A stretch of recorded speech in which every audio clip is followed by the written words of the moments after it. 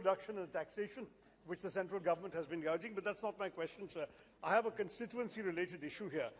In Thiruvananthapuram, we have no CNG vehicle registrations for the simple reason that it's impossible to actually refill or test the CNG stations. Apparently, in our country, something called hydrostatic testing is mandatory, a test procedure to examine CNG cylinders for leaks, structural flaws and corrosion, and this has to be done every 3 years, sir.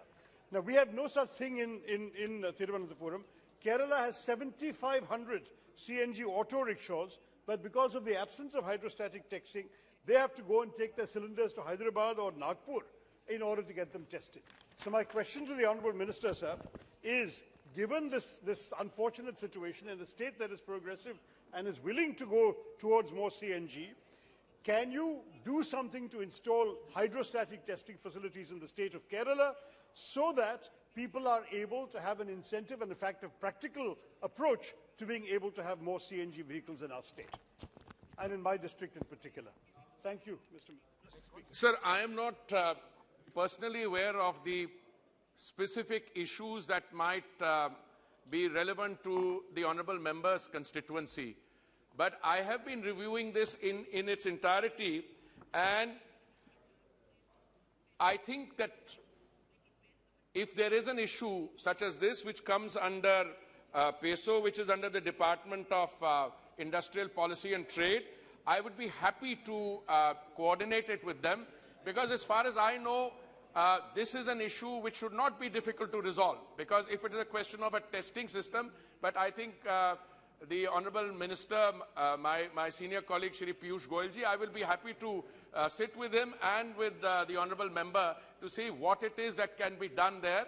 But our overall policy is to award these areas and based on MWP to have the entire population covered, specifically in areas where it is not difficult because of the topography. And the beautiful state of Kerala comes under that category. There is no question of difficulty, some difficulties which we face in certain other parts of the country. So I will be happy to sit with him and with my senior colleague, Mr. Goyal, to see what we can do on this particular issue. Question number 306, Sri Anil Firozia. धन्यवाद अध्यक्ष जी. 306. Sir, a statement is laid on the table of the House. माननीय अध्यक्ष जी, मैं माननीय मंत्री आपके माध्यम से मंत्री जी से पूछना चाहता हूं कि क्या सरकार ने हाइड्रोलिक कार्बन अवशेष के तय क्षेत्र को बढ़ाने के लिए कोई समृद्ध लक्ष्य निर्धारित किया है? यदि ब्यौरा है तो क्या है? Sir, the Honourable Member has asked a question which I think goes to the heart of the energy security issue that we face. Sir, we have, I think, 26 sedimentary basins and a total of something like 3.3 million square kilometers covered under these 26 sedimentary basins. Regrettably, because in the past we have not, we meaning the government of the day, has not devoted sufficient attention to increasing the area under exploration and production, over the years, the amount of sedimentary basin which has been exploited for exploration and production has remained static between 6 and 7%. I'm very happy to inform the Honourable Member that following Modi ji's government in May 2014, we took some concrete steps in 2016 onwards. Today, the sedimentary area under exploration and production has gone up from 6, 7 to 10%. It is our expectation this will go up to 15% very shortly and go on to 30% after that. It should be our endeavour, especially since we import 85% of our requirements of crude and about 50-55% of gas, that we should become totally self-reliant in terms of our own listing. A number of steps have been taken. Some of these are listed in the annexure to the answer I have provided the Honourable Member. These are steps which relate to doing ease of business, which are steps where we have changed the method of the auction. Instead of production sharing, what we have done is if that is very costly. It is costly to invest in exploration and production. We are giving the people who do that a free run. If they find oil or gas and have a windfall gain, we would do that. A number of steps have been listed in the answer to the question itself, sir. And I'd be very happy if there are others. This is a very important and complicated subject, and our attempt all the time is to get the narrative out for everyone to understand what the issues are, how we are dependent on imports, and what we can do to rectify that. Thank you, sir. Tiwari ji. Very much, Mr. Speaker, sir. I know we are short on time. I just wanted to ask the Honourable Minister, one of the most significant developments which has taken place in the hydrocarbon area has been the commercial exploitation of shale gas and oil. What I wanted to know, Mr. Speaker, through you, from the Minister is that under the hydrocarbon exploration and licensing policy, are there any specific steps which have been outlined in order to incentivize or boost the exploration of shale oil or gas? And number two, have there been any significant discoveries of either shale oil or gas in the country in the previous few years? I would like to thank the Honourable Member for raising this question. Because of the relative neglect of exploration and production in the past, as I mentioned, our E&P has been static at 6 to 7%. I'm very happy to inform the Honourable Member this year our production of domestic gas will go up by 18%. So there are several. But the question was, is there a oil and gas? Shale oil, exactly. We are taking a number of steps. Some of these have been listed, as I said, in the annexure. I'd be very happy to sit down and say we are, in fact, encouraging all forms of energy sector. Now, shale got into a lot of difficulty in some parts of the world because fracking and the kind of environmental damage there is. But so, within those qualified parameters, we're taking a large number of steps in order to be able to increase the domestic oil and action. Now, we encourage people to come forward, but we had, this is part of our overall E&P policy.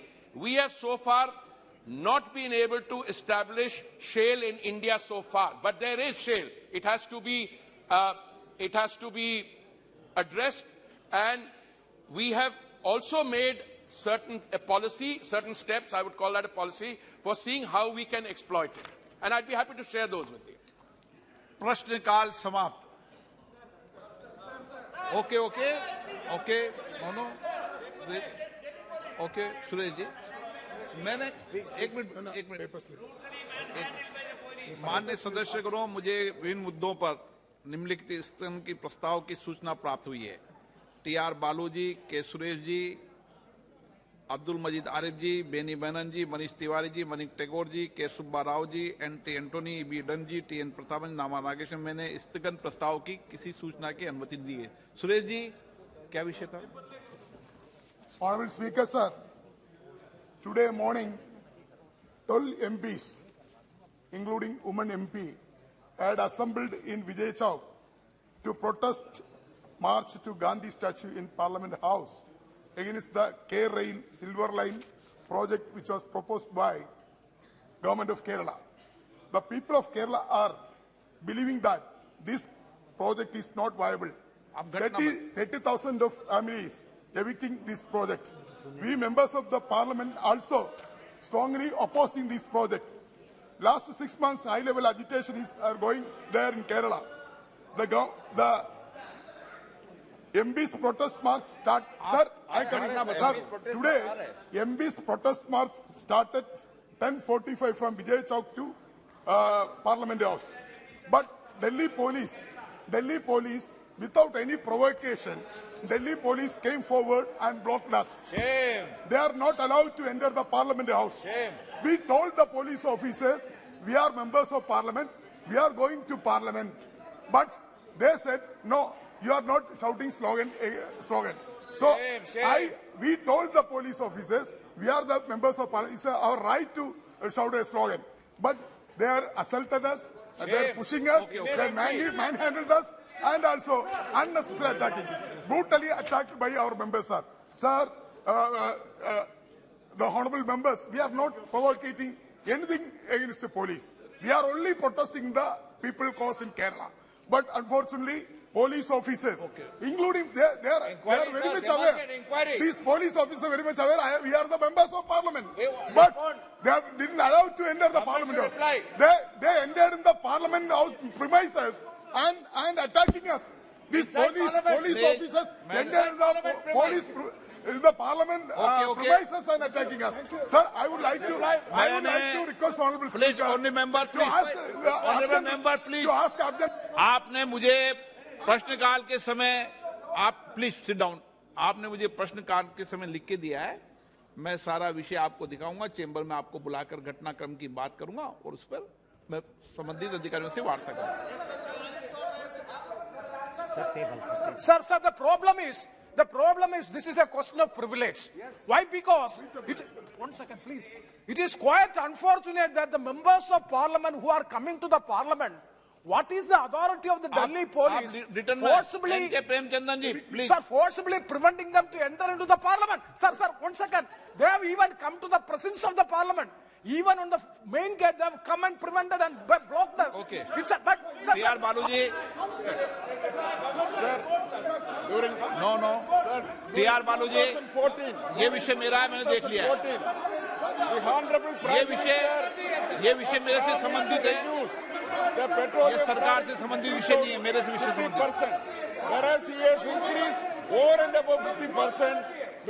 ये विषय मेरे से संबंधित है, आप मुझे लिख के दो, मैं देखूंगा।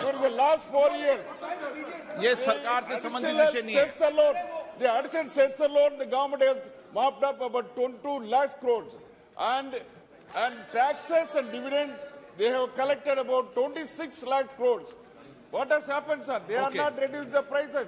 See, at the same time, UPA government has extended 10 lakhs crores subsidy. सभा पटल पर रखे जाने वाले पत्र, item number 2, VK Singh ji. अध्यक्ष महोदय, आपकी अनुमति से मैं संशोधित सूची में के क्रम संख्या 2 पर मेरे नाम के सामने उल्लेखित पत्रों को सदन के पटल पर रखता हूं। आइटम नंबर 3, श्री कृष्णपाल जी।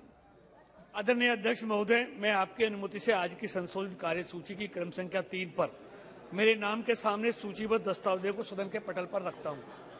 श्री आइटम नंबर 4, भानु प्रताप वर्मा जी। माननीय अध्यक्ष महोदय, आपकी अनुमति से मैं आज की संशोधित कार्य सूची में क्रम संख्या 4 पर मेरे नाम के आगे उल्लिखित कागजात को सदन के पटल पर रखता हूं। आइटम नंबर 5, श्री रामेश्वर तेली जी। सर मेरा महोदय, मैं आपकी अनुमति से आज की कार्यसूची के क्रम संख्या 5 पर मेरे नाम से उल्लेखित दस्तावेज लोकसभा के पटल पर रखता हूं। Item number 3, Kaushal Kishore ji. Item number 6, Shri Kaushal Kishore ji. On behalf of my colleague Shri Kaushal Kishore, I rise to lay the papers listed against his name at serial number 6 in today's revised list of business. Item number 7, Shri Jan Badla ji. माननीय अध्यक्ष महोदय, मैं आपकी अनुमति से आज की संशोधित कार्य सूची में मेरे नाम के सामने क्रम संख्या 7 में उल्लिखित कागजात सदन के पटल पर रखता हूं। Item number 8, महासचिव। Sir, I have to report 5 messages received from the Secretary General of Rajya Sabha. 1, that Rajya Sabha has no recommendations to make to Lok Sabha in regard to the Jammu and Kashmir Appropriation Bill 2022, to the Jammu and Kashmir Appropriation Number 2 Bill 2022. 3, nomination of 7 members with the Committee on Public Accounts. 4, nomination of 7 members with the Committee on Public Undertakings, and 5, election of 9 members with the Committee on the Welfare of Scheduled Castes and Scheduled Tribes. Item number 9, Santosh Kumar Gangwar. महोदय, मैं आज की कार्यसूची में क्रम संख्या 9 पर मेरे नाम के सम्मुख यथा सूचीबद्ध सरकारी उपक्रमों संबंधी समिति के 14वें, 15वें और 16वें प्रतिवेदन हिंदी और अंग्रेजी संस्करण की एक-एक प्रति प्रस्तुत करता हूं। Item number 10, Shri PP Chaudhary ji. Sir, Speaker, sir, with your permission, I rise to present the 13th report, Hindi and English version of the Committee on External Affairs, 17th Lok Sabha, as listed against my name at serial number 10 in today's order paper. Item number 11, Shri P.C. Gaddi Godar ji. With your kind permission, I rise to present a copy of each of the 37th, 38th, 39th, 40th, 41st, 42nd reports of Hindi and English version of the Standing Committee on Agriculture, Animal Husbandry and Food Processing 2021-22 as listed against my name at the serial number 11 in today's list of business. Item number 12, again. Yes. Sir, with your kind permission, I rise to lay a copy each of the statements, Hindi and English versions, showing further action taken by government on the 21st, 31st, 32nd and 35th reports of the Standing Committee on Agriculture, Animal Husbandry and Food Processing 2021-22 as listed against my name at the serial number 12 in the today's list of business. Number 13, Shri Jagdambika Palji. Sir, I rise to present the 12th report on demands for grant 2020 and 23 of the Ministry of Housing and Urban Affairs, Hindi and English version of the Standing Committee on Housing and Urban Affairs listed against my name in today's list of business. Thank you. Item number 14, Shrimati Rama Devi ji.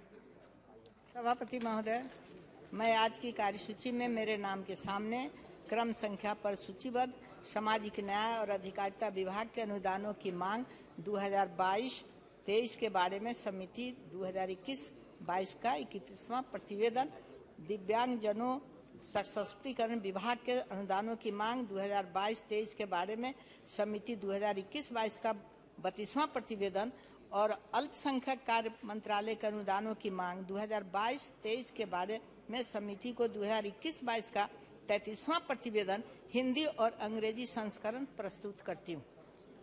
Item number 15, Shrimati Protima Mandal ji. Sir, I beg to lay on the table the following reports, Hindi and English versions of the Standing Committee on Health and Family Welfare.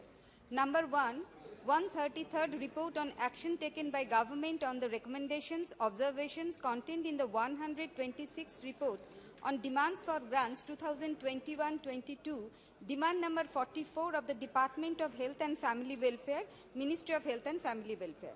Number 2, 134th report on demands for grants 2022-23, demand number 46 of the Department of Health and Family Welfare, Ministry of Health and Family Welfare. Number 3, 135th report on demands for grants 2022-23, demand number 47 of the Department of Health, Research, Ministry of Health and Family Welfare. And number 4, 136 report on demands for grants 2022-23, demand number 4 of the Ministry of Ayush. Thank you, sir. 16, Shri K. Raghuram Raju. Thank you, Chairman, sir. I raise to lay on table a copy of each of the following reports in both Hindi and Hindi and English versions of Standing Committee on Personnel, Public Grievances, Law and Justice. Number 1, 112th report on demands for grants 22-23 of Department of Personnel and Training. Number 2, 113th report on demands for grants 22-23 of the Department of Administrative Reforms, Public Grievances and Department of Personnel and Pensioners Welfare. Number 3, 114th report on demands for grants 22-23 of the Legislative Department. Number 4, 115th report on demands for grants 22-23 of the Department of Legal Affairs. And finally, 116th report on demands for grants 22-23 of the Department of Justice. Thank you, sir. Item number 17, Shri Hardeep Singh Puri ji. Sir, I rise to move the following, that this House do agree with the 31st report of the Business Advisory Committee presented to this House on 23rd March 2022. प्रश्न यह है कि ये सभा 23 मार्च 2022 को सभा में प्रस्तुत कार्य मंत्रणा समिति के 31वें प्रतिवेदन से सहमत है। जो सदस्य इसके पक्ष में वो हाँ कहें, जो विरोध में वो ना कहें। मेरे विचार में निर्णय हाँ वालों के पक्ष में हुआ, हाँ वालों के पक्ष में हुआ प्रस्ताव स्वीकृत हुआ। नियम 377 के अधीन मामलों हाँ पर इसको करते हैं इसको नियम 377 के अधीन मामलों को सभा पटल पर रखने हेतु जिनके भी पाठ स्वीकृत हुए हैं वो अगले 20 मिनट के अंदर सभा पटल पर प्रस्तुत कर दें। राजीव जी को दिन भर के लिए क्यों? सर एक बहुत ही दर्दनाक घटना है और इसमें किसी पर कोई आरोप नहीं है अध्यक्ष सभापति महोदय। और बिहार के 11 मजदूर गोदाम में जल के मर गए, 11 के 11 शरीर, और दुर्भाग्य से इस 11 में से 9 मेरे संसदीय क्षेत्र के हैं जो सारण के हैं और 3 कटिहार का है। दुखद ये समाचार है कि ये गरीब वहां गोदाम में काम कर रहे थे, गोदाम बंद था और वो एकदम गोश्त हो गए, एकदम भुन गए और जल के राख हो गए इनकी शरीर। दुखद तो ये घटना है। पुलिस ने वहां कार्रवाई की, तेलंगाना की सरकार ने भी कार्रवाई की है और मेरी कमिश्नर से भी बात हुई, डीएम से बात हुई और हमारे मंत्री किशन रेड्डी जी का क्षेत्र है उनसे भी सबने कार्रवाई किया। बहुत दुखद है और गरीबी के हालत में। दूसरा अच्छा विषय यह है जो मैं बधाई देना चाहूंगा देश के प्रधानमंत्री को कि सुबह संवाद मिलते ही उन्होंने संवेदना व्यक्त की और गरीबों के लिए एक बड़ी राशि की घोषणा की।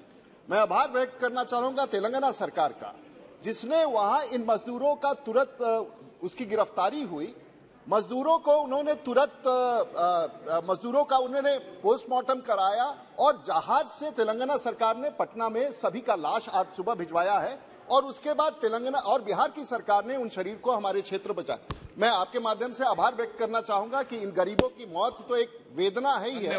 11 लोग मर गए अध्यक्ष जी जल के, लेकिन बिहार के 1 करोड़ मजदूर जो पूरे भारतवर्ष में रहते हैं, ये दर्द का विषय है बिहार के लिए और ये बड़ा चिंता का विषय है। मैं सदन का इसमें संवेदना व्यक्त करना चाहूंगा कि 11 गरीब सारण जिला के और 3 कटिहार के मर गए। धन्यवाद। बहुत बहुत धन्यवाद माननीय अध्यक्ष जी। बहुत अच्छी चर्चा हुई कल। हमारे कई मित्रों ने, सत्तारूढ़ पार्टी के भी, विपक्ष के भी कई मित्रों ने इस चर्चा में बड़े उत्साह के साथ भाग लिया। मैं सभी मान्य भाई बहन सदस्यों का धन्यवाद करना चाहूंगा जिन्होंने उद्योग और वाणिज्य जैसे सब्जेक्ट को, जिसको कई बार हम राजनीतिक लोग बहुत सीरियसली नहीं लेते हैं, बहुत ज्यादा उसमें उत्साह नहीं दिखाते हैं, उस पे भी उन्होंने गंभीरता से चर्चा की। लगभग 35 मान्य सदस्यों ने अपने अपने विचार रखे, 14 राज्यों के सदस्यों ने विचार रखे और साधारणतः मेरा पुराना भी काम करने का ढंग रहा है कि सभी को जो विशेष इंडिविजुअल इश्यूज उठाते हैं उसके बारे में हम अलग से पत्र से भी जानकारी अवगत करा देते हैं। इस वर्ष भी जिन जिन के स्पेसिफिक इश्यूज थे उनको मैं बजाय कि मेरा समय एक एक इश्यू के ऊपर जाने के, मैं एक परिप्रेक्ष्य देना चाहूंगा माननीय सदन को आपके माध्यम से अध्यक्ष जी कि वास्तव में सोच क्या है, दिशा क्या है और आगे चल के देश किस प्रकार से फिर एक बार सोने की चिड़िया बनेगा, फिर एक बार एक विश्व शक्ति बनेगा, विश्व गुरु बनेगा, जो वास्तव में इस देश की सही जगह है। माननीय अध्यक्ष जी, जब ये सरकार 2014 में आई थी तब परिस्थितियां गंभीर थी। एक प्रकार से हमें फ्रैजाइल 5 की इकोनॉमी का दर्जा मिल गया था।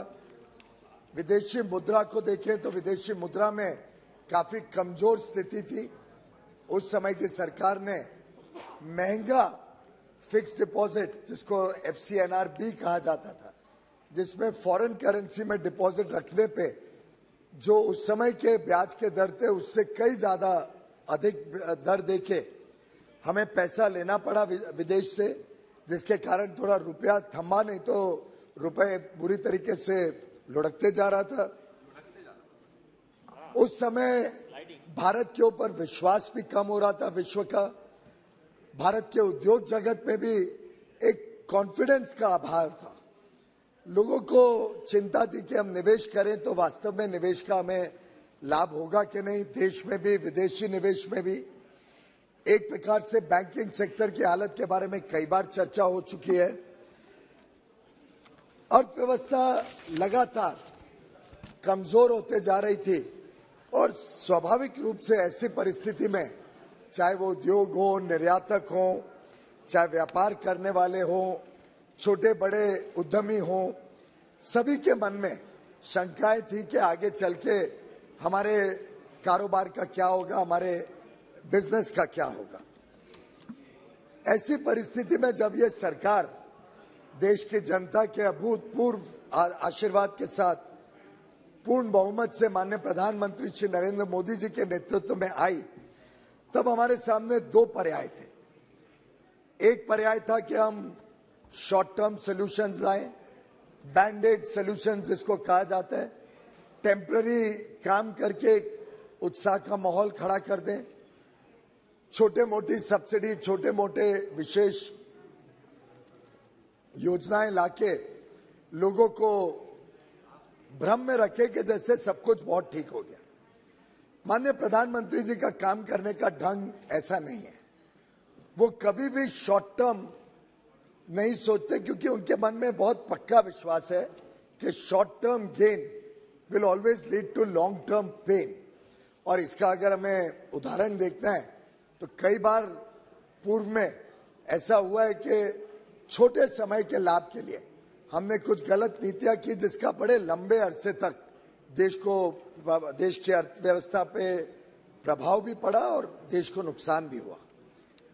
एक उदाहरण देखें तो जब विश्व में एक क्राइसिस आया था 2008-9 के दौरान, उस समय बजाय कि हम देश को मजबूत बनाएं, हमने देश की अर्थव्यवस्था को पूरी तरीके से ढील देके देश को लगभग 5-6 साल पीछे ढकेल दिया।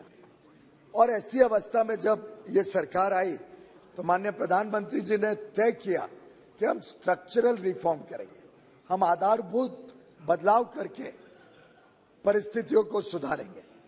और पूरी तरीके से उनकी दिशा और उनका जो हम सबको निर्देश था वो था कि देश का, पूरे देश का सामान्य विकास होना चाहिए। विकास सिर्फ कुछ राज्यों तक सीमित नहीं रहना चाहिए। जो हमारे पूर्वी प्रदेश हैं, पश्चिम बंगाल, उड़ीसा, झारखंड, बिहार, या हमारे पूर्वोत्तर के प्रदेश हैं, इन सबके साथ जो परिस्थितियां रही हैं वर्षों तक, जिस प्रकार से विकास से वहां पे लोग वंचित रहे, प्रधानमंत्री जी की इच्छा थी कि उन इलाकों पे विशेष जोर दिया जाए और पूरे देश का संतुलित विकास हो, सभी देशवासियों को मौका मिले, अवसर मिले। और उसके तहत देश की जो नींव है, देश की जो उद्योग जगत की, व्यापार जगत की नींव है, उस नींव को कैसे मजबूत किया जाए। उन्होंने हमें कुछ मार्गदर्शन दिया, कुछ चीजें एक प्रकार से प्रिंसिपल्स ऑफ गवर्नमेंट के रूप में हम सबको समय समय पे सिखाया। और मैं आज सदन के समक्ष आपके माध्यम से और सभी माननीय मित्रों को बताना चाहूंगा कैसे माननीय प्रधानमंत्री जी ने एक लंबे अरसे तक भारत तेज गति से बढ़े, भारत एक विश्व शक्ति बने, उसके लिए कुछ मूल सिद्धांत क्या तय किए। और वैसे तो मैं मैनेजमेंट का विद्यार्थी रहा हूं, लेकिन मैं समझता हूं कि कोई मैनेजमेंट स्कूल में या कोई ऐसी हमारी सबकी, मैं चार्टर्ड अकाउंटेंट भी हूं, यहाँ इतने सारे विद्वान सदस्य बैठे हैं, लेकिन शायद ही हम में से किसी ने इतने अच्छी तरीके से देश की अर्थव्यवस्था को ठीक करने का, उद्योग जगत को प्रोत्साहन देने का प्लान बनाया हो, जिसमें अधिक बल दिया गया कि रूट कॉज एनालिसिस हो, गहराई में जाएं, समस्या की जड़ में जाके उसका रीजन क्या है, क्या चीज है, क्या चीज लोगों को पीछे धकेल रही है, क्या चीज उत्साह को कम कर रही है। तो एक रूट कॉज एनालिसिस करके आगे के लिए रास्ता बनाया जाए। सबका साथ, ये माननीय प्रधानमंत्री जी का हर एक विषय में, और आज से नहीं शायद 25-30 सालों से, चाहे वो पार्टी के नेता रहे हो या सरकार के नेता पिछले 20 साल में लगातार, और पहले ऐसे नेता जो गुजरात और केंद्र को जोड़े तो लगातार 20 साल तक एक इलेक्टेड गवर्नमेंट के मुखिया के रूप में जिन्होंने काम किया, उन्होंने लगातार सबका साथ के ऊपर जोर दिया। All stakeholders are taken into confidence और सब मिल के प्रयास करेंगे, सब मिल के देश को आगे बढ़ाएंगे। साथ ही साथ एक निर्णायक नेतृत्व। माननीय अध्यक्ष जी, आप तो जानते हैं और आप तो ऐसे आसन पे बैठे हैं कि जहां निर्णायक नेतृत्व आप हमें भी सदन में दे रहे हैं। जो एक कई वर्षों से देश में अभाव था कि नेतृत्व के फैसलों के ऊपर लोगों को विश्वास नहीं आता। ऐसे भी किस्से हुए कि सरकार कुछ फैसला करे तो कोई और एक्स्ट्रा कॉन्स्टिट्यूशनल अथॉरिटी उसको खारिज कर दे, प्रेस के सामने फाड़ फूड़ के उसकी धज्जियां उड़ा दे। इस प्रकार की सरकार नहीं, एक निर्णायक सरकार, एक निर्णायक नेतृत्व जो ओन अप करे, जो निर्णय ले और फिर उसको ओन अप करे और उसके क्रियान्वयन के ऊपर फिर बड़ी अच्छी निगरानी रखे, मॉनिटरिंग करे, इम्प्लीमेंटेशन पे जोर दे के इम्प्लीमेंटेशन एक एक विषय का हो रहा है कि शायद ही पहली बार मैंने अनुभव किया कि माननीय प्रधानमंत्री स्वयं हमारी पार्टी के मैनिफेस्टो तक को लेके एक एक विषय के ऊपर गहराई से, एक एक विषय की गहराई पे जाके उसके ऊपर चिंता करे कि वो इम्प्लीमेंट हो। साथ ही साथ आउटकम ओरिएंटेड गवर्नमेंट कि जो भी काम हो उसका आगे चल के देश को क्या लाभ होगा, लंबे अरसे तक क्या लाभ होगा, कानून व्यवस्था कैसे सुधारी जाए। और उसका तो हम सभी ने हाल में ही परिणाम देखा जब उत्तर प्रदेश की जनता ने फिर एक बार, दूसरी बार इतनी भारी बहुमत के साथ माननीय प्रधानमंत्री और मुख्यमंत्री को आशीर्वाद दिया। तो रूल ऑफ लॉ को प्राथमिकता देना, पारदर्शी व्यवस्थाएं, ये कोई कमजोर स्थिति नहीं है कि भाई मैं तो केंद्र से काम करता हूं पर जनता तक, गरीब तक पहुंचते हुए 15 पैसे रह जाते हैं रुपए में से, बाकी सब दलाल, बिचौले, भ्रष्टाचार में चला जाए। इन्होंने सुनिश्चित किया कि हम पारदर्शी व्यवस्थाएं बनाएं, टेक्नोलॉजी के साधन को बड़े रूप में इस्तेमाल करें और उसी के कारण चाहे वो डायरेक्ट बेनिफिट ट्रांसफर हो, जैम ट्रिनिटी हो, जनधन, आधार और मोबाइल, अलग अलग तरीके से पारदर्शी व्यवस्थाओं से आज देश में लोगों को विश्वास है कि बिना भेदभाव के हर स्कीम, हर योजना का लाभ देश में हर एक को मिलता है। इसी प्रकार से उन्होंने प्रायोरिटाइज किया किन चीजों पे पहले ध्यान देना पड़ेगा। अगर मैं उसका एक छोटा उदाहरण लूं, क्योंकि मैं बिजली मंत्री के रूप में मुझे प्रधानमंत्री जी ने सेवा करने का मौका दिया 2014 में, तो सबसे पहले उन्होंने निश्चय किया कि जब तक बिजली देश भर में हर घर तक, हर गांव तक, हर खेत तक नहीं पहुंचेगी तब तक देश का विकास नहीं हो सकता। जब तक हमारी माता बहनों को अच्छी सुविधाएं नहीं मिले, चाहे वो कुकिंग गैस हो, चाहे आयुष्मान भारत के तहत स्वास्थ्य सेवाएं हो, चाहे वो एक अच्छा इज्जत घर शौचालय मिले, ये लगता है सामान्य चीज है, पर आज देश की मां बहनों को जो इज्जत मिली है इससे, ये मैं इसलिए परिप्रेक्ष्य रख रहा हूं अध्यक्ष जी, क्योंकि ये प्रायोरिटी में ये विषय लेने से देश का मनोबल बढ़ा और उसका प्रभाव हमें उद्योग क्षेत्र में भी, वाणिज्य के क्षेत्र में भी देखने को मिलता है।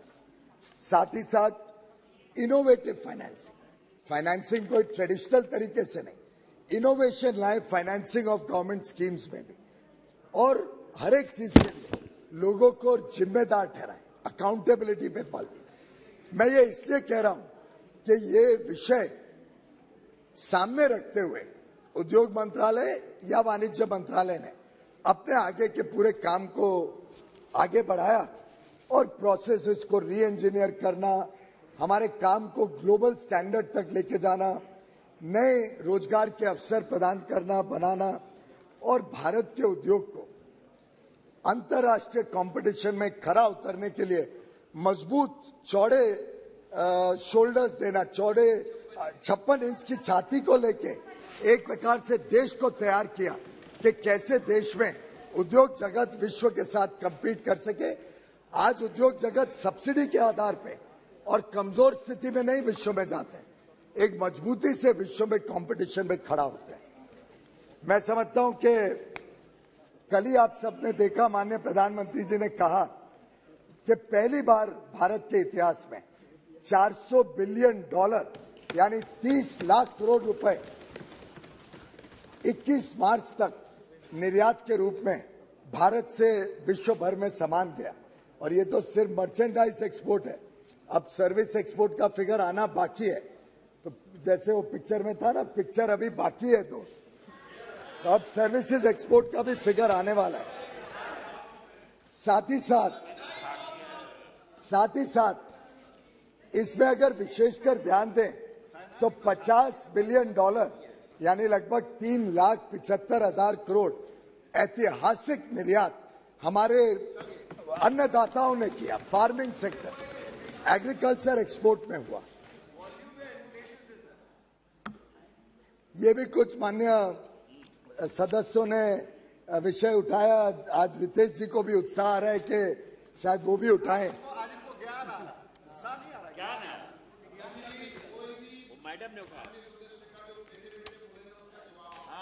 वैसे एक सदस्य ने माननीय अध्यक्ष जी कल भी उठाया था, पर हमारा विभाग ऐसा कमजोर काम नहीं करता है। मैं सभी सदन को बताना चाहूंगा, हर प्रोडक्ट का सर हमारे पास वॉल्यूम और वैल्यू एनालिसिस रहता है। मैं भी समझता हूं कि पेट्रोलियम की कीमतें बढ़ी है, तो जो पेट्रोलियम एक्सपोर्ट है स्वाभाविक रूप से उसमें महंगाई का प्रभाव पड़ेगा ही। जैसे आज देश में पड़ रहा है, उससे अंतर्राष्ट्रीय बाजार में भी पेट्रोलियम प्रोडक्ट जिस प्रकार से आसमान छू रहे हैं, उसमें स्वाभाविक है कि एक्सपोर्ट में भी प्रभाव पड़ेगा। जरूर कुछ प्रोडक्ट्स होंगे, जेम एंड ज्वेलरी है जिसमें वॉल्यूम भी बढ़ा तो है ही, साथ साथ में वैल्यू एक्सेप्शनली ज्यादा बढ़ी है। अंतर्राष्ट्रीय महंगाई है। अब ये अलग बात है कि कई माननीय सदस्य इस बात को समझ ही नहीं पाते हैं। कई माननीय सदस्य समझते नहीं है कि अंतर्राष्ट्रीय प्रभाव महंगाई पर देश में भी पड़ता है। पर अधिकांश प्रोडक्ट्स, और वो माननीय सदस्य को मैं दे भी सकता हूं, अधिकांश प्रोडक्ट में वॉल्यूम में भी भारी वृद्धि हुई है और वैल्यू में भी भारी वृद्धि हुई।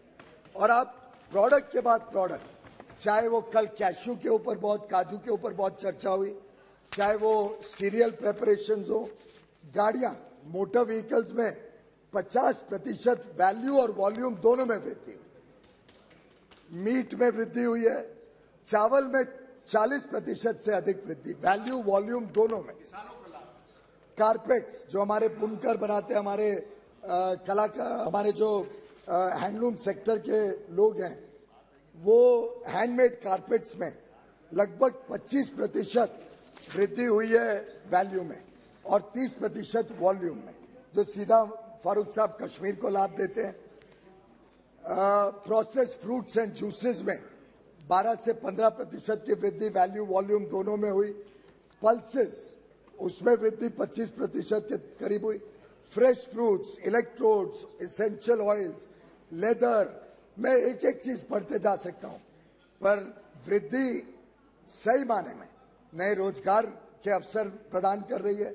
वृद्धि सही माने में देश को आत्मनिर्भर बनाने का एक बड़ा अहम भूमिका निभा रही है, चाहे वो हमारे किसान हो, चाहे सूक्ष्म लघु या मध्यम वर्ग के एमएसएमई सेक्टर के हमारे मेहनती उद्यमी हो, चाहे हमारा स्टार्टअप सेक्टर हो जो तेज गति से विश्व में अपनी छाप बना रहे, चाहे वो हमारे बड़े उद्योग हो जो एक प्रकार से देश का ब्रांड, देश की क्षमता को पूरे विश्व में पहचान दिला रहे।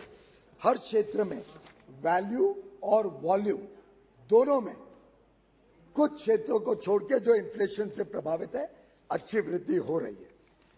माननीय अध्यक्ष जी, आज ही माननीय प्रधानमंत्री जी ने देश के समक्ष एक और खुशखबरी दी और ये उनकी सोच का एक और पहचान है। वर्षों से हम भी इस सदन में चर्चा करते आए हैं कि सरकारी खरीद को कैसे ईमानदार बनाया जाए, पारदर्शी बनाया जाए। सरकारें शायद सभी ने कभी ना कभी राज्य या केंद्र में चलाई हैं। सबने अनुभव किया है कि सरकारी खरीद में किस प्रकार से बेईमानियां होती थी, किस प्रकार से एक राज्य कोई सामान खरीदे 2,000 रुपए का तो दूसरा राज्य उसको 5,000 रुपए का खरीदे। इन सबको मद्देनजर रखते हुए माननीय प्रधानमंत्री जी ने आज से 5, 6, 7 साल पहले ये सोच रखी कि गवर्नमेंट ई मार्केट प्लेस, एक गवर्नमेंट का पोर्टल जो सरकारी खरीद में राज्य सरकार, केंद्र सरकार, PSUs सभी उसका लाभ ले सके, जिसमें जो चीज खरीदनी है वो सब लिस्टेड है। जो चीज आप खरीदते हो उसके दाम पब्लिक में चले जाते हैं कि भाई आज एक राज्य ने इस दाम पे खरीदा, कल दूसरे राज्य ने दूसरे दाम पे खरीदा। तो हमारे देश में तो मीडिया बड़ी सतर्क रहती है, तो वो देखते रहते हैं कि कोई गड़बड़ तो नहीं हो रही है। तो एक प्रकार से जनता के बीच जानकारियां देने से जनता और मीडिया हमारी निगरानी रखे, ये जेम के पोर्टल के माध्यम से प्रधानमंत्री जी ने शुरू किया। टेक्नोलॉजी का भी लाभ मिल गया सबको, स्पीड भी हो गया। कहाँ टेंडर्स महीनों महीनों तक लटकते पटकते रहते थे, कहाँ डिसीजन मेकिंग में कभी अधिकारी कभी मंत्री हिचकते थे, सब पारदर्शी कर दिया जेम पोर्टल के माध्यम से, गवर्नमेंट ई मार्केट प्लेस। और आज ही माननीय प्रधानमंत्री जी ने सुबह देश को एक खुशखबरी दी कि कल दोपहर को 2 बजे जेम पोर्टल, अकेले एक पोर्टल पे 1 लाख करोड़ की खरीद सरकारी व्यवस्थाओं ने जेम पोर्टल के माध्यम से, और तेजी से इसमें वृद्धि होते जा रही है। पिछले 4 वर्षों में 1 लाख करोड़ हुआ था, इस वर्ष अकेले 1 लाख करोड़ क्रॉस कर गया। और मैं तो सभी को आमंत्रण करूंगा कि आप अपनी अपनी राज्य सरकारें, अपने अपनी पंचायत या लोकल बॉडीज को भी कहें कि जेम से खरीदें। और इसकी ताकत कैसे बनती है, जो प्रधानमंत्री जी की सोच है कि भाई समझो एक सरकार कपड़े यूनिफॉर्म खरीदती है अपने पुलिस के लिए और वो 5 लाख यूनिफॉर्म खरीदती है, तो एक दाम मिलेगा। पर अगर सभी सरकारें और केंद्र की सब फोर्सेस की यूनिफॉर्म उस पर आ जाएगी तो देखिए कितना बड़ा मार्केट हो जाएगा, कितना इकोनॉमीज ऑफ स्केल आ सकता है, और उससे कीमतें भी कम होगी, गुणवत्ता भी बढ़ेगी।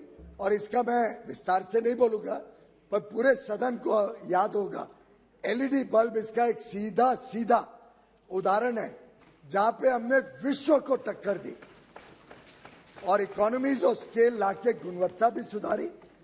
और आज देश में ये हालत है, जो माननीय प्रधानमंत्री जी की सोच थी कि जो पुराने इनकैंडेसेंट बल्ब है, जिसको शायद लट्टू बोलते हैं, क्या बोलते हैं, लट्टू, प्रधानमंत्री जी ने कहा था लट्टू बहुत ज्यादा बिजली खपत करते हैं, हमें एनर्जी एफिशिएंसी पे फोकस करना है, जनता के बिजली के बिलों को कम करना है।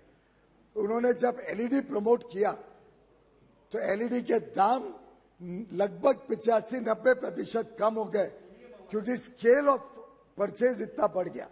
और आज ये परिस्थिति हुई सर कि 2-3 सालों में आज अगर हमें कोई पुराना बल्ब ढूंढने जाना पड़े या किसी को घर में लगाना हो तो एंटीक स्टोर में जाना पड़ेगा, एंटीक स्टोर में मिलेगा वो पुराना बल्ब, सामान्य दुकान में तो LED बिकता है। ऐसे ही जेम व्यवस्था सभी को एक मौका देती है पारदर्शी व्यवस्था का और खर्चा कम करने का, और वो खर्चे से हम शायद और गरीबों की सेवा कर पाए।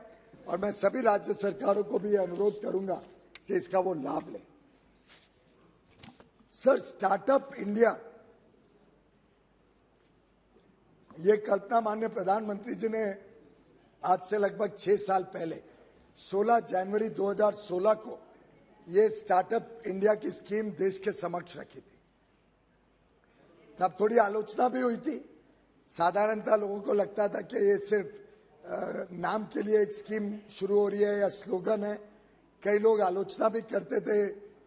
लेकिन आज पूरे विश्व में भारत की पहचान बने हैं हमारे स्टार्टअप के युवा युवती, जो पूरी कड़ी मेहनत से, नए नए आइडियाज से, टेक्नोलॉजी का साधन इस्तेमाल करके आज विश्व में 3री नंबर पे भारत का स्टार्टअप इकोसिस्टम बन गए। हमारे विभाग अकेले में 65,000 से अधिक स्टार्टअप्स रजिस्टर्ड है। उसके अलावा लाखों होंगे जिन्होंने अभी तक रजिस्टर नहीं किया, और 90 से अधिक उन स्टार्टअप्स में यूनिकॉर्न बन गए, यानी $1 बिलियन, 7,500 करोड़ से अधिक जिनकी वैल्यूएशन है, ऐसे 90 स्टार्टअप्स भारत के हैं। और माननीय अध्यक्ष जी, कोविड काल में भी हमारे युवा युवतियों की क्षमता देखिए, उनकी ताकत देखिए, उनकी सोच कितनी बड़ी है कि उन्होंने कोविड काल में 40 से अधिक स्टार्टअप पिछले वर्ष में, जबकि पूरे देश में इतनी समस्याएं थी, 40 से अधिक स्टार्टअप यूनिकॉर्न बने पिछले 12 महीने में 2021 के। अध्यक्ष जी, वर्षों से चर्चा होती थी कि भारत का उद्योग अंतरराष्ट्रीय स्केल का क्यों नहीं है, हम छोटे क्यों रह गए। मुझे अभी टेक्सटाइल का भी विभाग देखने का, सेवा करने का मौका माननीय प्रधानमंत्री जी ने दिया है। कई बार इस सदन में भी चर्चा हुई है कि हमारा टेक्सटाइल का निर्यात का शेयर बढ़ क्यों नहीं रहा है। कुछ ये अलग बात है कि हम गलत उदाहरण लेते हैं, क्योंकि बांग्लादेश लेस डेवलप कंट्री होने के नाते उसको जीरो ड्यूटी एक्सेस है कई मार्केट्स में, जो भारत को नहीं है। उसके लिए हम अलग अलग देशों से अब चर्चा कर रहे हैं और दोनों तरफ, एक माननीय सदस्य ने कहा कि एफटीए में ऐसा तो नहीं हो रहा है, वैसा तो नहीं हो रहा है। मैंने कई बार कहा है, फ्री ट्रेड एग्रीमेंट में हम देखते हैं हमें लाभ मिले, लेकिन साथ ही साथ कुछ वस्तु होती है जहां हमारा कंपेटिटिव एडवांटेज नहीं होता है, या कंपेरेबल देखें तो विदेश से लाना भी अच्छा हो सकता है। तो आत्मनिर्भर भारत कोई देश के दरवाजे बंद करने का स्कीम नहीं है। आत्मनिर्भर भारत है कि जो सामान्य वस्तुएं भारत में अच्छी बन सकती है वो भारत में ही बने, उसको बल दिया जाए। लेकिन साथ ही साथ हम अंतर्राष्ट्रीय पटल पर भी भारत की साख ऐसी बनाएं कि हम मजबूती से कॉम्पीट कर सके दुनिया में, कॉन्फिडेंस से जाए विदेश में, भारत का नाम लेके, भारत का तिरंगा लेके, और अपना सामान विश्व भर में पहुंचाए। लेकिन हमें स्केल का लाभ कई सेक्टर्स में नहीं मिला। कई ऐसे सेक्टर्स हैं जहां हम छोटे रह गए। जिन सेक्टर्स में बढ़त हुई उसमें अच्छी बढ़त हुई, जैसे स्टील है। आज स्टील में हम कंपेटिटिव है, पूरी दुनिया में हमारा स्टील जाता है। लेकिन कुछ स्पेशलिटी स्टील्स हैं जिसमें भारत में रिक्वायरमेंट भी रिलेटिवली कम थी, तो हमने स्केल नहीं प्राप्त किया। ऐसे ही सेमीकंडक्टर्स हैं इलेक्ट्रॉनिक इंडस्ट्री के। इलेक्ट्रॉनिक इंडस्ट्री की ग्रोथ हमने वर्षों तक कभी चिंता नहीं की, जब तक ये सरकार आई, जिसके कारण लाखों करोड़ का सामान सिर्फ विदेश से आता रहा। प्रधानमंत्री जी ने विशेष चिंता की कि मोबाइल भी भारत में बने, और मैं शायद परसों ही पढ़ रहा था, एप्पल जैसी कंपनी 10,000 करोड़ का एक्सपोर्ट भारत से कर रही है। ये ताकत आज भारत की बनी है। सेमीकंडक्टर की शॉर्टेज पूरे इंडस्ट्री ने इस बार अनुभव किया। सरकार ने तेज गति से इसकी पूरी स्टडी करी और 76,000 करोड़ 76,000 करोड़ अकेले सेमीकंडक्टर इंडस्ट्री को भारत में लाने के लिए एक स्कीम देश के समक्ष रखी, सेमीकॉन स्कीम। इसी के साथ साथ 14 क्षेत्रों में अधिकांश क्षेत्र ऐसे हैं जो लाखों की संख्या में लोगों को रोजगार देंगे, जिसमें फूड प्रोसेसिंग है, जिसमें ऑटो कंपोनेंट्स हैं, जिसमें टेक्सटाइल के क्षेत्र में जो फैब्रिक, टेक्निकल टेक्सटाइल्स या मैनमेड फाइबर्स, दुनिया तो आगे चली गई पर भारत का शेयर 2-3% ही रह गया। ऐसे प्रोडक्ट्स, बैटरीज हैं, अगर हम इलेक्ट्रिक व्हीकल्स को प्रमोट करना चाहें, और आपने देखा होगा आज के पेपर में मैं पढ़ रहा था कि इस वर्ष शायद 4 लाख से अधिक इलेक्ट्रिक व्हीकल्स बिकने जा रही है, और उसका ग्राफ एकदम ऐसे तेजी से चढ़ते जा रहे हैं। ऐसी परिस्थिति में हमें बैटरी लगेगी, और शायद हमारे एक माननीय सदस्य तो बैटरी की काफी जानकारी भी रखते हैं, पर बैटरी मैन्युफैक्चरिंग एक ऐसी विशेष चीज है जिसमें अगर आज भारत ने अग्रसर कदम नहीं उठाए, तेज कदम, फिर वो भी हम विदेश पे डिपेंडेंट हो जाएंगे। ऐसे सोच समझ के और सभी इंडस्ट्री के साथ सलाह मशुरा करके 14 क्षेत्र, सेमीकंडक्टर के अलावा 14 और क्षेत्र में अध्यक्ष महोदय लगभग 2 लाख करोड़ रुपए प्रोडक्शन लिंक्ड इंसेंटिव स्कीम के माध्यम से अलग अलग क्षेत्र में देने का निर्णय लिया। और आज जिस प्रकार का उत्साह देखने को मिल रहा है वो दर्शाता है कि अब भारत बड़े स्केल पे अंतर्राष्ट्रीय मार्केट्स को कैप्चर करने के लिए काम करने जाएगा और अंतर्राष्ट्रीय स्तर की कंपनियां भारत में सामान बनाएंगी। टेक्नोलॉजी भी अच्छी आएगी, स्केल बड़ा बनेगा तो हम अच्छे भारत का ब्रांड बना पाएंगे। लेकिन ये ध्यान रहे कि कुछ लोगों ने गलतफहमी फैलाने की कोशिश की, पूछा भी गया कि एमएसएमई के लिए विशेष क्यों इसमें रिजर्वेशन नहीं है, बड़ी कंपनियों के लिए क्यों? उसी की बात कर रहा हूं मैं। माननीय अध्यक्ष जी, एमएसएमई जो क्षेत्र है वो ऑलवेज जब बड़ी कंपनी आती है तो उसके इर्द गिर्द एक एंसिलरी और एक इकोसिस्टम के रूप में लाखों लोगों को रोजगार देते हैं, जिसको हम indirect benefits of PLI scheme कहते हैं। तो अगर एक बड़ी बैटरी मैन्युफैक्चरर आता है, बड़े स्केल पे बनाते हैं, तो अंतर्राष्ट्रीय स्तर पे और भारत में एक्सपोर्ट भी कर पाएगा, भारत में सामान को सस्ता भी रख पाएगा। लेकिन उसके इर्द गिर्द कई सारी फैक्ट्रियां लगेंगी जो उसके अलग अलग कंपोनेंट सप्लाई करेगी। स्वाभाविक रूप से एमएसएमई को बल मिलेगा। लेकिन अगर हम वो बैटरी मैन्युफैक्चरिंग का स्केल ही छोटा रखें तो हम ना compete कर पाएंगे विश्व बाजार में। भारत का सामान भी महंगा होगा तो हमारे लोगों को, कंज्यूमर्स को भी महंगा देना पड़ेगा। तो ये एक पार्टनरशिप है, बड़ा उद्योग छोटा उद्योग मिलकर जब काम करते हैं तभी देश आगे प्रगति करते हैं, तभी देश में तेज गति से विकास होता है। सर, हमने इसी प्रकार से compliance burden, ease of doing business पे बहुत सारे कदम उठाए और पूरा देश और विश्व जानते हैं कि गत 5-7 सालों में जिस प्रकार से भारत की रैंकिंग सुधरी है, कहाँ 140 से ऊपर रैंक पे होते थे, आज 60s के रैंक पे आ गए। और अगर कोई एक हमारा पड़ोसी देश गड़बड़ नहीं करता तो शायद अगली रैंकिंग में हम 50 के नीचे आ जाते ईज ऑफ डूइंग बिजनेस।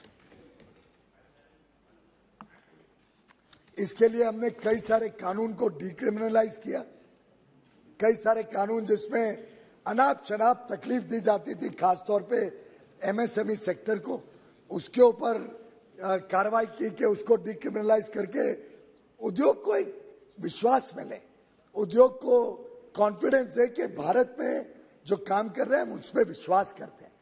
और ये सिलसिला पहले दिन से चला। आपको ज्ञात होगा माननीय अध्यक्ष जी कि सबसे पहले ही महीने 2 महीने में हमने निर्णय लिया कि हर एक चीज को नोटरी के पास जाके क्यों स्टैम्प कराना पड़े, सेल्फ सर्टिफाई करें। हमें विश्वास है भारत के हर नागरिक पे, ऐसे ही हमें विश्वास है भारत के हर उद्योग के ऊपर। और इसीलिए ये तय किया गया कि डिक्रिमिनलाइज किया जाए, जहां लॉस को कर सकते हैं, जहां कंप्लायंस बर्डन कम कर सकते हैं वो किया जाए। उसके लिए एक नेशनल सिंगल विंडो तैयार की गई है और सभी राज्य, कई राज्य तो जुड़ गए, बाकी राज्यों को भी मैं आप सबके माध्यम से भी मैसेज देना चाहूंगा कि वो भी इसमें जुड़े, जिससे एक उद्यमी जब कुछ काम करना चाहे एक नेशनल सिंगल विंडो पे आ जाए और सभी प्रकार की अप्रूवल्स बड़े सरल तरीके से, तेज गति से उनको साधारण रूप से कम समय में मान्यता हर प्रकार की मिल जाए। इसी तरीके से कुछ माननीय सदस्यों ने बात की IPR regime, intellectual property rights की।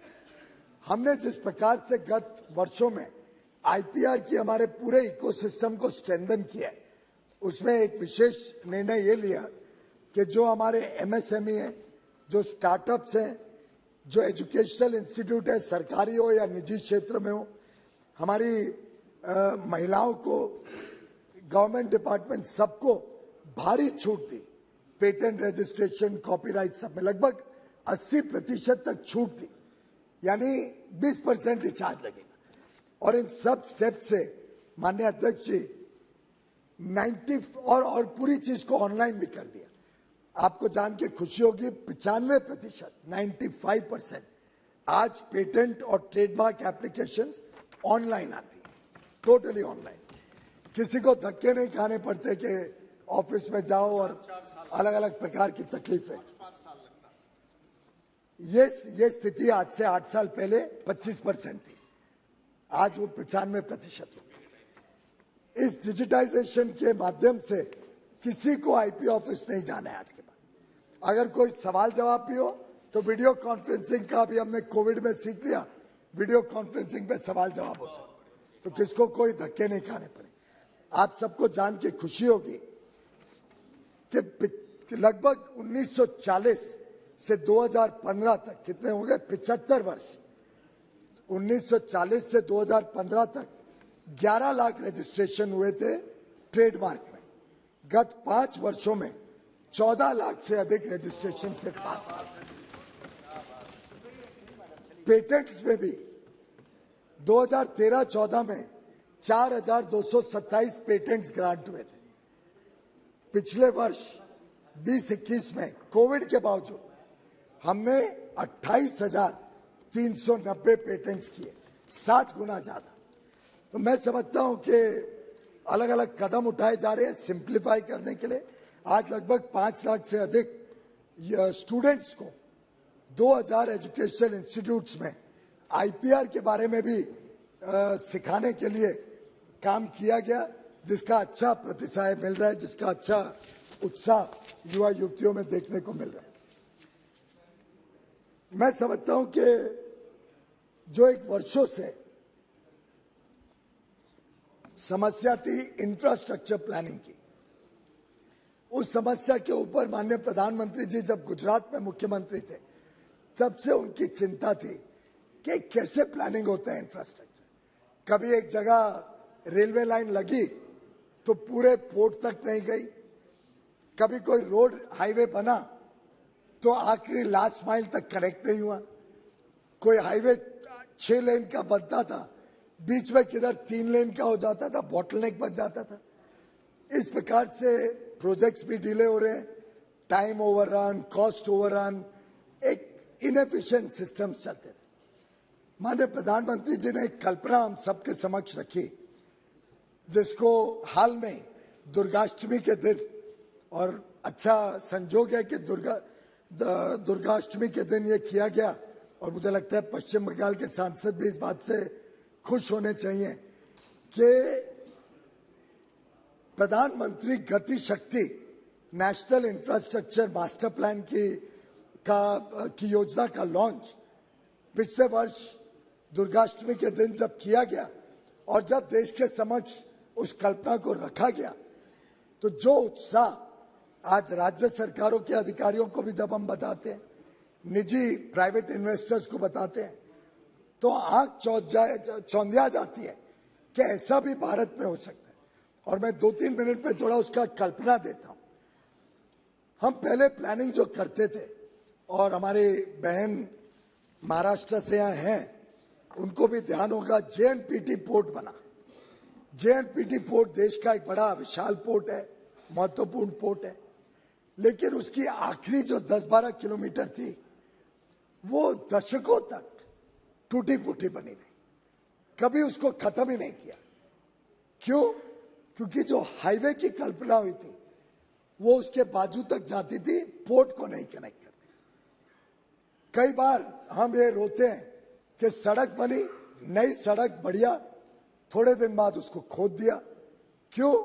क्योंकि कोई इलेक्ट्रिक वायर डालनी है नीचे, कोई पानी की पाइप डालनी है, कोई आईटी का ब्रॉडबैंड की कनेक्टिविटी लानी है, कोई सैनिटेशन का ड्रेन डालना है।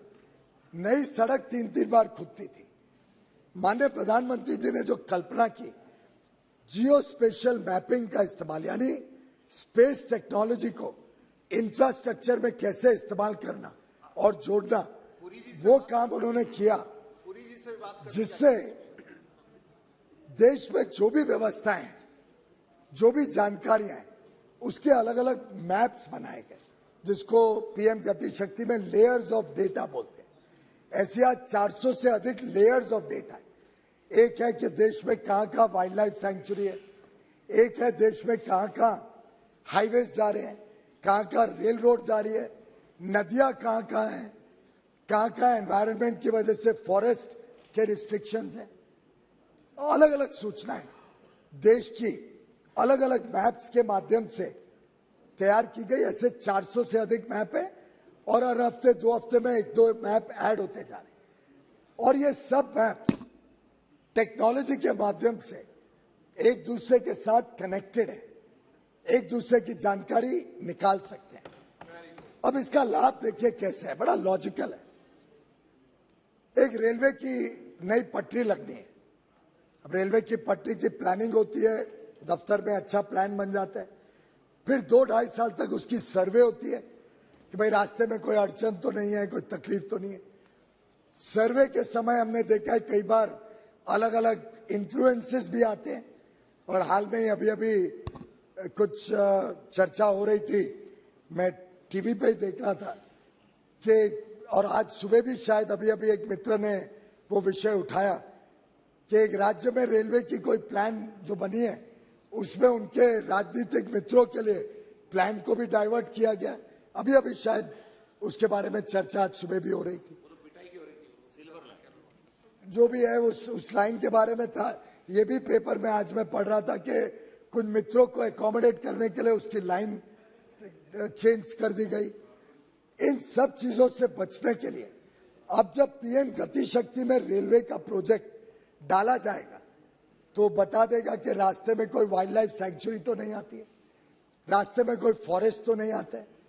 अगर कोई नदी है तो भाई नदी की चौड़ाई कितनी है इस रेलवे लाइन की जो जहां जा रही है। थोड़ा सा अलाइनमेंट शिफ्ट कर दो तो शायद 1 किलोमीटर के ब्रिज के बदले 200 मीटर से काम चल जाए। थोड़ा अलाइनमेंट चेंज कर दो तो वाइल्ड लाइफ सैंक्चुरी या एनवायरमेंट फॉरेस्ट को आप बचा सकते हो, जिससे सालों साल आपका प्रोजेक्ट डिले नहीं होगा। फिर जब प्रोजेक्ट प्लान हो जाए उसकी इम्प्लीमेंटेशन उसके माध्यम से मॉनिटर हो सकती है कि स्पेस टेक्नोलॉजी से क्या क्या प्रोजेक्ट में गति है, वो गति हम सबको देखने को मिलेगी। उस गति पे निगरानी भी होगी और कार्रवाई भी होगी, कोई काम अच्छा नहीं करेगा। ऐसे करके प्रोजेक्ट्स टाइम पे बनेंगे, निर्धारित राशि में बनेंगे, और देश की जो वर्षों तक इंफ्रास्ट्रक्चर की कमियां हैं उसको हम पूरा कर पाएंगे।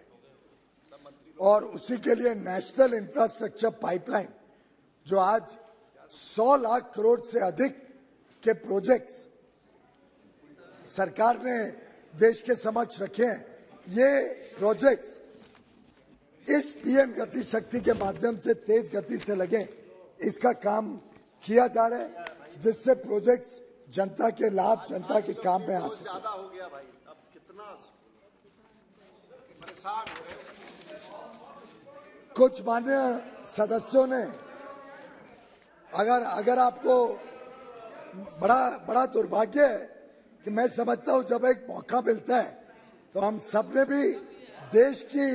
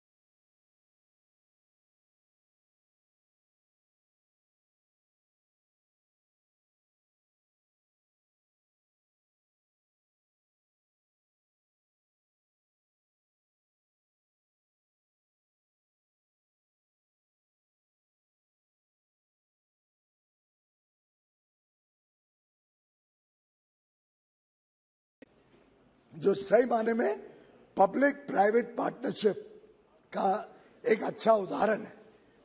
कल ही माननीय किरण रिजिजू ने नॉर्थ ईस्ट के सभी माननीय सांसदों के साथ मेरी बैठक रखी थी, जिसमें मैंने, वैसे तो इसकी जानकारी कई दिनों से केरल में भी हम दे रहे हैं, सभी जगह दे रहे हैं। हमने माननीय अध्यक्ष जी इंडस्ट्री को बुलाया, टायर इंडस्ट्री को। हमने कहा भाई आपको ही रबर लगता है, हमारे किसान ज्यादा रबर उत्पादन करें, इससे आपकी इंडस्ट्री को भी लाभ होगा, लाखों किसानों को भी लाभ होगा, उसकी गुणवत्ता क्वालिटी सुधरेगी तो देश का भी नाम बढ़ेगा, शान बढ़ेगी। तो हमने इंडस्ट्री को प्रोत्साहित किया, बिना सरकार का 1 रुपया लगे कि वो 1100 करोड़ रुपए लगाएंगे टायर इंडस्ट्री भारत की।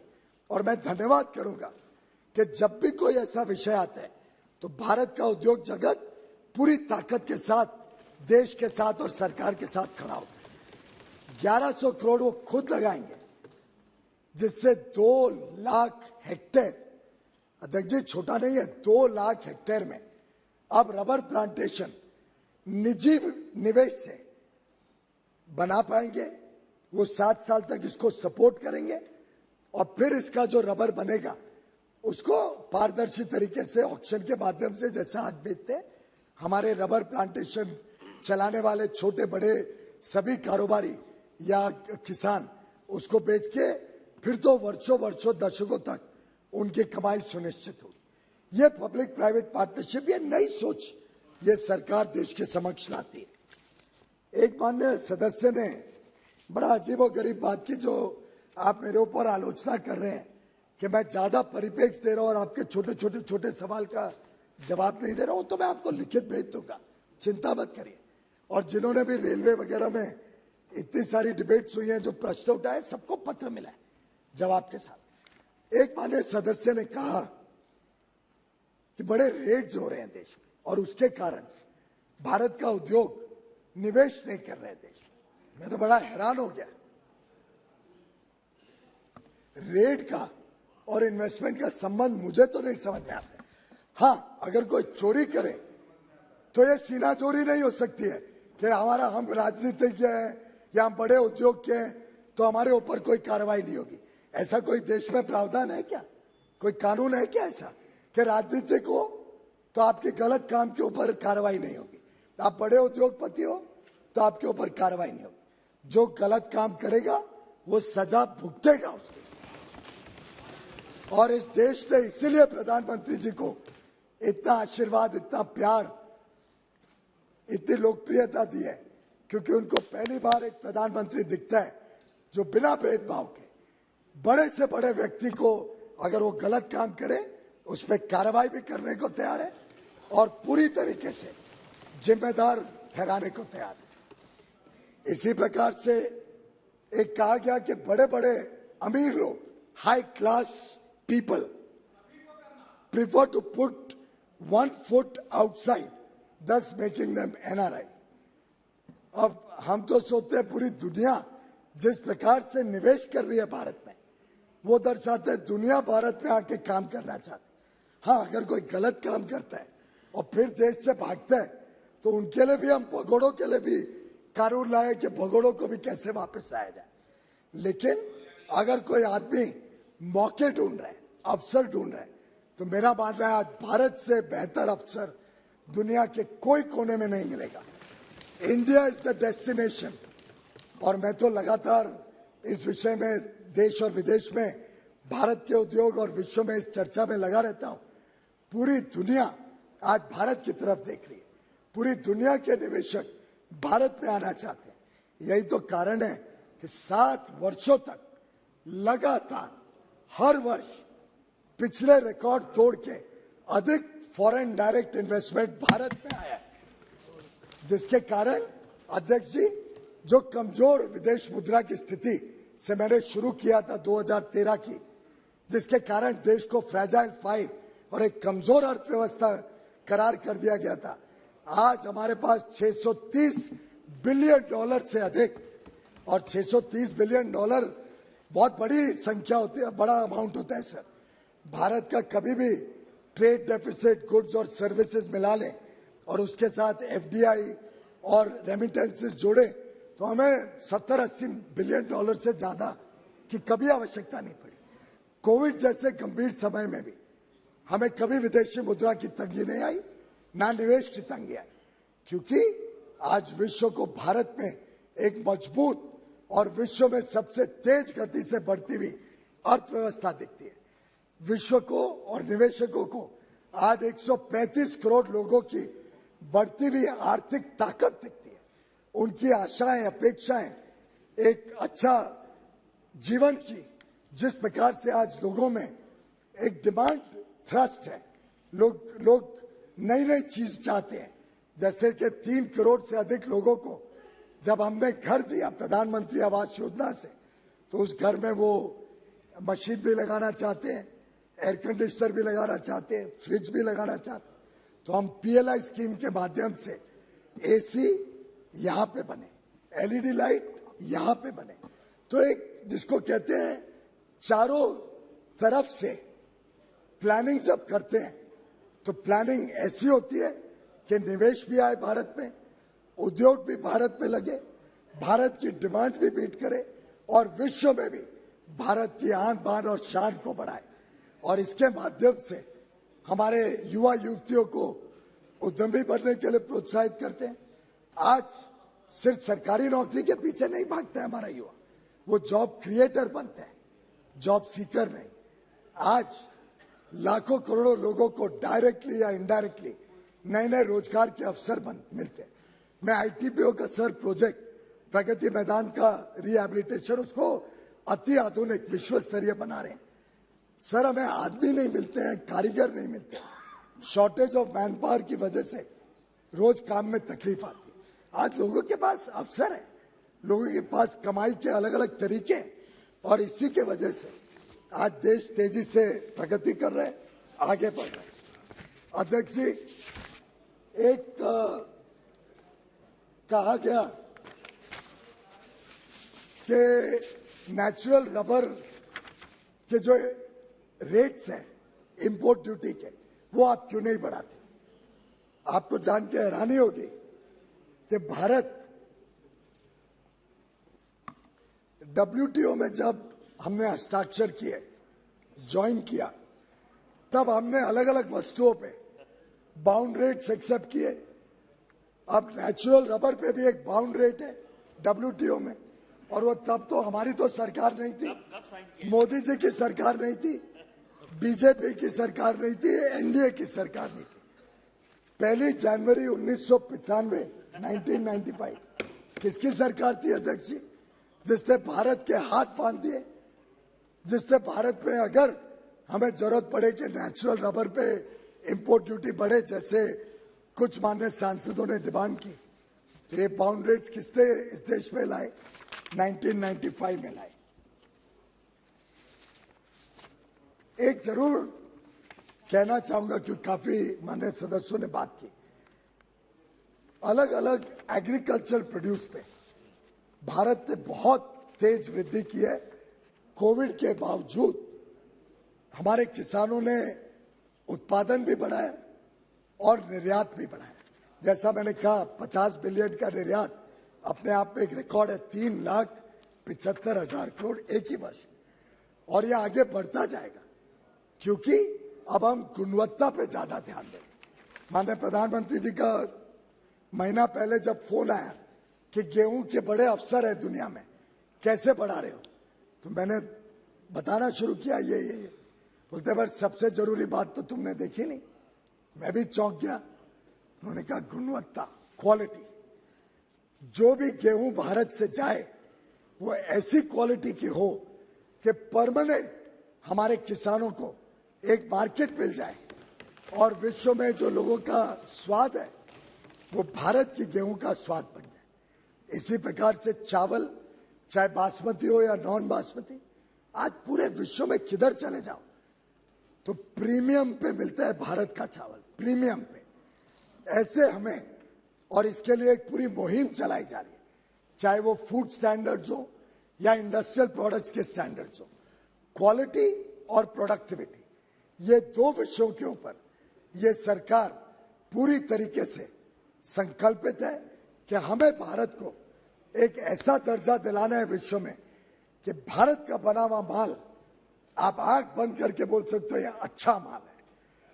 भारत की ब्रांड विश्व में प्रसिद्ध हो, भारत की क्वालिटी ग्लोबल स्टैंडर्ड की हो, और इसी दिशा में एक प्रकार से एक पहला पड़ाव इस वर्ष 400 बिलियन यानी 30 लाख से अधिक निर्यात होने से ऐतिहासिक जो उपलब्धि देशवासियों की हुई है, इसको सही माने में मैं समझता था कि शायद ये सदन जब चर्चा हो रही है इसके बारे में खुद को शाबाशी दे, चाहे विपक्ष हो सत्तारूढ़ पार्टी हो, सवाल नहीं है।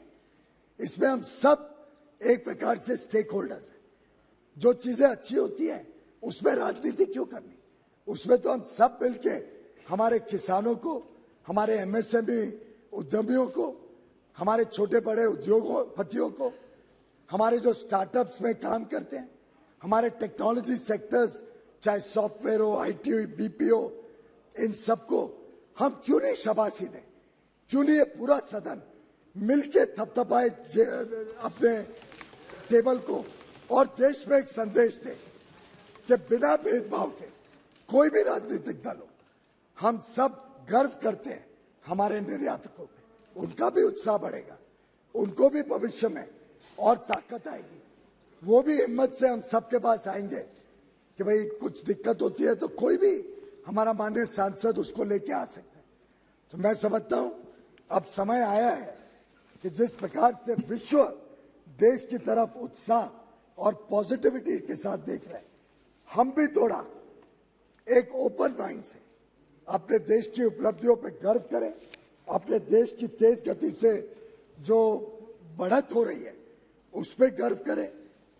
जो भी क्षेत्र भारत में अच्छा काम कर रहे हैं, मैं समझता हूं राजनीति से उठकर हम सभी ने, पूरे सदन ने इसकी प्रशंसा, जिससे देश में एक उत्साह बढ़े और इसका उत्साह का लाभ राज्यों को भी मिलेगा।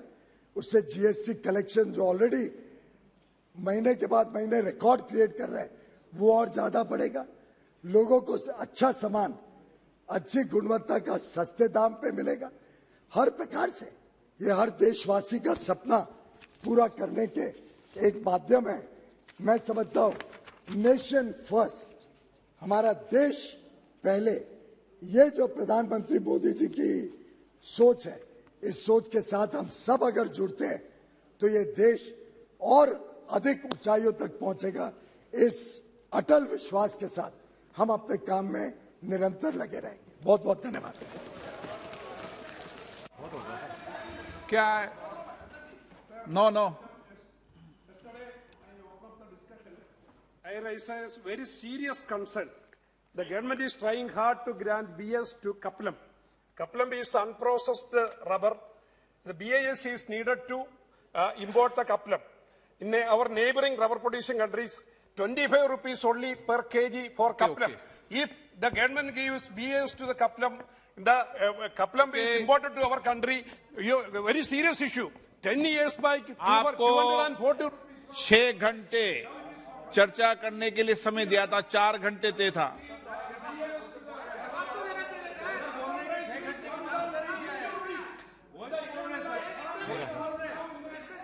समर्ग बोल रहे हैं सब।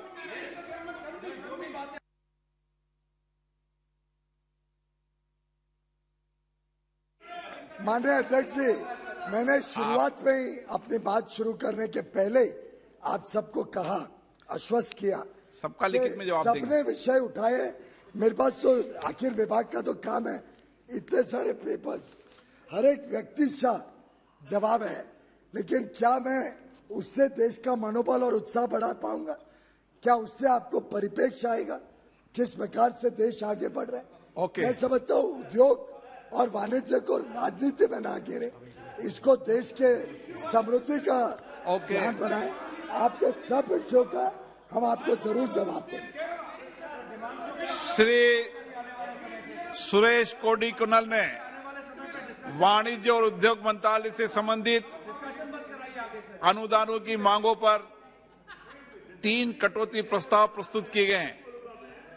मैं अब सभी कटौती प्रस्ताव सभा के मतदान हेतु रखूंगा। प्रश्न ये कि माननीय सदस्य द्वारा प्रस्तुत सभी कटौती प्रस्ताव स्वीकृत किया जाए।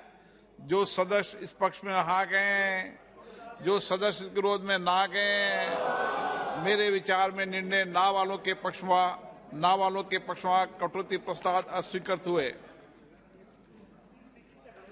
अब मैं वाणिज्य और उद्योग मंत्रालय से संबंधित अनुदानों की मांगों को सभा के मतदान के लिए रखता हूं।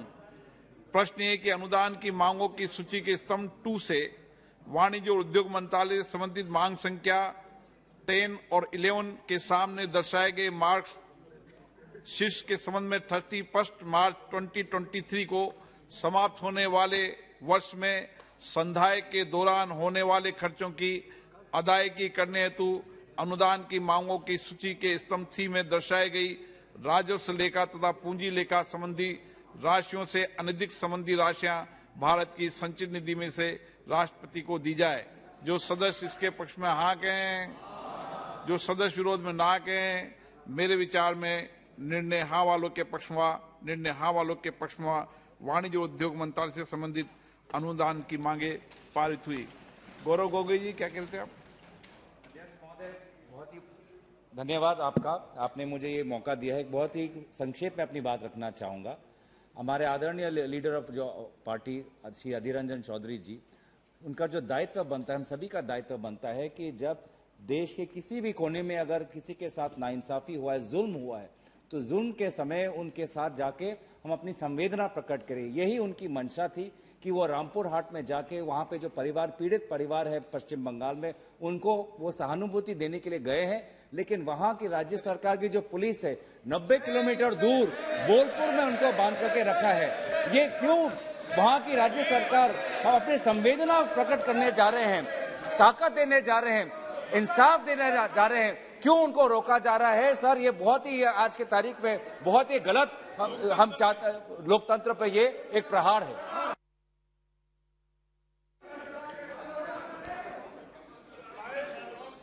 सुदीप जी, no. Sir, this issue was discussed yesterday. Honorable Prime Minister has also made some comments which we appreciate. I was called by Mr. Amit Shah and I met him just now and we had... No,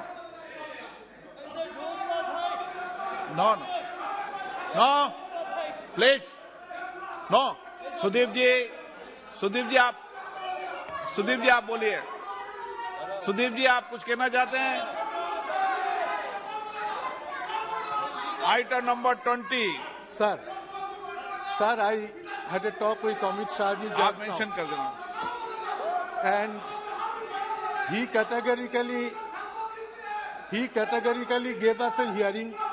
He also responded that ये विषय पर कोई राजनीति नहीं है। He agreed to this. And उन्होंने बताया कि दोषी व्यक्तियों को गिरफ्तार करना होगा, firm punishment to be given. Item number 20। Time sir, 21 व्यक्ति अरेस्ट हुआ, पतन पोत परिवहन एवं जलमार्ग से संबंधित अनुदान की मांगा।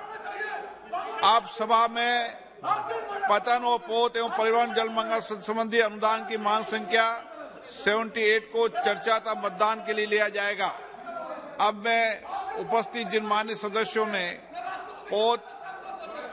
पतन पोत परिवहन एवं जलमार्ग संबंधित अनुमांगों पर कटौती प्रस्ताव प्रचालित किए गए हैं, यदि वे अपने कटौती प्रस्ताव प्रस्तुत करना चाहते हैं तो 15 मिनट के भीतर सभा पटल पर पर्चा भेज दे, जिससे कि उन कटौती प्रस्तावों की संख्या लिखी हो वे प्रस्तुत करना है। इस प्रकार प्रस्तुत किए गए कटौती प्रस्ताव की क्रम संख्याओं में दर्शाए गए वाली सूची कुछ समय पश्चात सूचना पट पर प्रदर्शित कर दी जाएगी। यदि सदस्यों को सूची में कोई विसंगति मिले तो उसकी सूचना तत्काल सभा पटल पर रखा जाए। TN प्रतापन जी, प्लीज जाइए अपनी सीट पे, बैठ जाइए प्लीज, अपनी सीट पे जाइए प्लीज, ये सदन है, प्लीज जाइए अपनी सीट पे। नो माननीय sir. Honorable Speaker, sir. It was world. No, माननीय सदस्य, no. TN Prathapan ji. Sir, House not in the order. आपको जो करना है यहाँ सदन के अंदर TN प्रतापन जी बोलेंगे, आप आपस में चर्चा न करें. नो, कोई रिकॉर्ड में नहीं हुआ, आप आपस में बात करते रहो. No. No. Speaker, sir. It was World Happiness Day on 20th March last Sunday. Sir. TN Prathapan ji. Sir house order में बोलो सर. हाउस ऑर्डर में बोलो सर. हाउस ऑर्डर में बोल दो सर. प्लीज बैठिए. बहुत हो गया, बैठिए. प्लीज बैठिए. मैडम, माननीय सदस्य प्लीज बैठिए. TN प्रतापन जी, ऐसा नहीं चलेगा सदन. Honorable Speaker, sir. व्यक्तिगत बातें इनकी नहीं होती और व्यक्तिगत बातों में संयम और मर्यादा रखनी चाहिए. ये सदन है. TN Prathapan ji. It was World Happiness Day on 20th March last Sunday. As per United Nations Sustainable Development Reports, there is a global happiness index of 146 countries. Sir, our rank is 136. We are in the last 10 countries with happiness. Our neighboring countries are performing better than us. Nepal is at 85. Bangladesh come at 99. One second, Pradhanji, 1 second. Let the House be in order, please. 1 second.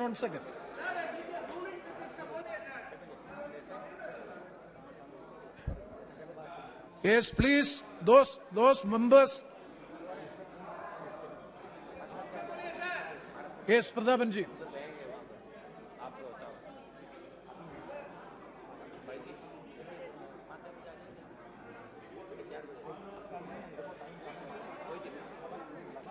Let all the members are requested to please maintain the order of the House. Please. Those who wish to go out, please go out, please. Minister sir. Yes. Yes. It was World Happiness Day on 20th March last Sunday. As per United Nations Sustainable Development Reports, there is a global happiness index of 146 countries. Our rank is 136. We are in the last 10 countries with happiness. Our neighboring countries are performing better than us. Nepal is at 85. Bangladesh comes at 99. Pakistan is 103. Our rank is 136. Happiness report is prepared by 6 factors: GDP, life expectancy, corruption, economy, fraternity and freedom are those 6 factors. In global hunger index and in press freedom index also, we are in a very poor position. Every moment since 2014, we are falling down. Our dignity torn apart in front of the world. Please, Sudipta. This government has looted happiness of our people. Madam, please. He's speaking now. To such governments, as to their budgets, what should we comment? Yet, I have something to register, and I would like to speak in my mother tongue, Malayalam. Sir,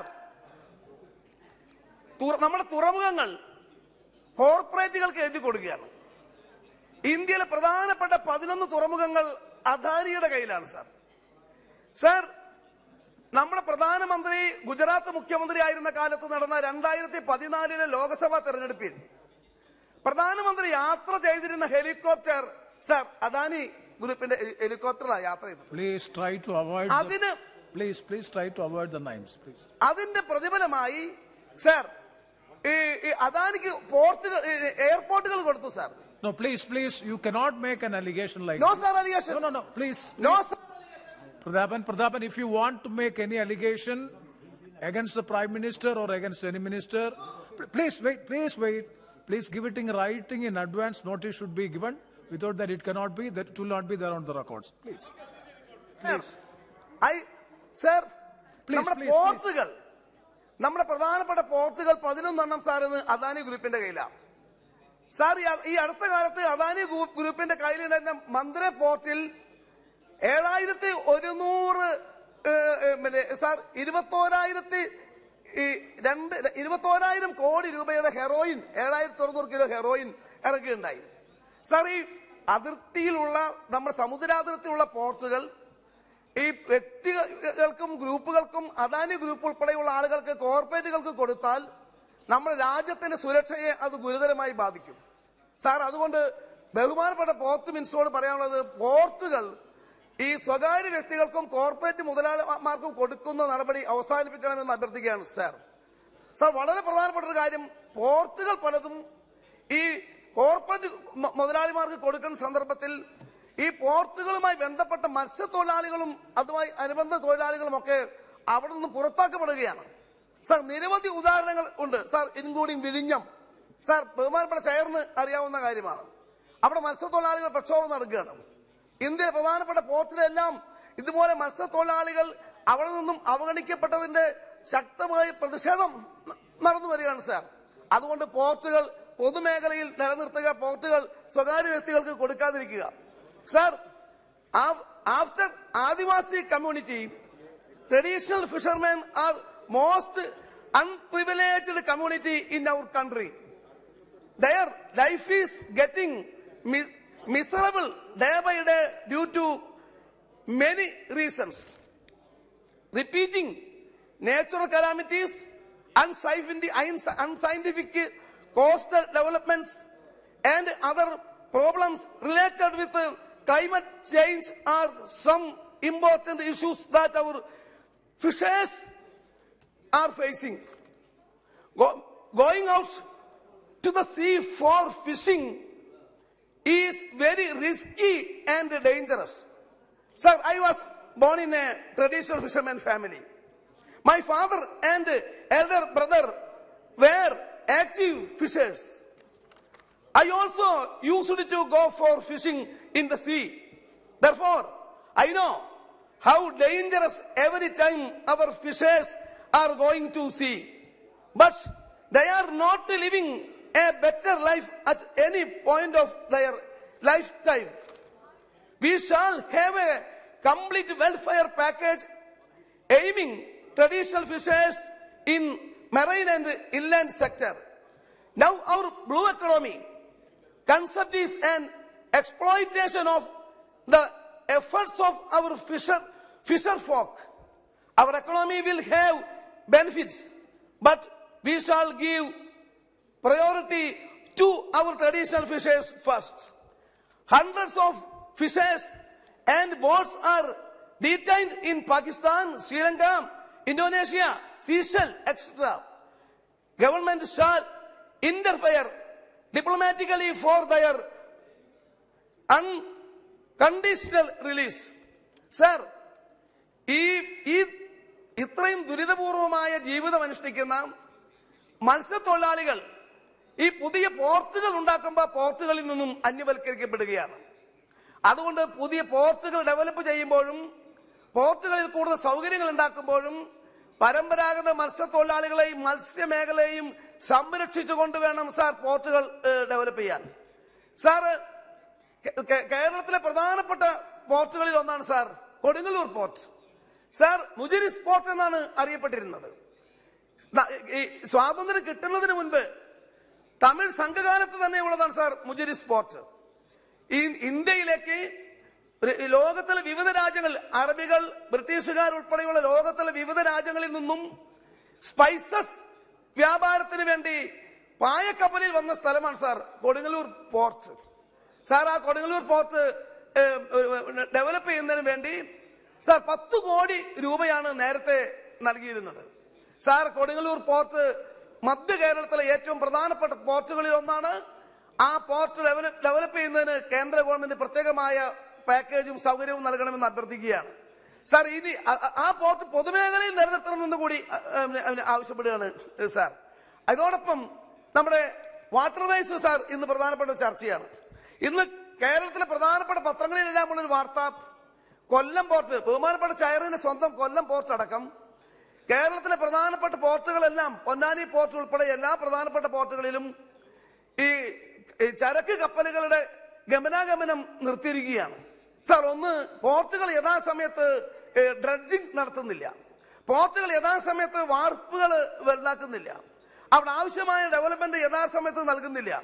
അതുകൊണ്ട് പോർട്ടുകൾ, കൊല്ലം port ഉൾപ്പെടെ കേരളത്തിലെ പ്രധാനപ്പെട്ട എല്ലാ പോർട്ടുകളും dredge ചെയ്യാനും അവിടെ ചരക്ക് ഗതാഗതം ഉൾപ്പെടെയുള്ളവ നടത്താനും നിലവിൽ കപ്പലുകളെല്ലാം അവിടെ ചരക്ക് കപ്പലുകൾ നിർത്തിവെച്ചിരിക്കുന്ന അവരുടെ ഗമനാഗമനം നിർവഹിക്കപ്പെടുന്നതിന് വേണ്ടി അടിയന്തരമായ സഹായം പോർട്ടുകൾക്ക് നൽകണം. കേരളത്തിലെ പോർട്ടുകളെ, സൗത്ത് ഇന്ത്യയിലെ പോർട്ടുകളെ പ്രത്യേകമായി പരിഗണിക്കണമെന്ന് അഭ്യർത്ഥിക്കുകയാണ് സാർ.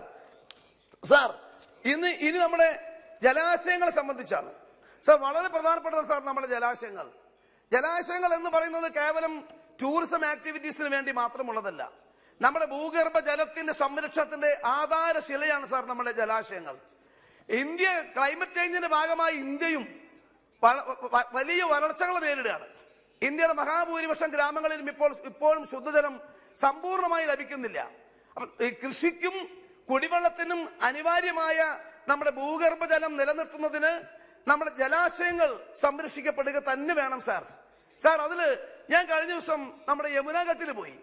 യമുനാഘട്ടിൽ പോകാനുണ്ടായ കാരണം, ഈ സീസണിൽ അവിടെ സൈബീരിയയിൽ നിന്നുമുള്ള പക്ഷികൾ വരും സാർ. ആ സൈബീരിയയിൽ നിന്ന് വരുന്ന സീഗൾസ് എന്ന് പറയുന്ന മനോഹരമായ പക്ഷികളുണ്ട്. അത് യമുനാഘട്ടിൽ, കാശ്മീരിനടുത്തുള്ള യമുനാഘട്ടിൽ പോയാൽ സാർ, അത് നമുക്ക് ഈ രാവിലെയും സന്ധ്യയ്ക്കും കാണാൻ വേണ്ടി പറ്റും. ഞാൻ കുടുംബസമേതം യമുനാഘട്ടിൽ പോയി, അത്ഭുതപ്പെട്ടു പോയി സാർ. യമുനാഘട്ടിൽ ഇപ്പോഴത്തെ സ്ഥിതി കണ്ടാൽ ദയനീയമാണ് സാറ്. അവിടെ നിന്ന് തിരിച്ചു പോരുമ്പോ എനിക്കുണ്ടായ വൈകാരികത ഞാൻ ഇതുമായി പങ്കുവെക്കാണ്. But when I reached Yamunaghat, I felt very sad because Yamuna is a river which thousands of people worship as God and love as their mother. This holy river is filled with toxic waste. The color turned black and any living organism cannot survive. It hardly flows with very bad smell also. This is the same condition of almost all rivers in our country. Millions of rupees spent every year to clean and protect rivers in India. But the reality is no river in the country is clean. Sir, ഇതാണ് നമ്മുടെ നാട്ടിലെ മഹാഭൂരിപക്ഷം ജലാശയങ്ങളുടെയും സ്ഥിതി. നമ്മുടെ ഭരണസ്ഥിരാ കേന്ദ്രത്തിന്റെ പാർലമെന്റിന്റെ തൊട്ടടുത്ത് നിൽക്കുന്ന ഇന്ത്യയിലെ മുഴുവൻ ആളുകളും പുണ്യ നദി എന്ന് പറയുന്ന അമ്മയെ പോലെ ഇന്ത്യയിലെ വിശ്വാസികൾ കാണുന്ന യമുന നദിയുടെ സ്ഥിതി ഇതാണ്. കോടിക്കണക്കിന് രൂപയാണ് നമ്മുടെ ബഡ്ജറ്റിലൂടെ നദികളുടെ സംരക്ഷണത്തിന് വേണ്ടി ഉപയോഗിക്കപ്പെടുന്നത്. സാർ, അതൊന്നും പ്രാവർത്തികമാക്കാൻ പറ്റുന്നില്ല. അതുകൊണ്ട് നമ്മുടെ നദികൾ സംരക്ഷിക്കപ്പെടുന്നതിന് വേണ്ടിയുള്ള പ്രത്യേകമായ ഇടപെടൽ കുറെ കൂടി ഗൗരവമായി വേണം. സാർ, കേരളത്തിലെ കാര്യം സാർ, കേരളത്തിലെ നദികളിൽ പ്രധാനപ്പെട്ട നദികൾ 44 നദികളുള്ള കേരളത്തിലെ നദികൾ സംരക്ഷിക്കാൻ വേണ്ടി സാർ, ദേശീയ ജലപാതയുടെ ഭാഗമായി അങ്ങയുടെ കൊല്ലം കോട്ടപ്പുറം ജലപാത ഫസ്റ്റ് ഫേസ് അത് ഇംപ്ലിമെന്റേഷനിലാണ് സാർ. അതിൽ സെക്കൻഡ് ഫേസും തേർഡ് ഫേസും കൂടി ആരംഭിച്ചിട്ടുണ്ട്. അത് കോട്ടപ്പുറം മുതൽ കോഴിക്കോട് കല്ലായി വരെയാണ്. കോട്ടപ്പുറം മുതൽ കോഴിക്കോട് കല്ലായി വരെയുള്ള ഈ ജലപാത കേരളം 3 സ്ട്രക്ചർ, അതിന്റെ ആദ്യ ഫേസ്, ഫസ്റ്റ് ഫേസിന് ആവശ്യമായ പണം നൽകണം സാർ. അതിന് ഈ ഫസ്റ്റ് ഫേസിന് ലാൻഡ് അക്വിസിഷൻ ആവശ്യമില്ല. ലാൻഡ് അക്വിസിഷൻ ആവശ്യമില്ലാത്ത കോട്ടപ്പുറം കോഴിക്കോട് കല്ലായി കനോലി കനാലിന്റെ ഈ ദേശീയ ജലപാത തേർഡ് ഫേസിന് ആവശ്യമായ ഇൻഫ്രാസ്ട്രക്ചർ ഉണ്ടാക്കുന്നതിന് സാർ, അവിടെ പാലങ്ങൾ, അതേപോലെ തന്നെ ഫുട് ബ്രിഡ്ജസ്, അതേപോലെ തന്നെ ചെറിയ ചെറിയ ലോക്കറുകൾ സാർ, ഇതൊന്നും പുതുക്കി പണിയാൻ വേണ്ടി ഭൂമി അക്വസിഷൻ, ലാൻഡ് അക്വസിഷൻ ആവശ്യമില്ല. ആ സ്ഥലത്ത് ആവശ്യമായ പണം ഗവൺമെന്റ് അനുവദിക്കണം എന്നുകൂടി ആവശ്യപ്പെട്ടുകൊണ്ട് ഞാൻ ഈ ബഡ്ജറ്റിൽ ധനാഭ്യർത്ഥനകൾ എതിർക്കുന്നു sir. Thank you, Sri T.N. Prathapan ji. Now, Sri Dilip Shikayina.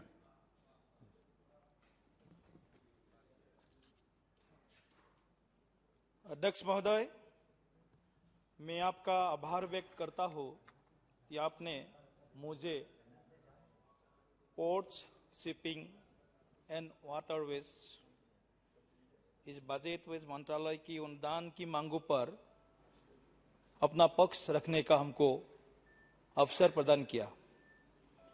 मैं अनुदान की मांगों को समर्थन करता हूं और इस सदन को बताना चाहता हूं कि हमारे दूरदर्शी प्रधानमंत्री जी के नेतृत्व में आज देश चौतरफा प्रगति के साथ आत्मनिर्भर भारत बनाने के हमारे संकल्प को सिद्धि में परिवर्तित किया है।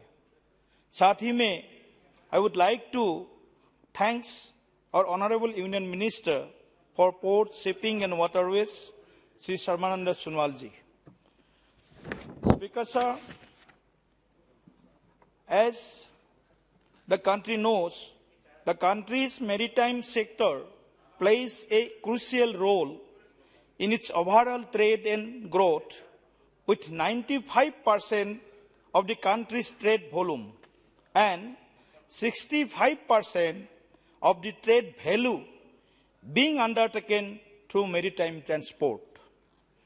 The long and contiguous coastline spanning 7,500 kilometers and extensive navigable inland waterways provide an excellent opportunity to tap an environment-friendly, water-based modal transport which can complete rail and road-based cargo management.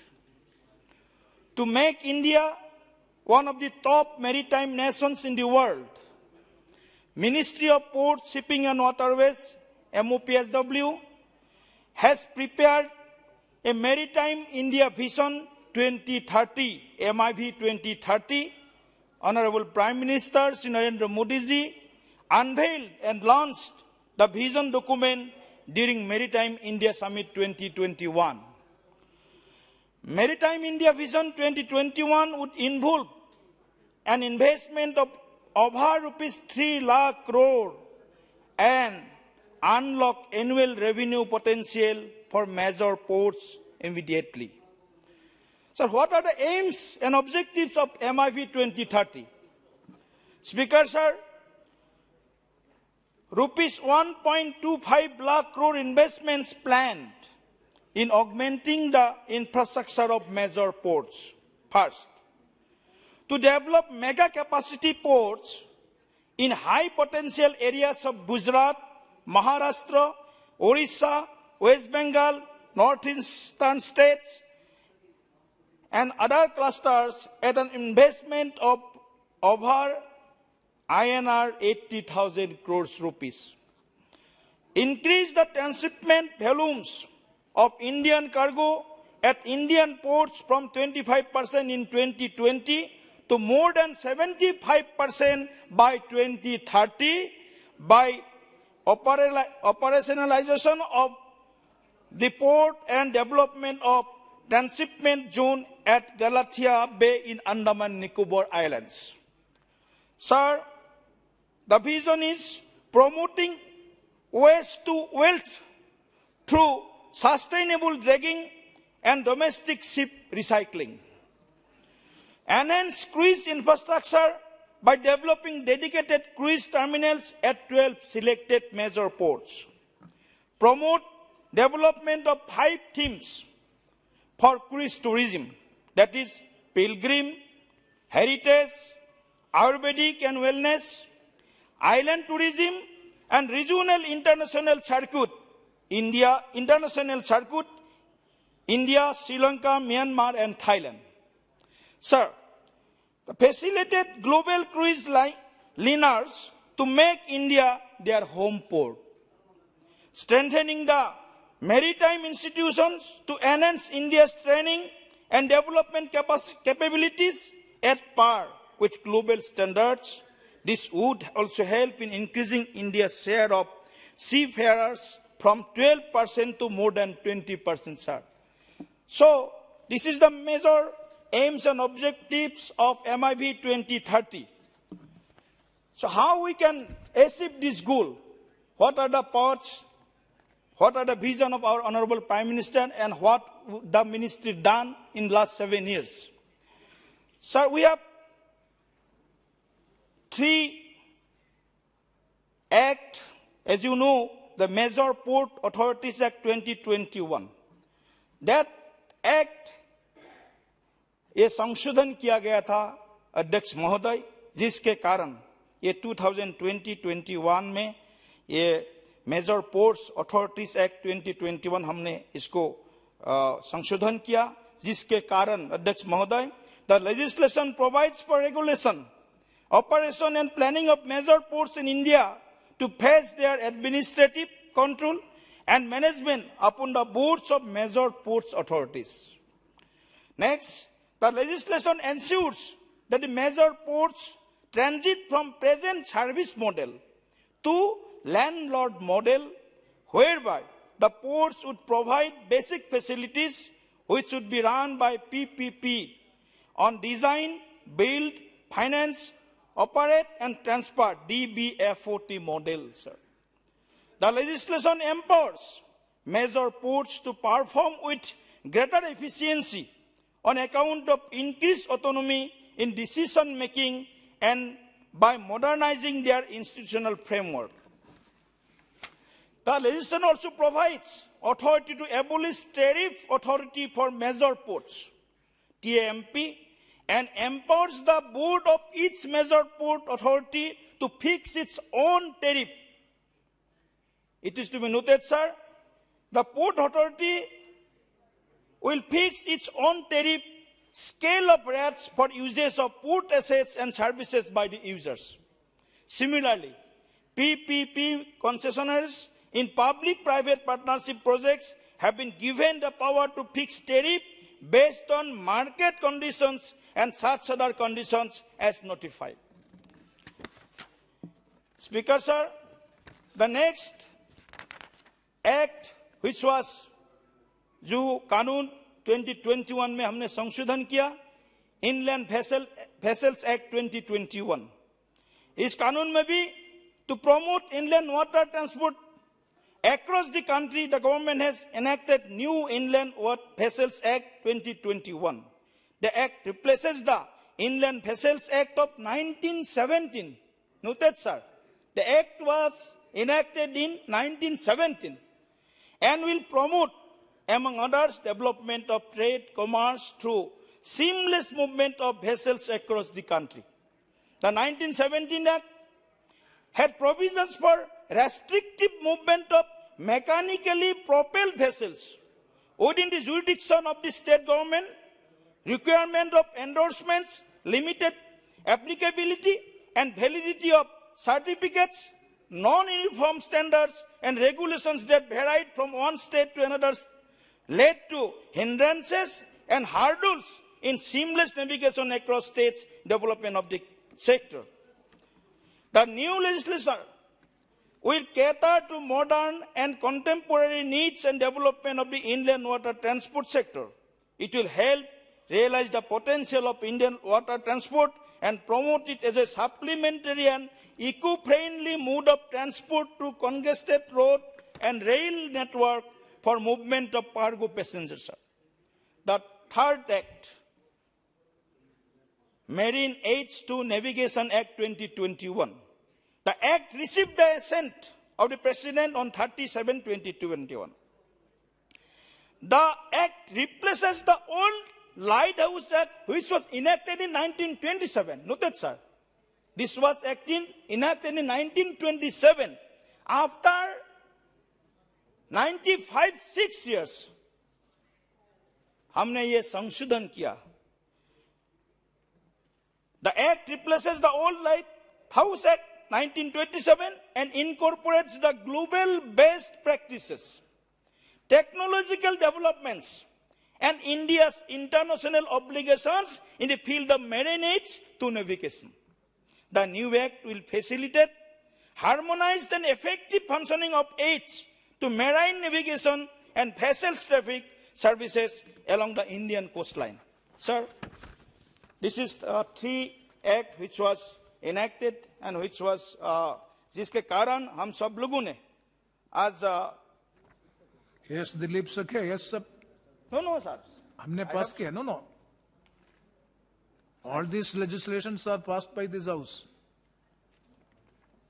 So, I would share some few achievements. Yes, please. Some few achievements of the department in last 7 years under the visionary leadership of Narendra Modi. Please come to that.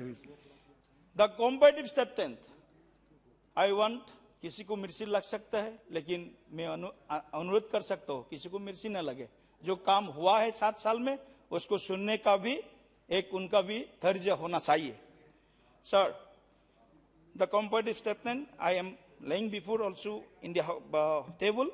Due to various interventions for ease of doing business made by the ports under the ministry, India's ranking in trading across borders improved from 132 in 2014 to 86 in 2020, sir. Next, the cargo handling capacity of the major ports doubled to 1,560 million metric tons per annum MMTPA from 800 million metric tons per annum in 2014. Mind, sir. 800 MMTPA in 2014, and we have achieved in last 7 years 1,560, almost doubled and more than doubled, sir. The cargo handling capacity of the non-major ports also increased to 1,000 million metric tons per annum MMTPA from 689 MMTPA in 2014, sir.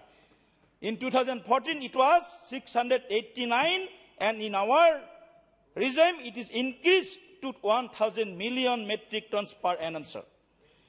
Turnaround time of vessels container reduced substantially to 27.38 hours in 2021 as compared to 41.76 hours in 2014, sir. Next, average draft in various ports also improved from 12.5 meters in 2014 to 14.5 meters in 2021. The plan is afoot to increase it to 18 meters by 2030 to enable the ports to handle capsize and bigger vessels.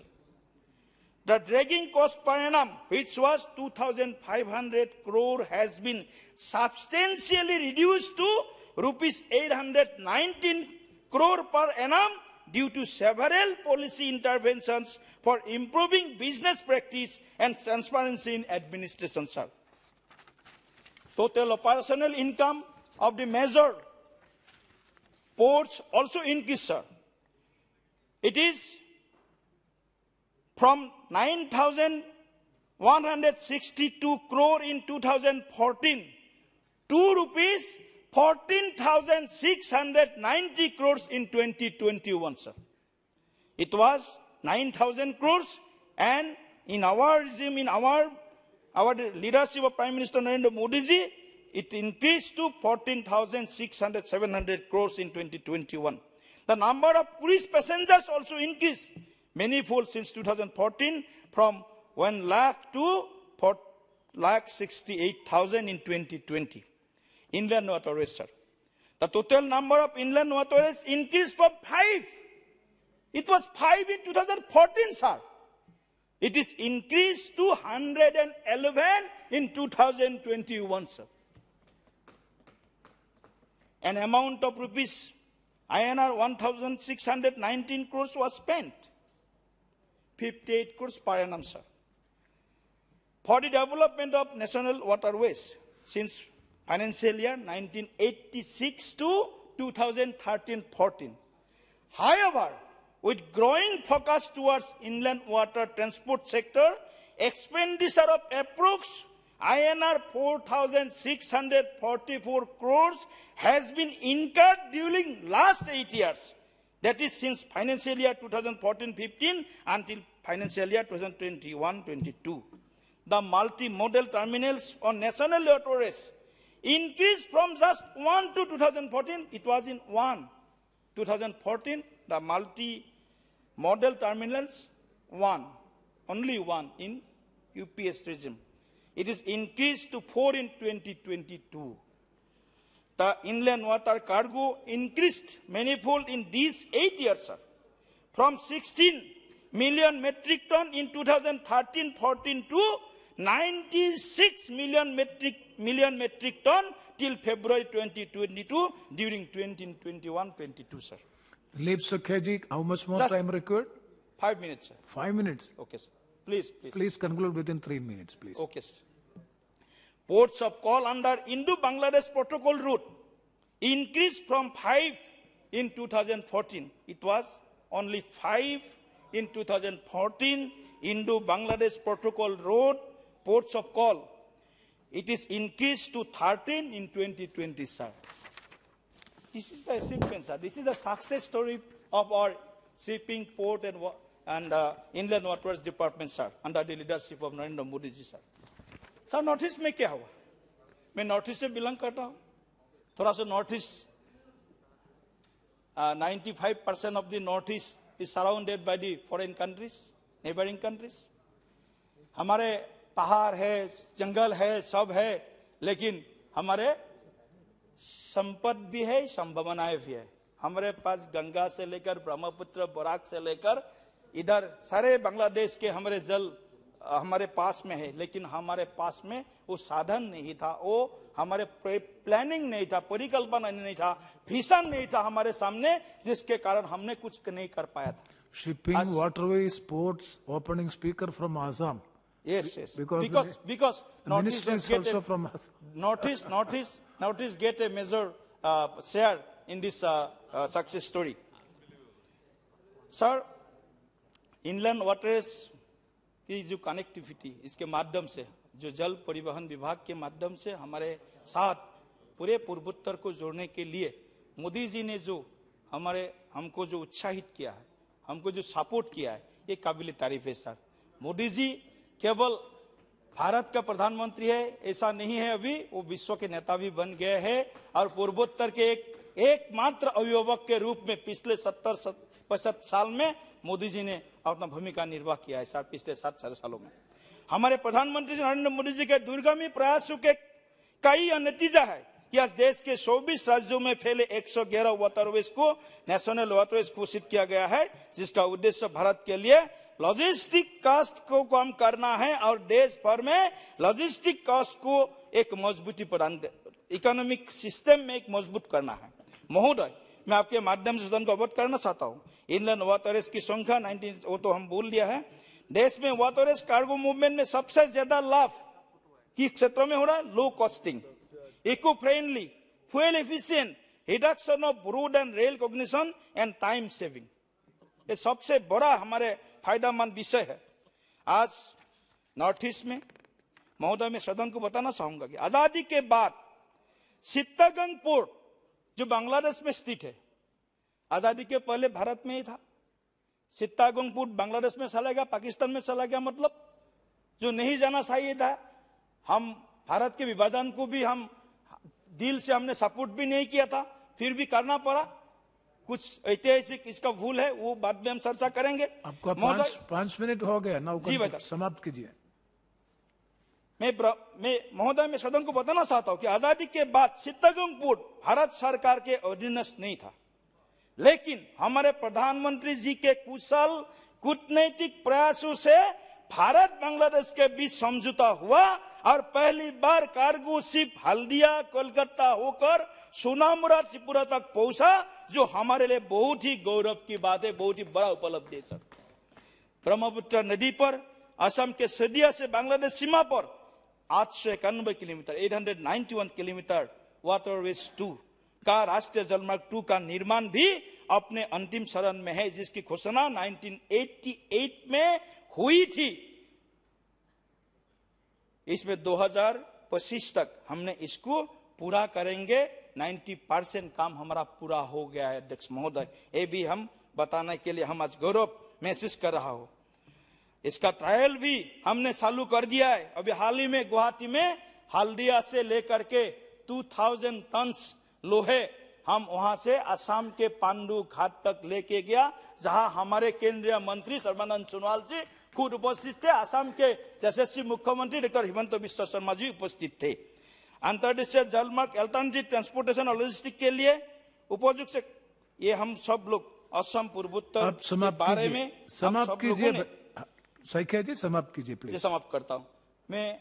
Last में आप बार बार समाप्त करने के बोल रहे, समाप्त करने का ये विषय नहीं है, ये इसको हम आगे बढ़ाने का विषय है। आपने 5 मिनट को हम जैसे ही आगे बढ़ाते हैं, आपने 5 मिनट मांगा, 5 मिनट हो गए। जी, इसको बहुत आगे बढ़ाने का विषय है, आगे बढ़ाएंगे भी। प्रधानमंत्री जी ने आग्रह रखा है जो हमारे एक्सपोर्ट इंपोर्ट, हमारे इस जल मार्ग से कार्गो से हम जितना भी हमारा देश के अर्थनीति को जोर दे सकते हैं, बल दे सकते हैं, ये डिपार्टमेंट के माध्यम से प्रधानमंत्री जी ने आग्रह रखा है। हमारे सामने लक्ष्य तय किया है, हमको $5 बिलियन हमको ये इनकम करना है अगले 5 ट्रिलियन नहीं, हमारे लिए 5 बिलियन बोला है, हमारे डिपार्टमेंट के लिए। अच्छा। 5 ट्रिलियन देश के लिए है, पूरा देश के लिए है। हम लोग अभी तक $3 ट्रिलियन में पहुंचा है मोटामोटी। $5 ट्रिलियन तक हमको जाना है, लेकिन $5 बिलियन हमको एक्सपोर्ट हमको करना है, ये हमारा आग्रह है। तो मैं फिर से एक बार इस सदन के माध्यम से देश के प्रधानमंत्री जी को, सर्बानंद सोनोवाल जी को, माननीय केंद्रीय मंत्री जी को, पूरे सदन को, आज इसका लाभ पूरा देश को मिल रहा है। और सिपेस्ट इको फ्रेंडली और देश के अर्थनीति को मजबूत करने वाला, आत्मनिर्भर भारत बनाने वाला ये विभाग के जरिए हमने जो अचीवमेंट हमने अभी तक किया है, इसको सपोर्ट सब लोगों ने करना चाहिए। किसी को इसके विरोध में, अगर किसी को कोई कुछ काम करना है तो बोलिए, लेकिन इस डिपार्टमेंट के विरोध में, काट मोशन के विरोध में, इस प्रस्ताव के विरोध कुछ मत बोलिए। बहुत बहुत धन्यवाद, नमस्कार, जय हिंद, भारत माता की जय। धन्यवाद। Doctor V Kalanidhi ji, please try to avoid the slogans at the end of the speech. Very much, sir, for permitting me to speak on the demands for grants under the Ministry of Ports, Shipping and Waterways 2022-23. Sir, shipping is not anything new to India, sir. Ancient India has had documented several kingdoms which have had trade routes where they have traveled to seas, through the seas. They have traveled to several countries abroad, like countries like Indonesia, China and Rome. And from the ports of Pumbuhar and Arikamedu in Tamil Nadu, we have had so much of trade relationships. And these trade relationships have been exemplified by the visit of 2 Chinese premiers, sir, who had visited Mahabalipuram. This shows the relationship that the ports of the southern state of Tamil Nadu, which have had in the past. The premier Zhou Enlai and Xi Jinping, they both have visited Mahabalipuram, and they show the ties which they have had during the ancient period, sir. Sir, even during the British India, there was a British India shipping company, sir, and that was playing a monopoly. And in 1906, a freedom fighter from Tamil Nadu, Vau Chidambaranar, he had started his own Swadeshi shipping company, where he got 2 ships, and these were having trade routes from Tamil Nadu and Sri Lanka. But the British government did their best to close down the company, got him arrested, and he was sentenced to 2 life terms. And he was sadly forgotten by probably most of the people. And luckily, the Thoothukudi port has been named after him, sir, which is doing an extremely good job of doing their port activities. In fact, during the Republic Day parade in India over here, the last January, Tamil Nadu government had proposed to send a vehicle to portray all these leaders, sir. Vavu Chidambaranar, Subramania Bharadiyar, Velu Nachiyar. But sadly, the government did not permit that. But probably taking advantage of this, our Honorable Chief Minister, he has made these vehicles go all over Tamil Nadu and exemplifying their role in the freedom struggle, sir. In fact, Subramania Bharati, regarding the shipping, he has even sung a song where he has said, Velli Pani Malayin Meedu Lavuvom, Adi Melai Kadal Muruvadum Kappal Viduvom. It translates to, we'll stroll on the snow-clad mountains and seafare on the high seas. So he has been another freedom fighter who, through his poems, has kindled the interest right from children to adults about the freedom struggle, sir. So the earlier speaker was talking about the amount of growth which has been happening in the ports. He was saying that the amount of development which has happened in the last 7 years, I probably have to agree with him. But the question I have is, how much of these are happening through the government ports and how much of these are happening through private ports? In fact, if you take the statistics and see, you will find that the Adani Port Special Economic Zone is the one which is having the highest amount of growth. So all the statistics, the earlier honorable member from Mangaldoy, he had spoken. I would like to really question how much of that has come to the Indian government. Because if you see the amount of money which is being spent for the Sagar Mala project, the proposed expenditure is almost 6 lakh crores. And they have claimed that there are so many projects which are going to be implemented.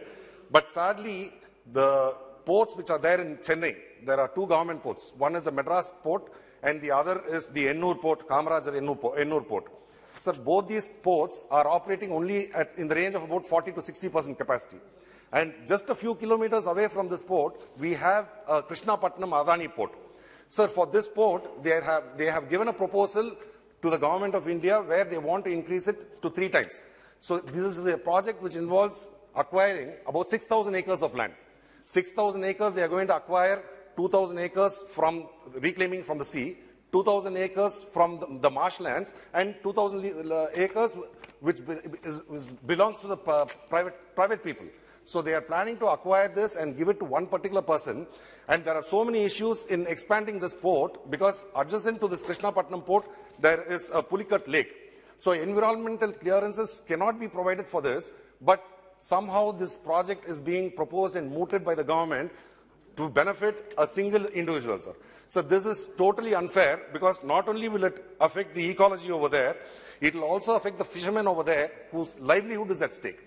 So when you are claiming that there is so much of growth, I understand development is good and growth is good, but should it be happening to an individual private sector and rather than for the government of India and for the country?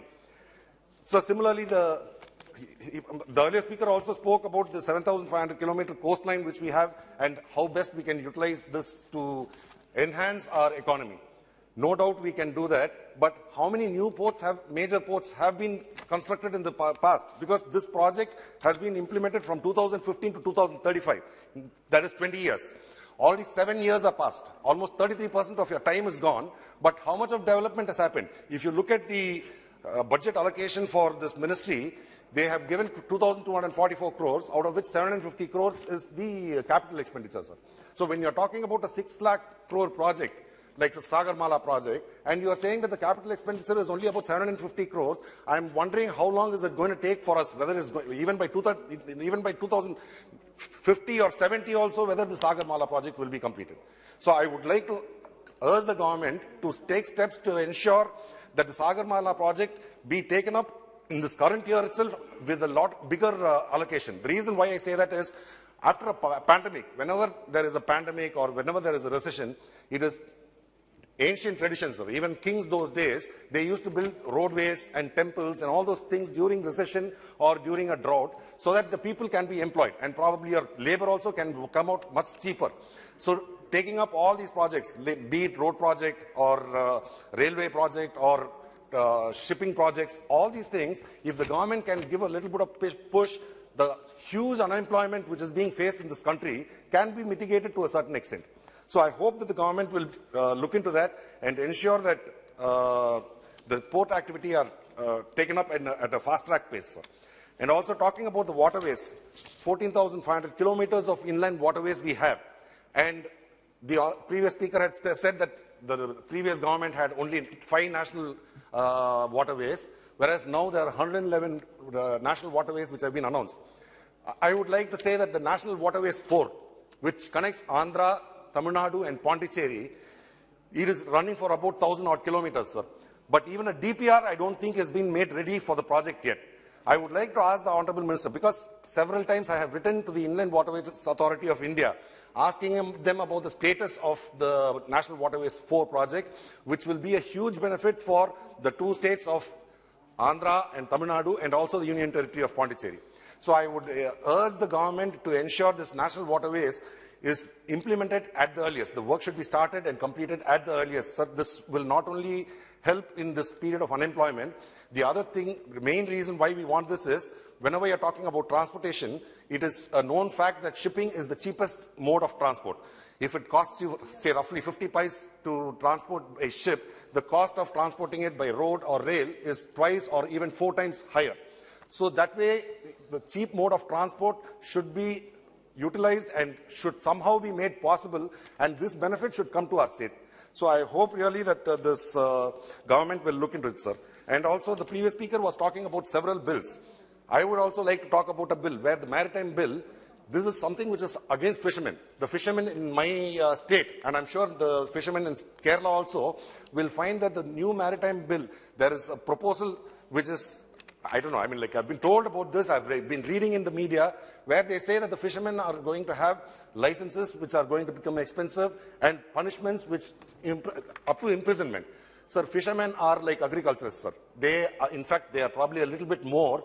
They are doing something like a farming in the sea, laying their lives at risk. So there were so many people who have gone fishing and who have died. And even recently there was an incident where Tamil Nadu fishermen had gone and they were stranded in Burma during the cyclone, and we had to bring them back, and they had gone through such a horrible period in the sea. And they are the ones who have put India on the map, being the second largest fishing nation in the world.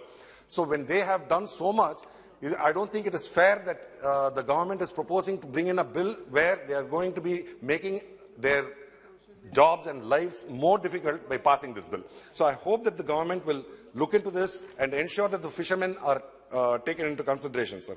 And regarding this Adani port, this Kattupalli port, sir, the reason why they are expanding to such an extent, when adjacent ports, Madras port and Ennur port, both are operating only at 40 or 50% capacity. So when the capacity is so low, why is it that a private enterprise is being promoted to grow to 3 times, 300% growth, with giving about 6,000 acres of land, 4,000 of which is government's? Why is the government giving the land? So I would like to make sure that this port is not given clearance, and I would like to ensure that the environmental impact assay should be done and proper care should be taken. And even the people over there, they are claiming that their consultations are not being held, where they are not called, they are poorly informed, and they are planning to have a consultation. And we have been insisting on the local collector over there to ensure that the meeting should be held fairly, where everybody's views should be taken into consideration. And if that is done, nobody will give a sanction for this, and I hope that the government will listen to reason and stop this project, sir. Thank you very much. Honorable Member Dr. Pratima Mandal ji. Sir, I rise to participate in the... Just a minute. Honorable members, those who want to give written speech may hand it over at the table of the House. Yes, please. Ma'am. Sir, I rise to participate in the discussion on the demands for grants under the Ministry of Ports, Shipping and Waterways for 2022-23. Sir, India is strategically located on the world shipping route with a coastline of approximately 7,517 kilometers. Maritime transport handles around 70% of India's trading in terms of value. It has 12 major and 200 non-major ports.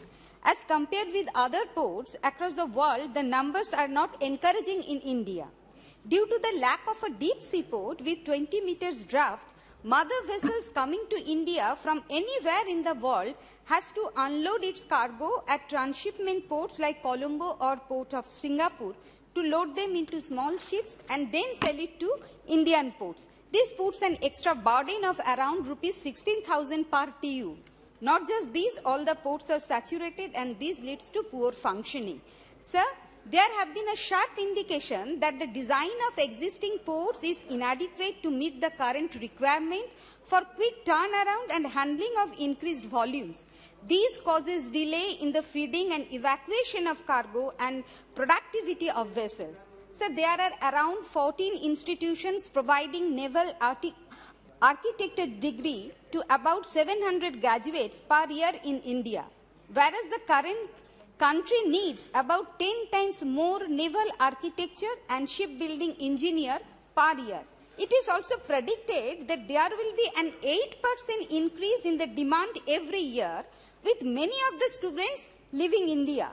The shortage of skilled architects will affect the industry. The intake capacity must be increased and women must be protected in the field. So instead of modernizing the ports, the government's 8 lakh crore Sagarmala project is causing some irreversible damage. Environmental effects on the coast with issues like coastal erosion as well as severe problems of degradation are being noticed. So governments are projecting or highlighting about the Sagarmala project, but the drawback should not be overlooked. Sir, around 352 ports had been identified to be implemented as major ports. A target of 3,200 million tons of ports capacity to handle 3,000 million tons of cargo was set to be reached by 2020. But in 2021, the total capacity stood at 2,562.85 MTPA. Not only these, the development of road network, electricity, and overall infrastructural development is also the need of the hour. The port productivity and efficiency also depend upon the quality and reliability of road and rail connectivity and adequate shortage and handling facilities. The lack of expressway connectivity between major ports as well as industrial clusters and high fuel cost make hinterland transportation inefficient and slow. Also, the container freight stations and business need to be organized efficiently through good management practice in space utilization. Sir, India has domestic industries which can produce some of the raw materials required in shipbuildings. Especially, India has competitive steel manufacturing, light engineering, and IT industries, which can offer the required products at economical cost. Thus, this should be boosted. Rather, the minister must highlight the government steps in this regard. Sir, in the 2020-21 budget, the Honorable Finance Minister had announced that by 2024, the ship recycling capacity of the country would be doubled. The minister had asked for a 60% raise in this year's budget in order to fulfill the aim, but the raise is negligible. Rather, the worrying thing is the fact that 48% of Alang's capacity remains unutilized. The main reason is non-compliance with environmental norms. Until and unless that is done, it will never get any ship enter from Europe, and at this rate, the target will never be reached. Sir, rupees 100 crore was allocated towards shipbuilding research. What has been the outcome of the project? And there has been no mention since. Also, the allocation of rupees 100 crore to Sagarmala indicates that government is relying heavily upon the private sector for its implementation, which is unacceptable. So, talking about the problem faced by the shipping industry, the Abg Shipyard Scam comes to the forefront. It is the same company to whom BJP government of Gujarat had allocated 1.21 lakh square meter of land at Dahej, Gujarat at 100% reduced rate. Despite the adverse report of CAG, the land was sold at 700 per square meter instead of rupees 1400. The company was caught in one of the highest scam, that is rupees 22,892 crore in 2016. But the FIR was lodged very recently in February of 2020-22. So why the delay? What is the current status of this case? And how is the government planning to bring back the lost amount? I would like to request the Honorable Minister to address this issue in his reply. Along with this problem, the current problem faced by the traders revolves around the ongoing war, as there have been sanctions on the Russian ports which are important to the Indian market. Not only that, huge number of obtaining containers are stuck in Russia, leading to a dearth of the same. Freight rates have gone high. Perishable items of export like fruits such as grapes are getting destroyed. In such a scenario, the traders as well as farmers are severely affected. I would like to request the Honorable Minister to look into the matter and also enlighten the House on the steps taken by the government to combat the effects of war on the shipping and its dependent industries. Over here, I would also like to ask the Honorable Minister whether 21 standard sailors near the Black Sea were rescued or no. This I say so because I didn't get any update regarding the same matter. Sir, the shipping and port industry is plagued with regulatory and permission-related obstacles. Here I would like to take the opportunity to mention that Government of West Bengal has created a single window channel for all the works related to the non-major ports. Even the Tajpur port, which will be completed within 3 years, due to the sincere effort of our Honorable Chief Minister Mamata Bandyopadhyay, will boost the economy of the state. Sir, similar steps should be taken for the major ports falling under the responsibility of the central government. Sir, Waterways Authority of India has found 25 out of 111 national waterways fit for cargo or passenger movement. National Waterways 44 on River Ichamoti is one of these. I would like to know from the Honorable Minister about the current status of the construction work of the said. According to the detailed project report, it should have been completed within 24 months since the beginning of the construction. Moreover, there are ferries already running in the areas along Boshirhat and Itinda. So what will be the future of these ferries once Waterways is constructed? And once the cargo transportation becomes operational, there is bound to be water pollution. How will that be taken care of? Sir, in 2020-21, share of major ports declined to 54%, while that of non-major ports increased to 46%. Yes. In the upcoming future, the major ports will be handling more cargo, and the government in its 2021 bill is centralizing the power even more. Need of the hour is to decentralize and give the state governments their due share of power for a better future. Sir, with this, I am concluding my speech, and with a thanks to the Chair for allowing me to complete my speech, and I hope that Honourable Minister will address my questions which I have raised here. Thank you, sir. Honourable Member Sri Rao Sri Krishnaji. Thank you, sir. Thank you very much. We should all be happy that our economy is in the top 5 across the world, sir.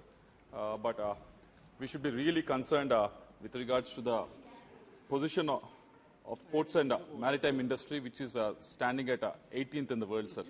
It needs a lot of improvement, because Government of India is talking about 5 trillion economy, PLI scheme, Atmanirbhar Bharat, manufacturing hub. If all these things has to happen, this position of ours has to increase, sir, and our facilities in the seaports and marine industry has to increase, sir.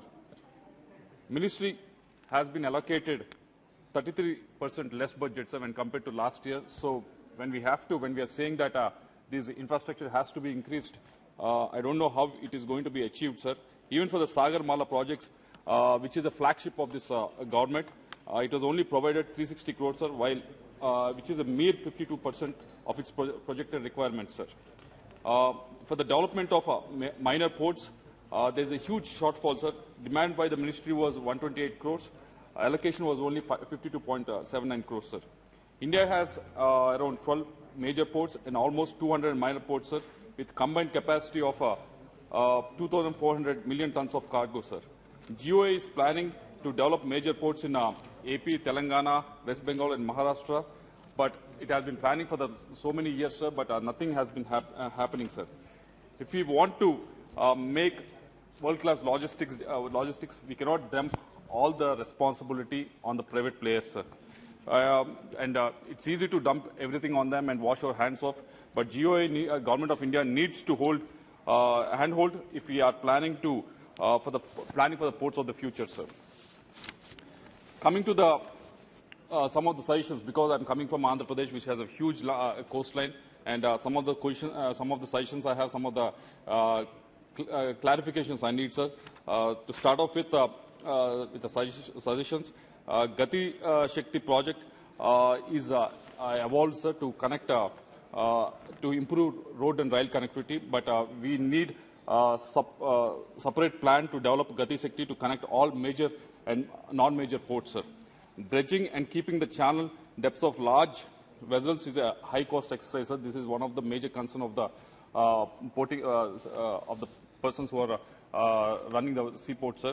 it needs liberal support from the government of India, sir. We see this happening day in, day out in the Vizag port, sir. Because it's one thing to build a world-class port, sir, but if you have to operate it at a world-class level as well, if that has to happen, this needs to be supported by the government of India, sir. We should plan for more multi-mode logistics parks, sir, not just by NHAI, but also by Indian Railways at strategic locations, sir. It will improve the efficiency of our supply chains. This is another suggestion I want to make. And Pratima Mandal, ma'am, has also spoken about it just now with regards to the mother vessels or mainline container vessels not calling the Indian seaports, sir. Singapore, Sri Lanka, UAE, Malaysia, these are the only countries that are attracting these, sir. Somehow these mother vessels are not coming to India. It is a cause of the concern. Because these are not coming to India, the shipping cost has been increasing and there is a huge delay in the shipping of these containers as well, sir. And this is the main problem why they are not coming is there's a delay in Indian ports, sir, and there's a draft constraints, sir, high tariffs, sir, high bunkering charges, sir. These are some of the issues that our ministry has to resolve, sir. This will make our imports cheaper and our exports competitive across the world, sir. And this government is talking a lot about the one nation, one card. Recently we have passed a bill combining both Aadhaar card with the voter ID card. And we're talking all of that. But, sir, with coming to the ports, there are many different types of service providers in the ports, sir. Be it in government or private ports such as custom house agents, freight forwarders, stevedores, truck operators, loading and unloading agencies. We should also think of one nation and one registration policy for all these different types of service providers, which should help the service providers to operate in any Indian port, sir.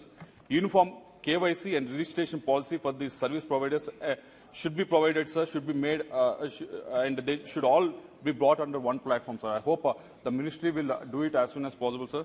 And we have seen, if you go to the Delhi airport, we see there's a Aero City, and even in the Hyderabad airport, we see a Aero City, but we should also plan for the port cities as well, sir. Development of port cities with the separate industrial and warehouses and residential zones are the need of the hour, sir. These would support the growth of ports in an organic and in inclusive manner, sir. There's a talk of the central government is talking a lot about the coastal berths for a lot of years, sir, but nothing has been seen, sir, in the last few years. There's almost 7,500 kilometers of coastal line available in the country, sir. But we need to give impetus to develop coastal berths in all major and non-major ports and increase coastal movement, sir. This is the need of the hour, sir. And also, with regards to there's a huge talk. There's a lot of members who have spoken about inland cargo movement, sir. For that to happen, we need to have a barge policy, sir. The barge policy is not evolved in our country. It needs to be evolved and it needs to be brought out as soon as possible, sir. And another major suggestion is, sir, there are more than 20 ministries of government of India and state governments have to give approvals for the functioning of a new port, sir. The shipping ministry should come out with a single window policy wherein all requisite approvals for smooth operating of a port shall be given in a time frame, sir. Other day we were listening to Gadkari ji, sir. He was talking about how he has brought almost 50 services with 50 services under the RTO into the digital format, sir. Maybe ports ministry also will take a leaf out of his book and try to implement it, sir. As a member of parliament from Andhra Pradesh, sir, it is a major demand coming from Andhra Pradesh, sir. This has been a promise made by this house during the state bifurcation, sir. That is establishment of a major port at Dugirajapatnam, sir. But due to the non-feasibility, they have changed the location to the Ramayapatnam, sir. For the construction of the port, AP government has already identified 3,000 acres of land there, sir. We have been requesting it for so many years. We have been pursuing for this for so many years. We request the central government to make the port at Ramayapatnam the promise you have made in this house, according to AP Regulation Act, as soon as possible, sir. Thank you very much.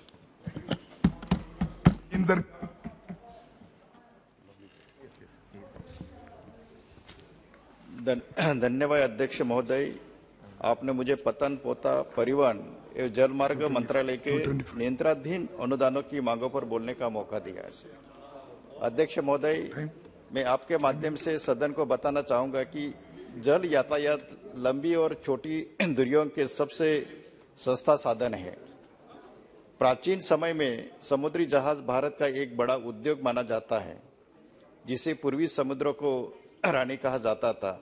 अध्यक्ष महोदय, भारत में समुद्री क्षेत्र दुनिया के सबसे पुराने क्षेत्रों में से एक है और सिंधु घाटी सभ्यता के दौरान भी हमने मेसोपोटामिया जैसी अन्य सभ्यताओं के साथ ही बड़ा मात्रा में व्यापार किया है। आज भारत में 12 प्रमुख बंदरगाह और 200 से अधिक अन्य बंदरगाह है। अध्यक्ष महोदय, मैं आपके माध्यम से मैं संबंधित मंत्री जी को बताना चाहूंगा कि अधिकारियों के आंकड़ों के अनुसार भारत में जहाज की मरम्मत के लिए 45 ड्राई हाक है, जिसमें 5 प्रमुख बंदरगाह का द्वारा संचालित 9 ड्राई हाक शामिल है। हालांकि देश के 8 प्रमुख बंदरगाहों में से कोई भी ड्राई हाक सुविधा नहीं है, जिसमें Mormugao port, Jawaharlal Nehru port trust, new Mangalore, Chennai, Kamarajar, वियोग, कलकत्ता बंदरगाह के चिंदबरनार और हरदिया शामिल है। तो मैं मंत्री जी से मैं रिक्वेस्ट करना चाहता हूं कि जे 8 प्रमुख जो बंदरगाह जो है उसमें जो ड्राई हाक जो सुविधा नहीं है वो सुविधा करने से मैं आपसे मेरी विनती है। अध्यक्ष महोदय, ड्राई कॉम्प्लेक्स 2019 में से वैश्विक नौसैनिक निर्यात में भारत की हिस्सेदारी सिर्फ 1.89 थी। भारत के जहाज निर्माण और जहाज मरम्मत उद्योग 2019 और 20 के आंकड़ों के अनुसार आज भारत में 30 शिपयार्ड है, जिसमें 7 सार्वजनिक क्षेत्र के उपक्रम है और 23 जो निजी क्षेत्र के है। हालांकि 9009 से अधिक सरकारी आदेश सार्वजनिक क्षेत्र से शिपयार्ड को दिए गए हैं, जिसके परिणाम स्वरूप सार्वजनिक क्षेत्र के उपक्रमों ने जहाज निर्माण के लिए उद्योग पर एकाधिकार वहां पे स्थापित किया है, जिसका परिणाम स्वरूप निजी क्षेत्र के व्यवसाय को वंचित कर दिया है, जिस पर हमें विचार करने की आवश्यकता है। अध्यक्ष महोदय, जब जहाज की मरम्मत की बात आती है तो निजी क्षेत्र के शिपयार्ड सामान्य रूप से अधिक कुशल पाई जाती है। ऐसा क्यों, इस पर भी विचार करने की आवश्यकता है, क्योंकि निजी क्षेत्र को ज्यादा फैसिलिटी दी जाती है और जो सार्वजनिक क्षेत्र को हो जिस तरह से उसको बढ़ावा देना चाहिए, दुर्भाग्य से उसको बढ़ावा नहीं दी जाती है। वर्तमान में भारत में 700 से अधिक स्वदेशी जहाज निर्माण कंपनियां हैं। हालांकि आज भारत की जहाज निर्माण क्षमता का उत्पादन वैश्विक जहाज निर्माता उत्पादन का सिर्फ 0.045 है। इस पर भी ध्यान देने की आवश्यकता है। अध्यक्ष महोदय, समुद्री परिवहन की समीक्षा को देखते हुए नवीनतम आंकड़ों के अनुसार भारत में छोटे बंदरगाहों द्वारा संचालित संयुक्त मात्रा में जनवरी 2022 में सालाना आधार पर 9.3%, दिसंबर 2021 में 12.96%, नवंबर 2021 में 9%, अक्टूबर 2021 में 8% गिरावट आई है। इस पर भी मंत्री महोदय ने ध्यान देने की आवश्यकता है। अध्यक्ष महोदय, कोकण सहित महाराष्ट्र में विभिन्न भागों में पत्तनों के विस्तार हेतु ठोस नीति एवं धनराशि आवंटित किए जाने की आवश्यकता है। सागरमाला कार्यक्रम के तहत कनेक्टिविटी बढ़ाने हेतु स्थलीय राज्यों के समुद्र नदियों राज्यों के बंदरगाह जैसे जोड़ने हेतु ठोस कदम उठाए जाने की आवश्यकता है। अध्यक्ष महोदय, महाराष्ट्र में सिंधुदुर्ग से लेके यहाँ से पालघर जो मेरा मतदार संघ है, वहाँ पे कई जगह पे वहाँ जेटी और जो अपना डिफेंसिव वाल की बहुत आवश्यकता है, और ताकि जो कोकण के भागों में जो पतनों के विस्तार हेतु वहाँ पे जो धनराशि दी जाती है काफी कम देने के वजह से वहाँ पर जो सुविधा होना चाहिए वो दुर्भाग्य से नहीं होता है। अध्यक्ष महोदय, जब हम पतन परिवर्तन की बात करते हैं तो हम यहाँ उल्लेख करना चाहूंगा कि हमारे देश में कुल 3 तरह से यातायात किया जाता है। अंतर्देशीय जल यातायात, इंडियन वाटर ट्रांसपोर्ट, तटीय शिपिंग, कोस्टल शिपिंग, और तीसरा जो है भारत में बंदरगाह पोर्ट्स ऑफ इंडिया। तो अध्यक्ष महोदय, अंतर्देशीय यातायात जल यातायात प्राचीन समय से भारतीय यातायात प्रणाली में एक बहुत महत्वपूर्ण भूमिका निभाता आ रहा है।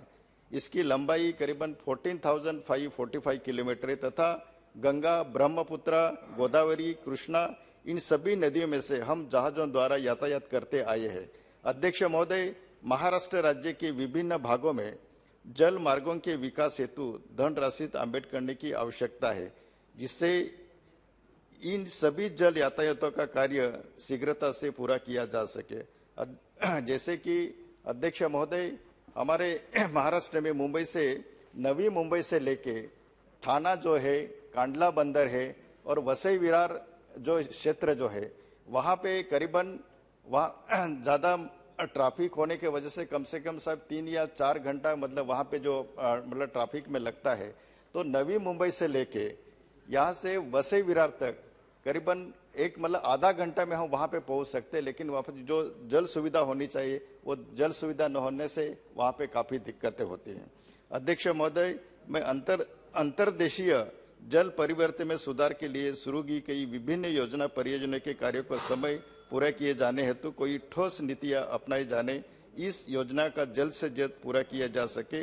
मुझे विश्वास है मंत्री जी उसके ऊपर आप ध्यान दें।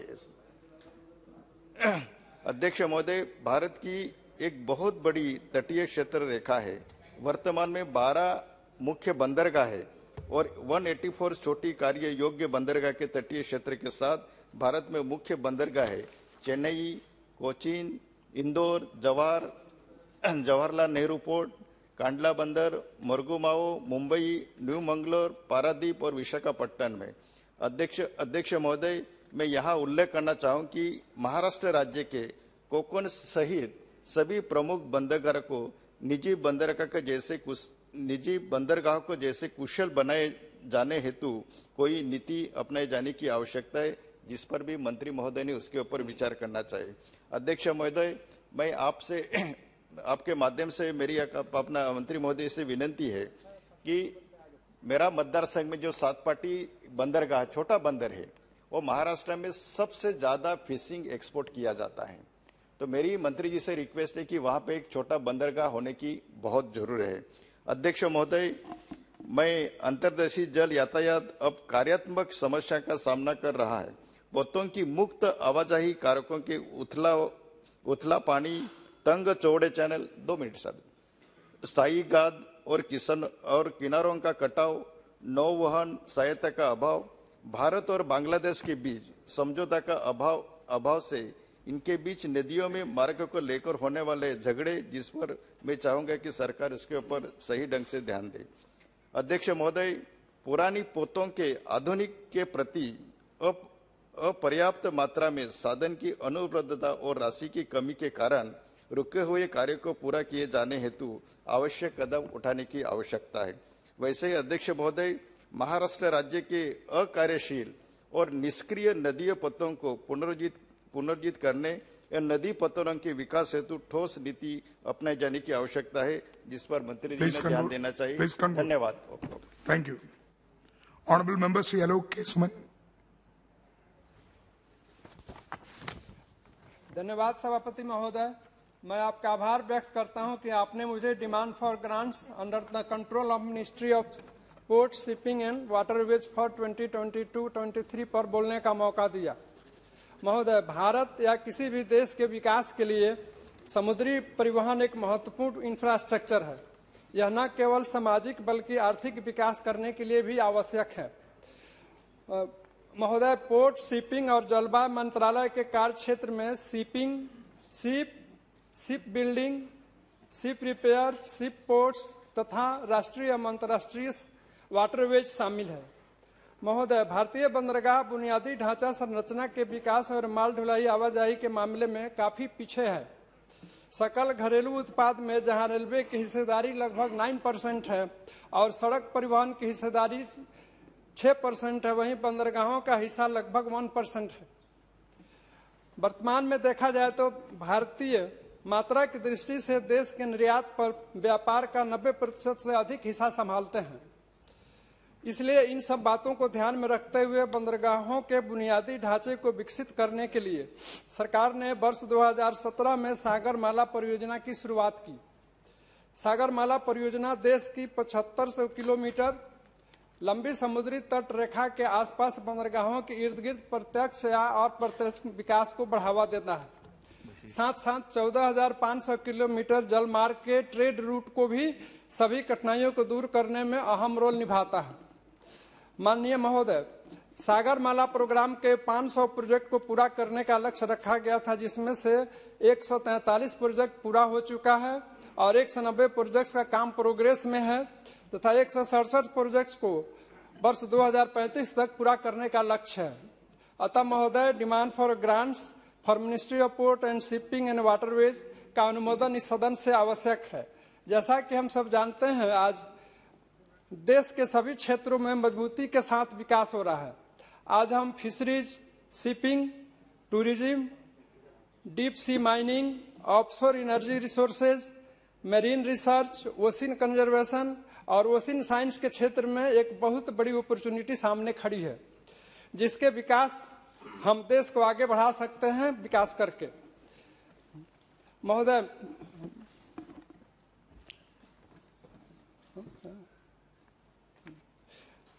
आदरणीय माननीय प्रधानमंत्री श्री नरेंद्र मोदी जी ने देश में मैरीटाइम इंडिया विजन 2030 के शुभारंभ की है, जिसमें अगले दशक में मैरीटाइम सेक्टर द्वारा प्राप्त किए जाने वाले लक्ष्यों के साथ साथ प्रत्येक हितधारक से संबंधित रणनीतियां शामिल है।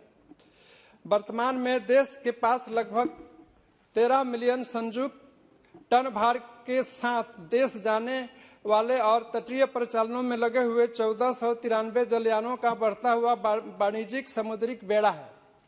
देश का विदेशी व्यापार मात्रा के संबंध में लगभग 95% समुद्री परिवहन के माध्यम से वहन किया जाता है और इस सामान का लगभग 92% विदेशी ध्वज वाले जलयानों द्वारा वहन किया जाता है। व्यापार और विकास पर यूनाइटेड नेशंस कॉन्फ्रेंस द्वारा समुद्री परिवहन 2021 की समीक्षा के अनुसार डेड वेट टनेज यानी जहाज जितना वजन ढो सकता है समुद्र में भारत का स्थान विश्व में 19वां है और हम विश्व डेड वेट टनेज के लगभग 1.25% के हिस्सेदार हैं। इस वर्तमान में डिमांड फॉर ग्रांट्स के इन पहलुओं पर भी ध्यान देना आवश्यक है। महोदय, भारतीय पोत निर्माण उद्योग को बढ़ावा देने के लिए और अंतर्राष्ट्रीय बाजार में प्रतिस्पर्धा के लिए सरकार ने कई बड़े बड़े कदम उठाए हैं। सरकार ने 10 वर्षों के लिए 2016 से 2026 के बीच भारतीय शिपयार्डों को पोत निर्माण वित्तीय सहायता नीति का अनुमोदन की है। भारतीय शिपयार्डों को वर्ष 2016-17 से शुरू करने से कम 10 वर्षों के लिए उचित मूल्य जो भी कम हो के 20% की वित्तीय सहायता प्रदान की जाती है। वित्तीय सहायता की यह दर प्रत्येक 3 वर्षों में 3% तक घटाई जाएगी।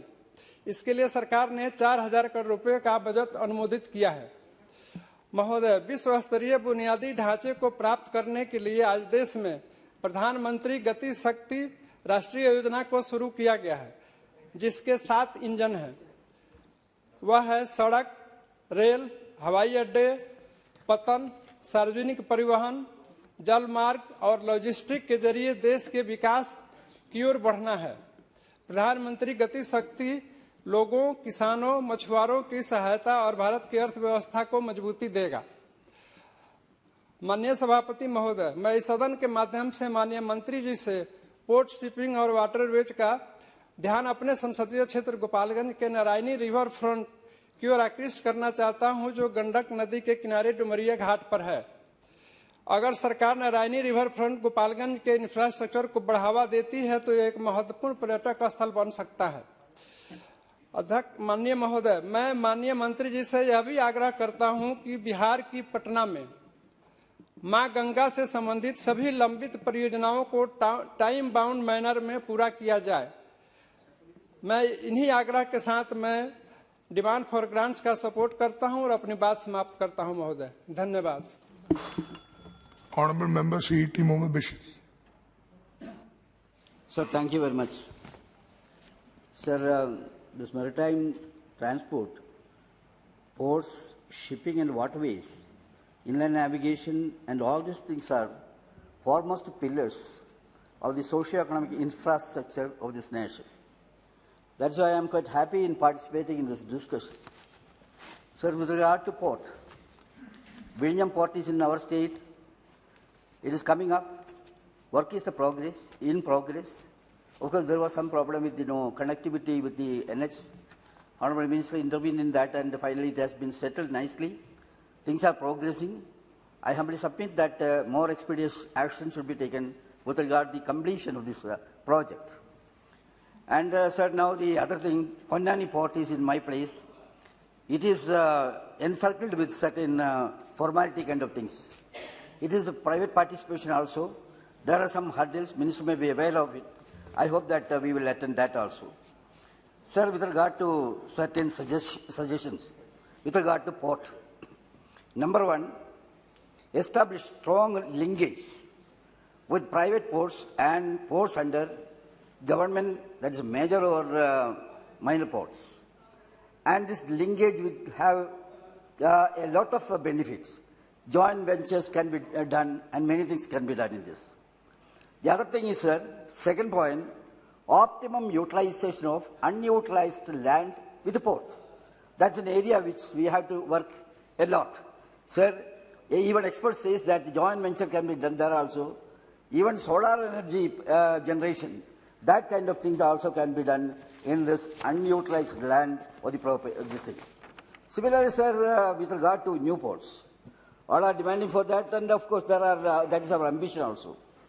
But what I would like to say is that we have to give priority for the development of the existing ports, sir, because we know that a lot of challenges are taking place, international competition is taking place with regard to ports. In that way, increasing the depth of the major port, existing port, that's what I'm saying. All this kind of improvement should be done as far as the existing ports are concerned. We must give a priority for that also. My next point is, sir, connectivity of the port to rail and road. So that's a very important thing. Unfortunately, that is not taking place, sir. Ministry of Ports, Ports, Shipping and Waterways, once in a report they said that out of 98 road connectivity projects, only 13 projects have been completed. Out of 91 rail connectivity projects, only 28 projects have been completed so far, as correctly pointed out by the committee. So what I am saying is, we must have a dedicated mechanism in this regard. Because, sir, without a road connectivity, accessibility, or rail connectivity, the real purpose of the port can be saved. That is to be done. An importance should be given to that also. Similarly, sir, the potential for shipbuilding and ship repair, that also may be given due consideration. Then my next point is, sir, our potential for cruise tourism. We are having near about 7,517 kilometers of coastal belt. There, this kind of tourism we can develop very much. Honorable Minister and everybody may be aware, in the Scandinavian countries, they are making a lot of wealth out of this kind of things. We are having enough potentials. What I am suggesting is optimum utilization of this kind of thing should be encouraged, and we must take emergent steps in this regard also, sir.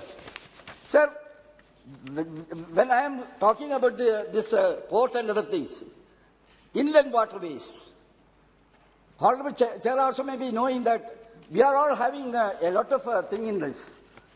Now what is happening, sir? Whether it is waterways in the states or the national level, there are many hurdles, sir.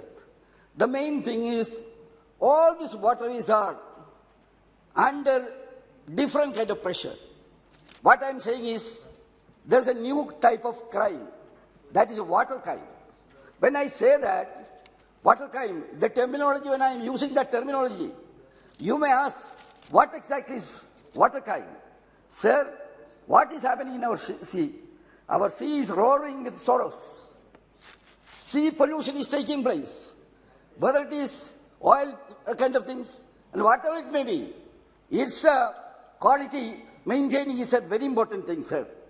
Sir, our rivers are really dying inch by inch. That also is a concern.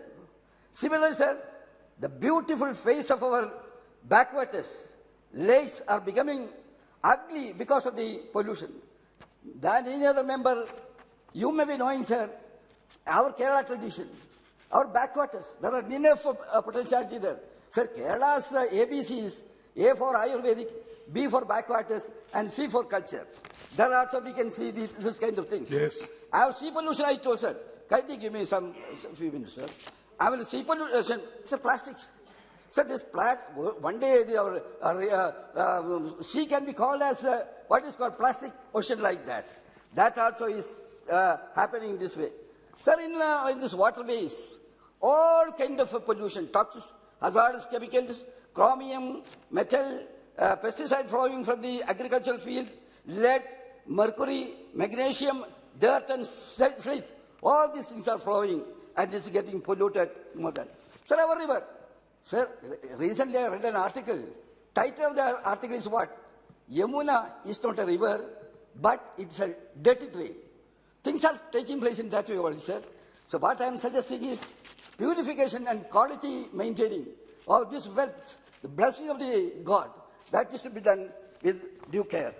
Sir, our country is proud of saying that all ancient civilizations have been grown in the bank of the rivers.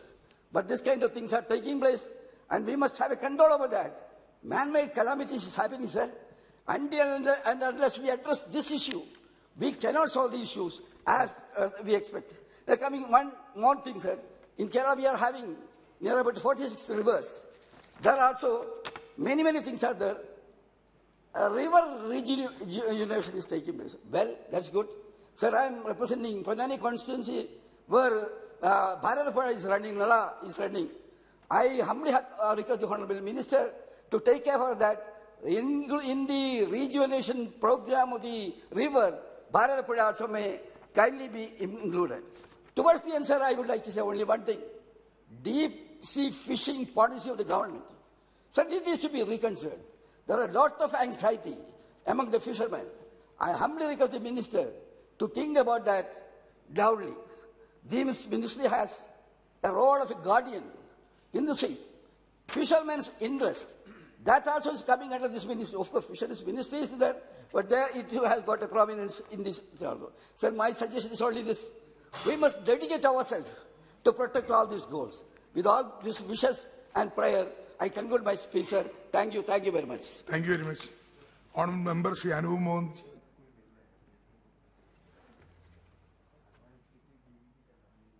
Thank you, sir. Sir, on behalf of my party, Biju Janata Dal, I would like to appreciate the innovations and interventions in the field of shipping, ports and waterways and their need for their continuous development as they play a pivotal role in economic development of a nation that has a coastline of about 7,500 kilometers, sir. I would like to go back in history and highlight how old our maritime roots are. It dates back to the Harappan civilization, sir. Vedic texts have several references to naval and commercial expeditions and sea voyages which our ancestors undertook. Indian ships in the ancient times and sea voyages which our ancestors undertook. Indian ships in the ancient times sailed to the distant shores of Africa and Arabia in the west and harbors of Southeast Asia in the east. In fact, sir, that ancient eastern coast trade route is still celebrated in the form of Bali Yatra in my state, Odisha, sir. I would like to highlight a few important issues and bring them to the notice of the ministry so that sustainable growth, inclusive development, productivity, enhancement, increased logistical connectivity, and financing of investments is taken care of. While the emphasis on PM Gati Shakti and the government's national master plan for multimodal connectivity is laudable, the current budgetary allocation seems misaligned with this intent, sir.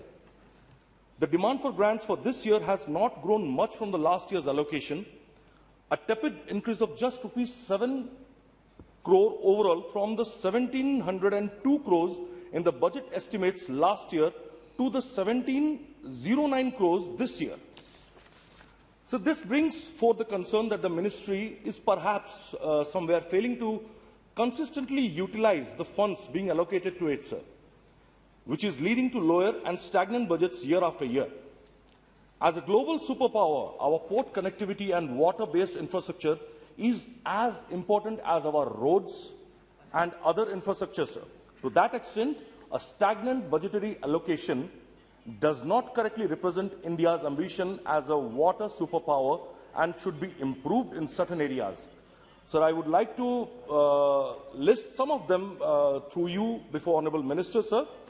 So, Sagarmala program, our government's flagship project to improve logistics across the country and to use waterways and develop coastlines to facilitate the movement of goods at minimal cost, has not been given the boost required to truly propel its growth. The demand for Sagarmala grants and capital expenditure is merely rupees 412 crores, sir, which is barely more than a revised estimate of last year. Similarly, out of the 44 projects under Sagarmala, no funds have been issued for 31 projects.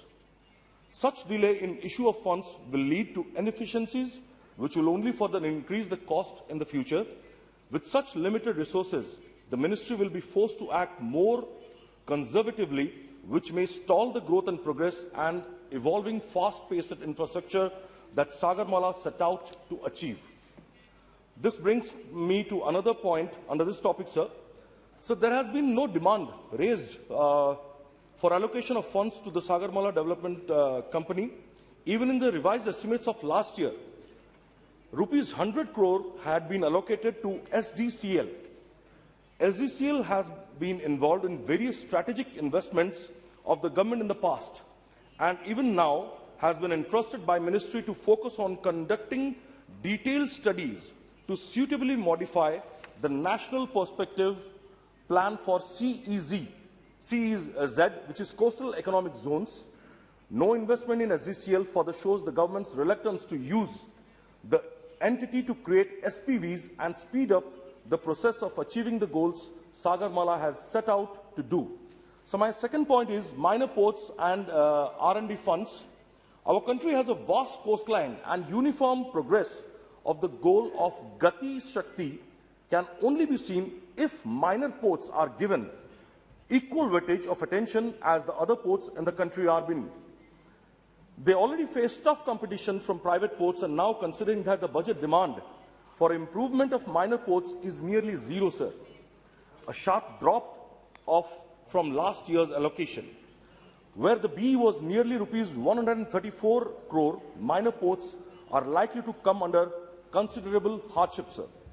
The budget could have been used to further modernize these ports and make them important logistical bases in the connectivity scheme. Earlier little piece masters in the jigsaw and ignoring our minor ports may be a crucial miss by the government.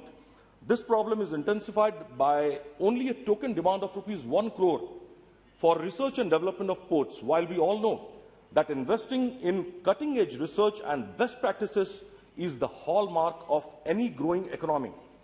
This problem is echoed in the case of shipbuilding R&D, as while BE 2022-23 is 11 crore higher than the RE 2021-22, yet still 38 crores less in comparison to the actual expenditure in 2020-21, sir. I hope more funds are allocated under these headings, as it will only bolster the system and keep us modern and in line with global development. The government needs to ramp up finance for research and development across the industry, sir. So decrease in IEBR for Paradip Port Trust. So for the last few years, Paradip Port has given the authority, the Arch Port has given the authority to raise their own capital resources from the market through IEBR, which is internal and extra budgetary resources. However, the allocations for this, especially in the case of Paradip Port, has decreased from rupees 206 crore under actual expenditure of 2021-22 to only rupees 162 crores under the current demand, sir. Paradip is one of the best and most functional and active ports in the entire country. As clear from cargo growth and its corporate social responsibility contributions, which have been increasing years after year, sir, as still one of the fastest growing ports and one that handles a bulk of the cargo on the eastern seaboard, providing more headroom in the form of increased IEBR, could have allowed the port to grow further. So my next point is delay in obtaining environmental clearance. This is very, very crucial, sir. A vast number of projects sanctioned in 2018 are still awaiting EC. And even projects sanctioned in 2016-2017 are yet to begin the process as of 2021. I urge upon the government, through you, sir, to intensify efforts on this front while maintaining all environmental standards so that the benefits of sustainable development can be achieved. So the next is increase in cargo handling capacity with a minor increase in traffic handles. In the past few years, we have been very successful in increasing the cargo handling capacity of both major ports and non-major ports also. In fact, cargo handling capacity of major ports in the country has increased about 79% between the years 2014, 2015 and 2020 and 21, with an annual growth rate of 10.2%, while non-major ports have increased by about 52%. However, this rapid increase in the cargo handling capacity has not been reflected in the actual traffic being handled at the ports. There has been only a minor increase in traffic handles.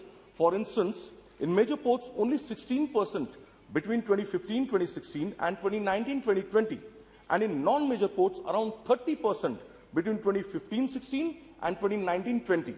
To further to the same example, sir, while the capacity of major ports in million tons per annum has increased from 700 tons approximately in 2011-2012 to more than 1,500 tons in 2020-21, the traffic in million tons has remained at around 600 tons, more or less the same figure it was 10 years back, long back, sir. The government should bring in new policies to ensure that ports and their available capacities are promoted, incentivized, and fast-tracked so that maximum capacity available is used on a regular basis. Some other crucial points, sir, I'll finish very quickly, sir. Only about 63% of the funds allocated on the head capital outlay on inland water transport for financial year 2021 and 22 have been spent till 7th February 2022. Out of the RE 2021-22 allocation of rupees 410 crores under the head Directorate General of Lighthouse and Lightships, the ministry has only been able to spend rupees 280 crores, that is about 68% of the total allocation till 7th of February. Yes. So the financial allocation under National Oil Spill, Disaster Contingency Plan and Green Port Initiative is unclear. I'll conclude, sir. Sir, this is something, sir, which I would like to end with a very special and genuine request on behalf of 4.5 crore ODIs and my party Biju Janata Dal. So not directly related, although, to the demand for grants, but I want to request, which I have been saying again and again in this House, and many of my colleagues, both in Rajya Sabha and Lok Sabha, have repeatedly been saying this. So I would like to request Honourable Minister through you of Ministry of Shipping to rename the Paradip Port after legendary Biju Patnaik, sir. Sir, Paradip Port is the brainchild of late Sri Biju Patnaik. He envisioned it as the gateway to Odisha's prosperity. He braved immense struggles like non-availability of road communication, electricity, and rejection of proposal by Planning Commission for building an express highway connecting mining areas of Keonjhar and Sukinda. Determined Biju Babu had an inward... Yes, sir. I'm concluding, Please. sir. Concluding, sir. Thank you for giving me a lot of time to speak, sir, because this is really very, very genuine matter, and particularly this matter is very emotionally connected to Odisha, sir. And I'm sure everyone will agree with me. Biju Babu cannot be limited within Odisha only or India. He's an international figure, a daredevil.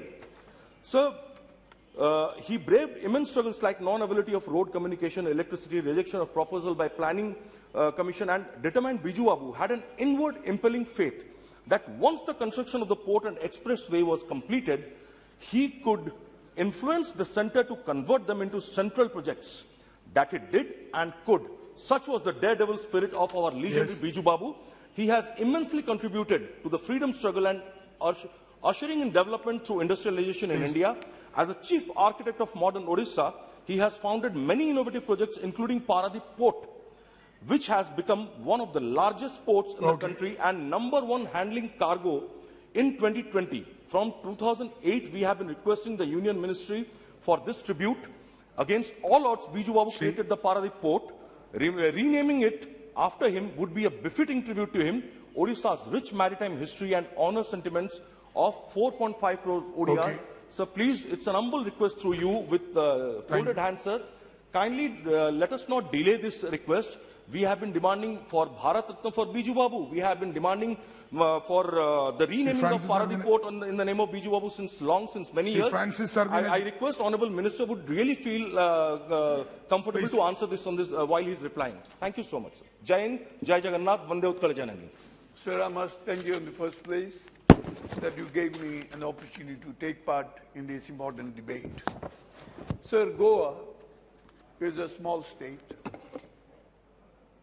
and there are 4 important rivers. Out of that, 2 rivers come in my constituency. We have got one major port, which is out of the 12, that is Marmagoa Port, and we have got Panaji, a minor port out of those 200 minor ports we have in India. Sir,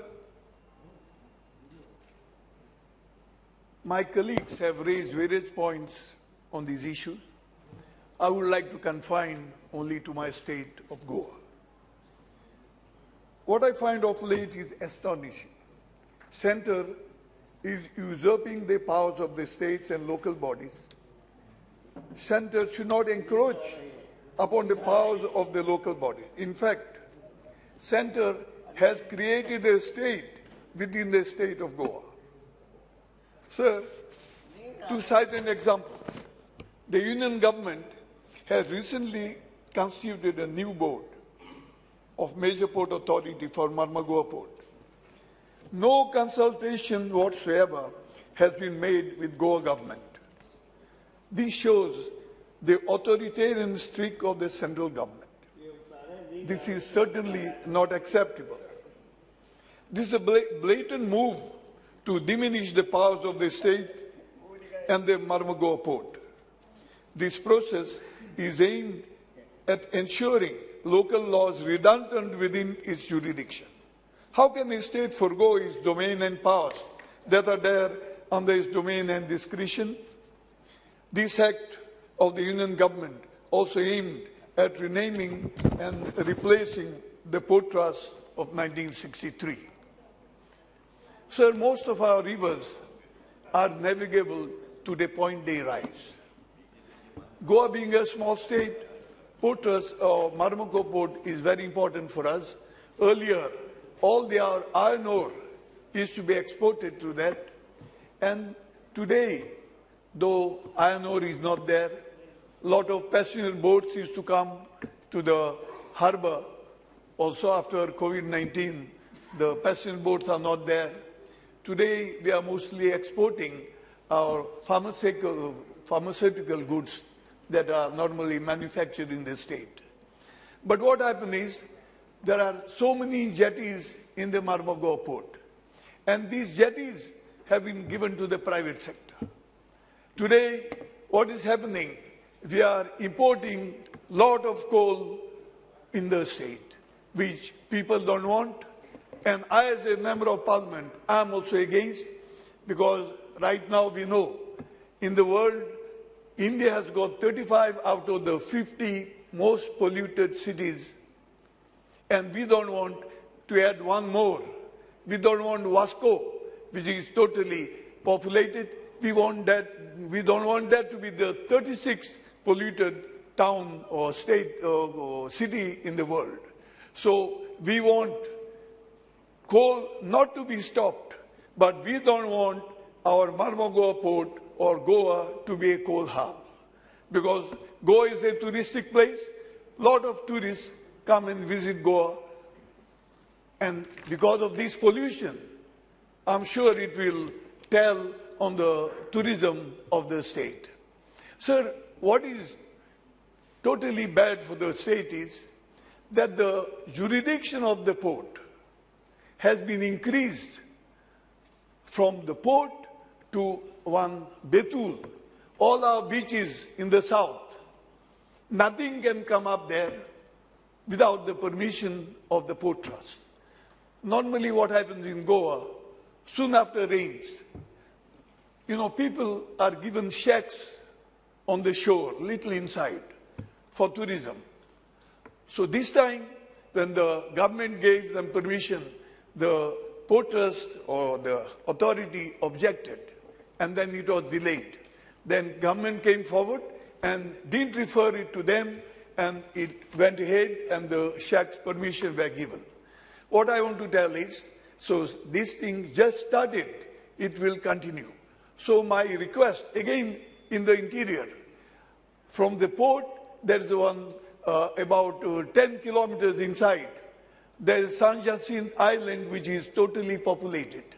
Now the jurisdiction of the port goes from the port to, on the eastern side, to the San Jacinto Island. And on the southern side, it goes up to Betul. In between, there are so many beaches that come. Again, there's a fight between the local bodies and the port trust, or now the new port that has come. What I want to tell you is, sir, as it is, the income of these local bodies is very meager. And tomorrow, if all this is usurped by the authority, they will not be able to function at all. Second thing, now this port, Marmagao port, comes in the jurisdiction of the Vasco municipality. Today they can build anything inside, we don't mind. But just beyond also, they don't need permission of the municipality. This is totally wrong. So what will happen is, some other instructions will come, something else will come, and the state will not be aware at all. So my request is that, as in my case, it comes in my locality as a South MP of the South. Many other MPs must be also facing the same thing. Today there's no representation in the authority for any local person. So if it comes in the area of the certain MP, that MP should be put in that authority, so that tomorrow, whatever happens, the state is aware, because it should not be against the interest of the local people, because the MP is representing lakhs of people in that state. Second thing, also 2 members of the state should be included there, because whatever is happening, the state should be aware, so that they also safeguard the interests of the state in whatever expansion that is taking place. And third thing is, when porters were there, a lot of local people were getting employment. Now with this authority, and also, sir, with this authority, and after so many jetties have been privatized, there will not be employment for the locals. So I would request the Honorable Minister to take this into cognizance, and please see that the interests of the local people are maintained. Thank you, sir, for giving me this opportunity. Thank you. Honorable Member Shri Janardhan Singh. माननीय सभापति महोदय, मैं सबसे पहले आपको बधाई देना चाहता हूं कि आपने मुझे पतन पोत परिवहन और जल मार्ग मंत्रालय के अनुदानों के मांगों पर बोलने का आपने अवसर दिया। महोदय, मैं देश के यशस्वी प्रधानमंत्री जी को, माननीय वित्त मंत्री जी और इस विभाग के माननीय मंत्री और राज्य मंत्री जी को भी मैं बधाई देना चाहता हूं कि आप जल परिवहन को और आसान, सुगम बनाने के लिए लगातार आप प्रयास कर रहे हैं, और जिसका लाभ आज भी और आने वाले दिनों में भी व्यापक स्तर पर, खास कर करके जल मार्गों के किनारे बसे हुए बस्तियों को भी व्यापक मात्रा पर होने वाला है। सभापति महोदय, भारत सरकार ने कई एक ऐसी परियोजनाएं चालू की है जिसके वजह से जल क्षेत्र से हम मालों का आवाजाही भी कर सकते हैं, उसका ढुलाई भी कर सकते हैं और मंगाने का भी काम कर सकते हैं। और छोटे मात्रा में यात्रियों को भी आने जाने का हम सुविधा देने का काम कर सकते हैं। जल मार्ग आज सभापति महोदय सबसे कम खर्चे में माल ढोने की बात हो चाहे यात्रियों के आने जाने की बात हो, वह सुविधा प्रदान करती है। लेकिन अभी हमें और इस पर प्रयास करने की आवश्यकता है, क्योंकि अभी हमारे देश में इसे जल मार्ग जल यातायात को और बढ़ाने के लिए भारत सरकार ने और माननीय प्रधानमंत्री जी ने सागर माला परियोजना एक महत्वपूर्ण योजना को चालू करने का काम किया है और जिसका एक बड़ा लाभ इस देश को आने वाले दिनों में होने वाला है। सभापति महोदय, मैं आपको और आपके माध्यम से मैं सदन को बताना चाहता हूं, मैरीटाइम में इंडिया शिखर सम्मेलन जो 2021 में आयोजित किया गया था, स्वयं प्रधानमंत्री जी ने वर्चुअल उसमें सम्मिलित हुए और उसमें लगभग 1,90,000 प्रतिनिधियों ने अपना रजिस्ट्रेशन भी कराया, जिसमें 11 देशों के से लोगों ने उस सम्मेलन में भाग लेने का काम किया और इसका एक बड़ा व्यापक असर रहा। और प्रधानमंत्री जी ने स्वयं कहा कि इस सम्मेलन के उद्घाटन के अवसर पर उन्होंने कि हम 15 साल के दौरान समुद्री नौवाहन क्षेत्र में 82 अरब डॉलर यानी 6 लाख करोड़ रुपए का निवेश हम बंदरगाहों के उत्थान के लिए और विकास के लिए करने का काम करेंगे। और आपने सभापति महोदय इस सदन में ही वित्त मंत्री जी ने अपने बजट पेश करते हुए बंदरगाहों के उत्थान और विकास के लिए जो अलग एक बड़ा लक्ष्य रखने का काम किया है। और इसका लाभ है, मैं आपको बताऊं कि भारत के तटीय सीमा के साथ 18 उनके विकास के साथ 18 प्रकाश स्तंभ भी इस क्षेत्र में लगाने का काम किया जा रहा है, जिसमें खास करके वैसे मछुआरे हमारे जो मछली मारने के लिए दिन में तो निकल जाते हैं, रात में उन्हें वापस आने में लिए कोई ट्रेस नहीं मिलता है। और ये बड़े ऊंचे स्तंभ यह बनाए जा रहे हैं, प्रकाश स्तंभ, जिसका उन मछुआरों को आने जाने में भी व्यापक स्तर पर लाभ मिलेगा। और इसके लिए विभाग और सरकार ने एक बृहद योजना, विस्तृत योजना बनाई है और 15 से लेकर के भारत माला परियोजना चालू किया, उससे लेकर के और आगे तक के दशकों तक की योजना बनाई है और जिसका लाभ आज पूरे देश में दिख रहा है। आज सभापति महोदय, मैं यह बताऊं कि चाहे इसमें आत्मनिर्भर भारत की बात हो, आत्मनिर्भरता भी व्यापक के इसमें जल परिवहन के माध्यम से हो रहा है। हमें अलग से काम करने का, छोटे या बड़े जो बगल में उससे बड़े जहाज हमारे आते हैं उसके आसपास के लोगों को इसका व्यापक स्तर पर लाभ मिलता है। महोदय, आजादी का अमृत महोत्सव आज यह पूरा देश अभी मना रहा है और इस अवसर पर भी इस जल परिवहन मंत्रालय ने एक बड़ी अपनी योजना रखी है और इसमें जो बंदरगाह है उनके बुनियादी ढांचों को बढ़ाने के लिए और उस अवसर पर वहां के स्थानीय स्तर के लोगों के विकास करने के लिए योजनाएं, कई एक योजनाएं भारत सरकार और यह मंत्रालय बना रही है और उसका लाभ आने वाले दिनों में मिलेगा। यह सागरमाला परियोजना के द्वारा हम बंदरगाहों को आधुनिकीकरण भी करने का काम कर रहे हैं। सभापति महोदय, यह पहले संभव नहीं था, पहले नहीं हो रहा था, लेकिन आज यह पूरा का पूरा यह संभव हो रहा है और इसका लाभ हम इस माध्यम से भी ले रहे हैं। हमें जल परिवहन के माध्यम से हमें लागत भी कम होता है, पॉल्यूशन भी कम होता है और हमें ढुलाई भी ज्यादा से ज्यादा करने का हम काम कर सकते हैं, करने का काम हम करते हैं। महोदय, मैं आपको बताऊं कि अभी इधर नए कितने बंदरगाहों का अभी शुभारंभ भी हुआ है। मैं पटना में भी एक बंदरगाह अभी जो पटना से लेकर के गुवाहाटी तक 200 मीट्रिक टन खाद्यान्न चावल लेकर के गया है, वह 25 दिनों में यात्रा पूरी करेगी और उसमें लागत जोड़ा गया तो जिसने रेल से, रोड मार्ग से जो लागत होता उससे बहुत कम लागत में वह सामान वहां पहुंचेगा, सही तरीका से पहुंचेगा और पोल्यूशन भी उसका कम होगा। स्वयं विभागीय मंत्री वहां जाकर के इससे पूरे परियोजना का उद्घाटन करने का काम उन्होंने किया है।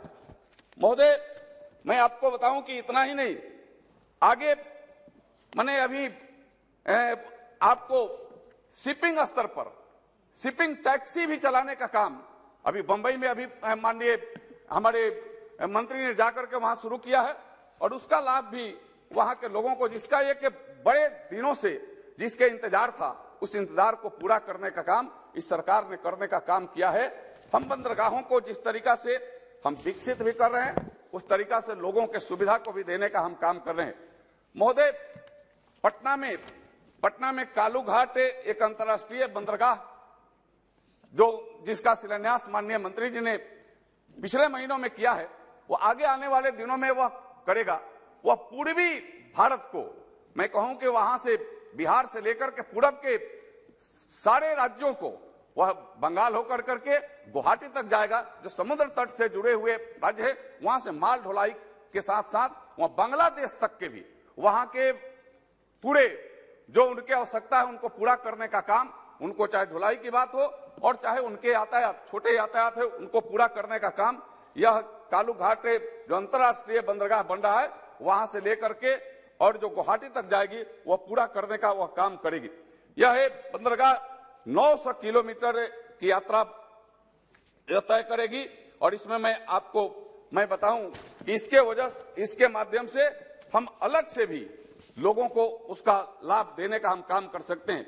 महोदय, मैरीटाइम इंडिया शिखर सम्मेलन में स्वयं प्रधानमंत्री जी ने कहा है कि इसमें हम ज्यादा से ज्यादा दिलचस्पी लेकर के और देश के लोगों को इस जल मार्ग से जो आज तक विकसित नहीं हुआ था उसको विकास करने के दिशा में हम हर पहलू पर काम करने का काम करेंगे, और इसका लाभ हमें लगता है कि देश में पर्यावरण को भी कंट्रोल करने में सभापति महोदय मिलेगा, यात्रा को भी पूरा करने में मिलेगा, और इसके साथ यह हमें पूरा का पूरा माल भी सुरक्षित तरीके से, सुगम तरीके से वहां पहुंचने का भी काम होगा।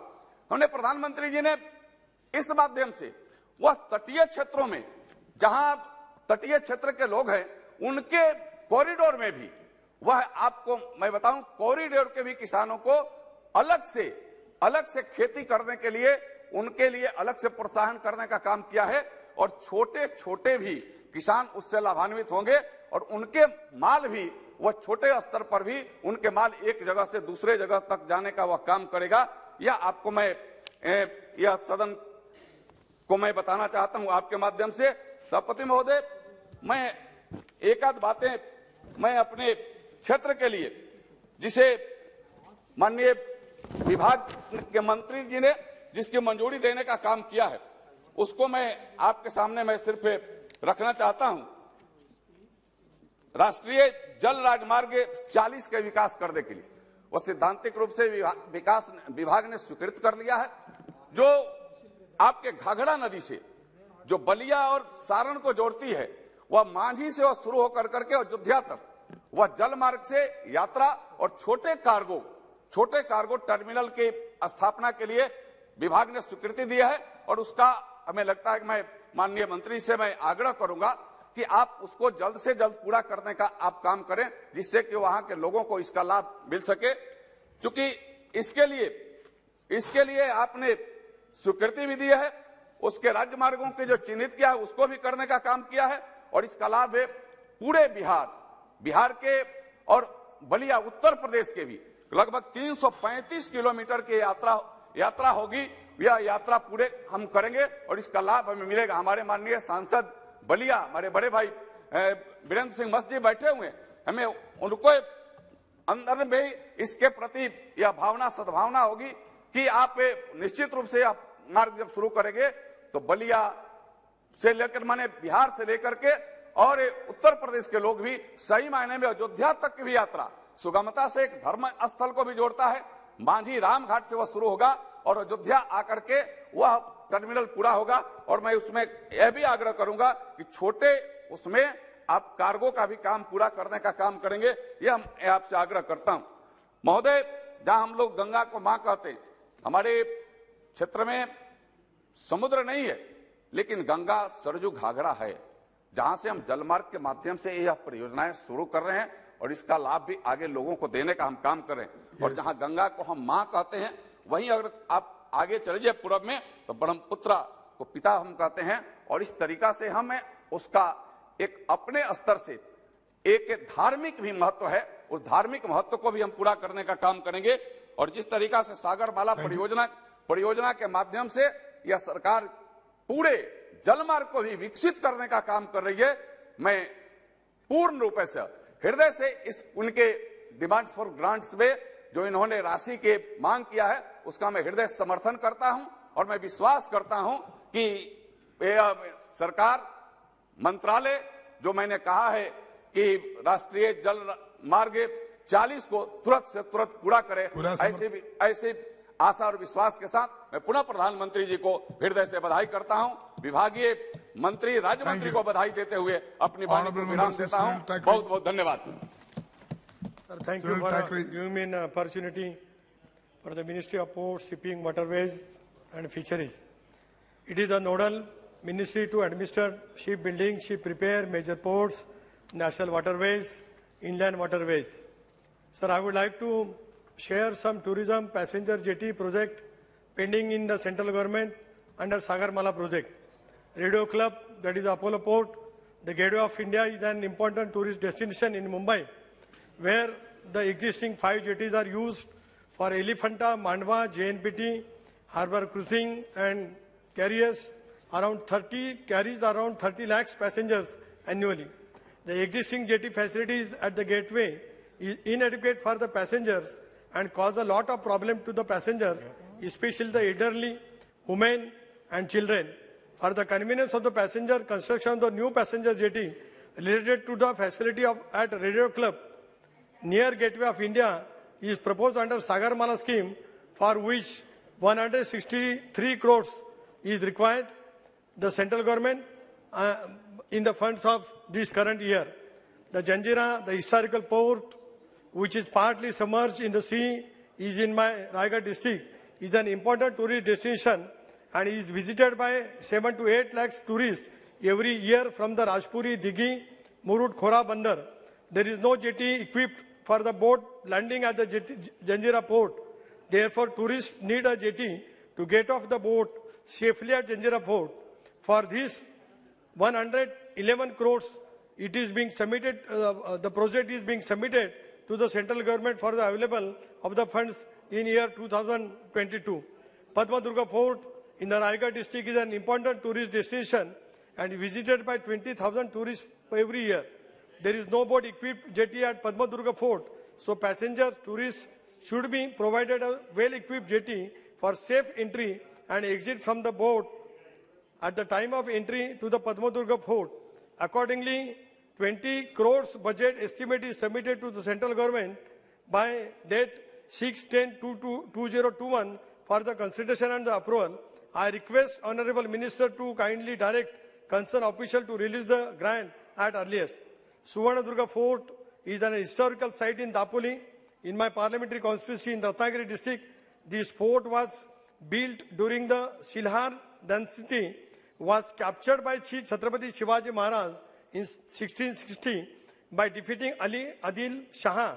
Shivaji Maharaj later rebuilt and strengthened the fort. Due to the vibrant history, Suvarnadhaka Fort attracts a lot of tourists. It takes about 20 minutes to reach Suvarnadhaka Fort by a boat from the Harne port. For the safe movement of the tourists, budget of rupees 18 crores is already been forwarded to the central government.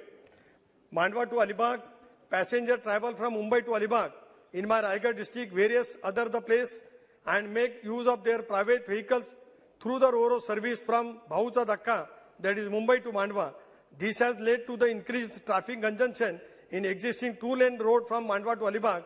This needs to be made 4-lane for there should not be no traffic jam. Vijayadurga Fort, which falls in the Sindhudurga district, needs to be upgraded. The existing road from Vijayadurga Fort to Mumbai-Goa highways is a need of the hour.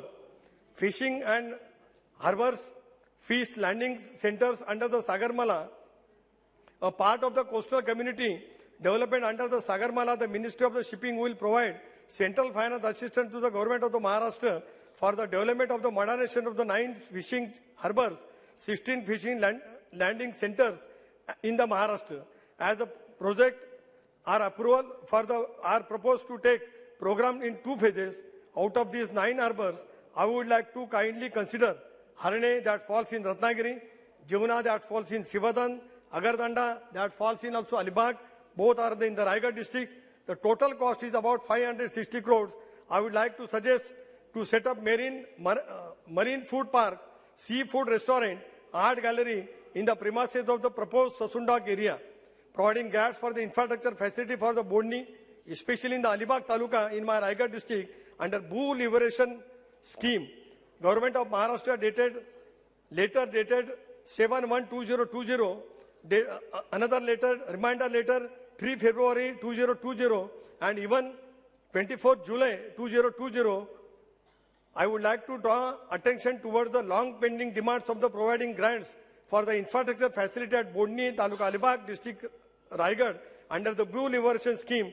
Sir, revolution for the funds for the Mirkarwada in Ratnagiri in under the Blue Liberation near Karanja jetty, near the Karanja fishing harbour, and upgradation the issues related to the height requirement of the additional channel, degrading, remodeling of PCC soling of quarter part as well as increased breakwater wall for the operational dry port. This has been also submitted for the safety and the easy movement of the fishing boat. Size and the channel needs to be increased by the 20 meters, that it should be 70 meters in the length, which will ease to fishing.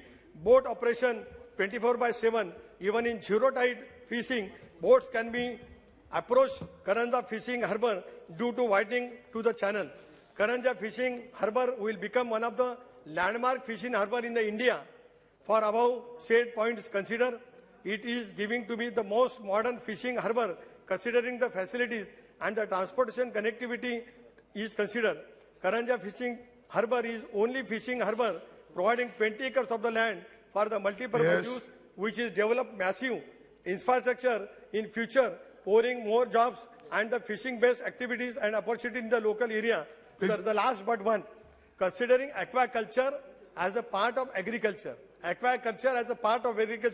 I would like to apprise the August House, the government of Maharashtra through multiple communications and the central government Ministry of the Fisheries Animal Husbandry have raised subject considering aquaculture as per the agriculture to promote aquaculture in the country to make aquaculture activity more profitable, sustainable. However, nothing has been reported by the central government so far. So I would like to emphasize through you to the government of India, whatever the proposal given by the government of the Maharashtra for the under the Sagarmala project, liberation, and for the fishing, if that should be sanctioned at earliest. Thank you very much, sir, for giving me an opportunity. Jai Hind, Jai Maharashtra.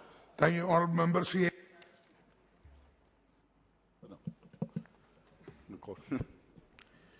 Thank you, Speaker, sir. I stand here on behalf of the CPIM on the demands for grants for Ministry of Ports and Shipping and Waterways. Sir, the ministry has an important role in handling the cargo traffic in and out of the country. But unfortunately, this government has not succeeded in implementing the vision of making India a preferred investment destination. Sir, it has been 7 years now after launching the Sagarmala project in 2015. And even now, nothing sustainable has been changed in India's ports. Sir, this government has claimed that 574 projects would be implemented at a cost of rupees 6.01 lakh crore as part of Sagarmala project. Sir, for this, the government is patterning with the corporate giants like Adani Ports, and already major ports have been transferred to them. And result is that public institutions like Cochin Port are struggling for their existence. Sir, Cochin Port has been badly affected by the skewed vision of the government to hand over the management of International Container Transshipment Terminal at Vallarpadam to the DP World on BOT basis. So not only that, this government unable to transform ICTT in Vallarpadam as a transhipment hub, but the finances for the functioning of Cochin Port also not made available as per the license agreement. So I request that the agreement with the DP World is terminated at the earliest so as to save both ICTT and the Cochin Port. Sir, another issue I want to bring to the notice of this House is that the acute shortage of containers for exports. Everyday news reports are coming out on how our ports are choking the supply of containers by poor planning. Sir, a lot of shipping companies are avoiding the Indian ports as they are facing inordinate delay in getting the containers delayed to mismanagement of our ports by this government. Sir, and what is the result? Sir, the shipping companies have hiked their charges by whooping 400 to 500%, and goods and products are piling up in our ports due to the mishandling of the situation by the ministry. So all this because of the poor planning on the part of this government while implementing a project like Sagarmala, your flagship program. Sir, already there is a shortage of containers in the world market, but this government has done nothing to help our exporters, especially of perishable goods.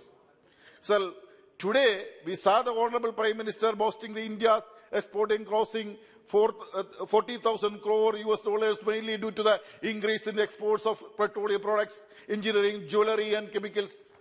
Sir, why this government is silent about the sectors like seafood exports and coir exports, which are facing an unprecedented crisis due to the COVID-19? Has this government taken any measures to help the perishable food exporters at the time of container shortage? I want to remind the government that they are answerable for the ordinary people of the country also, who are the dependent of these sectors. Sir, coming to the waterways, which has the potential to develop as an eco-friendly and cost-effective alternative for cargo transportation with the country, is being ignored by this government. Sir, our LDF government in Kerala had requested way back in 2018 to extend the National Waterway 3 to the south of Kollam up to Kovalam and to the south of Kozhikode up to Bekal, so that entire stretch of 620 kilometers from south to north could be covered by it. But even now, this government has not approved by the request, and the state government is developing these routes from their own funds. Sir, proposal worth almost 1,300 crores is under consideration for funding from Kerala Infrastructure Investment Fund Board, and soon it would become a reality. Instead of helping the Kerala government by approving the extension of national waterway, what this government is doing to destroy the Bepur port by shifting of officials to Mangalore port. Sir, this government has the hidden agenda of snatching the traditional link between Bepur and Lakshadweep, and that's why even the exiting facilities in Bepur are curtailed. Sir, is this way to develop the ports and waterways in the country? Why this government showing political vendetta in matters of development? I request the Honourable Minister to show narrow political compulsion and forward to help the state government and develop the ports and waterways in Kerala. By these words, I conclude my speech. Thank you, sir. Thank you. Honourable Member Sri Ravindranath Kumarji. So thank you for allowing me to speak on the demand for grants for the Minister of Ports, Shipping and Waterways 22-23. So first, let me appreciate our Honourable Minister of Ports, Shipping and Waterways, Sri Sarbananda Sonawalji, for fast-pacing the initiatives towards implementing the Green Port Policy. At this juncture, I wish to appreciate the initiatives of our government aimed at reducing the logistic cost in India to 10% of GDP within the next 3 years. Sir, our Honorable Prime Minister, Sri Narendra Modi ji, envisaged the Maritime India Vision 2030, a 10-year blueprint with the aim of overhauling the Indian maritime sector, an amount of 3 lakh crore investment in port projects that in turn promises to generate employment for 20 lakh persons have been envisaged to further boost performance and productivity of our maritime sector. Sir, at this time, I also wish to place a few recommendations concerning certain specific projects and initiatives with regard to the ministry. Sir, manning of ships with trained, capable and certified seafarers is a rising challenge. We have only one approved pre-sea maritime training institute and one post-sea maritime training institute. The allocation of ₹1 crore for research and development is grossly inadequate, which I recommend to be enhanced. Sir, I am the member of the Court of Indian Maritime University. Honorable Minister, Sri Suvarnadhaka ji was kind enough to personally inaugurate the Merit Workshop in Chennai in last year December. Sir, this key institution importing maritime training and R&D is faced with severe shortage of funds. Students lack hostel facilities. There is shortage of industrial experts in training, and students' placement opportunities also need further boost. Sir, the institution is managing its annual shortage of nearly 20 crore from the available balance, which will be exhausted in another year. A special request for grants under Standing Financial Committee 3-2 amounting to 495.27 crore is now pending clearance from concerned authority. I wish to request through you, sir, to the Minister to kindly expedite the release of this SFC fund and also to ensure that IMU receives continuous endowment of fund.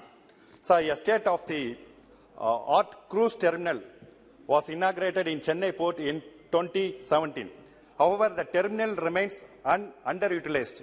Sir, I request the Office of Minister to extend focused intervention into the proper utilization of the cruise terminal, especially with the Maritime Vision 2030, aspiring to transform India as a global hub for cruise liner. Sir, as per the data 2022, we have only 468 Indian flagships handling a gross tonnage of 1,15,810. Indian and foreign owners increasingly opt to own vessels outside India. They pay virtually zero tax. Same time as access India's booming international cargo trade through non-Indian ships, the situation has to be changed, sir. Sir, our coastlines and waterways in our country are grossly underutilized. Tamil Nadu has the second largest coastline in India, extending at the length of 1,076 kilometers. In line with the Ministry's port-led development program, Sagarmala, I wish to request Honorable Minister to kindly allocate dedicated programs and funds for Tamil Nadu, creating better infrastructure and promoting coastal shipping for saving logistic cost. Similarly, sir, despite having an extensive network of inland waterways in the form of river, canals, backwater and creeks, freight transportation by waterways is highly underutilized. Waterways currently contribute only around 6% to the Indian transportation model mix, which is significantly low. A major stretch of 1,094 kilometer long National Waterway 4 between Kakinada to Puducherry passes through Tamil Nadu. I am happy that the key section of this waterway, which is known as the Buckingham Canal starting from Chennai, is being restored as part of the revival project.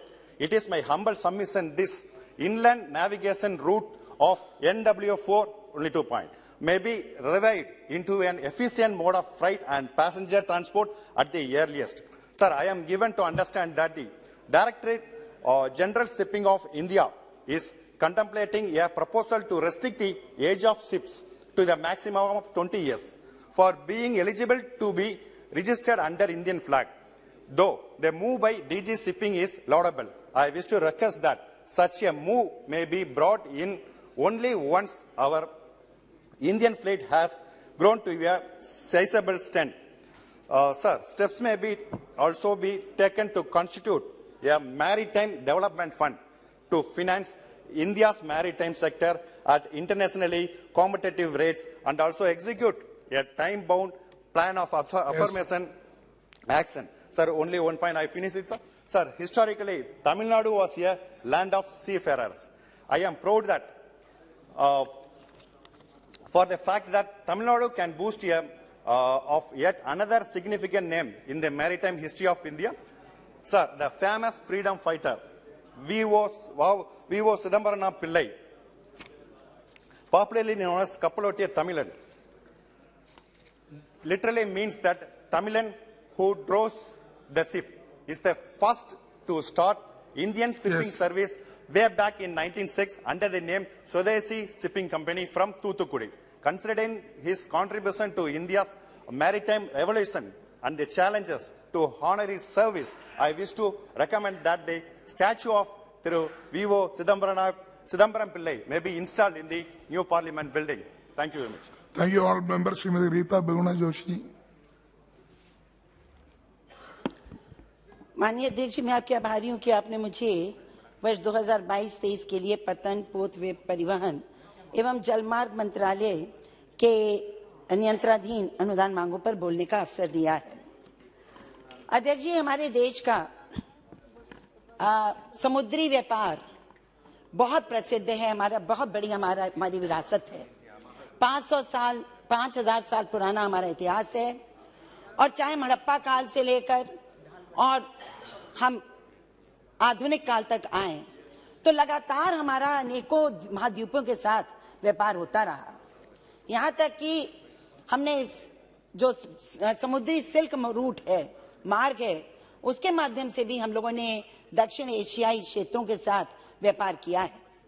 लेकिन समय के साथ जैसे जैसे यूरोपीय देश और व्यापारी आते रहे, समुद्री व्यापार करते रहे, हमारा जो अपना व्यक्तिगत राष्ट्रीय जो एक हमारे जो इनिशिएटिव था वो लगभग समाप्त होता चला गया। और चाहे वो डच रहे हो, पोर्चुगीज रहे हो, ब्रिटिश रहे हो, इन लोगों ने कहीं ना कहीं अपने उस जलिए उन्होंने अपने जहाजों को लाए और हमारे जो इनिशिएटिव थे उनको कम कर दिया। ये तो सत्य है कि पूरे विश्व का 80% व्यापार जलीय मार्ग से होता है और भारत का भी 95% जो निर्यात है वह जलीय मार्गों से ही होता है। लेकिन और समुद्री क्षेत्र के महत्व को हम कम भी नहीं कर सकते। क्यों? क्योंकि समुद्री क्षेत्र हमारी सुरक्षा के लिए, स्थिरता के लिए, आर्थिक स्वास्थ्य के लिए, सतत विकास के लिए और सबसे महत्वपूर्ण हमारी ऊर्जा सुरक्षा के लिए भी बहुत आवश्यक है। क्यों? क्योंकि 50% गैस और 80% तेल का आवागमन हमारे समुद्री मार्गों से ही, जलीय मार्गों से ही होता है। स्वतंत्रता के बाद सबसे ज्यादा जो जोर पड़ा वो एक तीव्र यातायात के ऊपर और उसमें रेल और हवाई जहाज इनके ऊपर ज्यादा ध्यान लोगों का गया। समुद्री मार्गों पर या हमारे शिपिंग इंडस्ट्री को, शिपिंग की ओर ज्यादा ध्यान नहीं था। जबकि बड़ा दिलचस्प है और ये भी दिलचस्प है कि इतने वर्ष हो जाने के बाद भी 75 साल से को हम पहुंच रहे हैं, लेकिन जो रेलवे का जीडीपी में शेयर है वो 9% है, एविएशन का 6% है, लेकिन हमारे बंदरगाहों का केवल 1% है। इसके मतलब सरकारों ने, पूर्व सरकारों ने इस ओर ध्यान नहीं दिया और भले ही इस एक शिपिंग मंत्रालय की स्थापना काफी पहले हो गई थी, 2009 में की गई, लेकिन इस पे काम नहीं हुआ। 2014 के बाद जब प्रधानमंत्री नरेंद्र मोदी जी आए तो उन्होंने एक चिंतन में पैराडाइम शिफ्ट किया और इसमें उन्होंने निश्चित किया कि समग्र विकास तब तक संभव नहीं है जब तक सारे सेक्टर्स बराबर से आगे ना बढ़ें। और इसीलिए उन्होंने पहले आत्मनिर्भर भारत की बात कही, फिर उन्होंने मेक इन इंडिया की बात करी और अब गति शक्ति को आगे बढ़ाया है। ये जो परिकल्पना है गति शक्ति की, इसके अंतर्गत 7 इंजन्स को या 7 माध्यमों को चिन्हित किया गया है विकास के लिए। इसमें सड़क है, रेल है, इसमें ये ट्रांसपोर्ट पतन है, सामान्य ट्रांसपोर्ट, सार्वजनिक परिवहन है, जल मार्ग है और लॉजिस्टिक अवस्थापना है। उन्होंने का ये विचार है प्रधानमंत्री जी का कि जिस तरह से जैम ने जनाधार, ये जनधन योजना, आधार और मोबाइल ने, जैम ने जिस तरह से क्रांति करी और सामान्य क्षेत्र में, सोशल सेक्टर में, सामाजिक क्षेत्र में करोड़ों भारतवासियों को जो जन कल्याणकारी योजना थी उनको प्राप्त करने का अवसर दिया, उसी तरह से जन गति शक्ति भी भारत के इंफ्रास्ट्रक्चर को इतना स्ट्रांग कर देगा, इतना मजबूत कर देगा कि विश्व स्तरीय हमारे पास यातायात के साधन होंगे, जिससे व्यापार बढ़ेगा और देश की शक्ति बढ़ेगी। यहाँ इसीलिए उन्होंने मल्टी मोडल कनेक्टिविटी की बात की और मुझे बड़ी प्रसन्नता है कि एक इतना बड़ा डैशबोर्ड बनाया गया है इसके लिए, जैसा विश्व में कहीं नहीं है। बहुत बड़ा डैशबोर्ड बना है, विश्व का सबसे बड़ा। मेरी जो सरकार है, हमारे जो प्रधानमंत्री हैं, उनका बहुत स्पष्ट विचार है। उनका विचार है कि मशीनीकरण, डिजिटाइजेशन और कानूनों में बदलाव के माध्यम से प्रक्रियाओं का सरलीकरण होना चाहिए। और इसीलिए, और जब ये होगा तभी इन्वेस्टमेंट आएगा, और जब ये होगा तभी सस्टेनेबल डेवलपमेंट भी होगा। और इसी के अंतर्गत उन्होंने अब सागरमाला परियोजना, नेशनल पर्सपेक्टिव प्लान, राष्ट्रीय परिप्रेक्ष्य अपनी योजना का उन्होंने संचालन किया, उसको स्थापित किया है।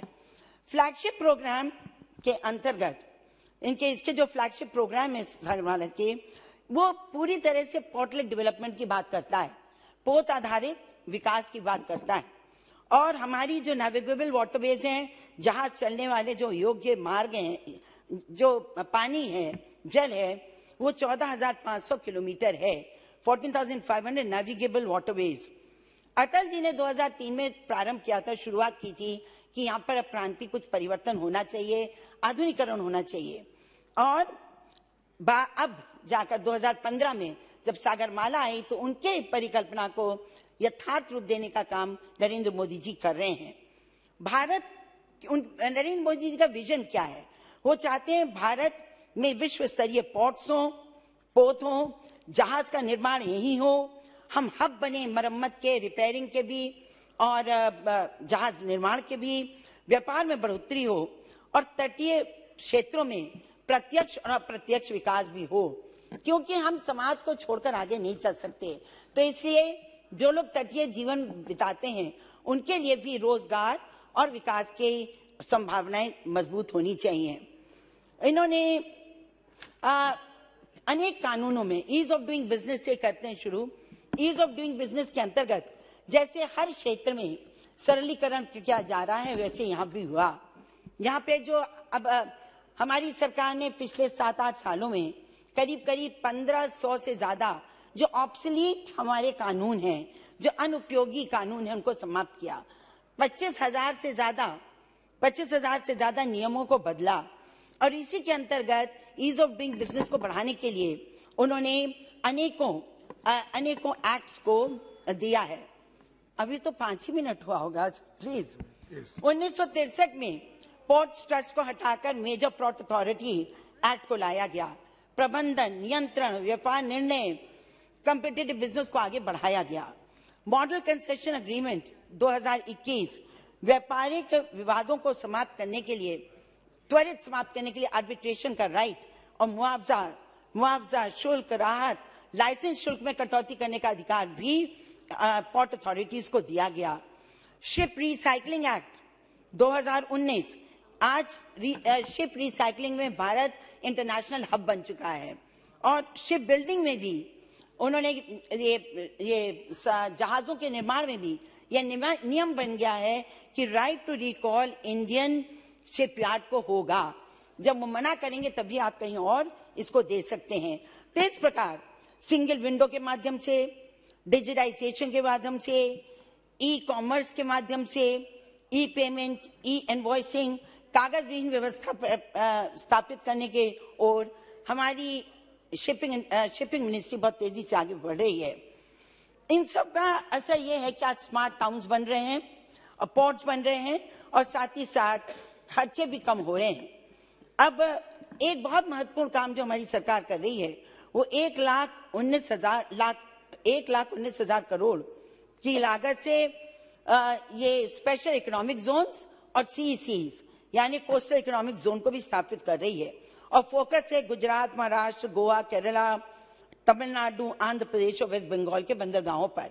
यहाँ पर कोशिश है कि जो प्रोडक्शन ऑफ द इंडस्ट्रियलाइजेशन है, औद्योगिकरण, वो पोर्ट्स के आसपास, पोतों के आसपास हो, ताकि लोगों को रोजगार मिल सके। और इसलिए इससे बहुत फायदा हुआ है, रोजगार बढ़ा है।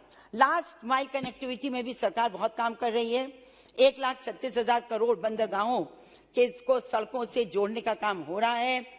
आज 5 लाख करोड़ की लागत से 802 प्रोजेक्ट्स 2035 तक समुद्री व्यापार को नई ऊंचाई प्रदान करेंगे, जो चल रहा है। कंटेनर सर्विसेज परियोजना अगर लागू हो गई तो 35,000 करोड़ रुपया प्रतिवर्ष बचेगा। बस आपका 2 मिनट और लूंगी, मेरा समाप्त है। जलमार्ग विकास प्रोजेक्ट यानी नेशनल वाटरवेज, ये बहुत बड़ी बात है। और मैंने जो आज इस मिनिस्ट्री पे बोलने के लिए स्वतः मांग की थी, वो इसलिए भी क्योंकि हम लोग जो समुद्रों से दूर रहते हैं, उनको अंदाज नहीं है कि हम क्या खो रहे हैं और इसका पोटेंशियल कितना, और हमको कितना आगे बढ़ाना चाहिए। ब्लू रेवोल्यूशन कैसे होगा जब तक यहाँ पर ये काम नहीं होंगे। लेकिन मुझे इसलिए हुआ क्योंकि जो आपका NW1 है वो गंगा पर है और प्रयागराज, इलाहाबाद से लेकर और वो हल्दिया तक जाता है, और उसमें जिस तरह से काम हो रहा है तेजी से, बहुत ही मैं सोचती हूँ कि प्रभावशाली है। 1390 किलोमीटर का काम हो रहा है। वर्ल्ड बैंक के सहयोग से 4,663 करोड़ रुपए उस पर लग रहे हैं। 3 मल्टी मॉडल टर्मिनल्स बन गए हैं और नेविगेशन प्रोजेक्शन है 1500 से 2000 DWT बार्जेस उस पर चलाने के। आज अगर देखें तो करीब करीब 9.21 MMT 2020 में था, आई एम फिनिशिंग, और अब 2022 में वो बढ़कर 9.27 हो गया है। इसमें भी बहुत ज्यादा वृद्धि हो रही है। मैं बस परिणामों पे आ रही हूँ। इन सब चीजों के जो परिणाम रिजल्ट्स हैं, उसमें एफिशिएंसी, परफॉर्मेंस, कैपेसिटी दोनों बढ़ा है। अतर है कि टर्नओवर टाइम जहां 2012 में माल के ढुलाई का आने जाने का 107.29 घंटे थे, वही 2022 में 55.27 घंटे हो गया है। मेजर पोर्ट्स में, बंदरगाहों में 11,000 MTPA 2017 में था उसकी capacity. Just 1 more 2 points. That's it. You have taken more time. No, just 1 minute.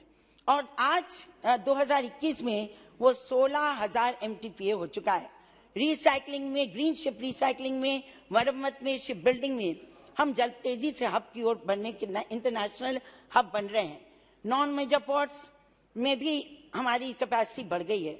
बस अंत में मैं कहूंगी कि शिपिंग टनेज 1947 में 0.9 मैट्रिक GT था। 2000 just last point please, give me 30 seconds please ma'am. 30 seconds। 1947 में 0.9 मिलियन GT था, 2016 में 11 मिलियन GT हुआ, 220 में 13.1 मिलियन GT हुआ। मैं इतना ही कहूंगी कि आज वर्ल्ड रैंकिंग में हम 146 पे थे 2018 में, 2020 में 68 पे हैं। 2035 तक अलग अलग चरणों में लेकर हम विश्व के 10 सबसे महत्वपूर्ण पोर्ट्स में, बंदरगाहों में हमारे भी देश के बंदरगाह आएंगे। धन्यवाद। Thank you. डॉक्टर जय कुमार जी। Honorable Speaker, sir, thank you very much for the opportunity. Sir, right from morning I am observing the deliberations in this House. Member from Kerala has raised a great apprehension about the government policy in promoting the ports and shipping industry in the country. I am also of this, even some other members are also echoed similar views. I am also of the same opinion that the government policy in promoting harbors and ports is mainly to destroy and make defunct of the government established ports. For example, sir, in Tamil Nadu, this a company is coming up, Mrs. Adani and Co. They are establishing a monstrous port in Tamil Nadu, spreading over an area of about 6,000 acres, sir. and the 6,000 acres land is going to be taken by filling the sea with river sand, transporting it over a distance of 60 to 70 meters, destroying the entire 60 meters and 80 meters distance. And apart from that, 3,200 Poromboku land in a land-starved area.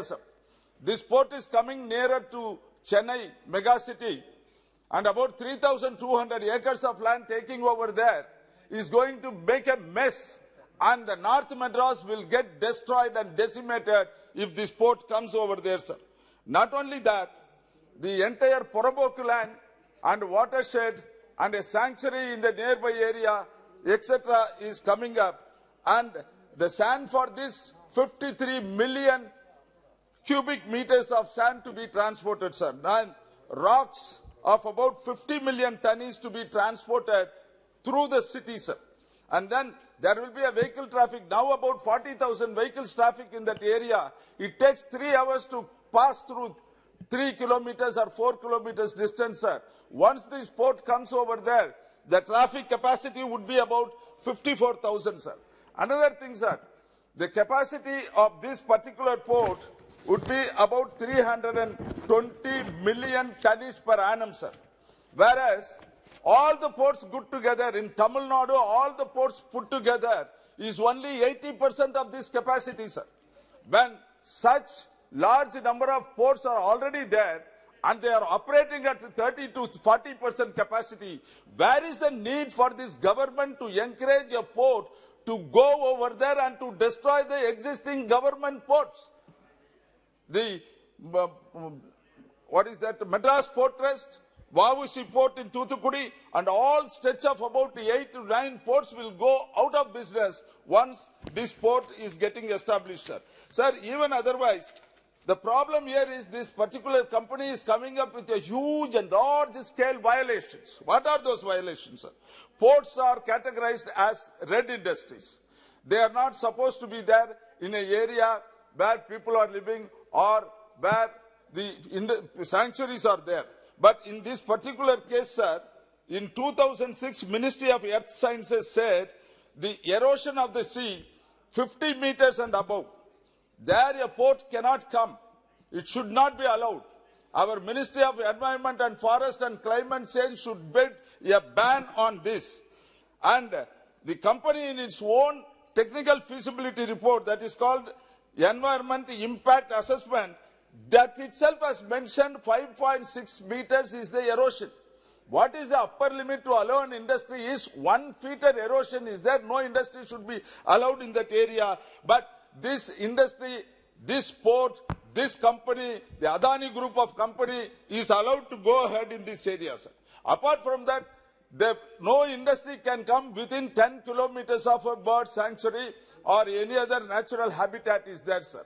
In this case, the bird sanctuary is there between Andhra and Tamil Nadu at a distance of 2.1 kilometers from Tamil Nadu, which is violating. Within 10 kilometers, industry should not come, but there is a work is happening over there, sir. Sir, I am the MP of that constituency. I am representing that constituency. That is the reason. Another thing, sir, encroachment of watersheds, and it is going to affect that area in a very, very bad manner. Secondly, sir, the very hazardous substances are going to be imported, and it will be detrimental to the people. Any action takes place, take it from me, sir. About 10 kilometer distance will be wiped away like it had happened in Bhopal earlier. Therefore, these are all the very, and apart from that, the audacity of the company, the atrocity is that they are asking to declare, sir, Madras city, port area, Adani company has written to the government to declare that area as a no fishing area where 45,000 people are living over there and their families are. Is it not an atrocity and audacity of this company throwing away the habitat people over there, and they are coming and sitting? Therefore, sir, I strongly object this. I beg this government, please take my request as a member of that parliament. I appeal to you. This is not an industry to be done. Take it to Gujarat. I am not against anyone this government helping. Take it to Gujarat. Take it to many other coastal areas. There it can be promoted, sir. Thank you. Shri Badruddin Ajmal जी। सभापति जी, मैं आपका बहुत बहुत शुक्रगुजार हूं कि आपने मुझे इस पोर्ट्स एंड शिपिंग मिनिस्ट्री के बजट के ऊपर बोलने का मौका दिया। चूंकि हमारे सर्बानंद सोनोवाल जी मिनिस्टर वो हमारे इलाके से है, उसी इलाके से मैं एमपी बन के आता हूं, इसलिए उनके बजट में तो मैं खिलाफ कर ही नहीं सकता। इसलिए जो भी बजट है, जैसा भी है, अच्छा है या बुरा है, पूरा का पूरा मुझे उसका सपोर्ट है। जी, आपकी तारीफ कर रहा हूं, बोलिए। जी, शुक्रिया, बहुत बहुत शुक्रिया, बहुत बहुत शुक्रिया।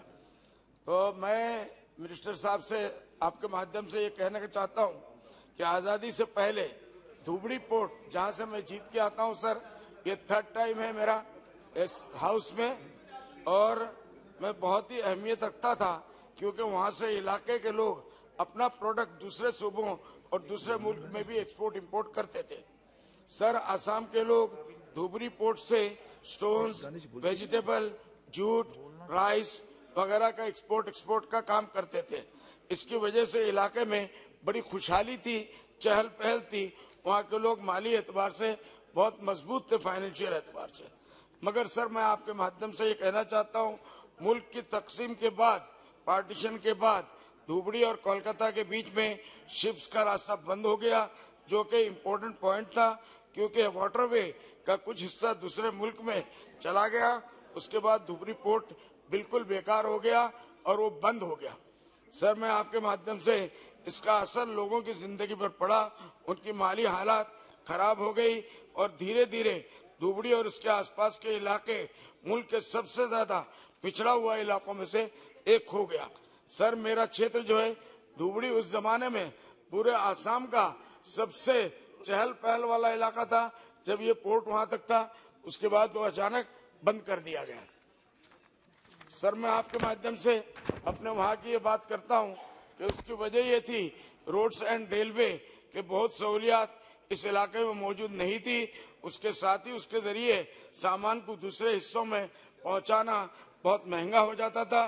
दूसरे मुल्क में भी उसको भेजने की कोई सूरत नहीं थी, इसलिए उनकी माली हालत दिन ब दिन गिरती चली गई। सर, मैं आपके माध्यम से 2006 में जब मैंने पॉलिटिक्स में कदम रखा, मैं वहां से सालमारा से पहले एमएलए बना, 3.5 उसके बाद मैं पार्लियामेंट में आया और आज तक आपके सामने मैं हूं। लेकिन यह है कि मुझे इस इलाके की हालत को बहुत करीब से देखने का मौका मिला। सर, लोगों की हालत बहुत नागुफ्ता भी है। वहाँ फ्लड इरोशन हर साल आता है, उसकी वजह से उनके 10-10, 8-8 बीघा किलोमीटर उनका बैठ जाता है, वॉश अवे हो जाता है। सर, इसीलिए कमजोर होते जा रहे। सर, होने आने वाले हर साल फ्लड और इरोशन उनको तबाह कर देते हैं। उनके घरों और जमीन को रिवर ब्रह्मपुत्र बहा कर ले जाते हैं। वहां जाने आने का कोई सही रास्ता ना होने की वजह से कोई भी वहां जाकर इंडस्ट्री के लिए अपना इन्वेस्टमेंट नहीं करता।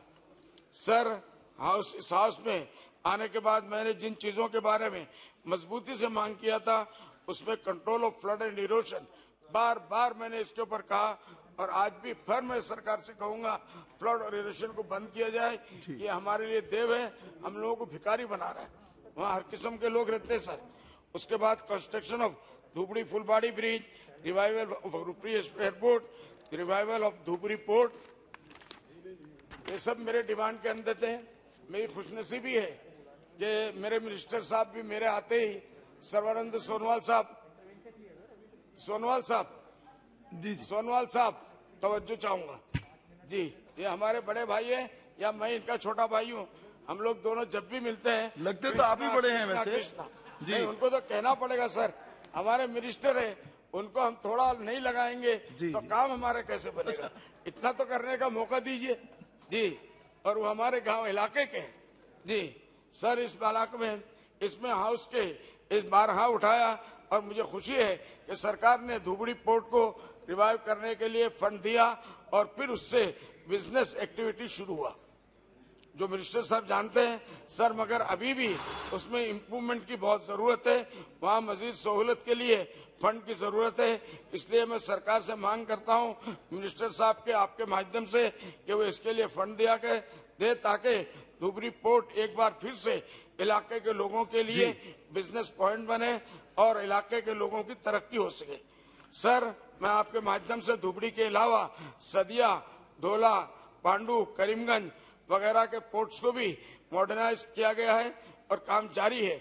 मुझे उम्मीद है कि हमारे मिनिस्टर साहब की निगरानी में ये सब जगह तरक्की करेंगे और कुछ ऐसा किया जाएगा जिससे वहाँ टूरिज्म को भी इसके लिए वो मिले, ताकि उन इलाकों के लोगों को। थॉमस जी सर आपने बहुत मौका दिया सब लोगों को।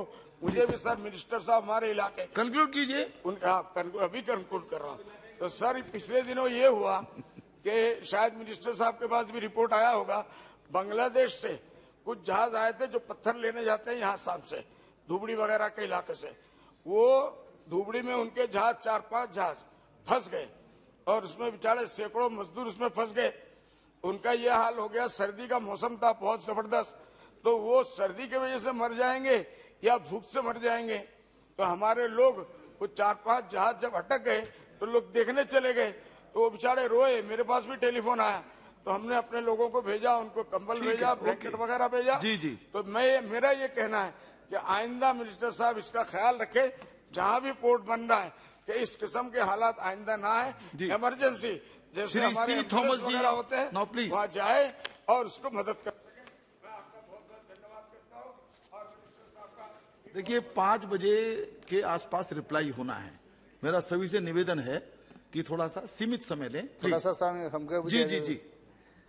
Thank you, sir, for giving me an opportunity for participating in the discussion on the demands for grants to the Ministry of Ports, Shipping and Waterways. Sir, Kerala is blessed with a long coastal line, 576 kilometers right from the southernmost part of Kerala to Parashala to northern part of Kerala, Kasaragod. Kerala is also blessed with 2,560 kilometers long waterways. Of these, the major waterway is West Coast Canal, that is 616 kilometers long. Sir, there are, out of this 616 kilometers, the part of it is declared as National Waterway number 3, and balance is to be developed. Kerala has another 5 small waterways, which are also declared as national waterways. And out of these 5, 3 of them come in my constituency. Sir, the 5 waterways, small waterways approved as national waterways are Alappuzha, Changanasheri, 28 kilometers, NW8, Alappuzha, Kottayam, Adirampuzha, NW9, 38 kilometers, Kottayam, Vaikam, NW59, 28 kilometers, Udyogamandal, Champakara, then AVM Canal, like that, these 5 canals are declared as natural waterways. Sir, what I want to describe here is the West Coast Canal is only partially developed. Only 328 kilometers is developed to the level of IWA standards. Balance is to be developed and declared as national waterways. Out of these 328, only 168 kilometers from Kollam to Kottapuram is developed in national waterway, IWA standards. Balance 160 kilometers are to be developed from Kottapuram to Kozhikode. Sir, the government of Kerala has submitted a detailed project report in March 2020, costing around 1,358 crore for development of this national waterway number 3 as well as other 5 smaller waterways, national waterways. But the government of India has not given the sanction for that. I would humbly request that the government may sanction these waterways, development of these waterways, which are very important for the state of Kerala. Sir, our former President of India, Dr. APJ Abdul Kalam, made a historic speech in the Kerala Legislative Assembly. I was also a member of the Legislative Assembly at that time.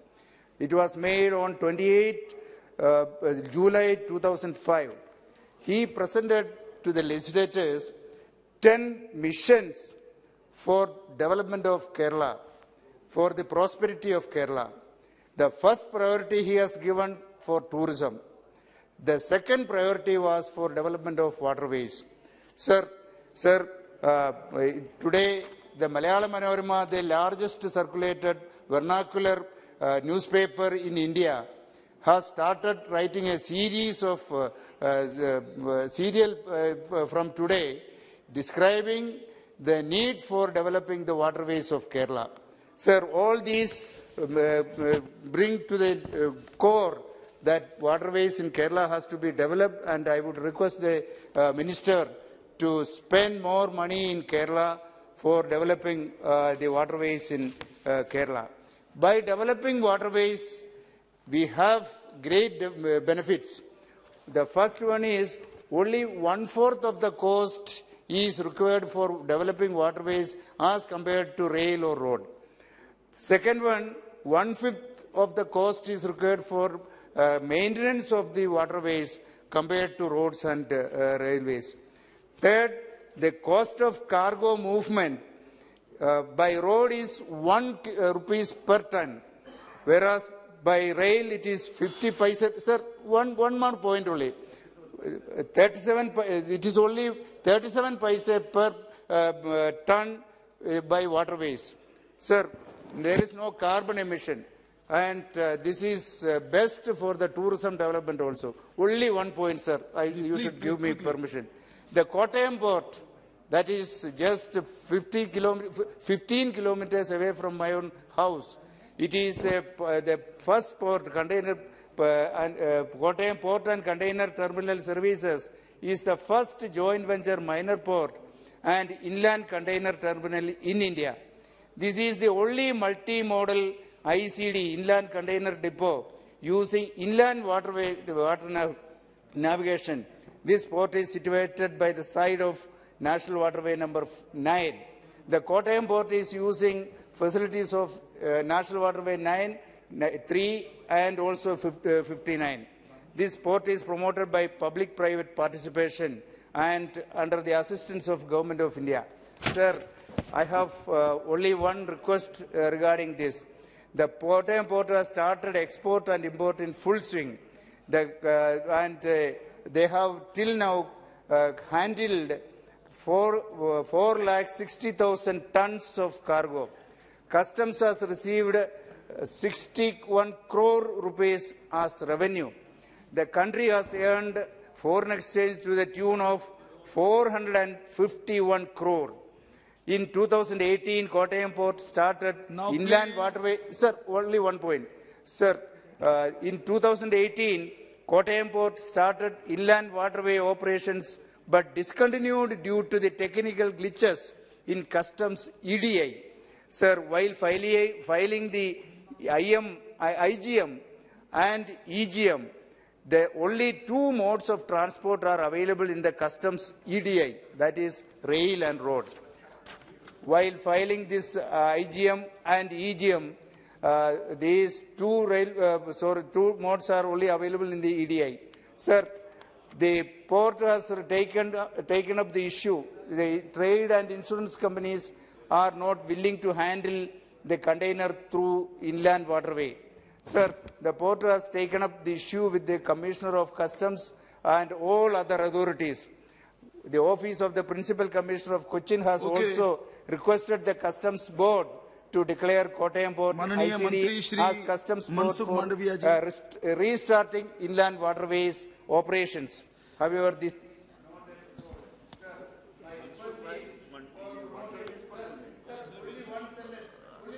please. Sir, for promoting and to restart the inland waterway movement from Kottayam Port, I request to incorporate inland waterways as transportation mode in the electronic data interchange EDI. Thank you, sir. Honourable Minister.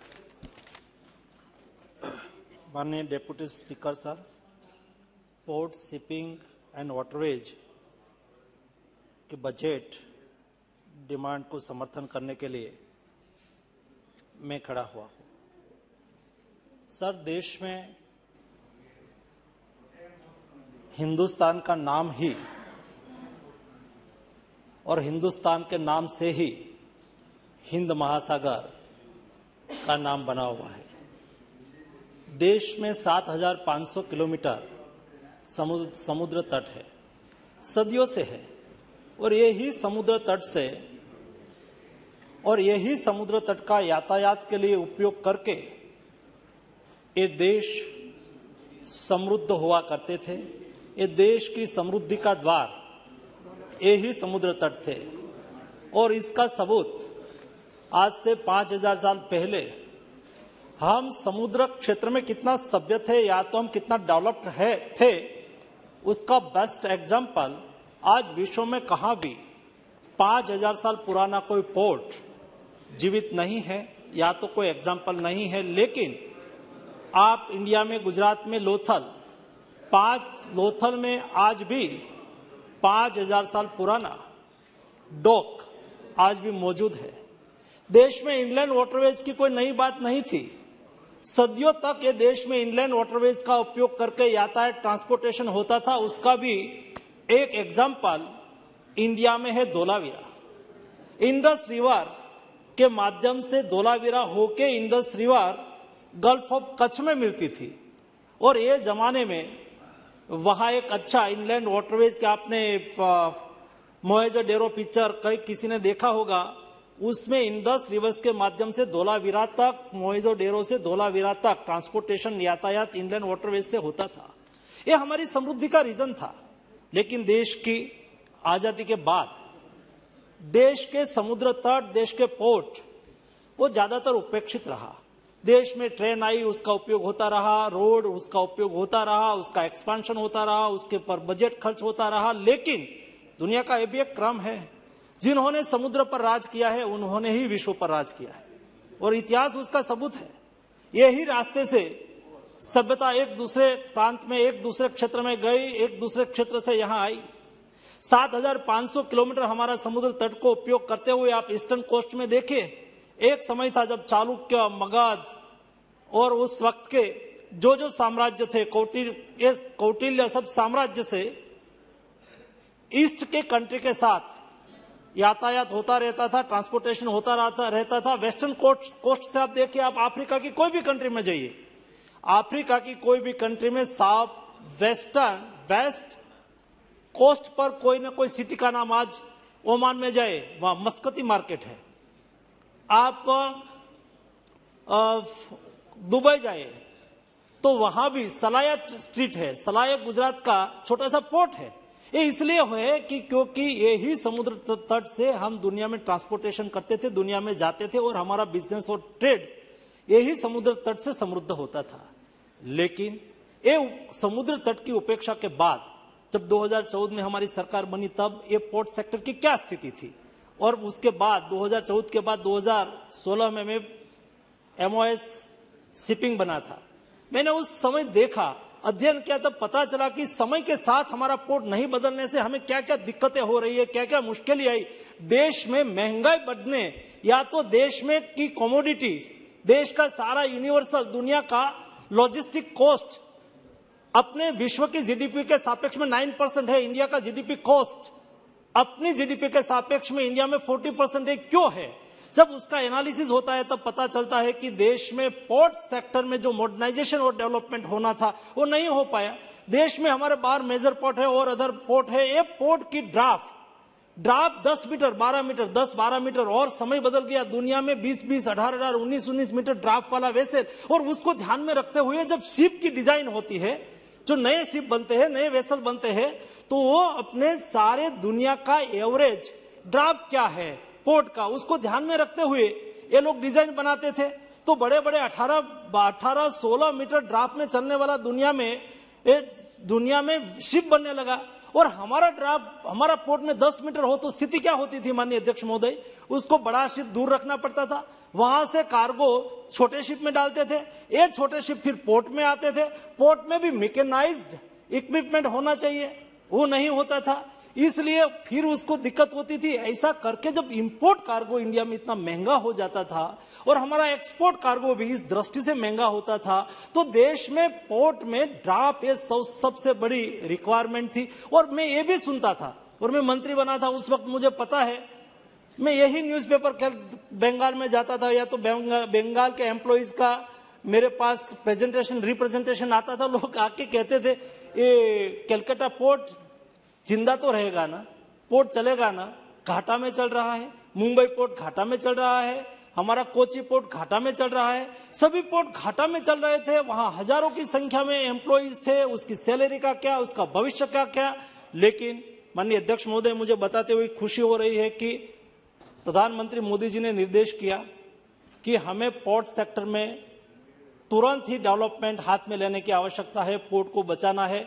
आज मुझे बताते हुए खुशी हो रही है, जब कलकत्ता के 150 वर्ष उसके पोर्ट का हुआ और उस वक्त वहां कार्यक्रम हुआ था, उस वक्त वहां के एम्प्लॉइज एश्योर्ड थे कि हमारा पोर्ट आज प्रॉफिट में है।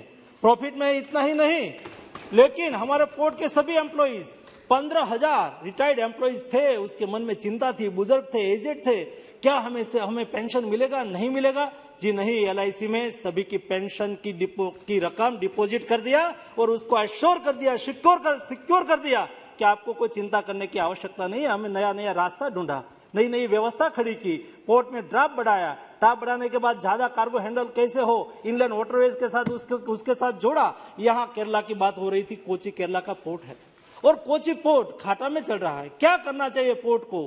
पोर्ट का वहां से कार्गो हैंडलिंग में कैसे सुविधा हो, वहां स्टाफ था, वहां कई स्किल मैन पावर थे, वहां इंजीनियरिंग विंग्स थी। और उस वक्त हमने सोचा कि ये पोर्ट में ड्रेजिंग करने के लिए खर्च लग रहा है, तो ड्रेजिंग मटेरियल तो सैंड है और सैंड का कंस्ट्रक्शन और उसके अलावा कई चीजें में उसका उपयोग हो सकता है।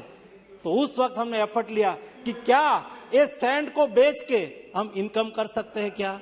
आज देश में सभी पोर्ट में ड्रेजिंग हो रहा है, ये ड्रेजिंग से निकलने वाली सैंड को बेच के 25 से 50 करोड़ रुपया प्रति वर्ष भारत पोर्ट मिनिस्ट्री कमा रही है, ये पोर्ट कमा रहा है, उसकी इनकम ये पोर्ट में जाएगी।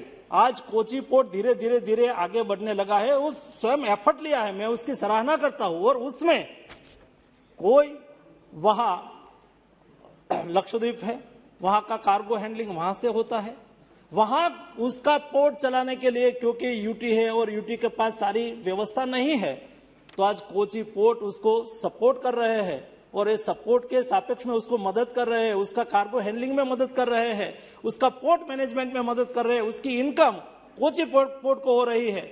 वहां कोची में ही हमारा कोची शिपयार्ड है, शिप बिल्डिंग में आज अच्छा काम कर रहा है, दुनिया में नाम बना रहा है।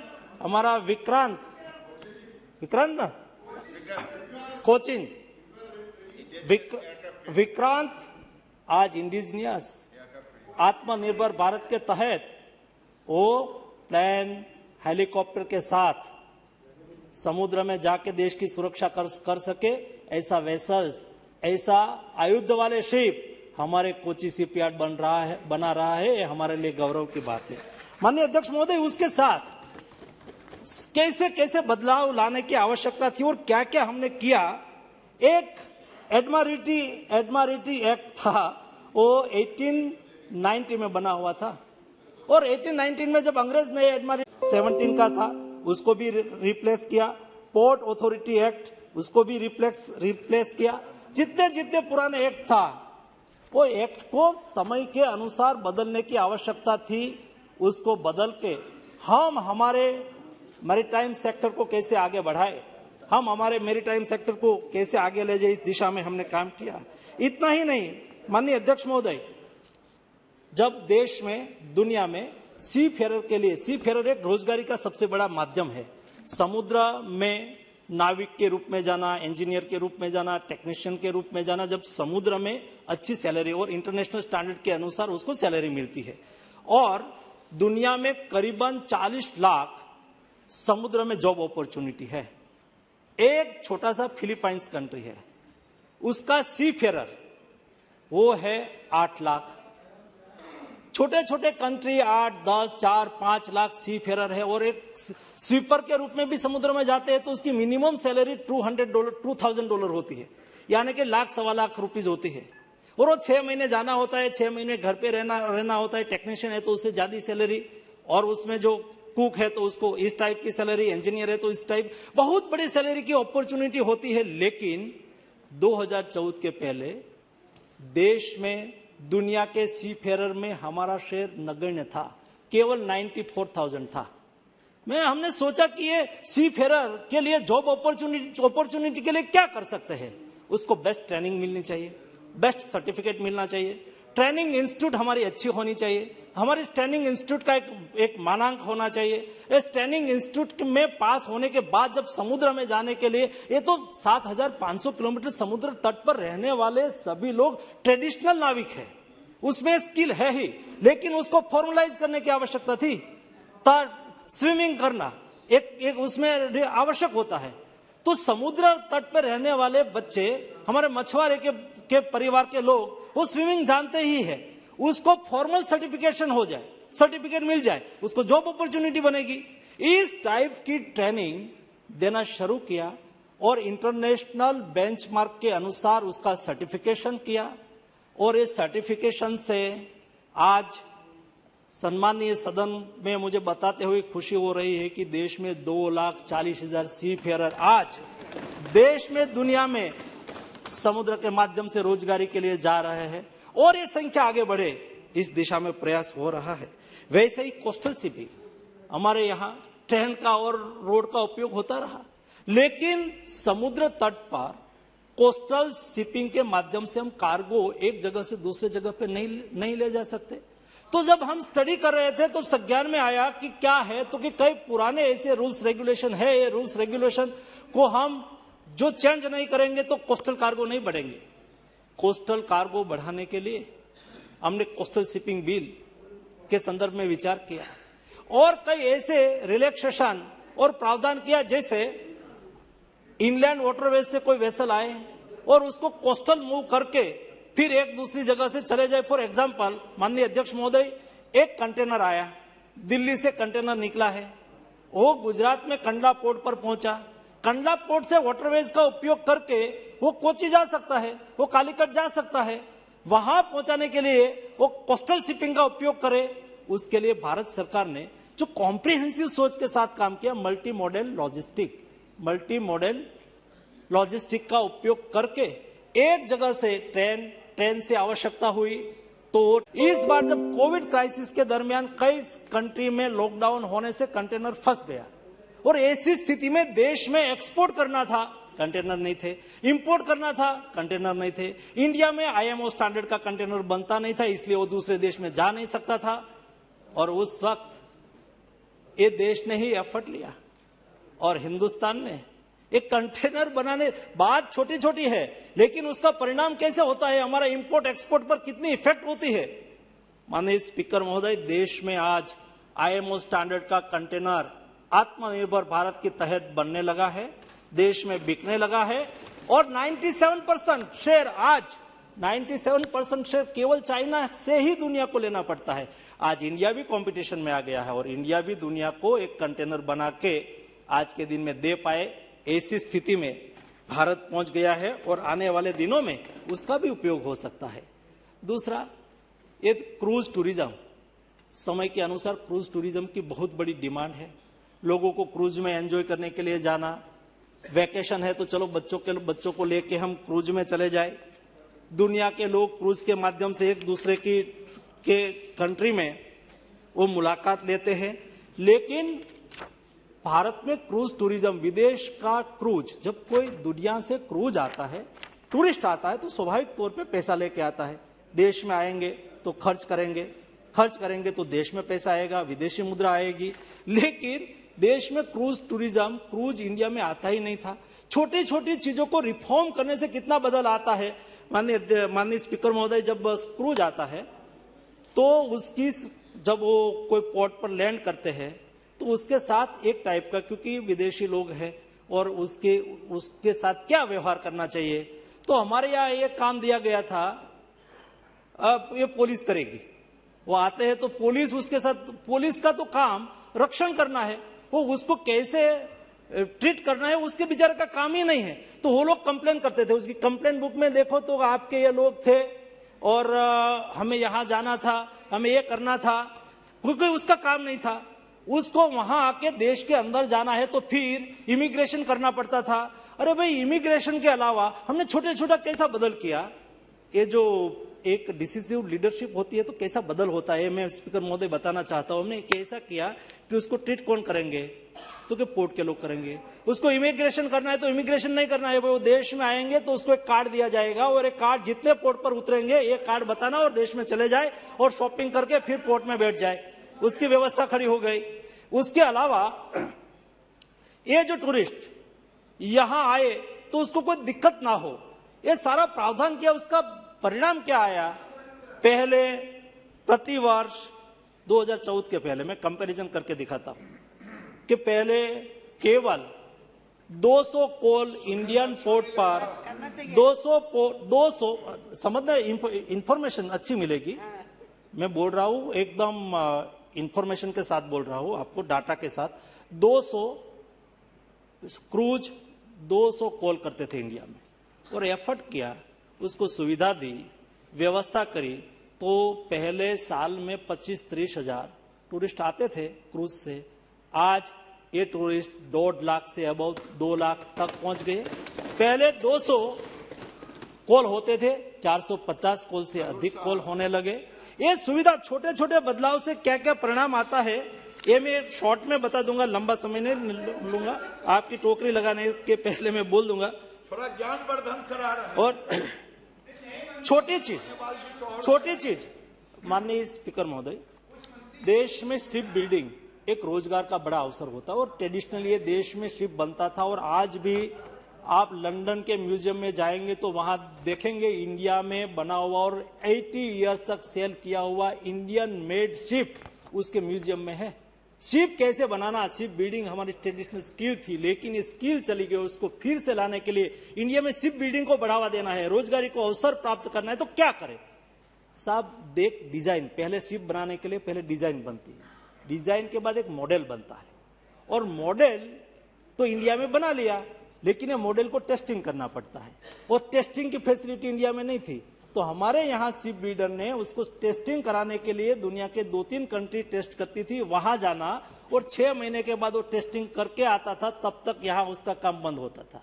ये शिप बिल्डिंग के लिए मॉडल टेस्टिंग की फैसिलिटी हमने देश में खड़ी की, और उसका लाभ देश की शिप बिल्डिंग को मिल रहा है। देश में मल्टी मॉडल ट्रांसपोर्टेशन को हमने प्रमोशन दिया, और इंडियन शिप, इंडियन फ्लैग, देश के शिप को काम मिले और हमारे ही शिप से कार्गो मूवमेंट हो, इंपोर्ट हो, एक्सपोर्ट हो, इसलिए हमने एक PLI स्कीम लाए। और You ask, no, only ask the minister. Now please, it was intervention only. नहीं, जब आप बोले, when you speak, then please put it. No, Shashi Tharoor जी, आप बैठिए, please. वो बहुत समर्थ, he is very capable member of parliament. You need not to support him. Please, Shashi Tharoor साहब, शशि थरूर जी, you ask anything from the minister only. It was an intervention only. Yes, please. Mr. Chairman, thank you. Though as you can see, we are surprised that a cabinet minister. And please be brief. You can speak for hours. Give us half the time that he took, sir. The minister took. I just want to say that, in fact, though we are a bit surprised to see a cabinet minister speaking on a subject that is no longer his portfolio, it's nonetheless, he has said a lot of things that I'm very happy to agree with. In fact, ships carry 90% of the world's goods across the globe. And in fact, in India's case, it's even more, because 95% of the volume of cargo that comes to our country comes by shipping, not by any other means, 68% of the value too. So for us, ports are important. We have this wonderful coastline, one of the most impressive coastlines of the world, and we should have, by rights, developed our ports in a very significant way, which I'm sorry to say, he is right, we have not yet done so. But I have to ask, in that case, why is it that the ministry has continuously underutilized the resources that were given to it by this parliament? Year after 2017-18, we're seeing underutilization of resources. Now, so I do want to say that despite India's economic growth and all the prospects, the vast majority of the container ships coming to India, sir, we're not getting them here because our ports aren't good enough. They're being transshipped outside the country, mainly at Colombo in Sri Lanka, Singapore, Port Klang, Tanjung Pelapas in Malaysia, Salalah in Oman, Jebel Ali in Dubai, that we've all talked about elsewhere. And the problem is our country lacks a major all-weather deep-water port near the international sea routes to handle large mainline container vessels. This has also given China a tremendous dominance, sir, in the Indian Ocean. We have a situation where Colombo today is transshipping more Indian goods for India, than any of India's major ports. In fact, all of India's major ports put together are not matching Colombo. Now, what's worrying me about this is that there's a serious geostrategic angle for us being dependent upon Colombo for such a large portion of our goods, because it is, after all, a port in which the Chinese are extremely active. A Chinese firm has just been awarded the Eastern Container Terminal at the Colombo port, and we are in the pick-win situation that India prohibits Chinese firms from investing in or building our ports, but in effect we are condoning the transshipment of the lion's share of our cargo via a port operated exclusively by China until recently, and where Chinese Navy vessels and submarines were regularly calling for resupply. Is this entirely wise, sir, for a country like India? I do want to point out that on top of that, there is a particular challenge because increasingly shipping is growing bigger. There is ships of over 20,000 TEUs are the future of sea cargo because they involve lower costs per container shipped. But bigger ships require deeper ports. And this, in our case, has to be, unfortunately, extremely expensively created through dredging because of the very high logistics costs involved. The major shipping lines are not stopping in our ports. There is lack of a significant domestic transshipment port. Even though we have 7,516 kilometers of coastline, nearly 200 ports, even our so-called 13 major ports have a depth of only between 9 to 11 meters, far from the 20 that modern shipping requires. Now, this in effect means that our economy is helping to pay for foreign ports like Colombo, Salalah, Tanjung Pelapas and so on. While our exports remain relatively uncompetitive, our imports become more expensive entirely because of our lack of a deep water transshipment terminal. So this is where my constituency has the answer. The Vinyam port is an amazing place because it is right near the international shipping lines. It is a port which has extremely decent connections which can be improved by the government. It has a natural deep draft of 20 to 24 meters, so we don't need to spend money dredging. Mr. Mandavia talked about selling the sand from dredging, but the sand will not fetch the price, the cost. Yeah, it's mud, and on top of that, it costs much more to dredge than to sell. So the problem is that despite what he said, our real need, sir, is to actually avoid the dredging, and Vinyam provides the answer to that. We have the geological features that contribute towards preventing excessive spending on dredging operations because we actually have the minimal littoral drift, the depth itself, the turning radius, all that we need. Now, what I wanted to say to you, sir, Mr. Chairman, is that given that the 21st century ports require longer terminals, deeper drafts and bigger turning basins, we have an answer in my constituency. To my surprise, the government has so far not yet acceded to our recommendation to declare Vinyam as a major port. In fact, it should be the major port in the country instead of continuing to be a minor port under state government jurisdiction. I wanted to say in particular that given the fact that we have all these challenges, for us to take a port which offers all of this, on top of that minimal operating and maintenance costs, and on top of that, the ability to deploy best-in-class equipment is being built from scratch right now without being burdened by legacy facilities. Even though it was a port in the days of the Roman Empire, today it has essentially been neglected for such a long time. We're building a wholly new 21st century port. It seems to me we will have, for the first time in India, a port that has the capability to handle the largest ships in the world as efficiently as Singapore, Hong Kong or Rotterdam for decades to come. For this reason, sir, I have a few specific recommendations to the Minister. Number one, I urge the Minister to declare Vinyam as a major port. This is not a very difficult challenge, but the obvious facts speak for themselves. Number two, sir, the construction has been going rather slowly because obviously the central government is not involved, and we had a cyclone Oki and so on which delayed construction, many problems. anything that can be done by the central government to facilitate the development of the hinterland area of the Virunium port would strengthen the supply chain of shippers and logistics service providers, promote interaction with consumers, and enhance the port-related services, including the cruise ships that Mansukh Mandavia spoke about a minute ago. In addition, we need the central government to declare Virunium as a special economic zone in order to enhance the economic capacity and the operations of the port. Third, there's now talk of restoring the decades-old cabotage rules. Bad idea, sir. The fact is that the government must continue to provide relaxations under the cabotage law to promote free trade and encourage economic activity at major transshipment hubs in India. Who are we protecting, sir? No Indian company has 20,000 TEU ships. Let us not make a cabotage into an obstacle for our own development. And I do want to say, sir, that there is a further problem which, when you had clubbed all the topics together... When you had clubbed all the topics together, I was going to mention it because Mr. Gadkari knows we have a national highway from Viruniam all the way to Tamil Nadu that's supposed to carry on to Kanyakumari. It is almost finished up the Tamil Nadu border, but nothing is happening on the other side of the border. And we urge the government to really crack the whip and ensure that the road carries on all the way to Kanyakumari. So it's the national interest I'm talking about. I've only taken 1/4 of the time of the previous speaker. There is time limit. Finally, sir, in inland waterways, I want to support my colleague, Mr. Thomas Chaikardan. We really need inland waterways very seriously, and the Ananta Victoria Marthandam Canal would be an excellent way of opening up the connectivity to Viruniam Port as well. I certainly want to support that.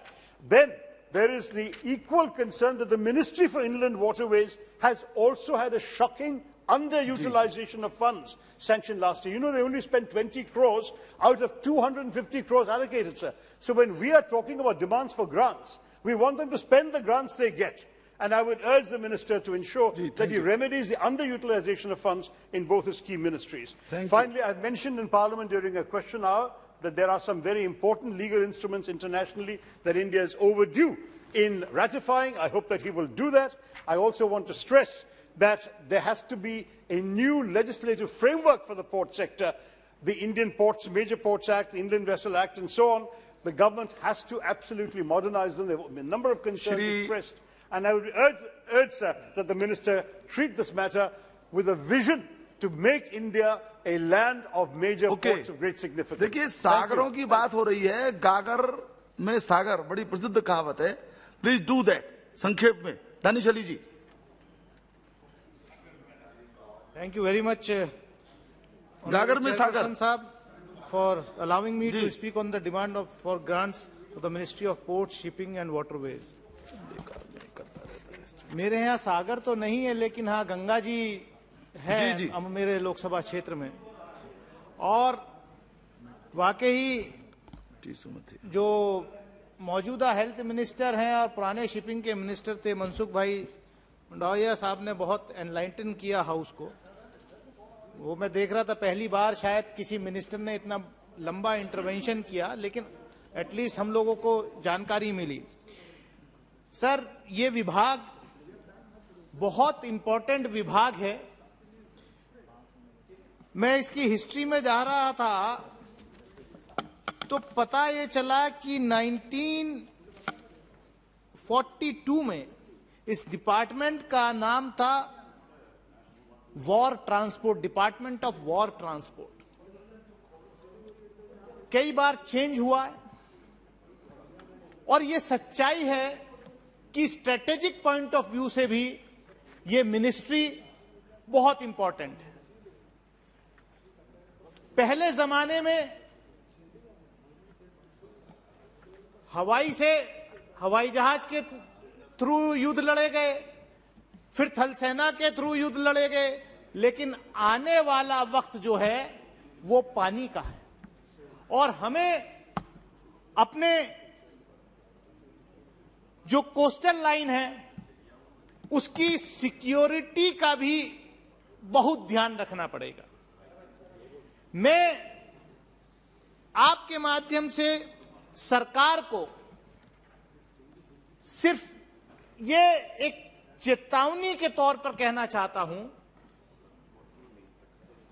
कि disinvestment के नाम पर, privatisation के नाम पर हमारी strategic चीजें जो हैं किसी एक कॉरपोरेट हाउस को ना दी जाए, क्योंकि अगर किसी एक आइडेंटिटी को, एक कॉरपोरेट हाउस को हम अपने सारे बंदरगाह भी दे दें, हम जो है सारे एयरपोर्ट्स भी दे दें, तो आने वाला कल कहीं ना कहीं असुरक्षा महसूस करेगा। मेरा किसी एक कॉरपोरेट हाउस से कोई पर्सनल वो नहीं है, लेकिन मैं एक स्ट्रेटेजिक व्यू लेते हुए ये बात सदन के सामने रिकॉर्ड पर लाना चाहता हूं कि जब आने वाली जनरेशन्स पढ़े तो उसको ध्यान में रखा जाए। माननीय सभापति महोदय, ये बात सही है कि हमारा यहाँ जितना कार्गो इंपोर्ट होता है तकरीबन 90-95% पोर्ट्स के ही माध्यम से आता है, और इस इंडस्ट्री में वाकई बहुत स्कोप है। तकरीबन 72,000 किलोमीटर के करीब कोस्टल लाइन है हमारे पास। मैं आपके माध्यम से सिर्फ इतना ही कहूंगा कि शिप बिल्डिंग इंडस्ट्री में बहुत स्कोप है। हम भी गए थे पिछले दिनों, क्योंकि ये खाली इनका ही डिपार्टमेंट नहीं बल्कि डिफेंस का डिपार्टमेंट भी ऐसी पीएसयूज हैं, उनको मदद करने की जरूरत है और बहुत स्कोप है उसमें, जैसा कि माननीय मंत्री जी ने अपना इंटरवेंशन के दौरान कहा। मैं ज्यादा कुछ ना कहते हुए आपके माध्यम से यही कहूंगा कि पिछले दिनों एक अखबार में एक खबर आई कि शिप इंडस्ट्री से ही रिलेटेड कि कोई एक कौन सा वो एबीजी शिपयार्ड कंपनी कोई थी, तकरीबन 22,500 करोड़ से ज्यादा का फ्रॉड घोटाला बैंक्स का लेकर के भाग गया। तो ऐसे जो कॉरपोरेट्स हैं या जो कंपनी हैं ऐसी योजनाओं का जो फायदा उठाती हैं, उन पे हमें लगाम लगाने की जरूरत है। अब 22,500 करोड़ वो गरीबों का, टैक्स पेयर्स की मनी है जो बैंक्स की थी, जिनको लूट करके चले गए। सभापति महोदय, मैं ज्यादा वक्त नहीं लेना चाहता, मैं सिर्फ इतना ही कहूंगा कि जो वाटरवेज डिपार्टमेंट है, क्रूज की बात हुई यहाँ, अंतर्राष्ट्रीय श्रीमती टी सुमति सर मैं ऑलरेडी 5 मिनट सर अकेला बोल रहा हूँ पार्टी की कोई बात नहीं, 5 मिनट हो चुके हैं दानिश भाई, देखिए आपका भी क्षेत्र मेरे यहाँ से मिला हुआ है, 5 मिनट हो चुके हैं। मैं इतना ही कहूंगा सर कि हमारे यहाँ गंगा है, ब्रजघाट और तिगरी धाम। मैं चाहूंगा माननीय मंत्री जी से कि आप मेरे क्षेत्र में स्टडी कराइए। दिल्ली से 1 घंटे का रास्ता है बाय रोड। अगर उस ब्रजघाट तिगरी धाम को डेवलप किया जाए, टूरिज्म के तहत वहां पर नौकाएं चलाई जाएं, तो मैं समझता हूं कि दिल्ली के आसपास सबसे बेहतरीन टूरिस्ट स्पॉट वो हो सकता है, क्योंकि हमारे एरिया में दिल्ली के आसपास सर कहीं ऐसी जगह नहीं है। मैं आपके माध्यम से यही उम्मीद करता हूं कि माननीय मंत्री जी इसका संज्ञान लेंगे और अमरोहा लोकसभा क्षेत्र के ब्रजघाट और तिगरी धाम में जो है नौका विहार चलवाने का काम करेंगे। बहुत बहुत शुक्रिया जी। Thank you very much, Chairman, sir, for allowing me to participate in this discussion on the demand for grants for the Ministry of Ports, Ship and Waterways. I'd like to begin my discussion with a quote by the famous British economist and Nobel laureate Ronald H. Hose. Once said, quote, "If you torture the data long enough, it will confess to anything," unquote. And I find more meaning after listening to the speeches from the members of the honourable members from the Treasury benches. And why I would like to highlight this quote here is, after a lot of trumpeting its own, about boasting its own welfare measures and all policies, only in the numbers on the papers, in the social media, I could see a huge difference between what is showcased by the union government in terms of data and the actual quality of life that citizens are living in the backdrop of economic exploitation and socio-political inequalities. And equality is not a chimera, my dear sir, respected sir. Sir, I would like to point out one important index. In the UN-sponsored Happiness Index 2022, out of the 149 countries, India sadly can occupy the 136th rung in the ladder. And why is it so? Because the union government is just supporting one part of the corporate sector, the big corporate wallas, totally neglecting the weaker section of the society, particularly the native tribes of our country. I'll tell you the reasons for that. With three special issues, I would like to highlight my point. Tamil Nadu has been gifted with 608 fishing villages dot the state's coastline. They harvest over 500,000 tons of marine products every year, making it the 5th largest fish-producing state of the country. But look at the plight of our Pulicat fishermen folk. It has been elaborately stated by my fellow Honourable Parliamentarian Dr. Jayakumar regarding the Kattupalli expansion of the Kattupalli port. But for the persistent resistance by the Pulicat women, also the Tamil Nadu government's resistance, it would have been implemented by this time. And who is the beneficiary? The cat is out of the bag. It is mainly directed for the advantage of the Marine Infrastructure Development and Private Limited, a subsidiary of Adani Ports. Now I can point out to this august house on which side of the scale the union government is trying to push up. The same case is can be pointed out in the development of a new port, the NIM port at the Ramandurai seashore, and I would like to request the Honourable Minister to consider the plight of the fisherman folk. See, if the NIM port is being established there, the project would displace over 50,000 fishermen families. The 6-kilometre-long breakwater structure to be constructed as part of the project would cause severe sea erosion affecting 27 villages. The second issue I would like to highlight is, sir, as a strong federalist, our Chief Minister, Thalapathy M.K. Stalin, he is no less a patriot, he is a staunch patriot, but a strong federalist. He has registered disagreement with the new draft Indian Ports Bill 2021 a year ago, since the bill diluted the powers vested with the state. And the state governments will not have any major role anymore.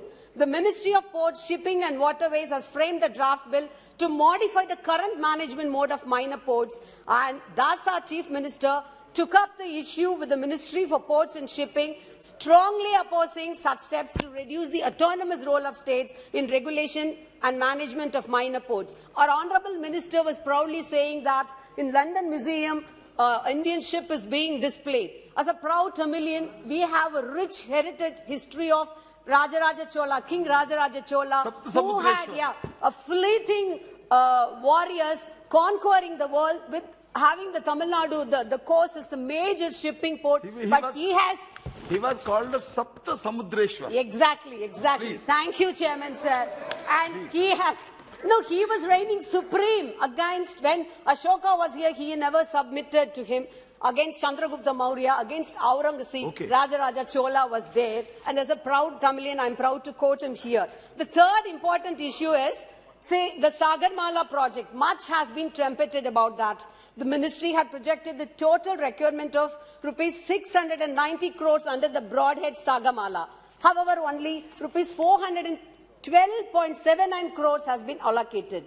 Even these 412.79 crores is not for the Sagarmala alone.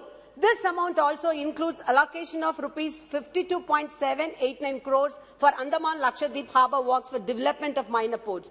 What it effectively means is that against the projected demand of rupees 619 crores, of which every Treasury bench member has been trumpeting about, the allocation made, sir, 1 minute, to the Ministry of Shipping, Ports and Waterways flagship program Sagarmala is nearly 360 crores. It is just 52.17% of its projected requirement. Sir, when multimodal transportation and Gati Shakti were the buzzwords of the finance minister's budget speech, this reduction in Sagarmala reeks of hypocrisy and lack of real intent on the government's part. Our Prime Minister has tweeted about the country's economical, industrial progress with all the numbers, rosy numbers. But I would compare it with the Goebels' data. Out of the 44 Sagarmala projects under various stages of development, no funds have been released for as many as 31 projects. Sir, I would like to conclude with a quote by C.D. Burns. I quote, "There is a vast difference between giving out of benevolence and supplying a legitimate demand." There is a vast difference between giving out of benevolence and supplying a legitimate demand. I would request the Honourable Minister and the Union Government both should balance both these two aspects, benevolence as well as supplying a legitimate demand, and deliver its goods to the public, not merely as a benevolence, but as a due right of the people. Thank you. Shri N. Redappaji, please be brief. Honourable Speaker, sir, thank you very much for giving me an opportunity for discussion on the demand for grants of the Ministry of Ports, Shipping and the Water Ministry. At the outset, I would like to congratulate the Minister, Sri Sarbanabanda Sonawaliji, for inaugurating just last month a Centre of Excellence in Maritime and Shipping Building in Visakhapatnam with an aim to provide skilled manpower for coastal community development. Sir, I sincerely hope that the project attracts the talented youth from across the country and builds the ecosystem of maritime education. Sagarmala projects in Andhra Pradesh have been moving quickly. Sagarmala port-led development is synonymous to Andhra Pradesh, with almost 50% of all Sagarmala projects concentrated in our state. This is possible due to the cooperation between the central ministry and state government that have common objective to receive the economy with the mega infrastructure projects, that being inclusive growth under served regions. 50% of the 119 projects identified under Sagarmala project in Andhra Pradesh have already been completed. Some of these include fishing harbors, port road connectivity, four-laning highways, coastal berths, and many more spread across Krishna, Nellore, Kakinada, Visakhapatnam, and East Godavari districts. Visakhapatnam Port Trust, while Visakhapatnam Port Trust is receiving loans amounting 207 crores this year for various projects to develop the port, we request the government to consider an element of budgetary support. In addition to the loans, Port Trust raises, invest in major ports, make them to world class. Regarding green ports, the Andhra Pradesh government is developing greenfield port at Bhavanapadu, Machilipatnam, Ramayapatnam under landlord model for increasing port traffic from 150 MTPA to 250 MTPA by 2025 and 400 MTPA by 2030. The Andhra Pradesh government has urged to center to provide grant of any the three non-major ports and sought to at least 20% of the total outlay of rupees 14,000 crore as central assistance. This ministry did not take any demands regarding the same. Capacity boost. Non-major ports in Andhra Pradesh, such as Gangavaram Port and Kakinada Deepwater Port, are functioning at suboptimal efficiency. The cargo handled in such ports is below the rated capacity. This has been made by worse COVID-19, where the global exports and imports were drastically affected. Central support is needed to boost functioning, and need for a coherent policy to improve our exports and imports through waterways is needed. This requires sensitivity towards the rising transport costs due to fuel prices and better port and road connectivity. Vacancies in Visakhapatnam Port Trust, sir. it was found that in 2021 there were 1,112 posts vacant out of total 4,003 posts in Visakhapatnam Port Trust. The ministry stated that the vacancies would be filled after the number of vacant posts was revised since digitization and mechanization had decreased the need of some posts.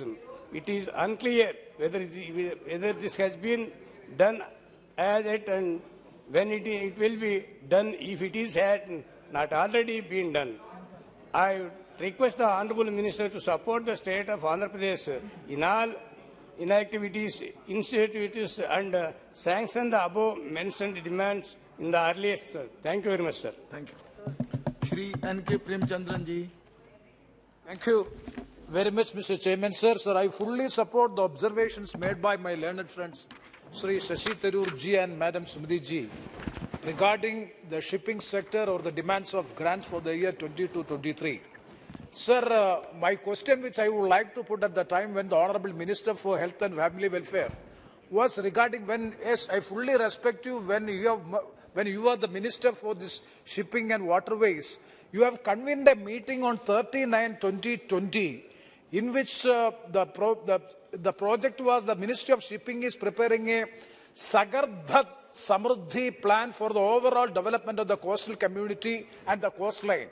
And it was a video conference since it was COVID-19 pandemic. We have all participated, all the MPs from the coastal area, we have participated and we have made much research and submitted a detailed plan for the coastal development of our constituency, and I myself also have submitted a very detailed project plan submitted to you as the project called Sagardhat Samruddhi plan for the overall development of the coastal community. But unfortunately, I would like to say, even the minutes of the meeting has never been received by the MPs from the coastal states, and nothing is done on the basis of the conference which you have held. I would like to know from the Honourable Minister, what is the fate of it? What is the future of it? Anything has been done on the basis of the discussion on 30/9/2020 held by your predecessor, Honourable Minister Mansukh Mandaviya ji. Now he is the Honourable Minister for Family and Health Welfare. That is the question which I would like to put. Sir, coming to the demands for grants, I fully support the observation which I have already mentioned. The ports, shipping and waterways plays a significant role in the future transportation sector. Sir, all these three sectors are cost-effective, eco-friendly and more safe compared to the road traffic and also the air traffic. So the flagship program of this government, NDA government, is the Sagarmala project which was declared in the year 2015. Sir, you may please see the Ministry of Shipping has prepared and announced this National Perspective Plan in the year 2016. And this National Perspective Plan 2016, you have identified 500 Sagarmala projects and earmarked 3.55 lakh crores of rupees for the construction of these or for the development of these Sagarmala projects. Out of which so far you have expended 0.88 lakh crores and completed 143 projects. Sir, out of the 500 projects, Sagarmala projects, since then you have only completed 143 projects, and that too out of 3.55 lakh crores of rupees, you have only spent 0.88 lakh crores of rupees. Means, what is the performance of the ministry? Is it the best performance of the shipping ministry because of the Sagarmala projects? And the utility and the spending of the money which have already been allocated during the financial year 21-22 has not been expended or not been spent. The expenditure of the concerned department or the ministry is one of the criteria by which the performance of a ministry is evaluated. If in such a sense we are evaluating the performance of the ministry during the last financial year, we have to say that it is quite unfortunate that the performance of the Ministry of Shipping is not up to the mark. Even the allocated fund has not been spent by the ministry, for which the minister has to owe an explanation to the Honourable House. And again you are demanding money.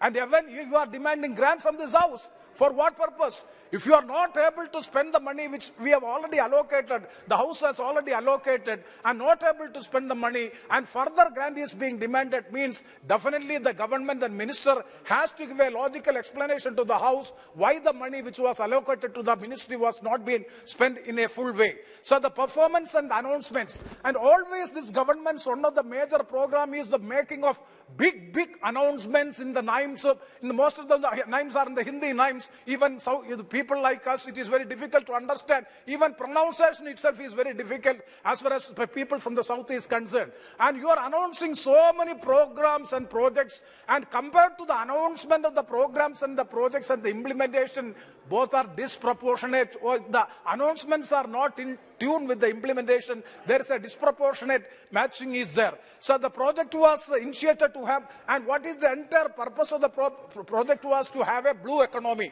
Sir, how the blue economy has to be achieved? The development of the inland waterways and intensifying the fisheries and developing the new economic source. I would like to know what the result of which you have achieved during the last 7 years. Sir, coming to, not 7 years, now the 8 years. Sir, coming to the inland waterways, I would like to appreciate, since Nitin Gadkari ji was the Minister for Shipping and Inland Waterways, we had only 5 national waterways. One of the waterways is in my constituency, National Waterway number 3, from Kollam to Kottappuram. It is beginning from, sir, it was announced in the year 1991, when Mr. K.P. Unnikrishnan was the Minister for Roads and Surface Transport. Sir, 30 years have elapsed. When you are talking of the performance, 30 years, I am not blaming NDA government alone, both UPA and NDA government. 30 years, 3 decades have gone. Nothing is done so far. The project is not completed. National waterway from Kollam to Kottappuram is not completed. Even after 30 years, means what is the performance of the Ministry of the Shipping or Waterways has to be examined. And now we have announced, sir, please 2 minutes. And we have announced more than 111 projects are also, waterways also have been announced. I would urge upon the government, please complete the project which have already been declared. That is the project. And regarding the port also, sir, in my constituency there is a port which is called Kollam Port. It is also a traditional port, and it is completion is over, but the immigration facility has not been received so far because of so many technical difficulties. I urge upon the Honourable Minister to get the immigration facility at the earliest. And also I would like to demand to the Honourable Minister, it is having big scope of having passenger traffic can be from Kollam Port to Minikoy in Lakshadweep. There is every feasibility of having passenger traffic from Kollam Port to Minikoy Deep in Lakshadweep, and also the cargo traffic from various ports, including the Vizhinjam port, which is yet to be commissioned, and in other foreign ports also. Such development has to be taken place. And the last demand which I would like to make to the Honourable Minister is regarding a Maritime Institute is there. It is under the control of the Department of State Government. I would like to urge upon the Honourable Minister, please declare the Maritime Institute of Nindagara in my constituency may be declared as an institute of national importance with statutory backing. With these words, I conclude. Thank you very much. Shri Hanuman Beniwal जी। सभापति महोदय, सदन में आज port जहाज जलमार्ग मंत्रालय के अनुदान मांगों पर चर्चा हो रही है। सभापति, ये बात सही है कि किसी भी देश के सामाजिक और आर्थिक विकास के लिए समुद्री परिवहन एक महत्वपूर्ण अवसंरचना होती है। इससे विकास की गति, ढांचा और रूपरेखा प्रभावित होती है। आज विदेशी व्यापार की बढ़ती हुई आवश्यकताओं को पूरा करने के लिए नौवहन उद्योग को स्वदेशी जलयानों के मार्ग पर समुद्री व्यापार के अधिकतम हिस्से की ढुलाई करने योग्य बनाया जाना अत्यंत जरूरी। इस पर सरकार को ध्यान देने की जरूरत है। और 11 फरवरी 2022 को लोकसभा में इस मंत्रालय के सवाल के जवाब में पढ़ रहा था, जिसमें महापत्रों द्वारा कॉरपोरेट सामाजिक दायित्व के तहत व्यय की गई राशि का ब्यौरा दिया गया था। मैं आपके माध्यम से मंत्री जी से मांग करूंगा कि CSR के तहत जिन जिन पत्रों द्वारा जो राशि व्यय करना दर्शाया गया था, उसका भौतिक सत्यापन कराया जाए। उस इलाके में वो CSR फंड कहाँ खर्च कर रहे हैं, गरीब बच्चों की पढ़ाई के लिए कर रहे हैं, मछुआरों के लिए कर रहे हैं कि नहीं कर रहे हैं, इसका भी आप दें। पर 2021-22 की आर्थिक समीक्षा पढ़ा था, उसमें लिखा था बंदरगाहों का विकास अर्थव्यवस्था के लिए महत्वपूर्ण है। बंदरगाह भारत में आयात निर्यात कार्गो का लगभग 90% मूल्य के हिसाब से 70% संभालते हैं। लेकिन मैं आपका ध्यान एक महत्वपूर्ण बात की तरफ आकर्षित करना चाहता हूं कि मैं विगत वर्ष एक समाचार पत्र की रिपोर्ट पढ़ रहा था। उसमें लिखा था कि कंटेनर कार्गो ले जाने वाले बड़े विदेशी जहाज माल की लोडिंग और अनलोडिंग में कठिनाइयों के कारण भीड़ भाड़ वाले भारतीय बंदरगाह से बच रहे हैं। मैं बात इसलिए कह रहा हूं कि हमें हमारे देश के पत्तनों की कार्गो संचालन क्षमता को और अधिक बढ़ाना होगा। सभापति महोदय, क्योंकि भारतीय बंदरगाह बुनियादी ढांचा संरचना के विकास, माल ढुलाई, आवाजाही आदि के मामले में काफी पीछे है और वर्तमान में निर्यात व्यापार का जो हिस्सा समुद्री मार्ग से होता है उसको देखते हुए हमें इस तरफ गंभीरता से ध्यान देना। और ये सही है कि इसके लिए वर्ष 2017 में भारत सरकार द्वारा सागरमाला परियोजना शुरू की गई, लेकिन मैं मंत्री जी से जानना चाहूंगा कि इसके कितने सकारात्मक परिणाम इस क्षेत्र में आए, इस परियोजना जुड़े कितने कार्य लंबित है। मुझे उम्मीद है कि आप जब जवाब देंगे तो जरूर इस बात को बताएंगे। आज जब आप ये मान रहे हैं कि वर्तमान समय में वैश्विक समुद्री व्यापार की महत्ता बढ़ रही है, अकेले हिंद महासागर द्वारा दुनिया के तेल व्यापार का 2/3 हिस्सा संचालित किया जाता है। कंटेनर द्वारा तकरीबन 50% व्यापार हिंद महासागर द्वारा होता था। आने वाले दिनों में इसके बढ़ने की संभावना। इस सब को लेकर आपने सागरमाला योजना लेकर आए, इसमें सरकार ये कह रही है कि योजना के क्रियान्वयन से 1 करोड़ नए रोजगार सृजन होने की संभावना है, जिसमें 40 लाख प्रत्यक्ष रोजगार सृजित होंगे। ऐसे मंत्री जी से ये जानना चाहता हूं कि अब तक कितने लोगों को आपके दावे के क्रम में रोजगार दिया जा चुका, ताकि देश की जनता ये जान सके। मंत्री जी, सागरमाला परियोजना के अंतर्गत जैसलमेर से कांडला बंदरगाह तक रेलवे लाइन हेतु राजस्थान की सरकार ने जमीन दी या नहीं, यदि दे दी है तो उसके बाद विभाग ने इस परियोजना को आगे बढ़ाने के क्या क्या कदम उठाए, उसका विवरण आप जरूर दें। सभापति महोदय, जालोर के अंदर सरकार की एक घोषणा थी कि जालोर में एक इनलैंड शिपिंग पोर्ट प्रस्तावित था, जिसमें पश्चिमी राजस्थान में आर्थिक विकास होता, लेकिन ये कागजों के अंदर ही रह गया। मेरी सरकार से मांग है कि इसे जल्द से जल्द आप बनाएं, जिससे एक मिनट साहब, जिससे जालोर, बाड़मेर, नागौर, सिरोही और आप जितना भी इलाका है वो इनको इसलिए करता है कि इनको बड़ा अनुभव है मंत्री जी को, इनकी तरफ इसलिए करता, तो जिससे वहां पे विकास हो सके और लाइमस्टोन, जिससे लाइमस्टोन, जिप्सम, सीमेंट फैक्ट्रियां बाड़मेर, जालोर इन जिलों के अंदर लग सके। सभापति महोदय, हाल ही में देश के एक प्रमुख समाचार पर राजस्थान पत्रिका में बंदरगाहों पर कल पुर्जों की कमी का जिक्र आया था, इस पर भी सरकार ध्यान दे। लास्ट खत्म कर सभापति महोदय, अंत में मेरी मांग ये है कि इस क्षेत्र से हजारों लोगों का जीवन जुड़ा हुआ है, उनके परिवार के लोगों का आर्थिक व सामाजिक सुदृढ़ीकरण हो सके। इस शिपिंग के क्षेत्र में सरकारी नौकरियों का नया अवसर कैसे सर्जित हो सके, समुद्र में जो प्रदूषण है उसको कैसे कम किया जा सके, उसके लिए सरकार को गंभीरता से ध्यान देने की आवश्यकता है। धन्यवाद। गिल जी, केवल 2 मिनट प्लीज। सर, हम 2 मिनट। चेयरमैन साहब, हमारे पंजाबी में कहावत है, मेरी बारी आई पतीला खड़ गया, मेरी बारी आई तो अब 2 मिनट तक समेट के रख दीजिए। सर, 5 मिनट तो कम से कम। Sir, ports, shipping, waterways are critical for our social and economic development of the country.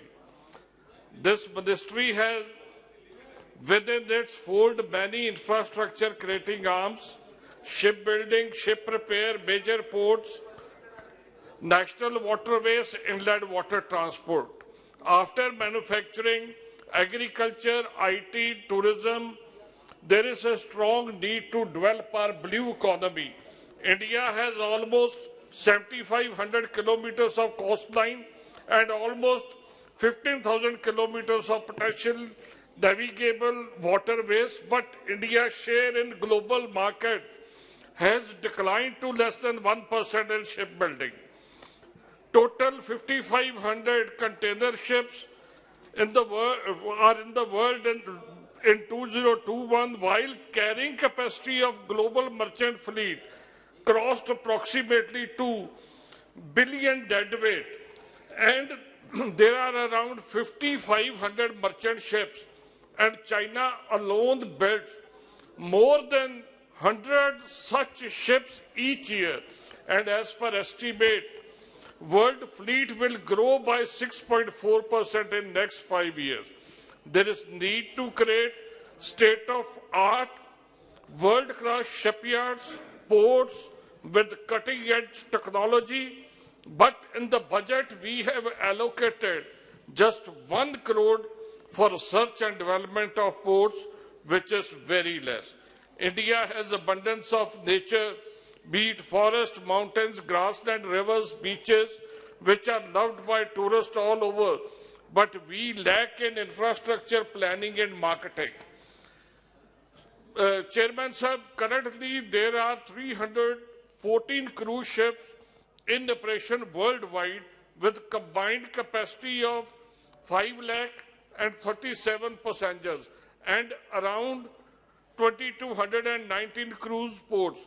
But apart from government-run cruises in India, there are only four luxury cruises, while in year 138 ships called on Indian ports carrying around 1.76 lakh passengers. This is a sector which needs a push, which needs focus, and will complement and add to growth of our blue economy. Sir, now we are developing 25 national waterways, but my state, Punjab, which has got a wonderful, dense network of canals and river dams and barrages, but unfortunately, not even a single waterways in Punjab has been included in these 25 waterways. I request Honourable Minister, through you, to please, sir, to you, to add one of the major Punjab rivers so that there is a lot of capacity, cargo as well as for tourism purpose, which can be harnessed to the full. Sir, I am just going to come to Prime Minister Ji's constituency, sir. Sir, India, there are only few cruise ships which are being operated. One such ship says from Calcutta through Varanasi. Varanasi is the constituency of our Honourable Prime Minister, sir, and it is also a religious and cultural center. Sir, we need at least 6 feet of depth to operate these cruises, which are not large enough. They have 40 to 50 rooms. And for one trip from Calcutta and back to Varanasi, people pay around $5,000, which is a huge amount. This is the potential of these ships. I request Honourable Minister Sahab to work on it, provide them with the 6 water depth and night vision,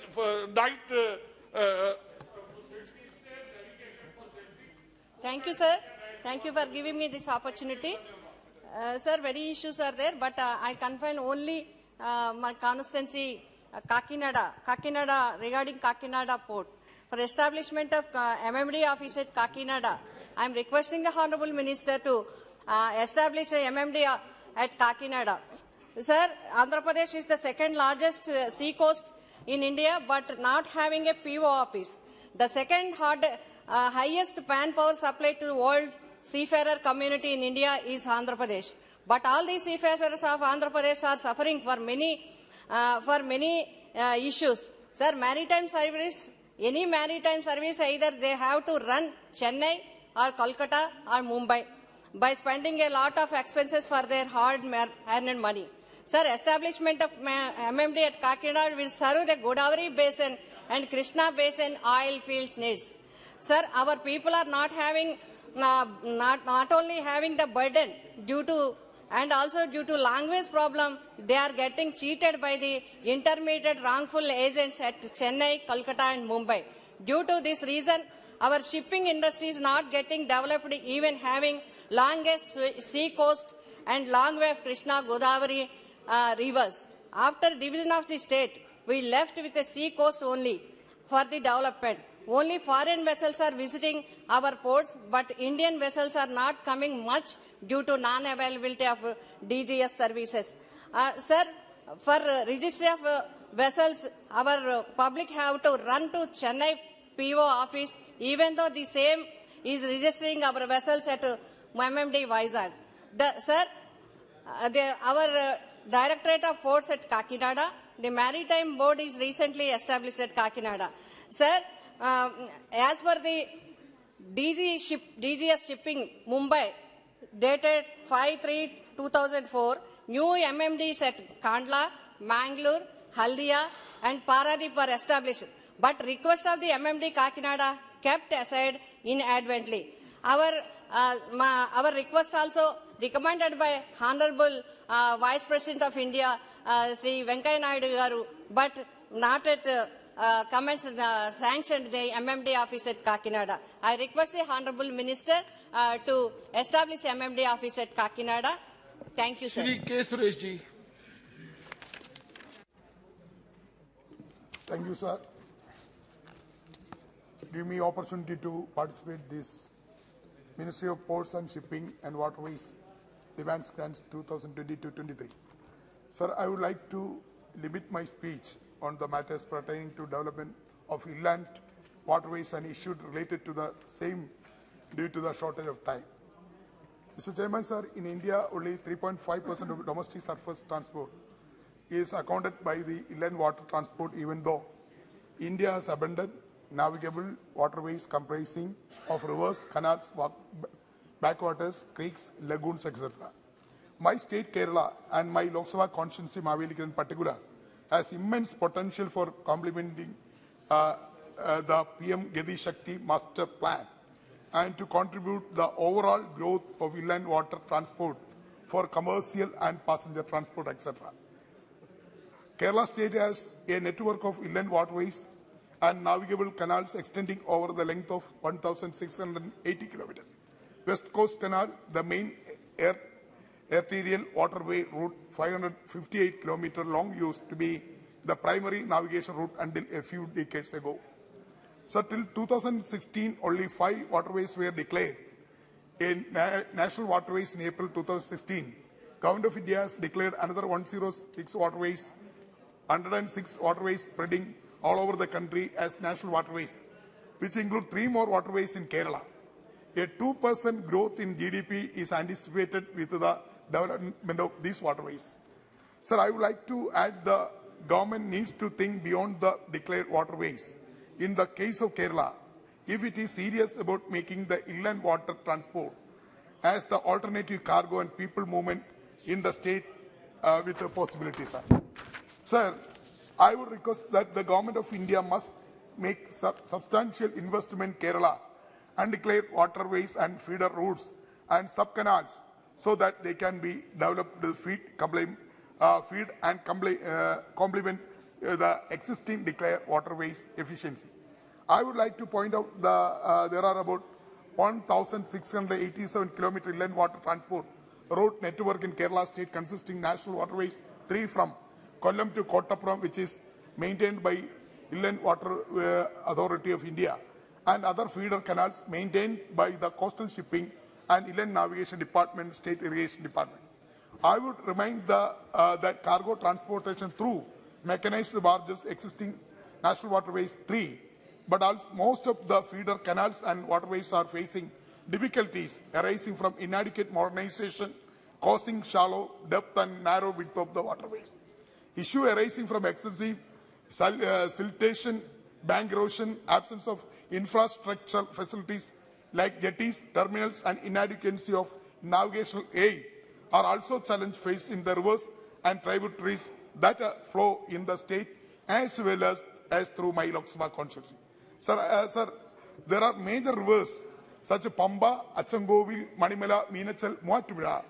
Rivers discharge into Vembanad Lake and flow into Arabian Sea, as well as Ashtamudi Lake in the Kallada River, its inlet channel, and Shastangota Lake, a Ramsar site and larger freshwater body that pass through my constituency, Mavelikar, and play a significant role in the lives of the people and the welfare.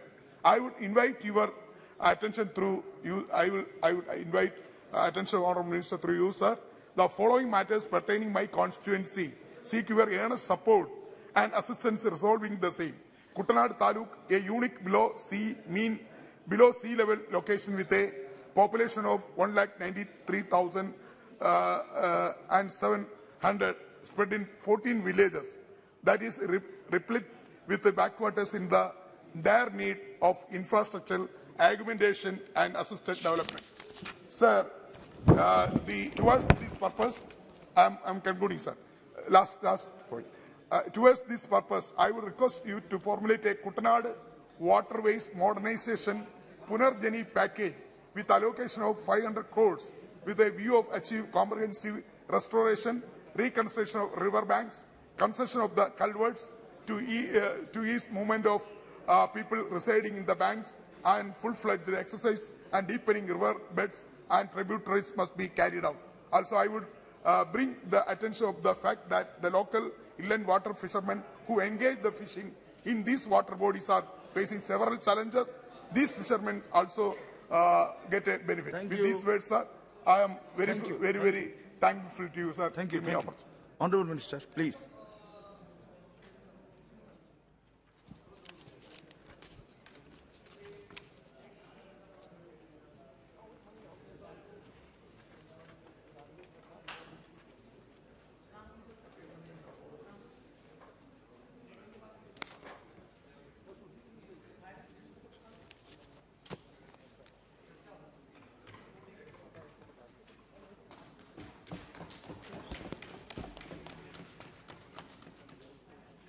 माननीय उपाध्यक्ष महोदय,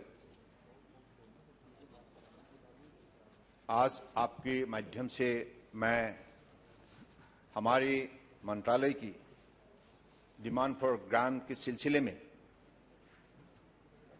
जिन जिन सम्मानीय सांसदगण ने भाग लिया उन सबको मैं विशेष रूप से धन्यवाद देना चाहता हूं। हमारी इस मंत्रालय की मंत्री MP Mansukh Bhai Mandaviya ji, TN Prathapan ji, Dilip Saikia ji, DV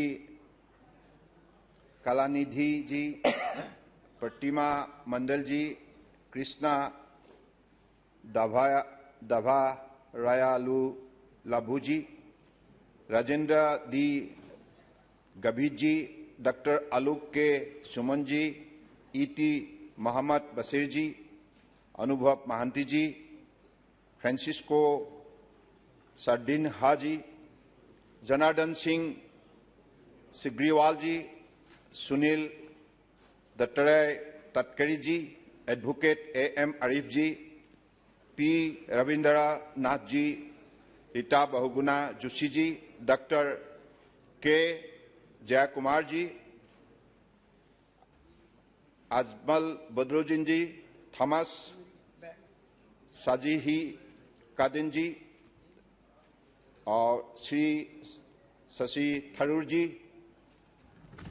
कुंवर डेनिस अली जी, श्रीमती सुमाथी ठंगा पांडियन जी,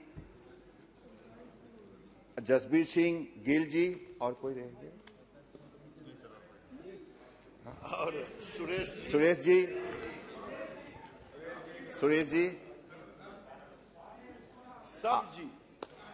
सबको बहुत बहुत धन्यवाद।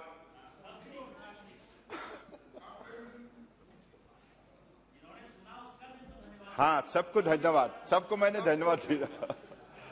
स्वास्थ्य में विशेष रूप से आप सबको मालूम है, डिमांड फॉर ग्रांट के सिलसिले में आप लोगों ने बड़े खुल के अपनी बात रखी और एक बात हम सबको हृदय से सहमत जताने चाहिए, खास करके हमारे देश के आदर्शवादी नेता प्रधानमंत्री नरेंद्र मोदी जी की मार्गदर्शन से, उनकी विजन से आज इस मंत्रालय जो काम पिछले 7 साल के अंदर कर पाए हैं, इसका आंकड़ा मैं आप लोगों को आपका पास पेश करूंगा, क्योंकि आज जलमार्ग में जो शक्ति बसा हुआ है, इस शक्ति को पहले लोगों ने ठीक से देखा ही नहीं था, सिर्फ पानी समझा था। और माननीय प्रधानमंत्री जी ने यह उपलब्धि, यह अनुभव जगाया देशवासियों को, पानी में शक्ति है, पानी के बिना कोई प्राणी जी नहीं सकते। तो इसलिए माननीय प्रधानमंत्री जी ने हमें अपने सपने से उजागर किया, जागरूक किया और अलग अलग हमारे कोस्टल लेड डेवलपमेंट के सिलसिले में, हमारे इंडियन वाटरवेज की प्रगति के सिलसिले में उन्होंने इंडिया मैरीटाइम विजन 2030 सागरमाला 2035 ये 20 साल का जो परियोजना देशवासियों के लाया है, इसके वजह से आज जैसे मनसुख भाई ने अपने इंटरवेंशन में बोल रहे थे कि जो इंफ्रास्ट्रक्चर बने, इसके वजह से आज हमारे देश की जो भी 95% एक्जिम और डोमेस्टिक ट्रेड के सिलसिले में हमारा जो भूमिका रहे, ये विषय आप लोगों को मालूम है। तो आज मैं आप सबको एक विशेष विषय पर मैं ध्यान आकर्षित करना चाहता हूं कि India has a long coastline of about 7,517 kilometers और हमारे इनमें से 11 मेजर पोर्ट है और 200 नॉन मेजर पोर्ट है जिसको डेवलप स्टेट गवर्नमेंट के द्वारा किया जा रहा है। और आप सबको मालूम है कि पोर्ट की जब भी हम बात बोलते हैं तो आप सबको ऐसा लगता है कि देशवासियों को सब पोर्ट हमारे अधीन में है। ऐसा नहीं है। केंद्रीय सरकार और राज्य सरकार दोनों मिलकर हमारे पोर्ट लेड डेवलपमेंट के सिलसिले में अपने भूमिका लेते हैं।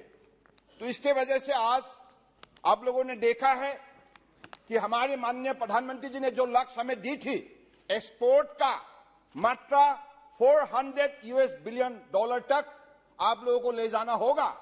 तो कल हमारे माननीय मंत्री वरिष्ठ मंत्री पीयूष गोयल जी ने अपने जो पत्रकार को संबोधन करते हुए जो बात रखी है, पहली बार के लिए हिंदुस्तान ने इतना बड़ा सफलता प्राप्त किया है, वो भी माननीय प्रधानमंत्री जी की नेतृत्व में ये संभव हुआ है।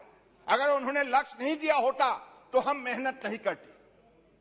मेहनत करने के लिए उन्होंने हमें हिम्मत दिया, साहस दिया, ताकत दिया और लक्ष्य दिया। मुझे लगता है कि ऐसा देश का प्रधानमंत्री जिन्होंने ईमानदारी से, निष्ठा से, भक्ति भावनाओं से भारत माता को सेवा किया है, इसके वजह से हर कार्यक्रम सफल हो रहा है। जो भी कार्यक्रम आदरणीय प्रधानमंत्री जी ने देशवासियों को दिया है, इसी कार्यक्रम को आज देशवासी सफल बनाने में सब लगे हुए हैं। यही सबसे बड़े महत्वपूर्ण चीज है। मुझे लगता है कि आज हमें इस विषय पर आप लोगों ने जो जो अपने कॉन्स्टिट्यूएंसी की, अपनी स्टेट की बात रखी है, मैं आप लोगों को कहना चाहता हूं, हर विषय पर ध्यान दिया जा रहा है। ऐसा नहीं है कि आप लोगों का बात हम लोगों ने ध्यान नहीं दिया। सागरमाला का जो लक्ष्य है 805 प्रोजेक्ट किससे मिला है? राज्य सरकार के द्वारा ये प्रपोजल भेजे गए हैं और हम लोगों ने एक साथ मिलकर इस प्रपोजल को सफल बनाने के लिए और पीपीपी मोड का जो सरकार का नीति है, इसी के आधारित हम हर परियोजना को सफल बनाने के सिलसिले में लगे हुए हैं। और मुझे लगता है कि जो आप पोर्टलेस इंडस्ट्रियलाइजेशन, कनेक्टिविटी और हमारे इंफ्रास्ट्रक्चर और हमारे टूरिज्म, हमारे fishing harbour, coastal community development इत्यादि इत्यादि जो भी हो रहा है, मुझे लगता है कि अगले दिनों में हर प्रदेश को इससे बहुत बड़ा लाभ होगा। आप देखिए इनलैंड वाटरवेज, लोगों का मानना था ये चलेगा नहीं क्योंकि नदी का गहराई है ही नहीं, लेकिन माननीय प्रधानमंत्री जी ने कहा सब कुछ संभव है। मां गंगा को नमन करते हुए माननीय प्रधानमंत्री जी ने जो जलमार्ग विकास प्रोजेक्ट उन्होंने करने के लिए जो उन्होंने निर्देश दिया विभागीय हमारे मंत्री को, और उसी समय जलमार्ग विकास फेज 1, जलमार्ग विकास फेज 2 और 8 गंगा फेज 2 के अधीन और 8 ब्रह्मपुत्र, ऐसे ही मनसुख भाई जब मंत्री थे उसी समय पे इन चीजों को आगे बढ़ाने का काम किया। और आज मैं इस सदन में इस बात को रखते हुए बहुत गर्व महसूस करता हूं, पहली बार के लिए लंबे समय की इंतजार की बात, मां गंगा पटना से कार्गो वेसल, वो वेसल का नाम भी एक महान व्यक्ति के नाम पे रखे गए हैं, लाल बहादुर शास्त्री जी को मैं यहां से हृदय से बहुत ही कोटि नमन करता हूं। लाल बहादुर शास्त्री उसी कार्गो वेसल से एफसीआई की 180 मीट्रिक टन कार्गो हमारे पांडु के लिए रवाना हुई 5 फरवरी को, जिस कार्यक्रम में बिहार सरकार ने बहुत एक महत्वपूर्ण भूमिका लिया और वहीं से बांग्लादेश होके गुवाहाटी के पांडु तक पहुंच गए हैं सफलपूर्वक। और पहली बार के लिए 2350 किलोमीटर रास्ता ये उन्होंने पार किया और इसी हिसाब से नॉर्थ ईस्ट में पहली बार के लिए बहुत लंबे समय के इंतजार के बाद कार्गो वेसल वहां पहुंच गए हैं। अभी वापस आने के समय में उन लोगों ने कोयला लाने का काम भी शुरू किया है। तो उसी दिशा पर हल्दिया से 1800 metric ton Tata steel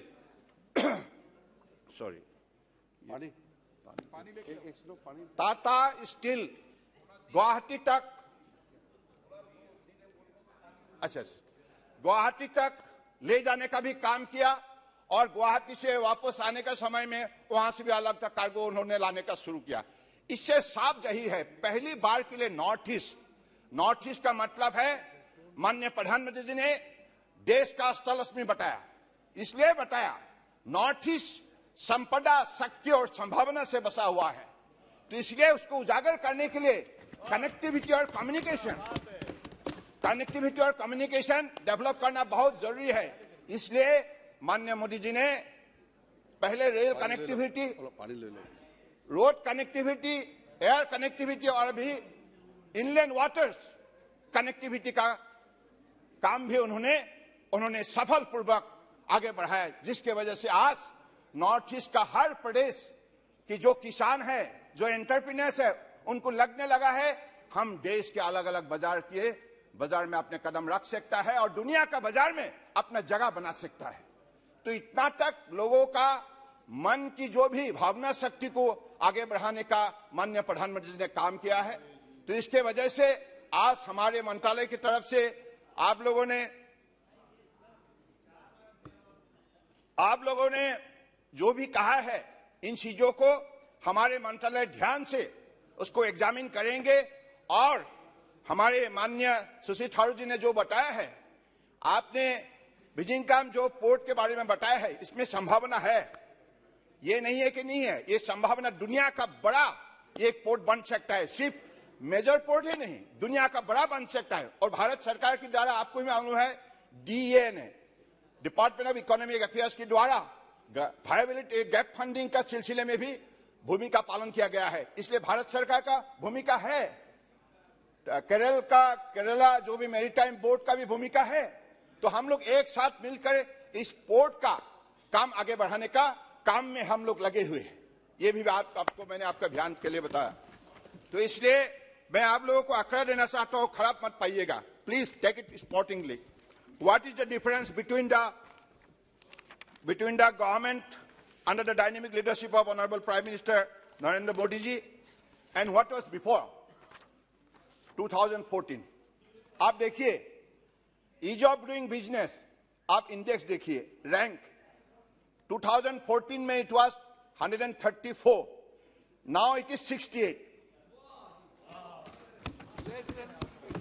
Capacity of major port, million metric ton, 2014 में it was 800.52. Now it is 1,560.61. Capacity of non-major port. हमारे कार्यकाल में परम आदरणीय प्रधानमंत्री जी की कुशल नेतृत्व ने आज 2004 तक 600 यानी कि 689 थे और अभी 1,224 containerized cargo handle at various major port. ये लोग हंस रहे, इतना अच्छा चीज बता रहे हैं, आप लोग सुन लीजिए। अबे सुनना जरूरी है। अच्छा चीज बता रहे हैं। ये आंकड़ा मैं ऐसे नहीं बता रहा हूं, आपके लिए है, क्योंकि आप लोगों को एक बात आप लोगों को मान लेना चाहिए। जो हकीकत है, जो सही है, उसको सुनना ही सही है और स्वीकार भी करना चाहिए। सिर्फ सुनने से नहीं होगा, स्वीकार करना होगा। कलम कागज लेके नोट भी करना हो। तो इसलिए आप लोग विश्वास रखिए, हमारे नेता ऐसा है जो करके दिखाता है, क्योंकि वो ईमानदार है इसलिए कर सकता है। जो ईमानदार नहीं वो सिर्फ बोलेगा, करेगा नहीं। जो ईमानदार है, जो निष्ठावान है, वो कर सकता है, और मोदी जी ने करके दिखाया।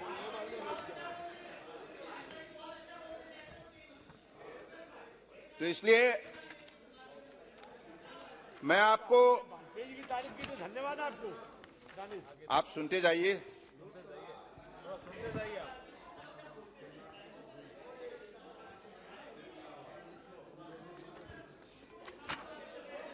इतना अच्छा चीज बता रहे हैं आप लोग, अच्छा से सुनना चाहिए, हंस रहे हैं। The government has enacted reform. हाँ, ये बात सही है। नॉर्थ ईस्ट को आपने कभी भी इज्जत नहीं दिया, इज्जत नहीं दिया, देखने का कोशिश नहीं किया। आप देखिए, north east south east Asia का नहीं, साइकोपेंसी नहीं, ये हकीकत है। आप देखिए, आप कौन बोले आप साइको नहीं, नॉर्थ ईस्ट, आप नॉर्थ ईस्ट देखिए, आज नॉर्थ ईस्ट देखिए, आप गया है कभी? Please visit North East, then you will discover the truth of happening in the reality of life.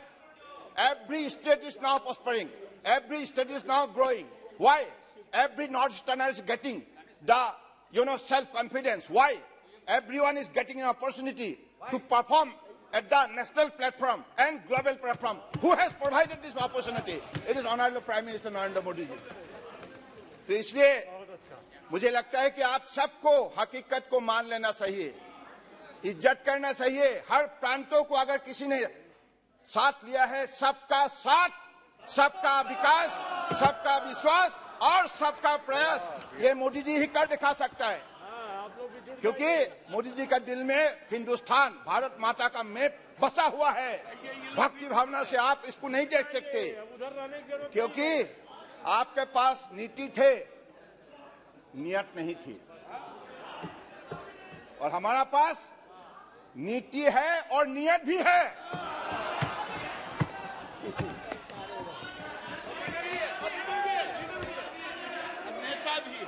नेता है, इसलिए तो बोल रहा हूं। इसलिए आप लोग देखिए, एक बात मैं पहली बार के लिए, मुझे नॉर्थ ईस्ट से पहली बार के लिए पोर्ट शिपिंग वाटरवेज का इस बड़ा मंत्रालय का विभाग का दायित्व परम आदरणीय प्रधानमंत्री ने हमारे कंधों पे सौंपा है। पहली बार के लिए स्वतंत्रता की 75 साल के अंदर आप लोगों ने कभी नॉर्थ ईस्टर्नर को ऐसा इज्जत दिया था? नहीं दिया था, क्योंकि आपका दिल बड़ा नहीं है, आप कभी भी हमें जगह नहीं पाया। लेकिन अभी नरेंद्र मोदी जी ने हमें वो जगह दी है, इसलिए नॉर्थ ईस्टर्नर उनके साथ है और हमेशा रहेगा। एक भारत श्रेष्ठ भारत, यही हमारा मूल नीति है, देश सेवा का मूल मंत्र है। तो इसलिए हमारे विभाग यहाँ कदर नहीं थी, उसके अंदर क्वालिटी थी, हमने उसका कदर किया। सुनिए, आप लोग बहुत साल तक आपने सिलाया। Please, reform to transform, revision of the criteria for write off first refusal. हम लोगों ने कानून में भी काफी बदलाव लाया, ताकि हमारी क्वालिटी परफॉर्मेंस बने और हम फैसिलिटी डेवलप कर पाए हर पोर्ट में। अभी आपने जो आंकड़ा सुना, इससे साफ जाहिर है हमारी पिछली 7 साल का मेहनत का ये फल है। इसलिए हर पोर्ट परफॉर्म कर रहा है। आपके कार्यकाल में अधिकतर पोर्ट लूजिंग कंसर्न थे, अब अधिकतर पोर्ट प्रॉफिट मेकिंग बन गया है। आत्मनिर्भर भारत, और इसी मोदी जी का कार्यकाल में आप देखिए कोचिन शिपयार्ड लिमिटेड ने कितना बड़ा काम किया है। आप लोगों को धन्यवाद देना चाहिए। दुनिया का सबसे बड़ा लड़ाकू जहाज, उसका जो वेट बताया उन लोगों ने 41,000 मेट्रिक टन। कहां बना? वो बना कोचिन में, केरल में बना है, कोचिन में बने हैं। और हमारे इंजीनियर, देखिए आप सुनिए, आप सुन तो लीजिए। और भी एक अच्छा खबर है, अभी देखिए, और भी एक अच्छा खबर है, सुन लीजिए। अच्छी खबर और भी है कि कोचिन में, उसी कोचिन शिपयार्ड लिमिटेड ने पहली बार के लिए, सुनिए, listen to me honourable speaker sir, listen to me honourable speaker sir, listen, सुनिए, please listen to me, this is my turn, you will please listen to me. ऐसा है, कोचिन शिपयार्ड लिमिटेड ने अभी ड्रेजिंग कॉर्पोरेशन इंडिया का साथ एक MOU किया है, और नेदरलैंड, हॉलैंड का रॉयल जो एशिया है, तो उसी का टेक्नोलॉजी का सपोर्ट से देश में पहली बार के लिए 12,000 cubic metre suction hopper dredger बनाया जाएगा। पहली बार के लिए हम जितना भी ड्रेजर खरीदते थे, विदेश से खरीदते थे, पहली बार के लिए परम आदरणीय प्रधानमंत्री जी के नेतृत्व ने यह मनोबल दिया है। आत्मनिर्भर भारत का नमूना है। तो इसलिए ये सब कोई मामूली सफलता नहीं है। इन चीजों को आप लोग उपलब्धि कीजिए। Please try to realise now Cochin Shipyard Limited is getting the order from the foreign country also. So this is the power of Modi's government. This is the example of good governance and quality government and performing government.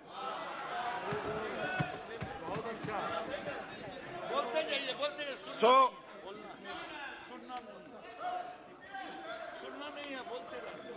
Honorable Speaker, sir. So, in case of creating quality manpower, as a seafarer, earlier in 2014, up to there were only 1,17,090 seafarers. Now it has went up to 2,05,787 by 2021. So this is how the quality manpower is being produced in the country for the global consumption, for the global, kind of involvement. So this is how the young generation is encouraged, and also young generation is given a way to earn their livelihood with dignity and power and ability.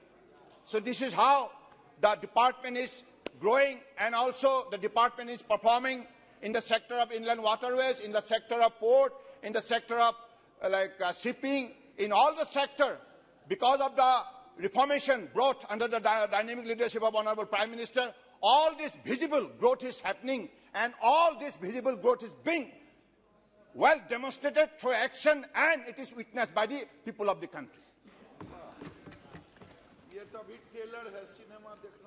तो इसलिए मैं यही चाहूंगा कि आप लोगों ने जैसे एक गंभीर विषय है, आप लोगों ने कहा है कि फिशरमैन के सिलसिले में आप लोगों को मालूम है, परम आदरणीय प्रधानमंत्री जी ने प्राइम मिनिस्टर मत्स्य संपदा योजना, प्रधानमंत्री, इसमें 20,000 करोड़ का प्रोविजन रखा गया है, और हमारे शिपिंग मंत्रालय और ministry of fishing, veterinary and like another this thing, Rupala ji का साथ एक साथ मिलकर हम लोगों ने अलग अलग पोर्ट में हार्बर डेवलप करने का काम शुरू किया है।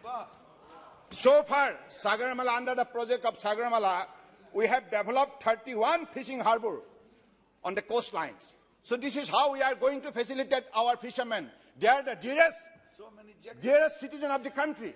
We respect the fishermen, and that is why, to provide deep sea fishing vessel, we are in consultation with the Kochiin Shipyard Limited and asking them, please develop deep sea fishing vessel so that we can provide this kind of vessel for our fishermen to have better fishing and also to improve their income and lead a life of quality, dignity and prestige.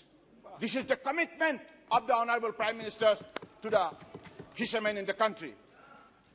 So this is how this particular ministry is working, and now you have been, everyone is talking about the facility, the infrastructure to be provided in their respective constituency. As you know, Honorable Prime Minister has always been telling us that inland waterways and coastal waterways, these are the two very, very key sectors where we should engage our youngsters, our youth, by providing better vessel for passengers and developing cruise tourism. And this is how large number of skilled youth can be engaged to earn their livelihood. So this is the way we got the direction accordingly. We are developing community jetties, multimodal terminal on the bank of the river as well as on the coastline, so that like large number of youth and also a large number of entrepreneurs can be accommodated in terms of economic generation. So, Honorable Speaker, sir, this is how port shipping and waterways is functioning, and I am a new man in this particular chapter, and I seek your support, and I seek your very, very meaningful suggestion, without any prejudice and hatred.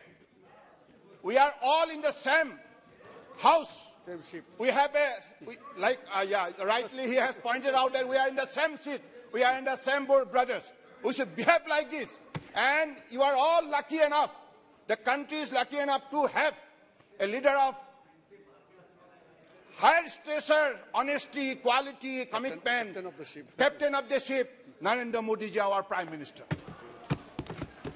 So इसलिए मैं माननीय अध्यक्ष जी आपके जरिए सब लोगों के ही मैं दरखास्त करता हूं, आप लोगों ने जो भी विषय रखा सभी विषय को ध्यान में लिया जाएगा।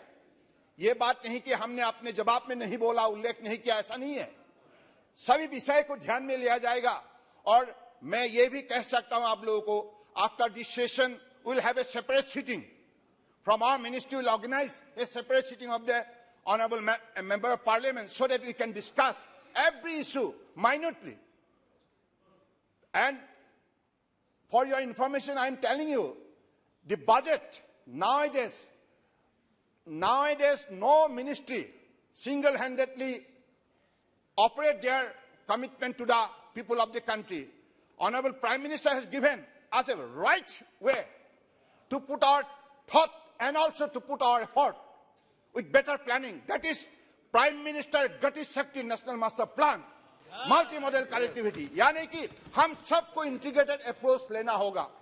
अभी हम लोग सागरमाला हो, हमारी मंत्रालय से जो भी काम किया जा रहा है, हम प्रदेश सरकार को और प्राइवेट प्लेयर्स को, अलग अलग स्टेक होल्डर को हम साथ में लेके, माननीय प्रधानमंत्री ने कहा है सबको साथ लेके चलो तब देश मजबूत होगा। इसलिए पीएम गति शक्ति का मतलब यही है कि it is a integrated approach. We have to work together. Sense of togetherness is the principle to the key of this Prime Minister Gati Shakti principle. I believe this should be realized by everyone. इतना बड़ा उन्होंने हमें रास्ता दिखाया, जिस रास्ते से हम अगर चले तो सब मंत्रालय का, अब हम जब भी पोर्ट डेवलप करते हैं तो पोर्ट डेवलप करने के समय में हम ये हमेशा ख्याल रखते हैं कि रोड कनेक्टिविटी, रेलवे कनेक्टिविटी और पाइपलाइन, पेट्रोलियम के पाइपलाइन और वाटर सप्लाई के पाइपलाइन और बिजली power lines, all these kind of line ministry and infrastructure ministry will have to integrate to each other so that we could develop better facility for the people of the country to generate their income, to have their better income, to compete the rest part of the world. So this is the attitude of our competitiveness being developed by Honorable Prime Minister Narendra Modi ji. I'm really thankful to all of you today. And Honorable Speaker, sir, I have few minutes more, I believe. I'm just looking at the was. आप सब लोगों ने अगले दिनों के लिए आप भी तैयार हो जाइए। मेरा ही आप लोगों से आग्रह है, आप लोगों के जो भी महत्वपूर्ण बातें हैं, इन चीजों को हम लोग निश्चित रूप से अगले दिनों में ध्यान में लूंगा। और हमारी लक्ष्य यही है कि अभी ऑल टुगेदर देश के अंदर 111 नेशनल वाटरवेज है। 111 नेशनल वाटरवेज में हमारे टेक्नो इकोनॉमिक फिजिबिलिटी रिपोर्ट के मुताबिक जो भी रिवर्स को हम लोगों ने फिजिबल पाया है, उसी हिसाब से उसको डेवलप करने में लगे हुए हैं। तो इसलिए आप लोगों से यही आग्रह है कि आप लोग धीरज रखिएगा और देश के अंदर और भी कोई पोटेंशियल रिसोर्सफुल कभी वाटर बॉडी है, नदी है, उसको भी डेवलप करने के लिए हम प्रतिबद्ध हैं और रहेंगे। तो इसलिए मैं यही चाहूंगा कि हमारे परम आदरणीय संसदगण और माननीय अध्यक्ष जी, आपके जरिए मैं सबको फिर से धन्यवाद देते हुए और कर सकता हूं तो प्रेमचंदन जी का जवाब देना एक बार। चलो प्रेमचंदन जी, आपको सब लोगों को यही आग्रह है कि माननीय अध्यक्ष महोदय, जो हमें डिमांड फॉर ग्रांट ये किया गया है, तो उसको आज समर्थन दे हाउस, यही मेरे सब लोगों से अनुरोध है। Thank you. Thank you very much, Mr. Speaker, sir, for the emotional reply by the Honorable Minister. Sir, I fully agree with the Honorable Minister. I am the Union President of this Cochin Shipyard. Yes, I absolutely agree with the government that it is one of the model for the public sector undertakings by which how it can be performed. And it is since 25 years it is being there. Even the previous governments have also supported. This government is also supporting. Okay. So we fully appreciate and the work culture and the trade union culture of that establishment has to be appreciated. And when we are privatizing the ports, when we are privating the shipbuilding industry, it is to be keep it in mind that the public sector undertakings are able to work in the international level. That is the example of the Cochin Shipyard. That has to be appreciated. That is the point which I would like to highlight. माननीय अध्यक्ष जी और माननीय प्रेमचंदन जी को मैं यही कहना चाहता हूं कि आपने जो भी आग्रह किया है, भविष्य में इस विषय को देखा जाएगा। सभा अगर सहमत हो तो सभा की कार्रवाई 7 बजे तक बढ़ाई जाती है। ठीक है, सहमत है साहब।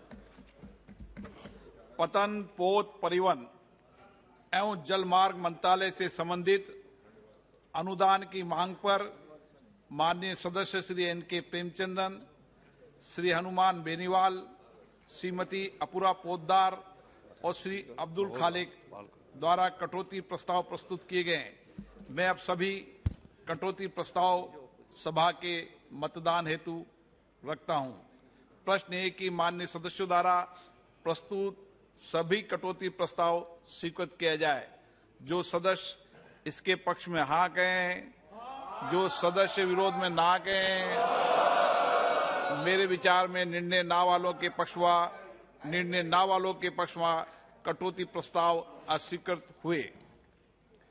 अब मैं पतन, पोत, परिवहन एवं राजमार्ग मंत्रालय से संबंधित अनुदान की मांग सभा के मतदान के लिए रखता हूं। प्रश्न ये कि अनुदानों की मांगों की सूची के स्तंभ 2 में पतन, पोत, परिवहन एवं जल मार्ग मंत्रालय से संबंधित मांग संख्या 78 के सामने दर्शाए गए मार्कशीट के संबंध में 31 मार्च 2023 को समाप्त होने वाले वर्ष में संदाय के दौरान होने वाली खर्चों की अदायगी करने हेतु अनुदान की मांगों की सूची के स्तंभ 3 में दर्शाई गई राजस्व लेखा तथा पूंजी लेखा संबंधी राशियों से अनधिक संबंधी राशियां भारत की संचित निधि में से राष्ट्रपति को दी जाए। जो सदस्य इसके पक्ष में हाँ कहें, जो सदस्य विरोध में ना कहें। मेरे विचार में निर्णय हाँ वालों के पक्ष में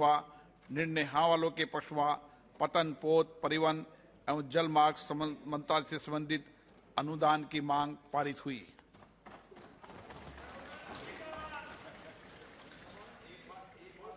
माननीय सदस्यगण, अनुदान की बकाया मांगों के संबंध में अनेक कटौती प्रस्ताव परिचालित किए गए हैं। समय अभाव के कारण मैं सभी कटौती प्रस्तावों को प्रस्तुत किया हुआ मान रहा हूं। माननीय सदस्यगण, जैसी की परंपरा रही है, अब मैं सभी कटौती प्रस्ताव एक साथ सभा के मतदान के लिए रखूंगा। प्रश्न ये कि अनुदान की बकाया मांगों के संबंध में प्रस्तुत किए गए हुए माने गए सभी कटौती प्रस्ताव स्वीकृत किया जाए। जो सदस्य इसके पक्ष में हाँ कहें, जो सदस्य विरोध में ना कहें। मेरे विचार में निर्णय ना वालों के पक्ष में अनुदान की बकाया मांगों के संबंध में प्रस्तुत हुए माने गए सभी कटौती प्रस्ताव अस्वीकृत हुए। माननीय सदस्यगण, अब मैं मंत्रालयों, विभागों से संबंधित अनुदान की बकाया मांगों को सभा के मतदान के लिए रखूंगा।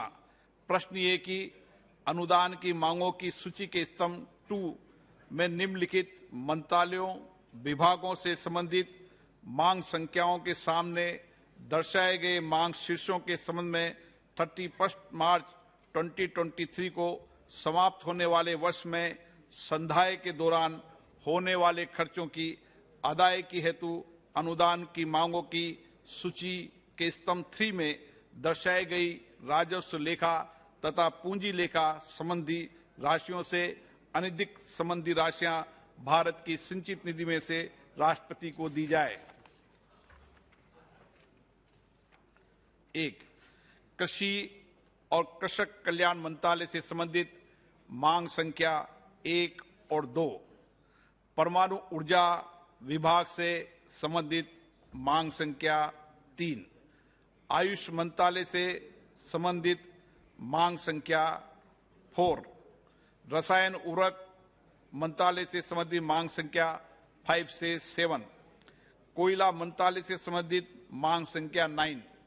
संचार मंत्रालय से संबंधित मांग संख्या 12 और 30। उपभोक्ता मामले, खाद्य सार्वजनिक वितरण मंत्रालय से संबंधित मांग संख्या 15। सहकारिता मंत्रालय से संबंधित मांग संख्या 16। कॉर्पोरेट कार्य मंत्रालय से संबंधित मांग संख्या 17। संस्कृति मंत्रालय से संबंधित मांग संख्या 18। रक्षा मंत्रालय से संबंधित मांग संख्या 19 से 22। पूर्वोत्तर क्षेत्र विकास मंत्रालय से संबंधित मांग संख्या 23। पृथ्वी विज्ञान मंत्रालय से संबंधित मांग संख्या 24। शिक्षा मंत्रालय से संबंधित मांग संख्या 25 और 26। इलेक्ट्रॉनिक और सूचना प्रौद्योगिकी मंत्रालय से संबंधित मांग संख्या 27। पर्यावरण, वन और जलवायु परिवर्तन मंत्रालय से संबंधित मांग संख्या 28। विदेश मंत्रालय से संबंधित मांग संख्या 29। वित्त मंत्रालय से संबंधित मांग संख्या 30 से 38, 41 और 42। मत्स्य पालन, पशुपालन और डेयरी मंत्रालय से संबंधित मांग संख्या 43 और 44। खाद्य प्रसंस्करण उद्योग मंत्रालय से संबंधित मांग संख्या 45। स्वास्थ्य और परिवार कल्याण मंत्रालय से संबंधित मांग संख्या 46 और 47। भारी उद्योग मंत्रालय से संबंधित मांग संख्या 48। गृह मंत्रालय से संबंधित मांग संख्या 49 से 59। आवास और शहरी कार्य मंत्रालय से संबंधित मांग संख्या 60। सूचना तथा प्रसारण मंत्रालय से संबंधित मांग संख्या 61।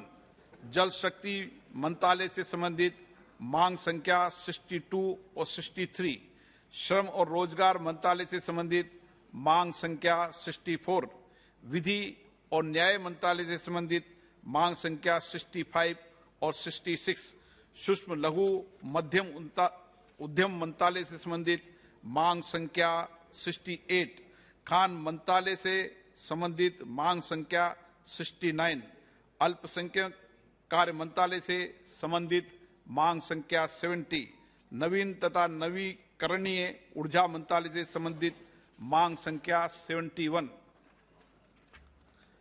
पंचायत राज मंत्रालय से संबंधित मांग संख्या 72, संसदीय कार्य मंत्रालय से संबंधित मांग संख्या 73, कार्मिक, लोक शिकायत और पेंशन मंत्रालय से संबंधित मांग संख्या 74, पेट्रोलियम और प्राकृतिक गैस मंत्रालय से संबंधित मांग संख्या 76, योजना मंत्रालय से संबंधित मांग संख्या 77, विद्युत मंत्रालय से संबंधित मांग संख्या 79, लोकसभा से संबंधित मांग संख्या 81, राज्यसभा से संबंधित मांग संख्या 82, उपराष्ट्रपति का सचिवालय से संबंधित मांग संख्या 83,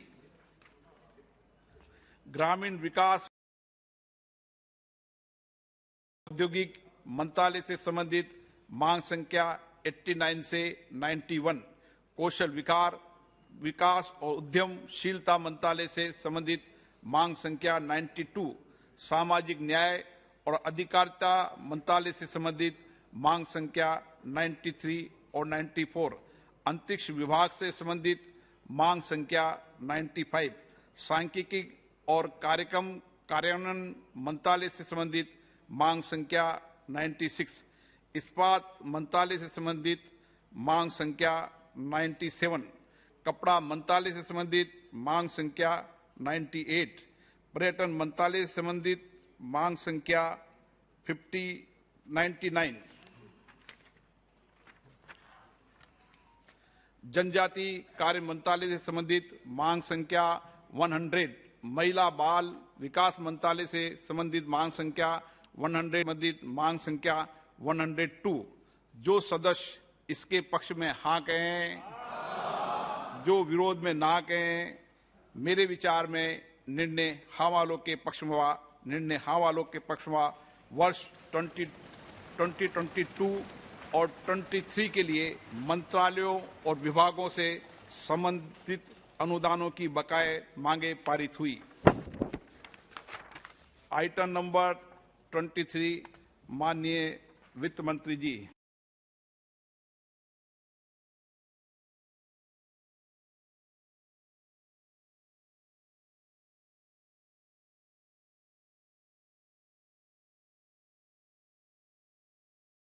बकाये मांगे पारित हुई। आइटम नंबर 23, माननीय वित्त मंत्री जी। I rise to move for leave to introduce a bill to authorize payment and appropriation of certain sums from and out of the Consolidated Fund of India for the services of the financial year 2022 and 23. प्रश्न ये कि विधेयक को पुनर्स्थापित करने की अनुमति प्रदान की जाए। जो सदस्य इसके पक्ष में हाँ कहें, जो सदस्य विरोध में ना कहें, मेरे विचार में निर्णय हाँ वालों के पक्ष में। निर्णय हाँ वालों के पक्ष में। माननीय मंत्री जी विधेयक को पुनर्स्थापित करें। Sir, I introduce the bill. Item number 24. An appropriation of certain sums from and out of the Consolidated Fund of India for the services of the financial year 2022-23 be taken into consideration. प्रश्न ये कि विधेयक पर विचार किया जाए। जो सदस्य इसके पक्ष में हाँ कहें, जो सदस्य विरोध में ना कहें, मेरे विचार में निर्णय हाँ वालों के पक्ष में। हाँ वालों के पक्ष में विधेयक पर विचार करने हेतु प्रस्ताव को स्वीकृत किया जाए।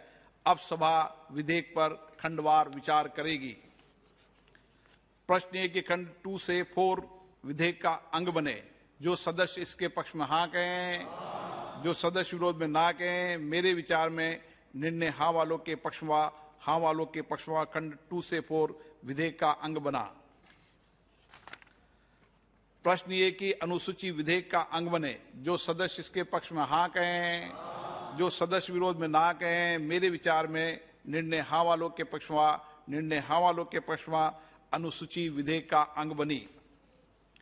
प्रश्न ये कि खंड 1 अधिनियम सूत्र और विधेयक का पूरा नाम विधेयक का अंग बने। जो सदस्य इसके पक्ष में हाँ कहें, जो सदस्य विरोध में ना कहें, मेरे विचार में निर्णय हाँ वालों के पक्ष में। हाँ वालों के पक्ष में खंड 1 अधिनियम सूत्र और विधेयक का पूरा नाम विधेयक का अंग बने। मंत्री जी अब प्रस्ताव करें कि विधेयक पारित किया जाए। I rise to move that the bill be passed. प्रश्न ये कि विधेयक को पारित किया जाए। जो सदस्य इसके पक्ष में हैं वो हाँ कहें, जो सदस्य विरोध में ना कहें। मेरे विचार में निर्णय हाँ वालों के पक्ष में, हाँ वालों के पक्ष में प्रस्ताव स्वीकृत हुआ, विधेयक पारित हुआ।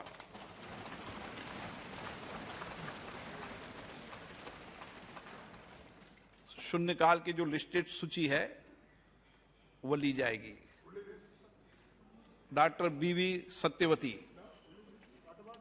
Thank you, Speaker sir.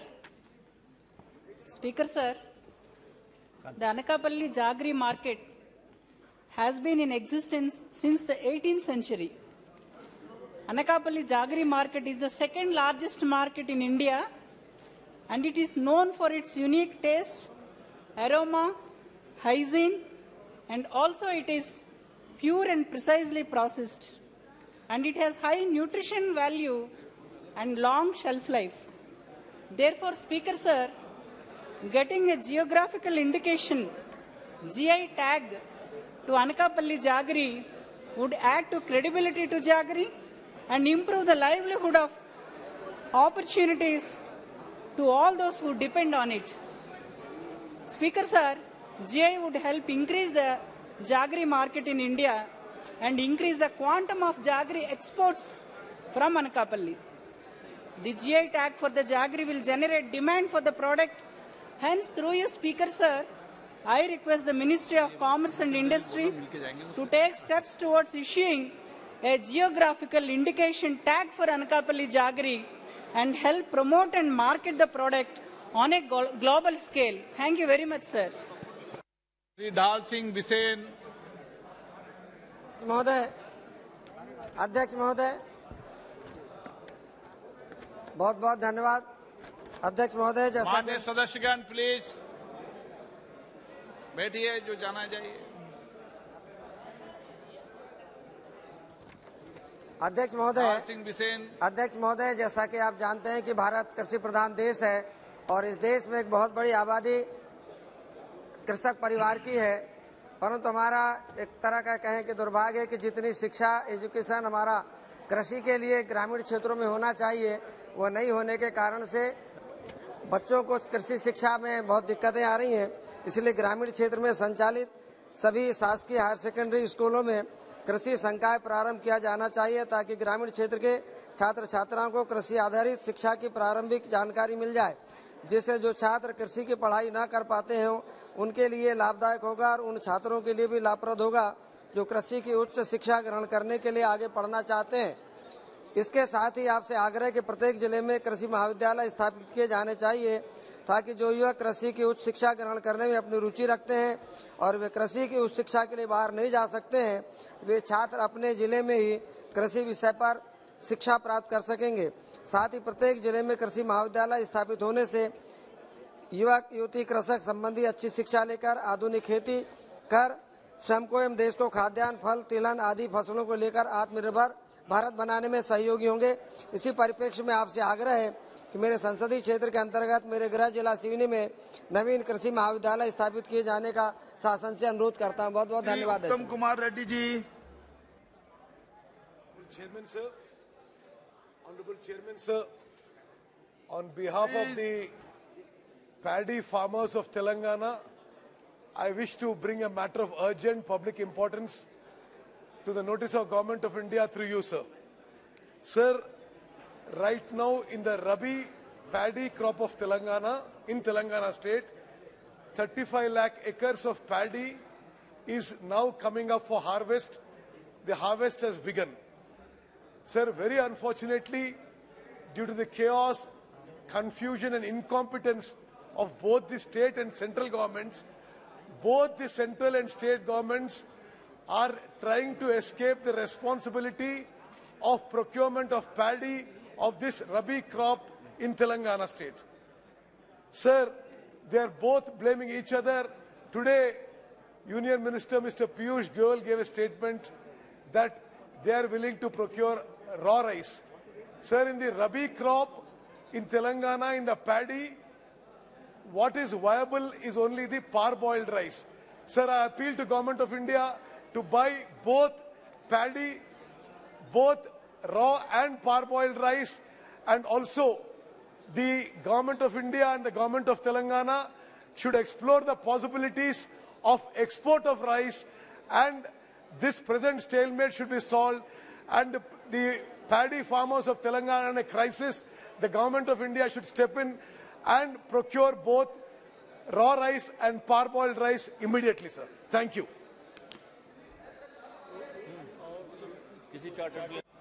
Shri Ahluwalia जी। अध्यक्ष महोदय, मैं आपके माध्यम से सदन में एक विशेष बात रखना चाहता हूं। जैन मुनि आचार्य महाश्रमण जी जिन्होंने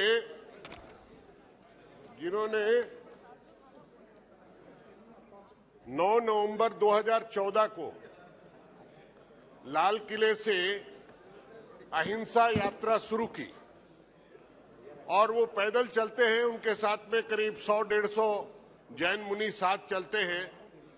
जैसा कि आप जानते हैं कि जैन मुनि गाड़ियों पर, जहाजों पर नहीं चढ़ते हैं, पैदल चलकर यात्रा करते 18,000 किलोमीटर की यात्रा की।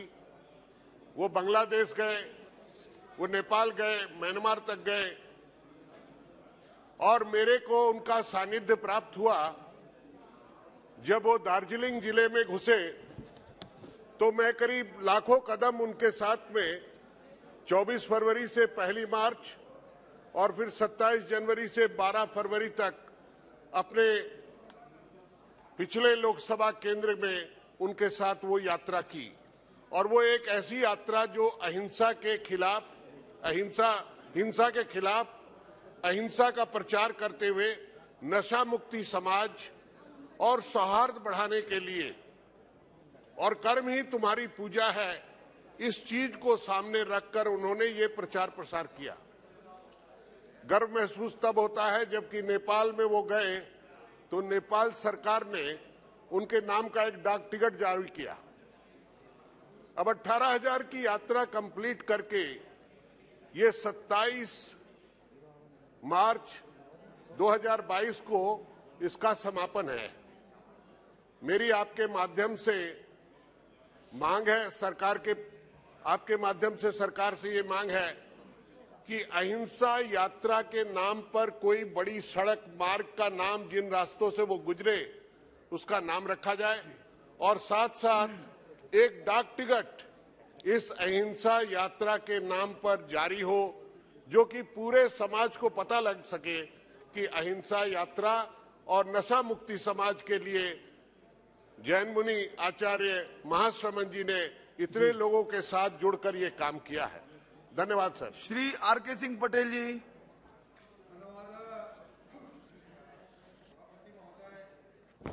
मैं अपने संसदीय क्षेत्र बांदा चित्रकूट बुंदेलखंड के NH 35 जो झांसी से बांदा चित्रकूट और प्रयागराज से मिर्जापुर और बनारस तक ये मार्ग जाता है, इसमें हमारा चित्रकूट का जो प्रमुख हमारा धार्मिक स्थल है, भगवान राम की तपोस्थली है, वहाँ से गुजरता है ये मार्ग।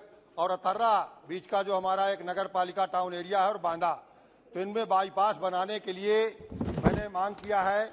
और ये माननीय सभापति महोदय, आपके माध्यम से इस मार्ग में ये जो बुंदेलखंड एक्सप्रेसवे है, ये भी हमारा इसी मार्ग में चित्रकूट के पहले जाकर के जुड़ता है। तो वहाँ से, जहाँ से बुंदेलखंड एक्सप्रेसवे जुड़ता है, वहाँ से इसको प्रारंभ करके और ये हमारा मार्ग जो राम वनगमन मार्ग आता है अयोध्या से चित्रकूट तक, उसको क्रॉस करके और करबी बूढ़ा राजापुर को क्रॉस करके ये आगे प्रयागराज की तरफ जाने वाले के मार्ग पर अगर बाईपास चित्रकूट में बना दिया जाए और इसी तरह तर्रा में बाईपास बना दिया जाए तो मैं समझता हूँ कि ये चित्रकूट के आने वाले धार्मिक हमारे जो भी पर्यटक हैं उनको सुगमता होगी और जो दुर्घटनाएं हो रही हैं, जाम की स्थिति रहती है चित्रकूट में, वो खत्म हो जाएगा तो इसलिए माननीय सभापति महोदय, मैं आपके माध्यम से सरकार से अनुरोध करना चाहता हूं कि इस NH 35 पर जो यहां से ये गुजरता है तो चित्रकूट में और अतर्रा में बाईपास बनाने जाने की कृपा करें। धन्यवाद। Mismatch of healthcare demand and supply, especially the paucity of qualified medical professionals, has been dogging this country for a long time. Fake doctors is a countrywide phenomenon. But I just wanted to mention the WHO report of 2016, when it was pointed out that more than half of the doctors in India practicing allopathy lack medical qualification, almost 57% of the doctors. And the sample registration system survey in 2018 also say that 20% of all deaths during treatment in India had a fake doctor's involvement. So this problem is also very acute in the state of Assam and the northeastern states, especially in our tea plantations. Tea plantation, there is paucity of qualified medical professionals is really phenomenal. And as per the WHO report, 6 of the 30 districts with lowest densities, secondary school pass allopathic doctors are in the state of Assam itself. So you could understand that this is the pattern.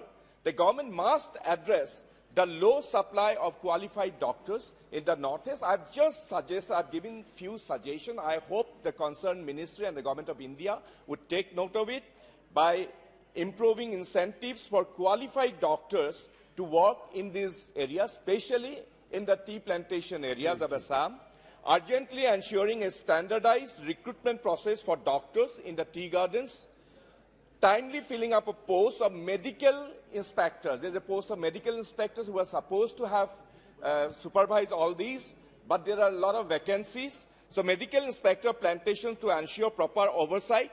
At both the state and national level, it is imperative that the government must track the number of fake doctors and devise preventive measures against the menace that poses grave risk to the individual and public. Thank you. Thank you. Thank you. Shri Jasveer Singh Gill ji. Sir, मैं आज यहाँ बहुत महत्वपूर्ण मुद्दे पे बात करना चाहता हूँ। ये मुद्दा एक स्टेट का नहीं है। पंजाब से लेके हरियाणा लेके दिल्ली, आज मैं अपने कुछ साउथ के मित्र दक्षिण से जो भारत से आते हैं उनसे भी बात कर रहा था। ये मुद्दा वहां का भी है। ये मुद्दा है रनवे ब्राइड्स का। सर, आजकल जो लड़कियां आईलेट्स वगैरह क्लियर कर लेती हैं और उनका रिश्ता कर दिया जाता है, एंगेजमेंट कर दी जाती है या शादी कर दी जाती है, जो लड़के वाले होते हैं वो उसकी सारी यूनिवर्सिटी की, फॉरेन यूनिवर्सिटी की जो फीस है वो देते हैं, लड़की को वहां भेजते हैं। वो अपनी एजुकेशन कंप्लीट करती है, उसके बाद उसको पीआर मिल जाती है। जब पीआर मिल जाती है वो लड़कों को अपने पास बुलाते नहीं, स्पॉन्सर नहीं करते, जिससे बड़े घर टूटे हैं। अभी रिसेंटली पंजाब में ऐसे 3 लड़कों ने सुसाइड किया जिनको जो उनकी बीवियां बिल्कुल उनको यहाँ पे भटकता छोड़ गए थे। सर, इसका एक सामाजिक और फाइनेंशियल तो जो नुकसान होता है, एक सोसाइटी में बहुत बड़ा लॉस होता है, loss of face, loss of reputation, जो बहुत कम लोग सहार पाते हैं। सर, अगर लड़के कुछ ऐसे करते उनके लिए कानून में प्रावधान किया गया है, उनको सजा दी जा सके। मेरी गुजारिश के आपके माध्यम से सरकार से, प्रधानमंत्री जी से, मिनिस्टर साहब बैठे हैं, कि कृपा करके इसके ऊपर भी एक कानून लाया जाए जो लड़कों का फाइनेंशियल या जो दिमागी साइकोलॉजिकल शोषण होता है इसको रोकने के लिए, इसको समाज में और जो निगरता ना है इसको रोकने के लिए नया श्री सुरेश पुजारी जी।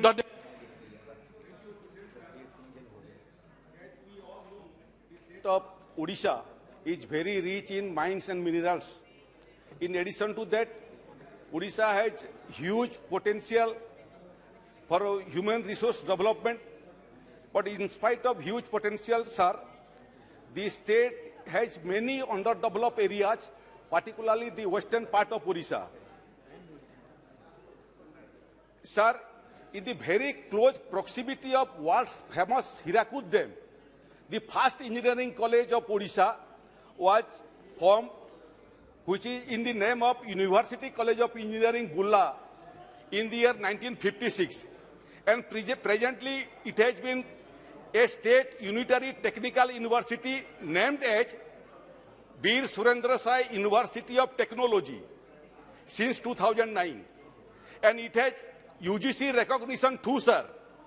The present student strength of this institution is 5,000 plus, sir. And the top rankers of the state are preferring this particular university for their technical education. It offers 11 undergraduate courses, sir, 34 postgraduate courses, and 16 PhD programs, sir. It has produced 30,000 alumni who are serving the nation and abroad in a responsible way since its inception. The institute is within the vicinity of the industrial belt, mines and other institutions of higher learning like the Samalpur University, the Medical College, the Indian Institute of Management, IIT, NIT, and Agriculture University. It is well connected by road, rail, and air, sir. We have a airport also near the institution. My submission is that, sir, it has scope to become a multidisciplinary engineering research university, Meru, as mandated by the National Education Policy 2020, sir.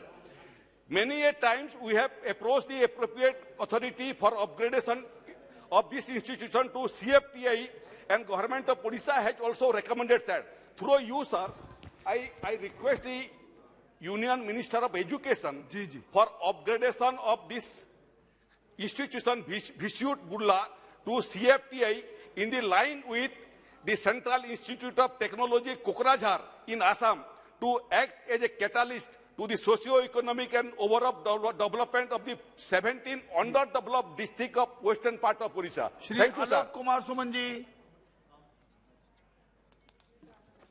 धन्यवाद सभापति महोदय। मैं इस सदन का ध्यान आपके माध्यम से बिहार को 4 ग्रीनफील्ड एक्सप्रेसवे जो कि भारतमाला फेज 2 के तहत दिया गया है उसके तरफ आकृष्ट करना चाहता हूं। महोदय, भारतमाला फेज 2 के अंदर 29,000 करोड़ रुपए जो कि 6 लेन गोरखपुर सिलीगुड़ी ग्रीनफील्ड एक्सप्रेसवे जिसकी लंबाई बिहार में 416 किलोमीटर है के लिए आवंटन किया गया है। उसी प्रकार 19,000 करोड़ रुपए बनारसी कोलकाता ग्रीनफील्ड एक्सप्रेसवे के लिए तथा 20,000 करोड़ रुपए रक्सौल हल्दिया ग्रीनफील्ड एक्सप्रेसवे के लिए आवंटन किया गया है और पटना आरा सासाराम ग्रीनफील्ड एक्सप्रेसवे के लिए 361 करोड़ आवंटन किया गया है महोदय, ताकि एक्सप्रेसवे के निर्माण से बिहार की अर्थव्यवस्था मजबूत हो और व्यापार एवं रोजगार में वृद्धि हो। अतः महोदय, मैं आपके माध्यम से माननीय मंत्री श्री सड़क परिवहन एवं राजमार्ग जी से आग्रह करता हूं कि बिहार से गुजरने वाले 4 एक्सप्रेसवे पर काम को तेजी से शुरू करने के लिए आवंटित राशि को यथाशीघ्र रिलीज किया जाए ताकि काम जल्दी शुरू किया जा सके। श्री तेजस्वी सूर्य महोदय। Thank you, Speaker, sir.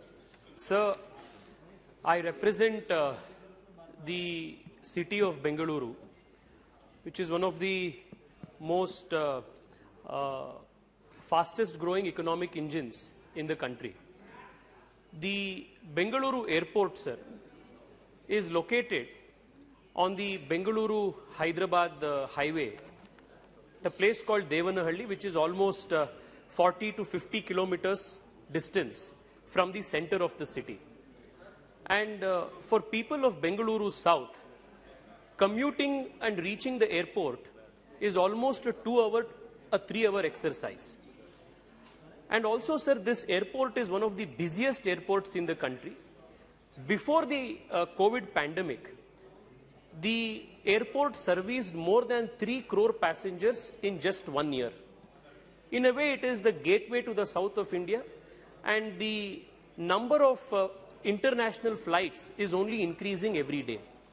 My request with the Honorable Minister for Civil Aviation, sir, is to start another terminal of the Bengaluru International Airport by reoperationalizing the already existing airport infrastructure at the HAL airport facility, and also perhaps consider opening another terminal in the south of the city like Bidadi, Anekal and this part, which will create another economic center in the city, sir.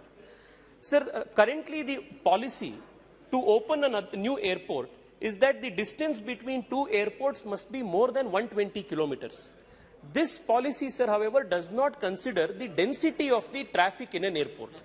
Therefore, sir, my request, sir, is under the Honorable Prime Minister's leadership, more than 66 airports have been opened in the country in just the last few years. And even the most common man is today affording air travel, sir. On behalf of people of Bengaluru South and people of Bengaluru, I request the Honorable Minister for Civil Aviation to make necessary changes to this policy to restart the HAL airport or create a new terminal in Bidadi or Anekal. Namaste, sir. Thank you. धन्यवाद सभापति महोदय।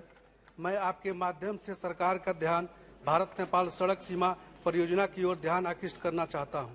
महोदय, वर्ष 2010 में तत्कालीन केंद्र सरकार ने भारत नेपाल सड़क सीमा परियोजना के अंतर्गत 1377 किलोमीटर रोड की स्वीकृति प्रदान की थी, जिसके तहत 552.9 किलोमीटर रोड का निर्माण बिहार राज्य में होना था।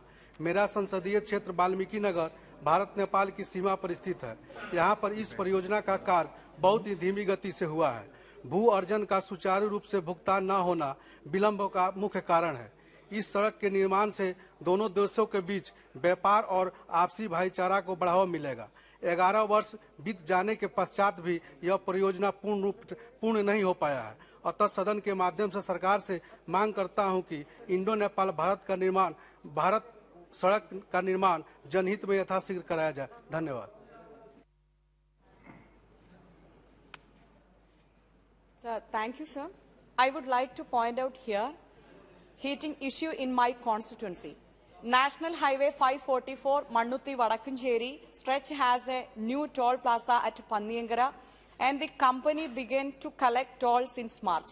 It is really unjust that the company collecting high toll and did not permit even local people who depend on this road for their daily routine and hospital cases to pass without toll. The rate fixed for private and school institutions buses are very high comparing to adjacent toll plazas. So private buses and school buses left off their service along this road. Palakkad District Collector summoned an emergency meeting to discuss this issue, and I myself participated in that meeting. The company officials were not ready to solve the existing problem, so the meeting was fertile. Sir, I point out in meeting words of Honorable Highway and Transport Minister Nitin Gadkari ji that there will not be another toll plaza within a distance of 60 kilometers on a highway. But the company officials were not ready to accept this, saying this is not applicable to this highway. Sir, there is another toll plaza at Paliyekara within 35 kilometers on this same highway. Moreover, NHAI and the company did not complete the service road and just opened the tunnel at Kudiran. The company today started their toll collection, again challenging public. It creates turmoil and people are on strike here. So I humbly request government and highway and transport ministry to interfere in this matter and solve grievances peoples. Shri Chedi Paswan ji.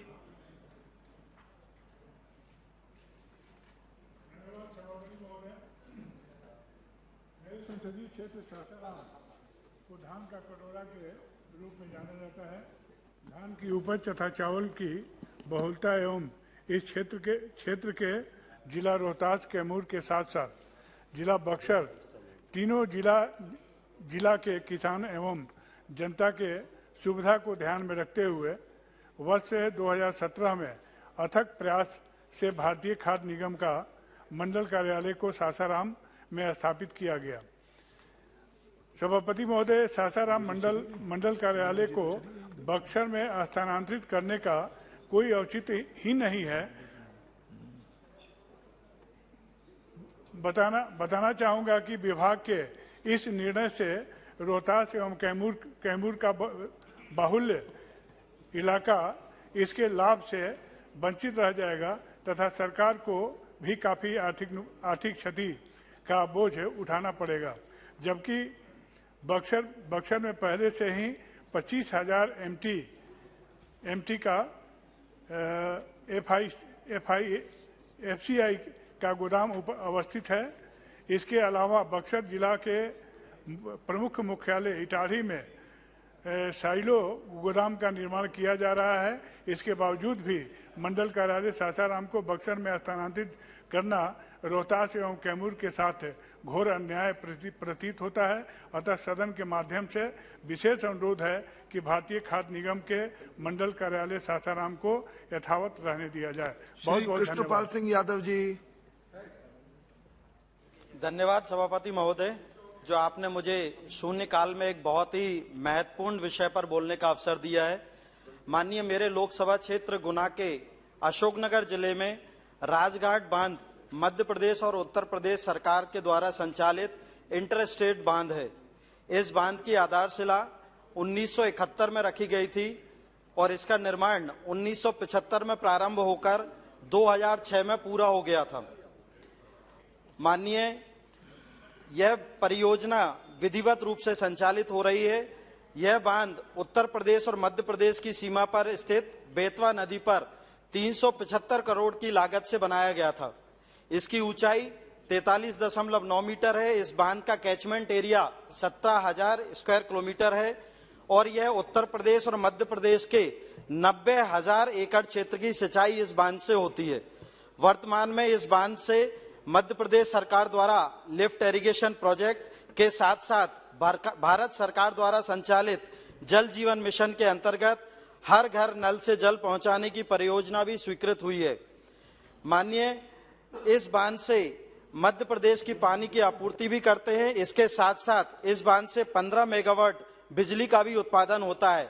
परंतु महोदय, इस राजघाट बांध का आज तक लोकार्पण नहीं हुआ है और इसके समीप ग्रेनाइट और पत्थर की खदानों को भी स्वीकृति मिली है, जिसमें कि ब्लास्ट टेक्नोलॉजी का प्रयोग होता है और इसके कारण निरंतर इसे क्षति पहुंचने की आशंका बनी रहती है। मेरा आपके माध्यम से सरकार से और जल शक्ति मंत्रालय से ये निवेदन है कि इस परियोजना को जल्द से जल्द विधिवत तरीके से इसका लोकार्पण किया जाए और इस परियोजना का ताकि बुंदेलखंड की और इस क्षेत्र की जनता को लाभ मिल सके और उस क्षेत्र की जनता की और मेरी मांग है कि इस बांध का नाम वीरांगना लक्ष्मीबाई परियोजना रखा जाए। माननीय ये एक राष्ट्रीय धरोहर है और इसके विकास और निरंतर रखरखाव से दोनों प्रदेश के हर वर्ग को लाभ मिलेगा और माननीय चंदेरी पर्यटन नगरी भी इसके समीप है, तो पर्यटन को भी बढ़ावा मिलेगा और मेरे क्षेत्र की जनता को रोजगार भी उपलब्ध होगा। श्रीमती शारदाबेन। धन्यवाद अध्यक्ष महोदय, माननीय प्रधानमंत्री मोदी साहब के नेतृत्व में जो चौमुखी विकास देश में हो रहा है, उसमें देश के पर्यटन स्थलों और क्षेत्रों पर भी गंभीरता से ध्यान दिया जा रहा है। स्वदेश दर्शन योजना के अंतर्गत बौद्ध और विरासत परिपथ का निर्माण पर्यटन विकास में नए आयाम जोड़ रहा है। महोदय, मेरे संसदीय क्षेत्र मेहसाना में जहां लोक आस्था से जुड़ा बैचराजी धाम है, इसके अलावा मेहसाना का मोढेरा लगभग 900 साल पुराने सूर्य मंदिर के लिए बहुत प्रसिद्ध है। यहाँ तारंगा, मोढेरा, पाटन, शंखेश्वर और महुड़ी जैन मंदिरों के लिए लोकप्रिय है। जिले का ऐतिहासिक नगर वडनगर हाटकेश्वर महादेव मंदिर के लिए चर्चित है। थोल वन्यजीव अभयारण्य अहमदाबाद से 40 किलोमीटर दूर स्थित अन्य प्रमुख दर्शनीय स्थल है। जीव जंतुओं और वनस्पतियों की विविध प्रजातियां यहाँ देखी जा सकती है। मैं माननीय पर्यटन मंत्री जी से आग्रह करती हूँ कि मेहसाना में विरासत परिपथ बनाया जाए, जिससे यहाँ के पर्यटन को और भी अधिक बढ़ावा मिल सके। धन्यवाद। श्री कंदन जी।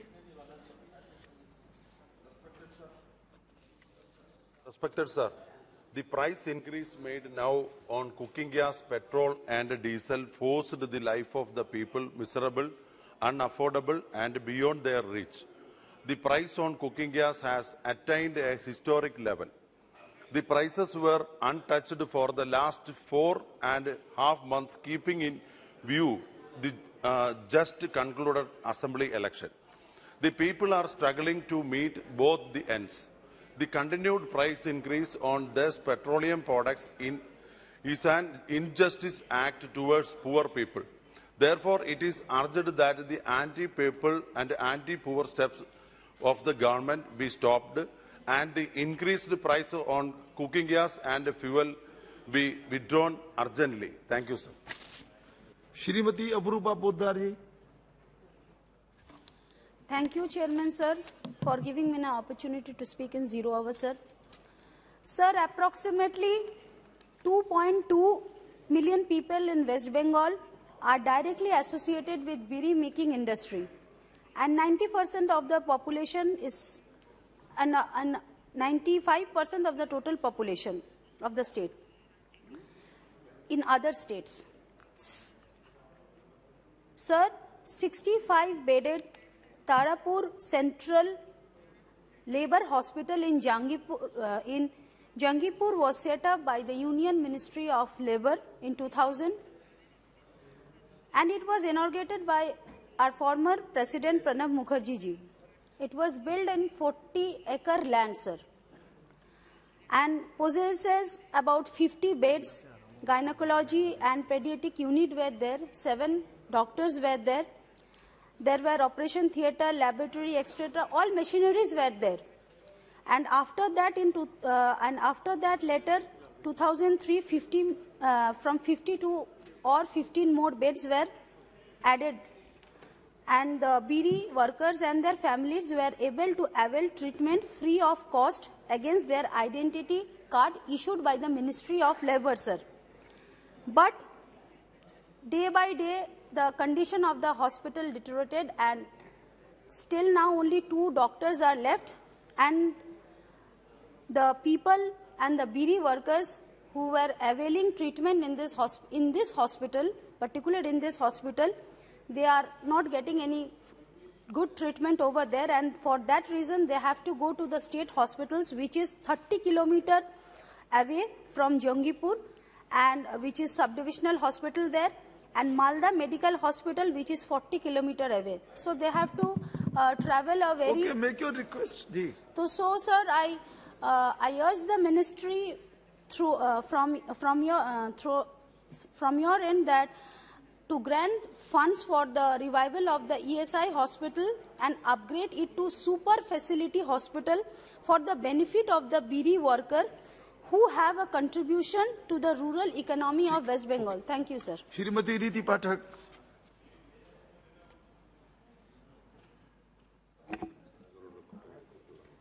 धन्यवाद सभापति महोदय.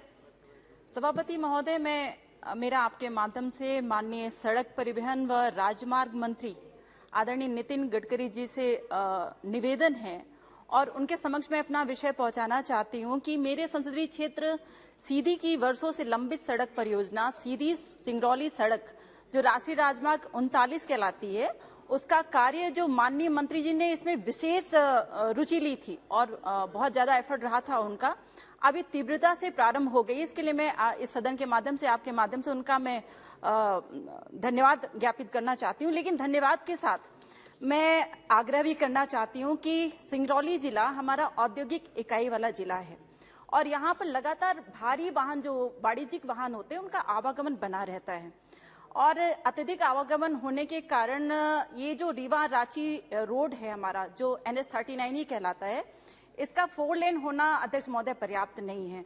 इसलिए यदि मेरा आपके माध्यम से आग्रह है कि यदि इस बजट में रीवा रांची रोड को 6 लेन के निर्माण हेतु सम्मिलित कर लिया जाता है तो मेरे पिछड़े संसदीय क्षेत्र सीधी के विकास की दिशा में यह कदम मील का पत्थर साबित होगा. सभापति महोदय, मेरा आपके माध्यम से माननीय मंत्री जी से अंत में इतना ही अनुरोध है कि रीवा रांची राष्ट्रीय राजमार्ग की स्वीकृति अगर 6 लेन हेतु प्रदान कर दी जाती है तो इस राजमार्ग के वृहदीकरण से न केवल मेरे संसदीय क्षेत्र अपितु 3 राज्यों के विभिन्न संसदीय क्षेत्रों को विकास की गति मिलेगी. श्री मुकेश राजपूत जी.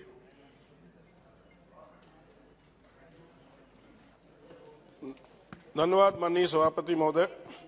मैं आपके माध्यम से सड़क परिवहन राज्य मंत्री जी से का आभार व्यक्त करना चाहता हूं, क्योंकि मैंने देखा कि सड़क परिवहन मंत्रालय की अनुदान मांगों के समय पर सभी सांसदों के द्वारा एक स्वर से माननीय मंत्री जी का सभी सांसदों के द्वारा माननीय मंत्री जी का सभी ने आभार व्यक्त किया।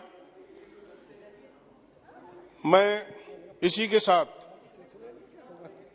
आपके माध्यम से माननीय मंत्री जी से निवेदन करता हूं कि माननीय मंत्री जी ने वर्ष 2017 में यूपी स्टेट हाईवे 29 को नेशनल हाईवे 730 में 730C में परिवर्तित किया था। इसके बाद 2018 में इसकी डीपीआर भी बन गई, परंतु आज तक नेशनल हाईवे 730C का कार्य प्रारंभ नहीं हुआ। ये नेशनल हाईवे बहुत ही जीर्ण है।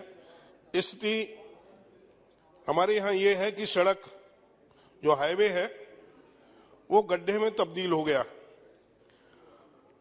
जिससे आए दिन दुर्घटनाएं होती हैं। मेरा आपके माध्यम से माननीय मंत्री जी से अनुरोध है कि राष्ट्रीय राजमार्ग 730C को अविलंब बनवाने की कृपा करें, तथा मेरा एक सुझाव और है माननीय मंत्री जी से कि ग्वालियर भिंड इटावा बेवर तक NH90 को बेवर फर्रुखाबाद टनकपुर तक NH 730C को जोड़कर एक सामरिक महत्व के इस नेशनल हाईवे को एक एक्सप्रेस वे के रूप में बनवाने का कष्ट करें, जिससे भारतवर्ष की बड़ी बड़ी सैनिक छावनियां एक ही मार्ग पर होंगी, जिससे कि हम चाइना बॉर्डर तक आसानी से पहुंच सकेंगे तथा भारत को दक्षिण भारत से उत्तरी भारत को जोड़ने का एक नया एक्सप्रेस वे भी मिल जाएगा।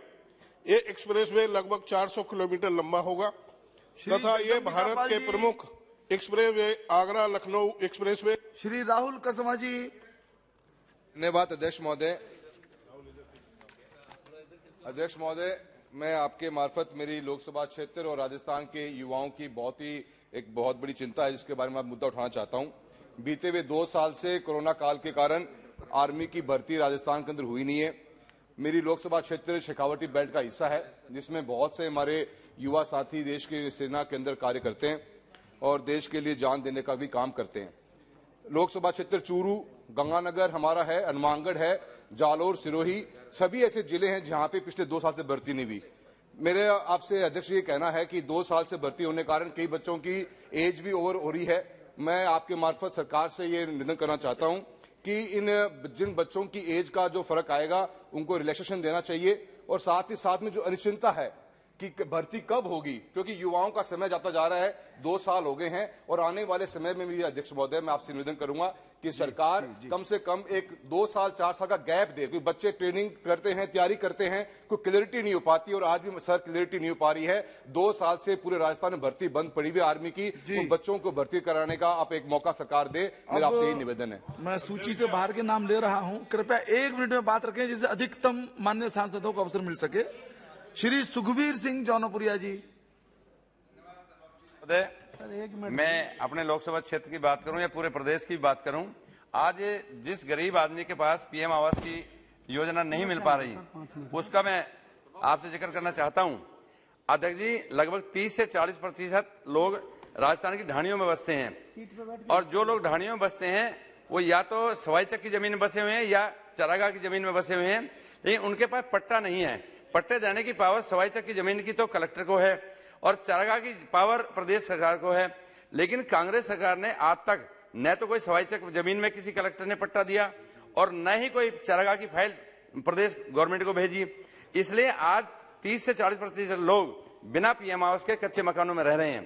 प्रदेश सरकार ने एक कार्यक्रम चलाया था प्रशासन गांव के संग, लेकिन उसमें सिर्फ जो लोग आबादी में बसे हुए थे और पक्के मकान थे उनको पट्टे दिए, ना कि उस गरीब आदमी को मिला। मेरा आपके माध्यम से निवेदन है कि माननीय प्रधानमंत्री की जो सपना है कि गरीब आदमी को मकान मिलना चाहिए, इसके लिए दोबारा से अध्यक्ष महोदय इसके दोबारा से सर्वे किए जाए और Thank you very much, sir, for allowing me to raise an important issue here. So marriage is a crucial institution in the society, reinforcing several societal structures, not all of which are based on equality.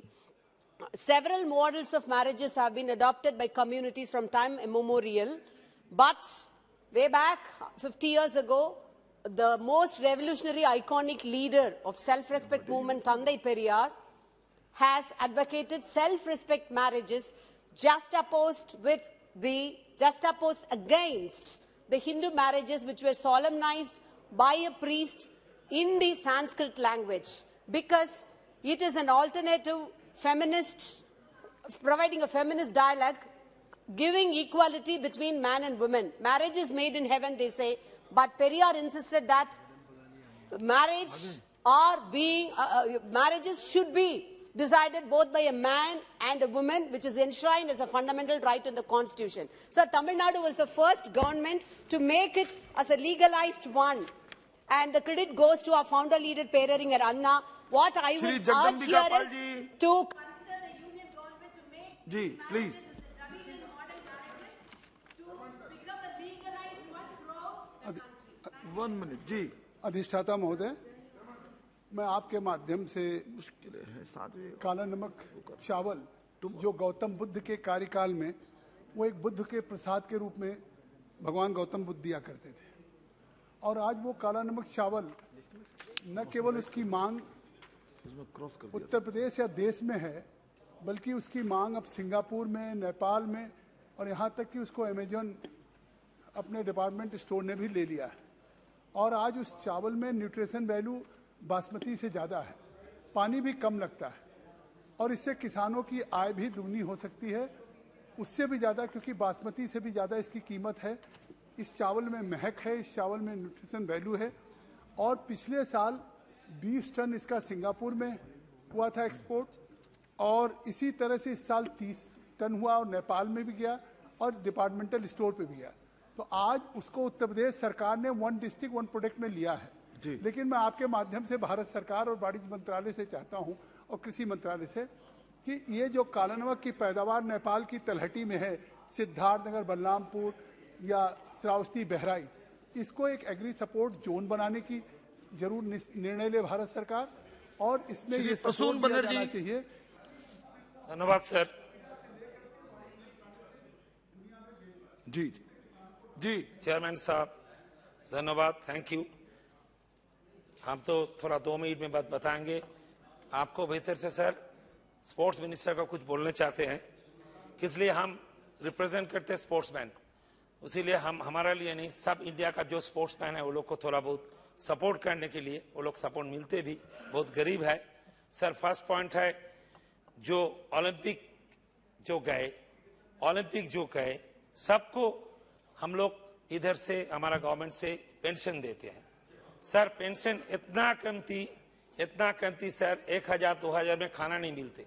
Sir, हमारा request है करीब 20,000 दे दो, कोई तकलीफ नहीं, जरूरत पड़े MP का पैसा लेके दे दो हम लोग को, 20,000 दे दिए, खाना नहीं मिलते लोग, इतना तकलीफ में है ओलंपियंस लोग। Another thing is there sir,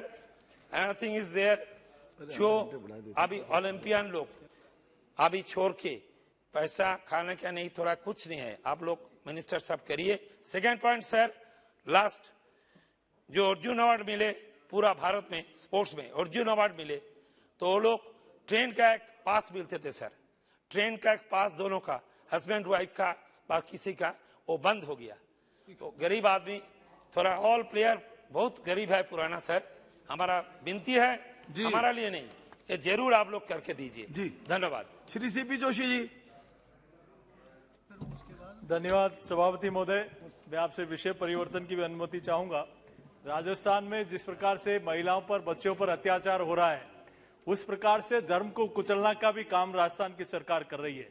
मेरे चित्तौड़गढ़ जिले में एक शिवजी का और हनुमान जी का मंदिर तोड़ा गया। सालासर में हनुमान दरबार, हमारे राम दरबार का गेट द्वार तोड़ा गया, और अभी भीलवाड़ा जिले में देवनान मंदिर, जिनको गो पूजक के रूप में माना जाता है, सभापति महोदय मेरे आपसे विनती है कि भीलवाड़ा जिले में वो देवनान मंदिर है, उसको तुष्टिकरण की नीति के कारण वहां द्वार नहीं खोले जा रहे, और तुष्टीकरण की नीति वहां की सरकार अपना रही है। मेरा आपके माध्यम से सरकार से मांगे कि वहां धर्म को कुचलने वाली सरकार के खिलाफ कोई कार्रवाई करें और जिस प्रकार से वो द्वार बंद है उनको द्वार को खोलने की अनुमति प्रदान कराएं। बहुत बहुत धन्यवाद अध्यक्ष। Sir, in 2014, Sanskrit was introduced in the Kendriya Vidyalaya school curriculum and it was made compulsory instead of optional subject. And now the regional languages are not taught in the Kendriya Vidyalaya schools, and the rules say that when a minimum of 20 students opt for the language, temporary teachers will be appointed to teach the regional language in Kendriya Vidyalaya schools, and there is no assessment also. So I request the government to ensure that regional languages are made compulsory and taught in Kendriya Vidyalaya schools, because the government supports the Kendriya Vidyalaya schools. Thank you, sir.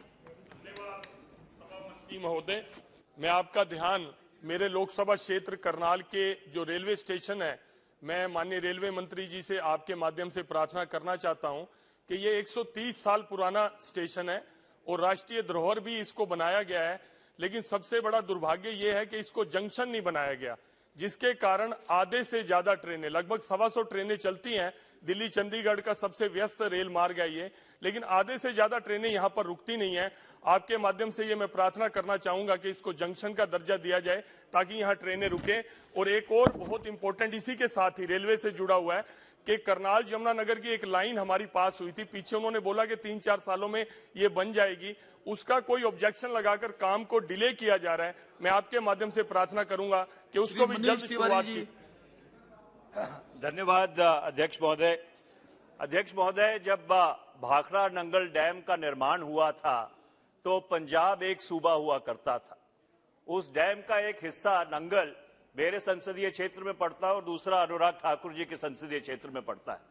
1967 में जब पंजाब का विभाजन हुआ तो Punjab reorganisation act के तहत Bhakra Beas management board बनाया गया।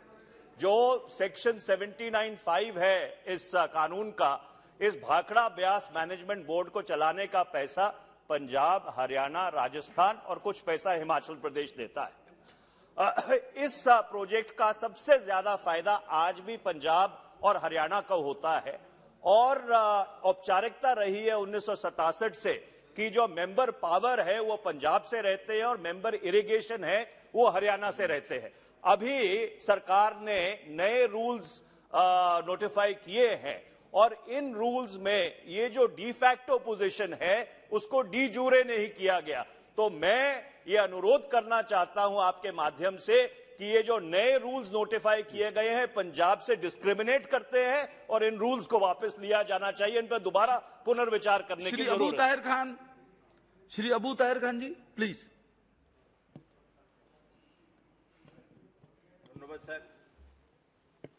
ধন্যবাদ স্যার। সভাপতি মহোদয়,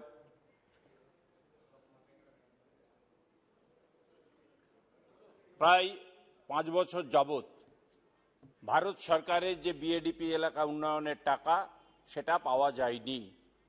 দীর্ঘদিন সেই রাস্তাগুলোর অত্যন্ত বেহাল অবস্থা। পশ্চিম বাংলার সীমান্তবর্তী এলাকা, বাংলাদেশ যে সীমান্তবর্তী এলাকা, সেই সীমান্তবর্তী এলাকার আমার কনস্টিটুয়েন্সি মুর্শিদাবাদ, প্রায় 120 কিলোমিটার রাস্তা অত্যন্ত বেহাল অবস্থা। সেই রাস্তাগুলো চলার উপযুক্ত নেই এবং যে ব্রিজগুলো ছিল সেগুলোর অবস্থাও অত্যন্ত করুণ এবং অত্যন্ত খারাপ। আপনার মাধ্যমে ভারত সরকারের বিভাগীয় মন্ত্রীর কাছে দাবি করছি যে বিএডিপি এলাকা উন্নয়নের যে টাকা, সেই টাকায় অন্তত বিগত 5 বছর এই এলাকা উন্নয়নে কোনো কাজ হয়নি, রাস্তাগুলো অত্যন্ত খারাপ।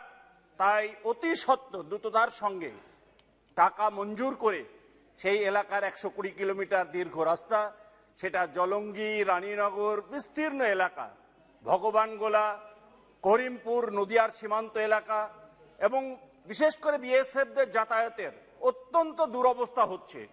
সুতরাং অতি সত্বর এই রাস্তাগুলো মেরামত করা হোক এবং নতুন নতুন যে রাস্তাগুলো আছে সেগুলো মঞ্জুর করার জন্য দাবি রাখছি। सभा की कार्यवाही शुक्रवार 25 मार्च 2022 को प्रातः 11 बजे तक के लिए स्थगित की जाती है।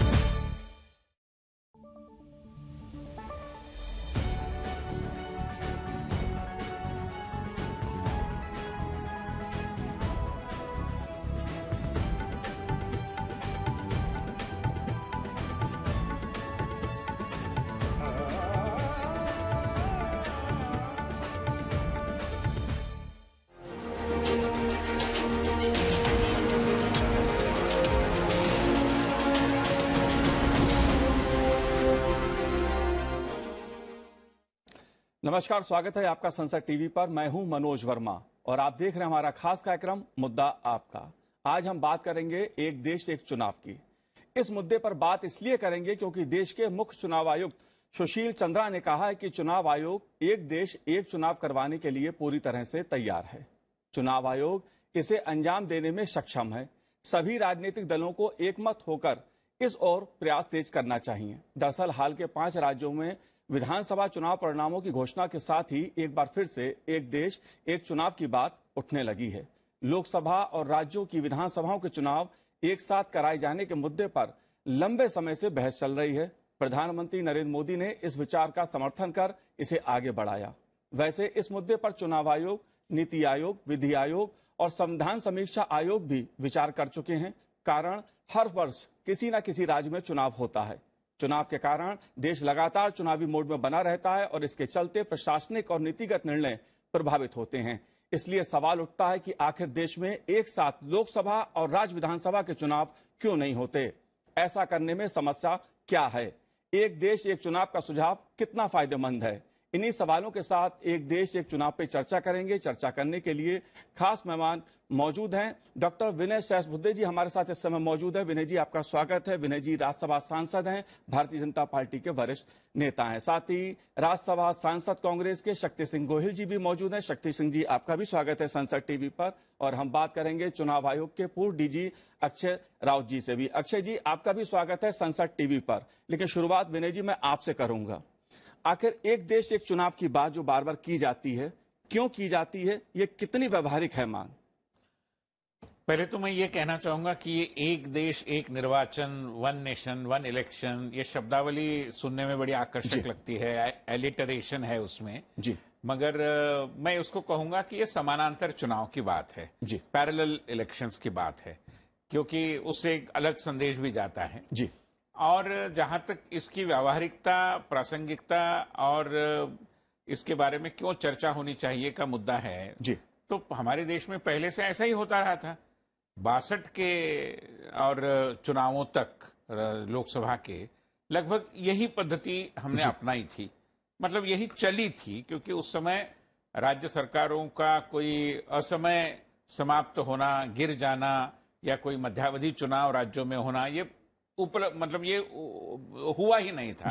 ये कभी संभावना ही नहीं बनी थी। 62 के बाद जैसे ये संभावनाएं तेज होती गई, वैसे विभिन्न राज्यों के चुनाव विभिन्न समय पर होने लगे। और आज हम देखते हैं, जिसका जिक्र आपने किया, कि हर साल कहीं न कहीं कोई न कोई चुनाव आ रहा है। और चुनाव के चलते हो ये रहा है कि हमारे पूरे राजनीतिक वर्ग का अधिकाधिक समय कैंपेन में जा रहा है जी। जो उनको नीतिगत निर्णयों में, गवर्नेंस में, अन्य चीजों में लगाना चाहिए, वो कैंपेन में और लिप्त हो जाते हैं। तो स्वाभाविक रूप में समय वहां जाता है।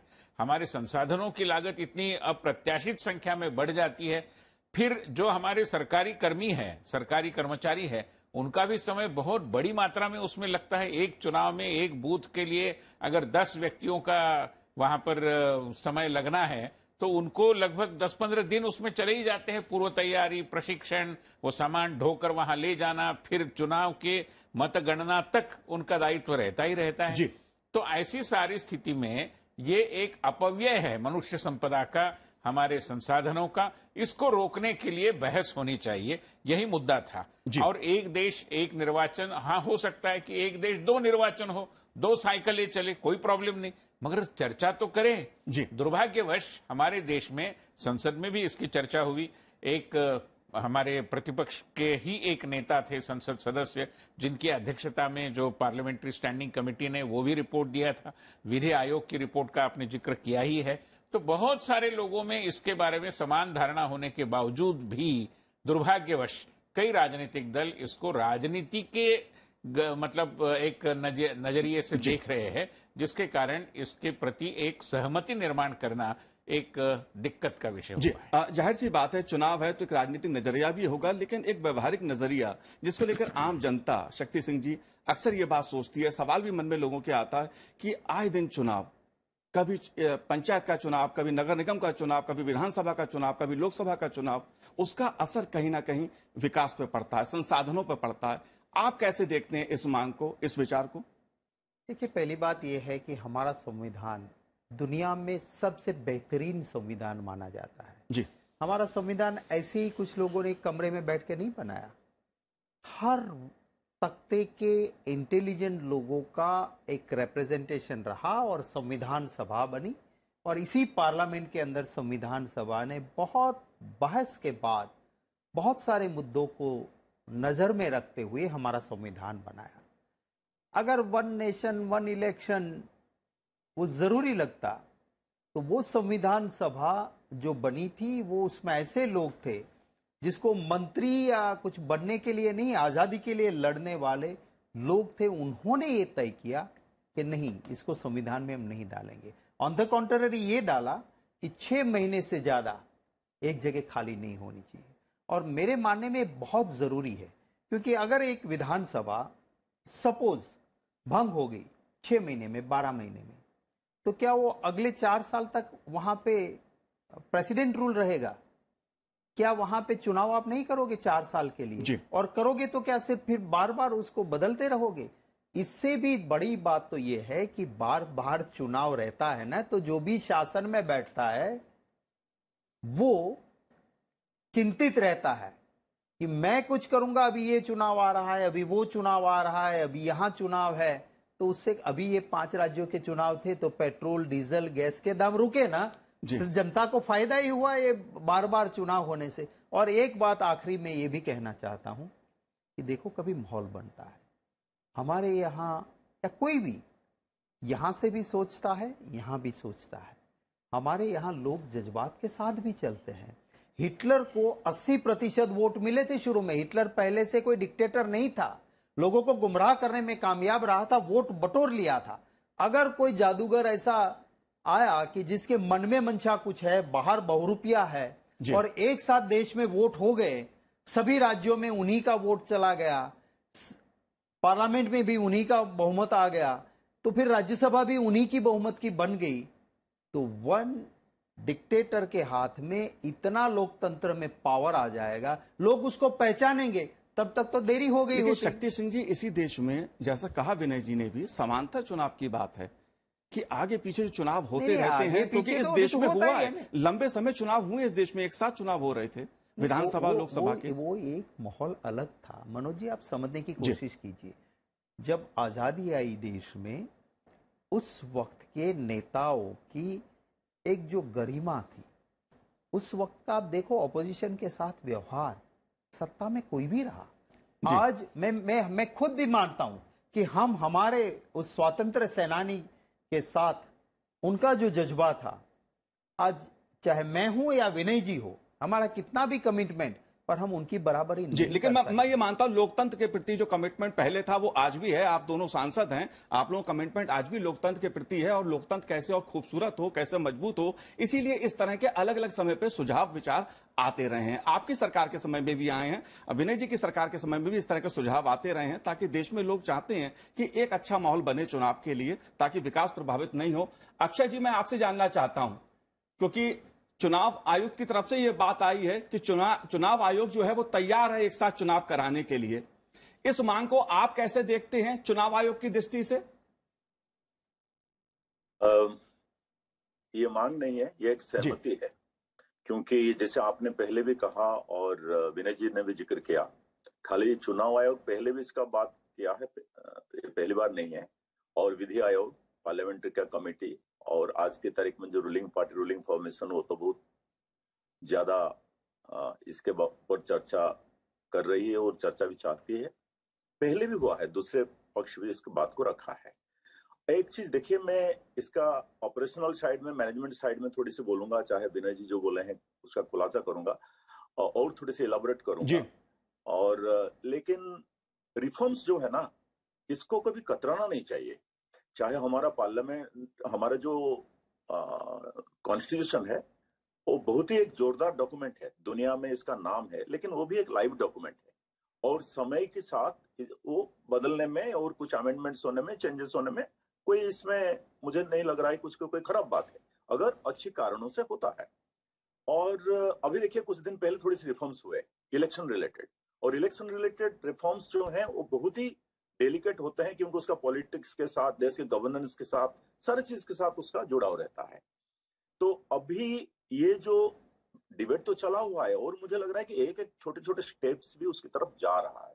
कैसे मैं बताऊं, जैसे कि अभी आधार कार्ड के साथ उसको आइडेंटिटी, वोटर आइडेंटिटी को जोड़ने का बात में एक अमेंडमेंट होकर बात बनी। उसके बाद 4 बार पंजीकरण हो नई वोटर्स के, उसकी भी एक बार नहीं होगा, 4 बार होगा साल में, ये भी बात हुआ। ये तो सब एक कॉमन इलेक्टोरल रोल की तरफ बात जा रही है। तो कॉमन इलेक्टोरल रोल पहली होती है, तो फिर वन नेशन वन इलेक्शन बताया जाए या उसको साइमल्टेनियस इलेक्शन बताया जाए या पैरेलल इलेक्शन बताया जाए, बात एक ही हो रहा है। और हम किस हद तक पार्लियामेंट और असेंबली और कभी कभार आगे आगे जाकर उसको लोकल बॉडीज इलेक्शन के साथ जोड़ पाते हैं, लेकिन वो देखने वाली बात है। लेकिन उसकी शुरुआत एक कॉमन इलेक्टोरल रोल से शुरू होता है, जिसमें भी बहुत सारे खर्च होता है। आप देखिए कि बहुत सारे स्टेट्स के लोकल बॉडीज हमारे जो नेशनल इलेक्टोरल रोल इसलिए नहीं लेते हैं क्योंकि इसमें गलतियां होगा, अपडेटेड नहीं होगा, 18 साल के पंजीकरण लास्ट मोमेंट जब वो चुनाव करते हैं तब तक नहीं होगा। इसीलिए दो रिफॉर्म्स हुए, छोटे नहीं है, ये भी अपने आप में जोरदार रिफॉर्म्स पे।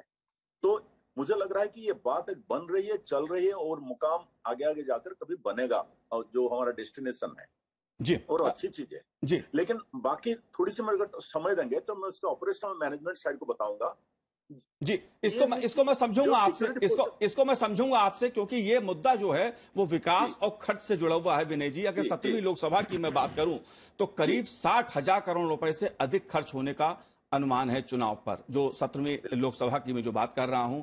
और विकास वो भी प्रभावित कहीं ना कहीं होता है, लेकिन शक्ति सिंह जी ने जो बात कही वो भी एक पक्ष है। आप इसको कैसे देखते हैं? देखिए, शक्ति सिंह जी ने जो बात कही उसमें उन्होंने एक बिंदु रखा कि संविधान में जो बना है और संविधान जिन लोगों ने बनाया वो कोई अननुभवी लोग नहीं थे, बड़े दूरदर्शी थे, बिल्कुल स्वाभाविक है। बावजूद इसके हमने संविधान में लगभग 100 बार परिवर्तन तो किए ही किए। तो संविधान सभा के माननीय सदस्यों में भी इसमें परिवर्तन की गुंजाइश हो सकती है, ये उनका आकलन था। परिवर्तन के लिए उनका विरोध बिल्कुल नहीं था। और इसलिए मुझे नहीं मानता कि मैं ये नहीं मानता कि अगर हम इसमें परिवर्तन करते हैं तो संविधान सभा की जो अपेक्षाएं थी या उनका जो विचार था उससे विपरीत कुछ कर रहे। परिस्थितियां इवॉल्विंग होती है, बदलती रहती है। और अभी मैं मानता हूं कि हमारे देश का जनतंत्र इतना परिपक्व हुआ है कि आज अविश्वास प्रस्ताव के माध्यम से कोई सरकार बीच रास्ते गिर गई, ऐसे उदाहरण विगत 15 सालों में हमने लगभग नहीं के बराबर होंगे। तो एक बार सरकार बनती है तो टिकती भी है। राजनीतिक स्थिरता एक बिंदु रहा है इस देश के पॉलिटिकल डिस्कोर्स में, इसलिए ये मानने की जरूरत नहीं। दूसरा, ये एक व्यापक राजनीतिक सुधारों का एक अंग होगा, केवल इसी से काम नहीं होगा। जो वो बात कह रहे उससे भी मैं सहमत हूं कि बीच में कोई सरकार गिरती है तो क्या 1.5-2 साल कोई सरकार नहीं, हमारा ये मानना नहीं है। उसके लिए आपको एक सकारात्मक अविश्वास प्रस्ताव लाना पड़ेगा। जब किसी एक प्रधानमंत्री या मुख्यमंत्री के विरोध में अविश्वास है तो किसके मन में किसके बारे में विश्वास है वो भी आपको बताना पड़ेगा, ताकि एक सरकार अगर चली जाती है तो दूसरी सरकार स्वाभाविक रूप में उसी समय और निर्माण भी होती है। ऐसी विभिन्न राजनीतिक सुधारों की प्रक्रिया के बाद में हम इस विषय की चर्चा कर सकते हैं और इस विषय को अंजाम दे भी सकते हैं। एक आशंका और शक्ति सिंह जी ने प्रकट की अपने उसमें बात में कि तानाशाह का रूप किसी का हो सकता है अगर इस दिशा में हम आगे बढ़े। देखिए, इस देश ने जब तानाशाही का अनुभव किया तब कोई ये व्यवस्था थी नहीं ना। तो आज की जो व्यवस्था है उसके रहते हुए भी तो तानाशाही देश ने, मतलब आखिरकार तानाशाह तब बनते हैं जब मन में वो रहता है कि हमारे दल का, हमारे परिवार का, हमारे एक किसी नेता का ही राज चलता रहे। इस भावना से सत्ता सर्वाकांक्षी बन सकती है, सर्वभक्षी बन सकती है। तो उसके लिए कोई ऐसी व्यवस्था की जरूरत नहीं। और मुझे नहीं लगता कि ऐसा होता तो इसके पहले भी हो सकता था। जिन देशों में आज 1 नेशन 1 इलेक्शन के अनुरूप काम चलता है, जैसे अमेरिका में 2 और किश्तों में इलेक्शंस होते हैं, हम सब जानते हैं। प्रेसिडेंशियल इलेक्शन है, बाद में उनके राज्यों के इलेक्शन होते हैं। वहां तो कहीं तानाशाह नहीं हुआ है। तो ये मानना मैं मानता हूं एक जी अपने अपने पक्ष हो सकते हैं, लेकिन एक मतलब इसका कोई आधार नहीं है। लेकिन इसी देश ने एक खूबसूरत समय इस देश में देखा है चुनाव को लेकर। 1952, 1957, 1962, 1967 में देश में एक साथ चुनाव हुए। जब हम एक देश एक चुनाव की बात कर रहे हैं तो उसका मतलब यही है कि राज्यसभा और जो लोकसभा के चुनाव होते हैं, जो राज्य विधानसभा के जो चुनाव होते हैं, वो लगभग एक समय समांतर उस पर हों। शक्ति सिंह जी, तमाम तरह की आशंकाएं हो सकती हैं, लेकिन जब बात हम चुनाव सुधार की करते हैं तो एक सुधार ये क्यों नहीं हो सकता? इसमें इस तरह की आशंकाएं लेके चलने का मुझे मतलब कोई नजर नहीं आता। मनोज जी, बेहतरीन आपको नहीं लगता हो सकता है, पर एक जो पहलू है उसको समझना होगा। हमारे यहाँ चेक एंड बैलेंस जरूरी होता है, और चेक एंड बैलेंस के लिए अगर आप एक साथ चुनाव करवाते हो, पहली बात तो ये है कि लोगों की मेमोरी कहा जाता है कि शॉर्ट भी होती है, और सरकार की जवाबदेही भी लोकतंत्र में लोगों के प्रति है। अगर कोई चुनाव हो गया, अब 5 साल तक चुनाव नहीं है, तो जो शासन में आए, कोई भी पार्टी आए, कोई भी नेता शासन में आया है, वो उतना चिंतित लोगों के प्रति नहीं रहेगा, क्योंकि उसे पता है कि आखिरी 6-12 महीने में मैं कुछ जुगाड़ कर लूंगा। अभी कुछ भी करो ना, क्या चुनाव तो है नहीं अभी, ना किसी राज्य में है, ना अभी देश में है चुनाव। चलो मित्रों, चले गया। तो ये इसलिए ये जरूरी है कि अभी जो माहौल है उसमें, मैंने आपको एग्जांपल दिया पेट्रोल, डीजल और गैस के दाम, ऐसे कई चीजें हैं कि ऐसे कि जहां आवाम को हर्ट होने वाली बात होती है, वो कदम उठाने से पहले कोई भी सरकार होगी, कोई भी नेता होगा, उसको सामने चुनाव दिखेगा। सर लेकिन तो जो मैंने साल बताई, शक्ति सिंह जी, जो मैंने साल बताया आपको, उस समय तो आप ही की सरकारें थी। नहीं, मैंने कह रहा हूं ना कि वो एक तब जब अच्छा काम हो सकता तो आज अच्छा काम क्यों नहीं हो सकता? इसीलिए कि वो एक माहौल आजादी के बाद का अलग था। उस वक्त पे सरकारी ट्रेजरी का एक पैसा भी कोई बर्बाद करने की सोच भी नहीं सकता था। जब वक्त बीतता गया है, आप अगर उस माहौल के साथ आज के राजनीतिक माहौल को तुलना करोगे, उस वक्त अंग्रेजों से देश को आजाद करवाने के लिए लाठी गोली खाने के लिए जो लड़ रहे थे, मर रहे थे, शहीद हो रहे थे, उनको पता नहीं था कि आजाद देश होगा या नहीं, मैं एमपी या एमएलए बनूं या नहीं, पता नहीं था। उस वक्त जो जज्बा था, क्या उस वक्त में राष्ट्र के हित को दल के हित से ऊपर रखने वाले लोग थे या नहीं? यहां हाथ रख के हम सोचे, और आज हम वोट बैंक की पॉलिटिक्स के लिए राम का मरे या रहीम का मरे, मेरी वोट बैंक भरे, क्या वो भावनाएं थी उस वक्त? जी शक्ति भाई, जहां तक मेरा मानना है, आप बहुत सीनियर लीडर हैं कांग्रेस पार्टी के, लंबे समय से आपने विधानसभा, लोकसभा, राज्यसभा, तमाम जगह आपने उस कार्रवाई को देखा है, समझा है। विनय जी, जो बात शक्ति सिंह जी कर रहे हैं इस बात को कि आजादी के बाद का माहौल था, मेरा मानना यह है कि हमारे देश की जो डेमोक्रेसी है, हमारे देश का जो लोकतंत्र है, वो और मैच्योर्ड हुआ है, बिल्कुल अनुभव के साथ आगे बढ़ा है। इसलिए मैं शक्ति सिंह जी से विनम्रतापूर्वक असहमति प्रकट करूंगा, क्योंकि हमारा जनतंत्र बीते सालों बहुत परिपक्व होकर बाहर निकला है, जिसके कारण हमने तानाशाही को नकारा, इमरजेंसी का अनुभव लिया, मगर इमरजेंसी लादने वालों को हमने नकार दिया। फिर जब उनको लगा कि वो लोग अच्छे थे तो इमरजेंसी लाने वालों को फिर बिठा भी दिया, बशर्ते उन्होंने इमरजेंसी तो लाई नहीं, वो ऐसी भूल न करे, और उस समय तो की नहीं। और बाद में जैसे हम देख रहे हैं कि सरकारों के चयन में हमारे देश में मतदाता जो अपनी सूझबूझ का परिचय दे रहा है, पूरे देश में 4-5 राज्यों के चुनाव हुए, 4 जगह भारतीय जनता पार्टी को बहुत अच्छी सफलता मिली, पंजाब में नहीं मिल पाई।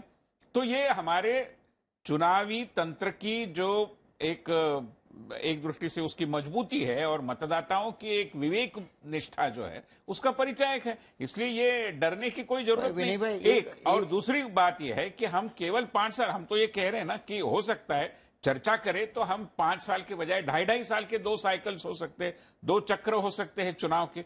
मगर बेसिकली ऐसा है कि राजनीतिक दलों ने राजनीतिक भूमिका को छोड़कर, जो संसदीय समिति ने, जिसके अध्यक्ष कांग्रेस के ही एक गणमान्य सदस्य थे, उन्होंने जो लिखा है या विभिन्न आयोगों में लिखा है, उसके बारे में कम से कम दल के अंदर तो चर्चा करें। मुझे नहीं लगता कि हमारे विपक्ष के कई नेताओं ने दल के अंदर भी इसकी चर्चा की हो। इतना ही मेरा विनम्र। विनय भाई, मैं भी एक आपकी बात एक बात से मैं सहमत नहीं हूं कि हम बड़े मैच्योर हुए हैं, हम बहुत ही लोकतंत्र में मानने लगे हैं। आपको मैं एक किस्सा सुनाता हूं। राजकोट म्युनिसिपल कॉरपोरेशन में जब 3 लोग जिस सिंबल पे जीते थे, उस सिंबल से अलग जाके मेयर के लिए वोटिंग की, और वहां पे एक बड़े जनसंघ के उस वक्त के नेता वो अनशन पे बैठ गए कि ये लोकतंत्र के लिए एक कलंकित बात है। जिस दल ने और दल से 3 लोगों को तोड़ के लाके मेयर बनाने की कोशिश की थी, उस दल ने तय किया कि तीनों लोग रिजाइन करेंगे, मेयर भी रिजाइन करेंगे। ये राजनीति ठीक नहीं है कि आप जिस सिंबल पे चुनाव जीते हो वहां से दल बदल करके कोई फायदा लो। आज राज्यसभा के चुनाव होते हैं, मैंने देखा है, सुप्रीम कोर्ट के 3 जजों ने कहा कि 2 टाइप के वोटर होता है। एक फ्री वोटर होता है जो डायरेक्ट वोट करता है, एक इनडायरेक्ट वोट करता है जो चुनाव जीतता है किसी दल के सिंबल पे। उसे उस दल के मैंडेट को लॉयल रहना चाहिए, हॉर्स ट्रेडिंग नहीं होनी चाहिए। वाजपेयी जी ने मैं बड़े आदर के साथ कहता हूं, सैल्यूट करता हूं कि राजीव गांधी जी जो कानून लाए कि एंटी डिफेक्शन लॉ, उसको मजबूत करने का काम दूसरे दल से आए हुए प्रधानमंत्री वाजपेयी जी ने किया कि राज्यसभा में एमएलए वोट करेगा तो अपने पार्टी के नुमाइंदे को जिसको अपॉइंट किएगा उसको जाके दिखाना पड़ेगा कि मैं कहां वोट दे रहा हूं। और आज वाजपेयी जी की उन भावनाओं को उन्होंने उस वक्त जो पार्लियामेंट में इस कानून को लाते वक्त जो बात की थी, ओपन बैलेट सिस्टम, माने अपनी पार्टी के इंसान को दिखाने की, वो बात के वक्त उनकी जो भावनाएं थी, आज उससे बिल्कुल विपरीत चल रहा है। जिस तरह से राज्यसभा के चुनाव में हॉर्स ट्रेडिंग होती है, तो आज हम बड़े अच्छे हो गए हैं उस वक्त से।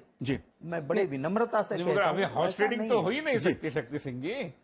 राज्यसभा का चुनाव तो इतना पारदर्शी हुआ है कि हॉर्स ट्रेडिंग आप कर ही नहीं सकते, नहीं हो रही क्योंकि आपको दिखा के वोट देना पड़ता है। नहीं, पर दिखाने से पहले या रिजाइन करवा दो आप उससे। वो अलग बात आप है। दिखाने के वक्त भी आप इतनी गलती करवाओ और दिखा के वोट आप गलत देके हॉर्स ट्रेडिंग लेके जाके रिजाइन करो। शक्ति सिंह जी, चुनाव को लेकर तमाम तरह के सवाल उठते रहे हैं, लेकिन हम बात कर रहे हैं देश में एक समय पर राज्य विधानसभाओं के और लोकसभा के चुनाव हो, ताकि जो संसाधनों का खर्च होता है, जो बजट का खर्च होता है, जिस तरह से खर्चे बढ़ रहे हैं, भ्रष्टाचार का भी एक मुद्दा आता है, ये ऐसे मुद्दे हैं। और सबसे बड़ा मुद्दा लॉजिस्टिक संबंधी जो चुनौती है एक साथ चुनाव कराने में, वो कितनी बड़ी है। अक्षय जी, उसको कैसे आप देखते हैं? क्योंकि ईवीएम मशीन इतनी कहां से आएंगी, सुरक्षा कर्मी भी चाहिए होंगे बड़ी संख्या में, मतदान कर्मी भी चाहिए होंगे, इसको आप कैसे देखते हैं? खाली उतना ही नहीं, आप अगर समस्याएं सामने ला रहे हैं तो बोलिए कि अगर सारे चुनाव एक साथ हो, मान लो, तो क्लाइमेट, हम बहुत डाइवर्स कंट्री हैं, हर जगह में दूसरा दूसरा क्लाइमेट है। कभी कहाँ साइक्लोन हो रहा है, कभी बहुत ठंड है, कभी बहुत गर्मी है, कभी स्कूल चल रहा है, कभी फेस्टिवल हो रहा है, ये सारे। लेकिन इस सारों को इंटीग्रेट करके एक role Election Commission of India है जो कि काम को कर पाएगा। उन्होंने भी बोला है कि करेंगे। लेकिन मैं इसीलिए जब होगा मैं उससे ज्यादा परेशान नहीं हूं कि ये एक साथ हो पाएगा। आज की तारीख में भी करीब 1 करोड़ लोग लगते हैं इलेक्शन का टाइम में, जो पर्सनल होते हैं स्टाफ 1 करोड़ लगते हैं, और हमारे करीब 10 लाख है जो पोलिंग स्टेशन होते हैं। ये वर्ल्ड की लार्जेस्ट इवेंट मैनेजमेंट है, उसमें खर्चा बहुत होता है। और जिसे विनय जी ने बोला, और मैं उसको थोड़ा सा और इलाबोरेट करता हूं, आप जैसे गवर्नेंस है, इंटरनल सिक्योरिटी का मामला है, जितना सारे फोर्सेस का मूवमेंट होता है इलेक्शन के टाइम में, बार बार होता है, और वो फेस्टिवल बन के नहीं रहा है, थोड़ा तकलीफ हो रहा है, क्योंकि सारे सेंट्रल फोर्सेस मूव करते हैं और इंटरनल सिक्योरिटी के ऊपर तो थोड़ी सी कुछ असर होता है, और बार बार मूव होता है। जितने फेजेस के जितने राउंड्स ऑफ इलेक्शन होगा, अभी देखिए चुनाव खत्म हुआ है, कुछ महीनों के बाद दूसरे स्टेट्स के चुनाव आ रहे हैं, तो और ब्यूरोक्रेट्स भी आते हैं, टीचर्स आते हैं। आप बोलते हैं कि टीचिंग करेंगे, स्कूल रीओपनिंग करेंगे, उस टाइम टीचर का पोलिंग ड्यूटी लगता है, और खाली वो 1-2 दिन का बात नहीं है, क्योंकि उसका ट्रेनिंग होता है, काउंटिंग तक जिम्मेवारी रहता है, बार बार घूमता है। तो ब्यूरोक्रेट्स जो ऑफिसर्स हैं, जो दूसरे गवर्नेंस में लगे हुए, वो भी इसमें लगते हैं। पॉलिटिशियंस जो मिनिस्टर्स हैं, जो उनको दूसरी तरह का काम करना है विभाग का, वो भी इलेक्शन के बाद इलेक्शन में जुट जाते हैं। कहाँ है साहब, मिलना चाहते हैं उनको, क्योंकि साहब इलेक्शन में गए हैं। तो मुझे लग रहा है कि ये एक बहुत बड़ा एक मशीन है जिससे कि हमेशा खर्च होता है। और खाली उतना ही नहीं, आप देखिए जब हाई एंड एक्सपेंडिचर्स होने लगा है सोशल मीडिया के ऊपर, तो उसका सॉफ्टवेयर, हार्डवेयर, और जो पॉलिटिकल पार्टीज को जो पैसा आता है उनका खर्च अलग, और इसीलिए आप जब कॉर्पोरेट डोनेशन उसको लेकर आप फिर जैसे पॉलिटिकल फाइनेंस के ऊपर भी सवाल आते हैं, तो ये क्योंकि इतना खर्च होता है इसलिए ये सब सवाल आते हैं। तो मुझे लग रहा है कि ये खर्चों को कम करने के लिए और गवर्नेंस और मॉडल कोड ऑफ कंडक्ट की बार बार जिक्र हो जाता है, मॉडल कोड ऑफ कंडक्ट अच्छी तरह लागू नहीं हो पाता है। कैसे लागू होगा? जब राउंड्स के बाद राउंड से इलेक्शन होता है।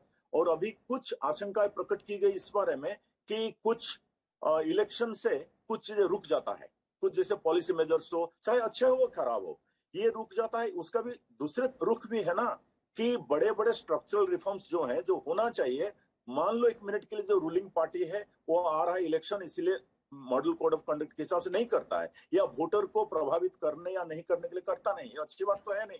तो इसलिए जब चुनाव सब एक साथ होंगे, शायद एक साथ वो एक ही बार में हो जाएगा। दूसरी एक आशंका प्रकट की गई, कास्ट, कम्युनल, जो भी पैथोलॉजिकल कंडीशन है वो इलेक्शन में आते हैं जरूर। कॉन्टेस्टेशन और कंपटीशन इतना बढ़ गया है कि ये सब कुछ खराब चीजें होता है जो होना नहीं चाहिए, जो मॉडल कोड ऑफ कंडक्ट के जरिए से कंट्रोल करने को इलेक्शन कमीशन कोशिश करता है। आप सोचिए अगर बार बार अनेक राउंड ऑफ इलेक्शन होगा, ये चीजें बार बार आएगा, तो हो सकता है कि एक बार हो जाए तो उसके बाद जाहिर सी बात है अक्षय जी, माइंड में आ रहा है एक दो चीज है। दूसरा लास्ट चीज मैं बता रहा हूँ, वोटर टर्नआउट के ऊपर भी आप देखिए, जो वोटर को भी थोड़ा थकान होता है, कितने बार वो करेगा। तो वोटर टर्नआउट, मेरा एक्सपेक्टेशन ये है, मैं जितना वो काम को जानता हूँ, अगर सारे एजेंडा, सारे कंटेस्टेशन एक बार होता है और वोटर को पता लगता है कि हाँ भाई इसमें स्टेक बहुत ज्यादा है जब इलेक्ट कर रहा है, तो सीरियसनेस बढ़ेगा और टर्नआउट की जो इजाफा होगा, क्योंकि लोग चाहेंगे कि वो आके 5 साल के लिए या कभी के लिए वो एक सारी चीज एक डिसीजन दे रहे हैं जिसका कि उनको ही उसके ऊपर आएगा, उनको जिम्मेदारी आएगा, अक्षय जी, उनको रिजल्ट्स आएंगे। जाहिर सी बात है अक्षय जी, विनय जी ये एक बहुत बड़ा मुद्दा है अक्षय जी, एक देश एक चुनाव का, क्योंकि भारत दुनिया का एक बड़ा लोकतंत्र देश है, जाहिर सी बात है एक बड़ा देश है, और इसके लिए अलग अलग एक सुझाव और विचार भी अपने अपने दलों के हो सकते हैं। लेकिन सबसे बड़ी जो चुनौती मुझे लग रही है वो ये लग रही है कि सभी राजनीतिक दलों को इस मुद्दे पर राजी करना आसान काम नहीं है। बहरहाल एक देश एक चुनाव का जो विचार है उस पर बहस जारी रहेगी आने वाले दिनों में भी। विनय जी, आपने हमसे बात की, आपका बहुत बहुत धन्यवाद। शक्ति सिंह जी, आपका भी बहुत बहुत शुक्रिया हमसे बात करने के लिए। अक्षय जी, बहुत बहुत धन्यवाद संसद टीवी से बात करने के लिए। तो आज हमारे इस कार्यक्रम में इतना ही, मुझे दीजिए आज्ञा, नमस्कार।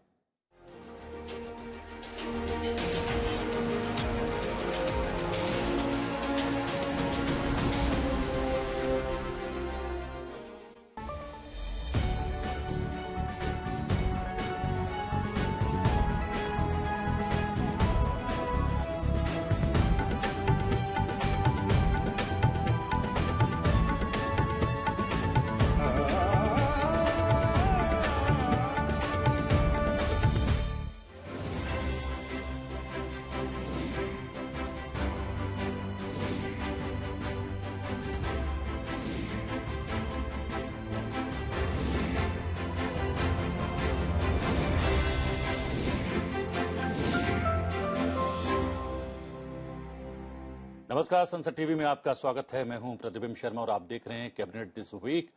कैबिनेट दिस वीक में केंद्रीय मंत्रिमंडल द्वारा लिए गए महत्वपूर्ण फैसलों पर बात करते हैं और जानने की कोशिश करते हैं कि कैबिनेट द्वारा लिए गए फैसलों का आम और खास के जीवन पर क्या असर पड़ेगा। आज सबसे पहले बात करते हैं दिल्ली नगर निगम को एक करने के लिए कैबिनेट द्वारा लिए गए फैसले की।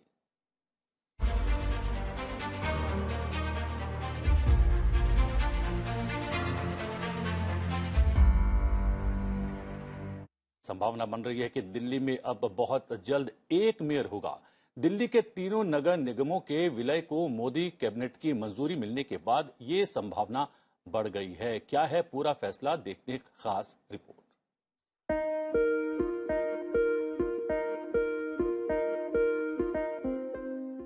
दिल्ली के तीनों निगमों को एक करने के बिल एमसीडी यूनिफिकेशन बिल पर कैबिनेट ने तो मोहर लगा दी है, लेकिन संसद से ये बिल पारित होना बेहद आवश्यक है, तभी ये फैसला अंतिम फैसला हो सकता है।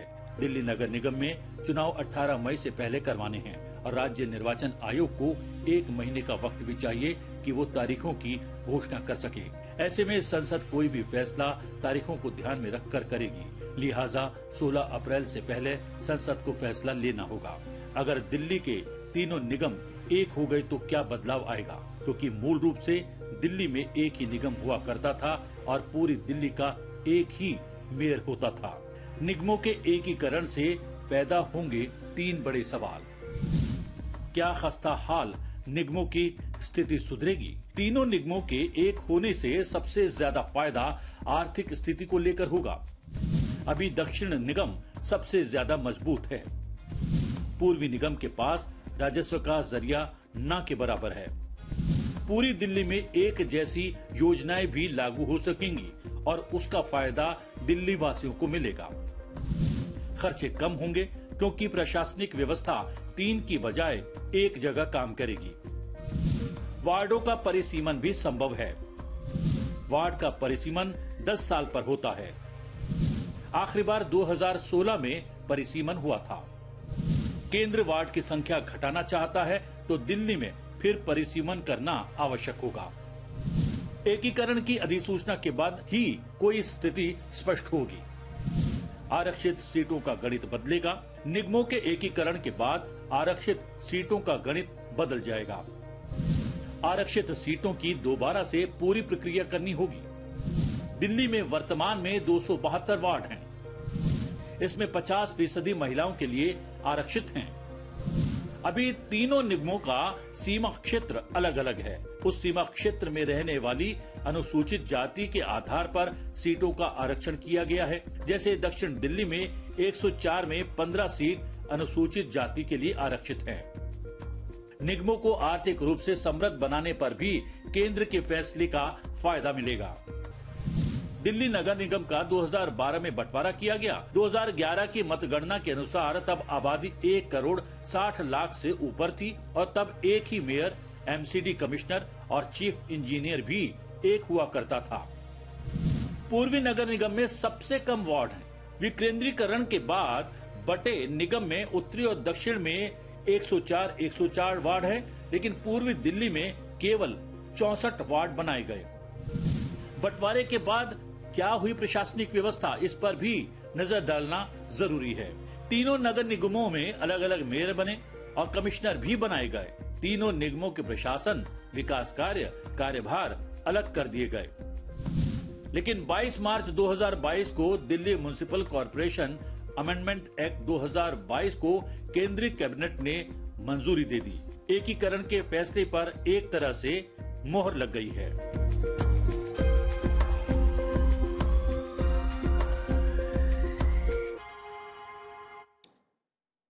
दक्षिण दिल्ली नगर निगम के मेयर मुकेश सुरयान जी हमारे साथ मौजूद हैं। किस तरीके से देखते हैं मुकेश जी इस कैबिनेट के फैसले को, क्योंकि अभी संसद की मोहर लगनी बाकी है? देखिए, मैं सबसे पहले तो ये कहूँगा कि ये 2022 का सबसे जो बिगेस्ट रिफॉर्म कह सकते हैं केंद्र सरकार का है। कैबिनेट ने तीनों नगर निगम को एक करके जो ऐतिहासिक फैसला दिल्ली के हित में लिया है, हम सब ने, हमारी सभी यूनियंस ने, हमारे सभी कर्मचारियों ने इसका स्वागत भी किया है। ढोल नगाड़ों के साथ में किया है। पूरा धन्यवाद प्रधानमंत्री जी का किया है, गृह मंत्री जी का किया है धन्यवाद।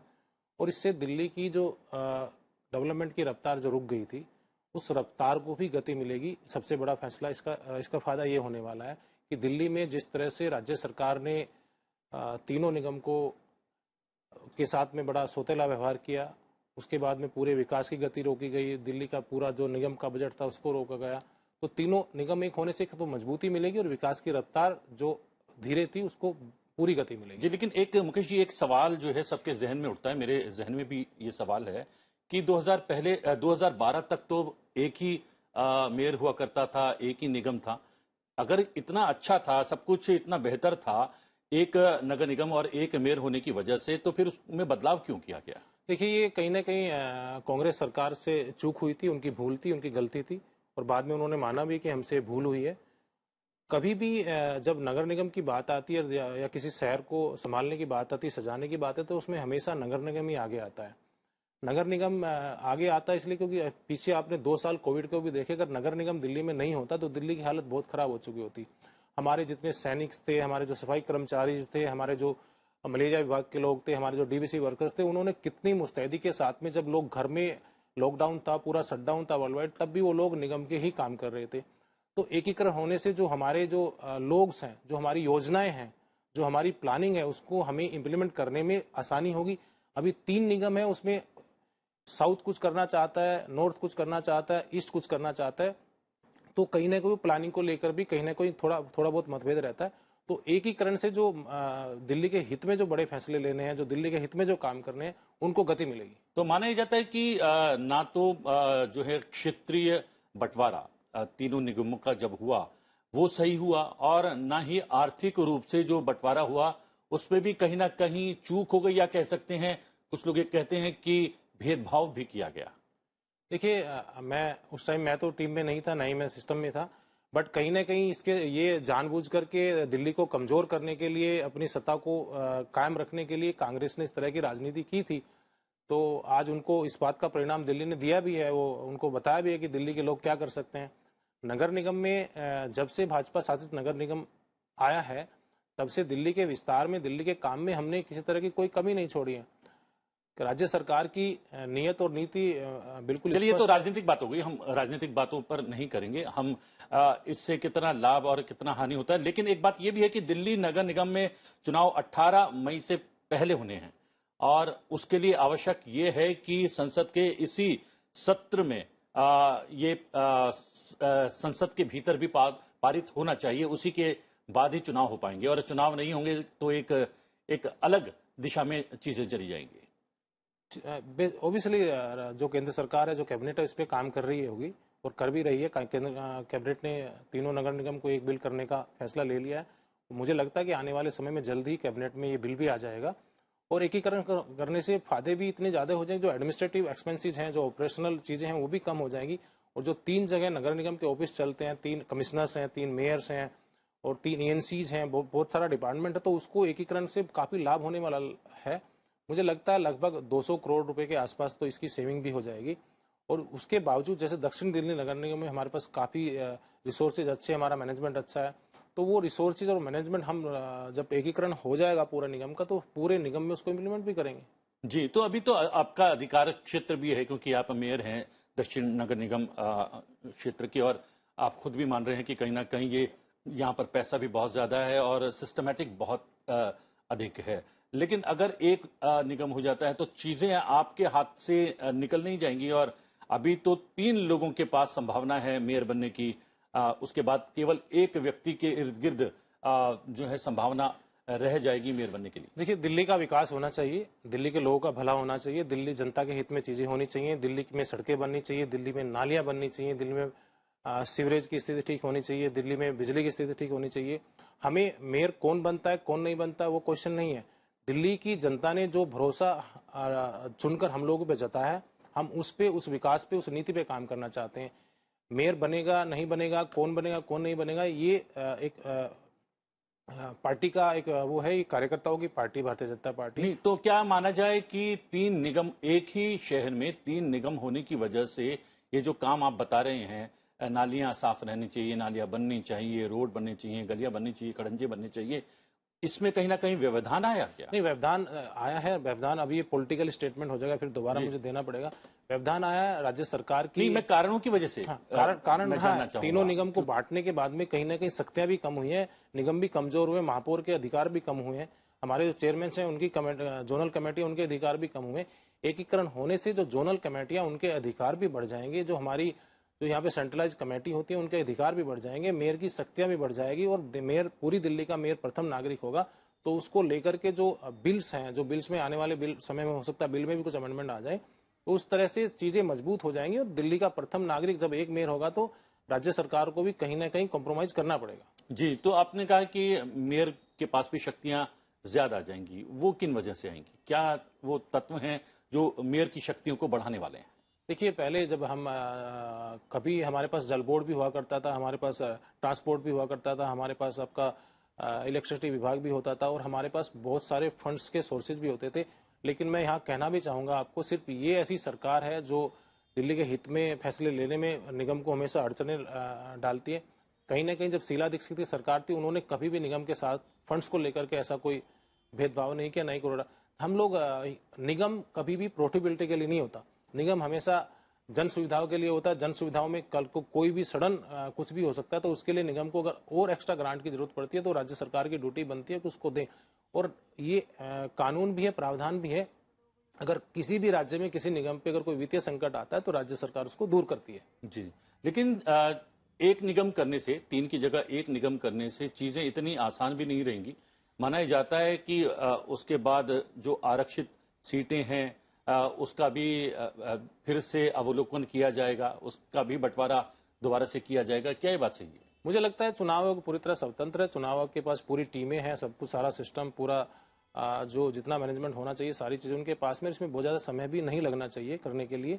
तो चुनाव कभी भी कराए जा सकते हैं, चुनाव कभी भी हो सकते हैं। हम लोग चुनाव की बात नहीं है कि ये जो आरक्षित सीटें हैं, जो महिला आरक्षण है वो शायद 50% के आसपास है सीट्स का। आज भी 50% जी वो है। हाँ। वो मैं कह रहा हूँ, तो वो सीटें कितनी रहेंगी, कितनी नहीं रहेंगी, अनुसूचित जाति जनजाति के लिए ये प्रक्रिया तो यही रहेगी। हाँ। और जो आज की प्रक्रिया तीनों निगम में है, अब अभी भी वही परसेंटेज है कि उतने परसेंटेज रख करके 50% जो आरक्षण है वो महिलाओं के रहेगा। उसके बाद पहले रिजर्वेशन इसमें से निकाला जाता है, उसके बाद आरक्षण करके सीटें दी जाती है। जी, यानी आपका कहने का मतलब यह है कि सीटों में भी कुछ घटत या बढ़त हो सकती है, शायद कम या ज्यादा हो सकती हैं सीटें जो अभी मौजूद है। इसके लिए मैं आपको एग्जैक्ट मेरे पास जानकारी नहीं है, बट मुझे लगता है कि अगर कोई बिल आ रहा तो कोई भी फेरबदल उसमें जो दिल्ली के हित में है अगर वो होता है तो उसमें कोई बुराई नहीं है। जी जी, और माना जा रहा है कि परिसीमन भी आवश्यक हो जाएगा और 10 साल के बाद परिसीमन हो सकता है। 2016 में आखिरी परिसीमन। तीनों निगम एक हो रहे हैं, जैसे तीनों निगम के एक होने की घोषणा हुई है, तो ऑब्वियसली परिसीमन भी होगा और दोबारा वार्डों का रोटेशन भी किया जाएगा। जी,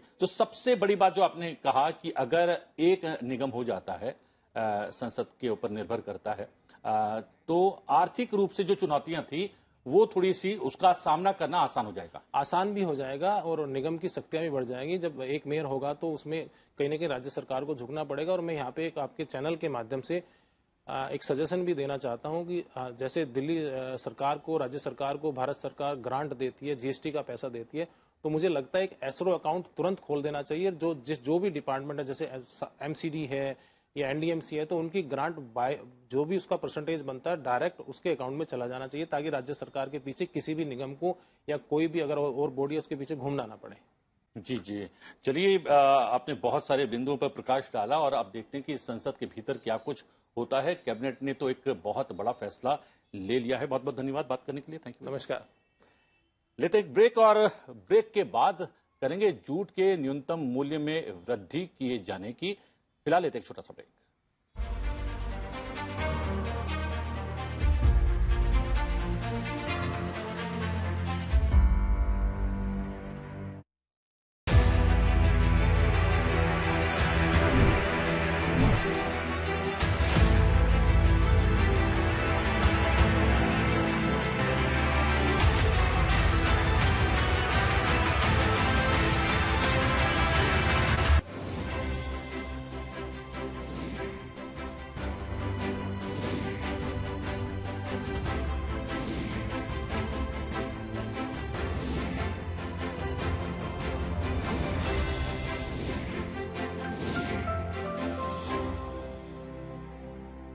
ब्रेक के बाद आपका एक बार फिर से स्वागत है और कैबिनेट दिस वीक में हम बात करेंगे जूट के न्यूनतम मूल्य में वृद्धि किए जाने के कैबिनेट के फैसले की।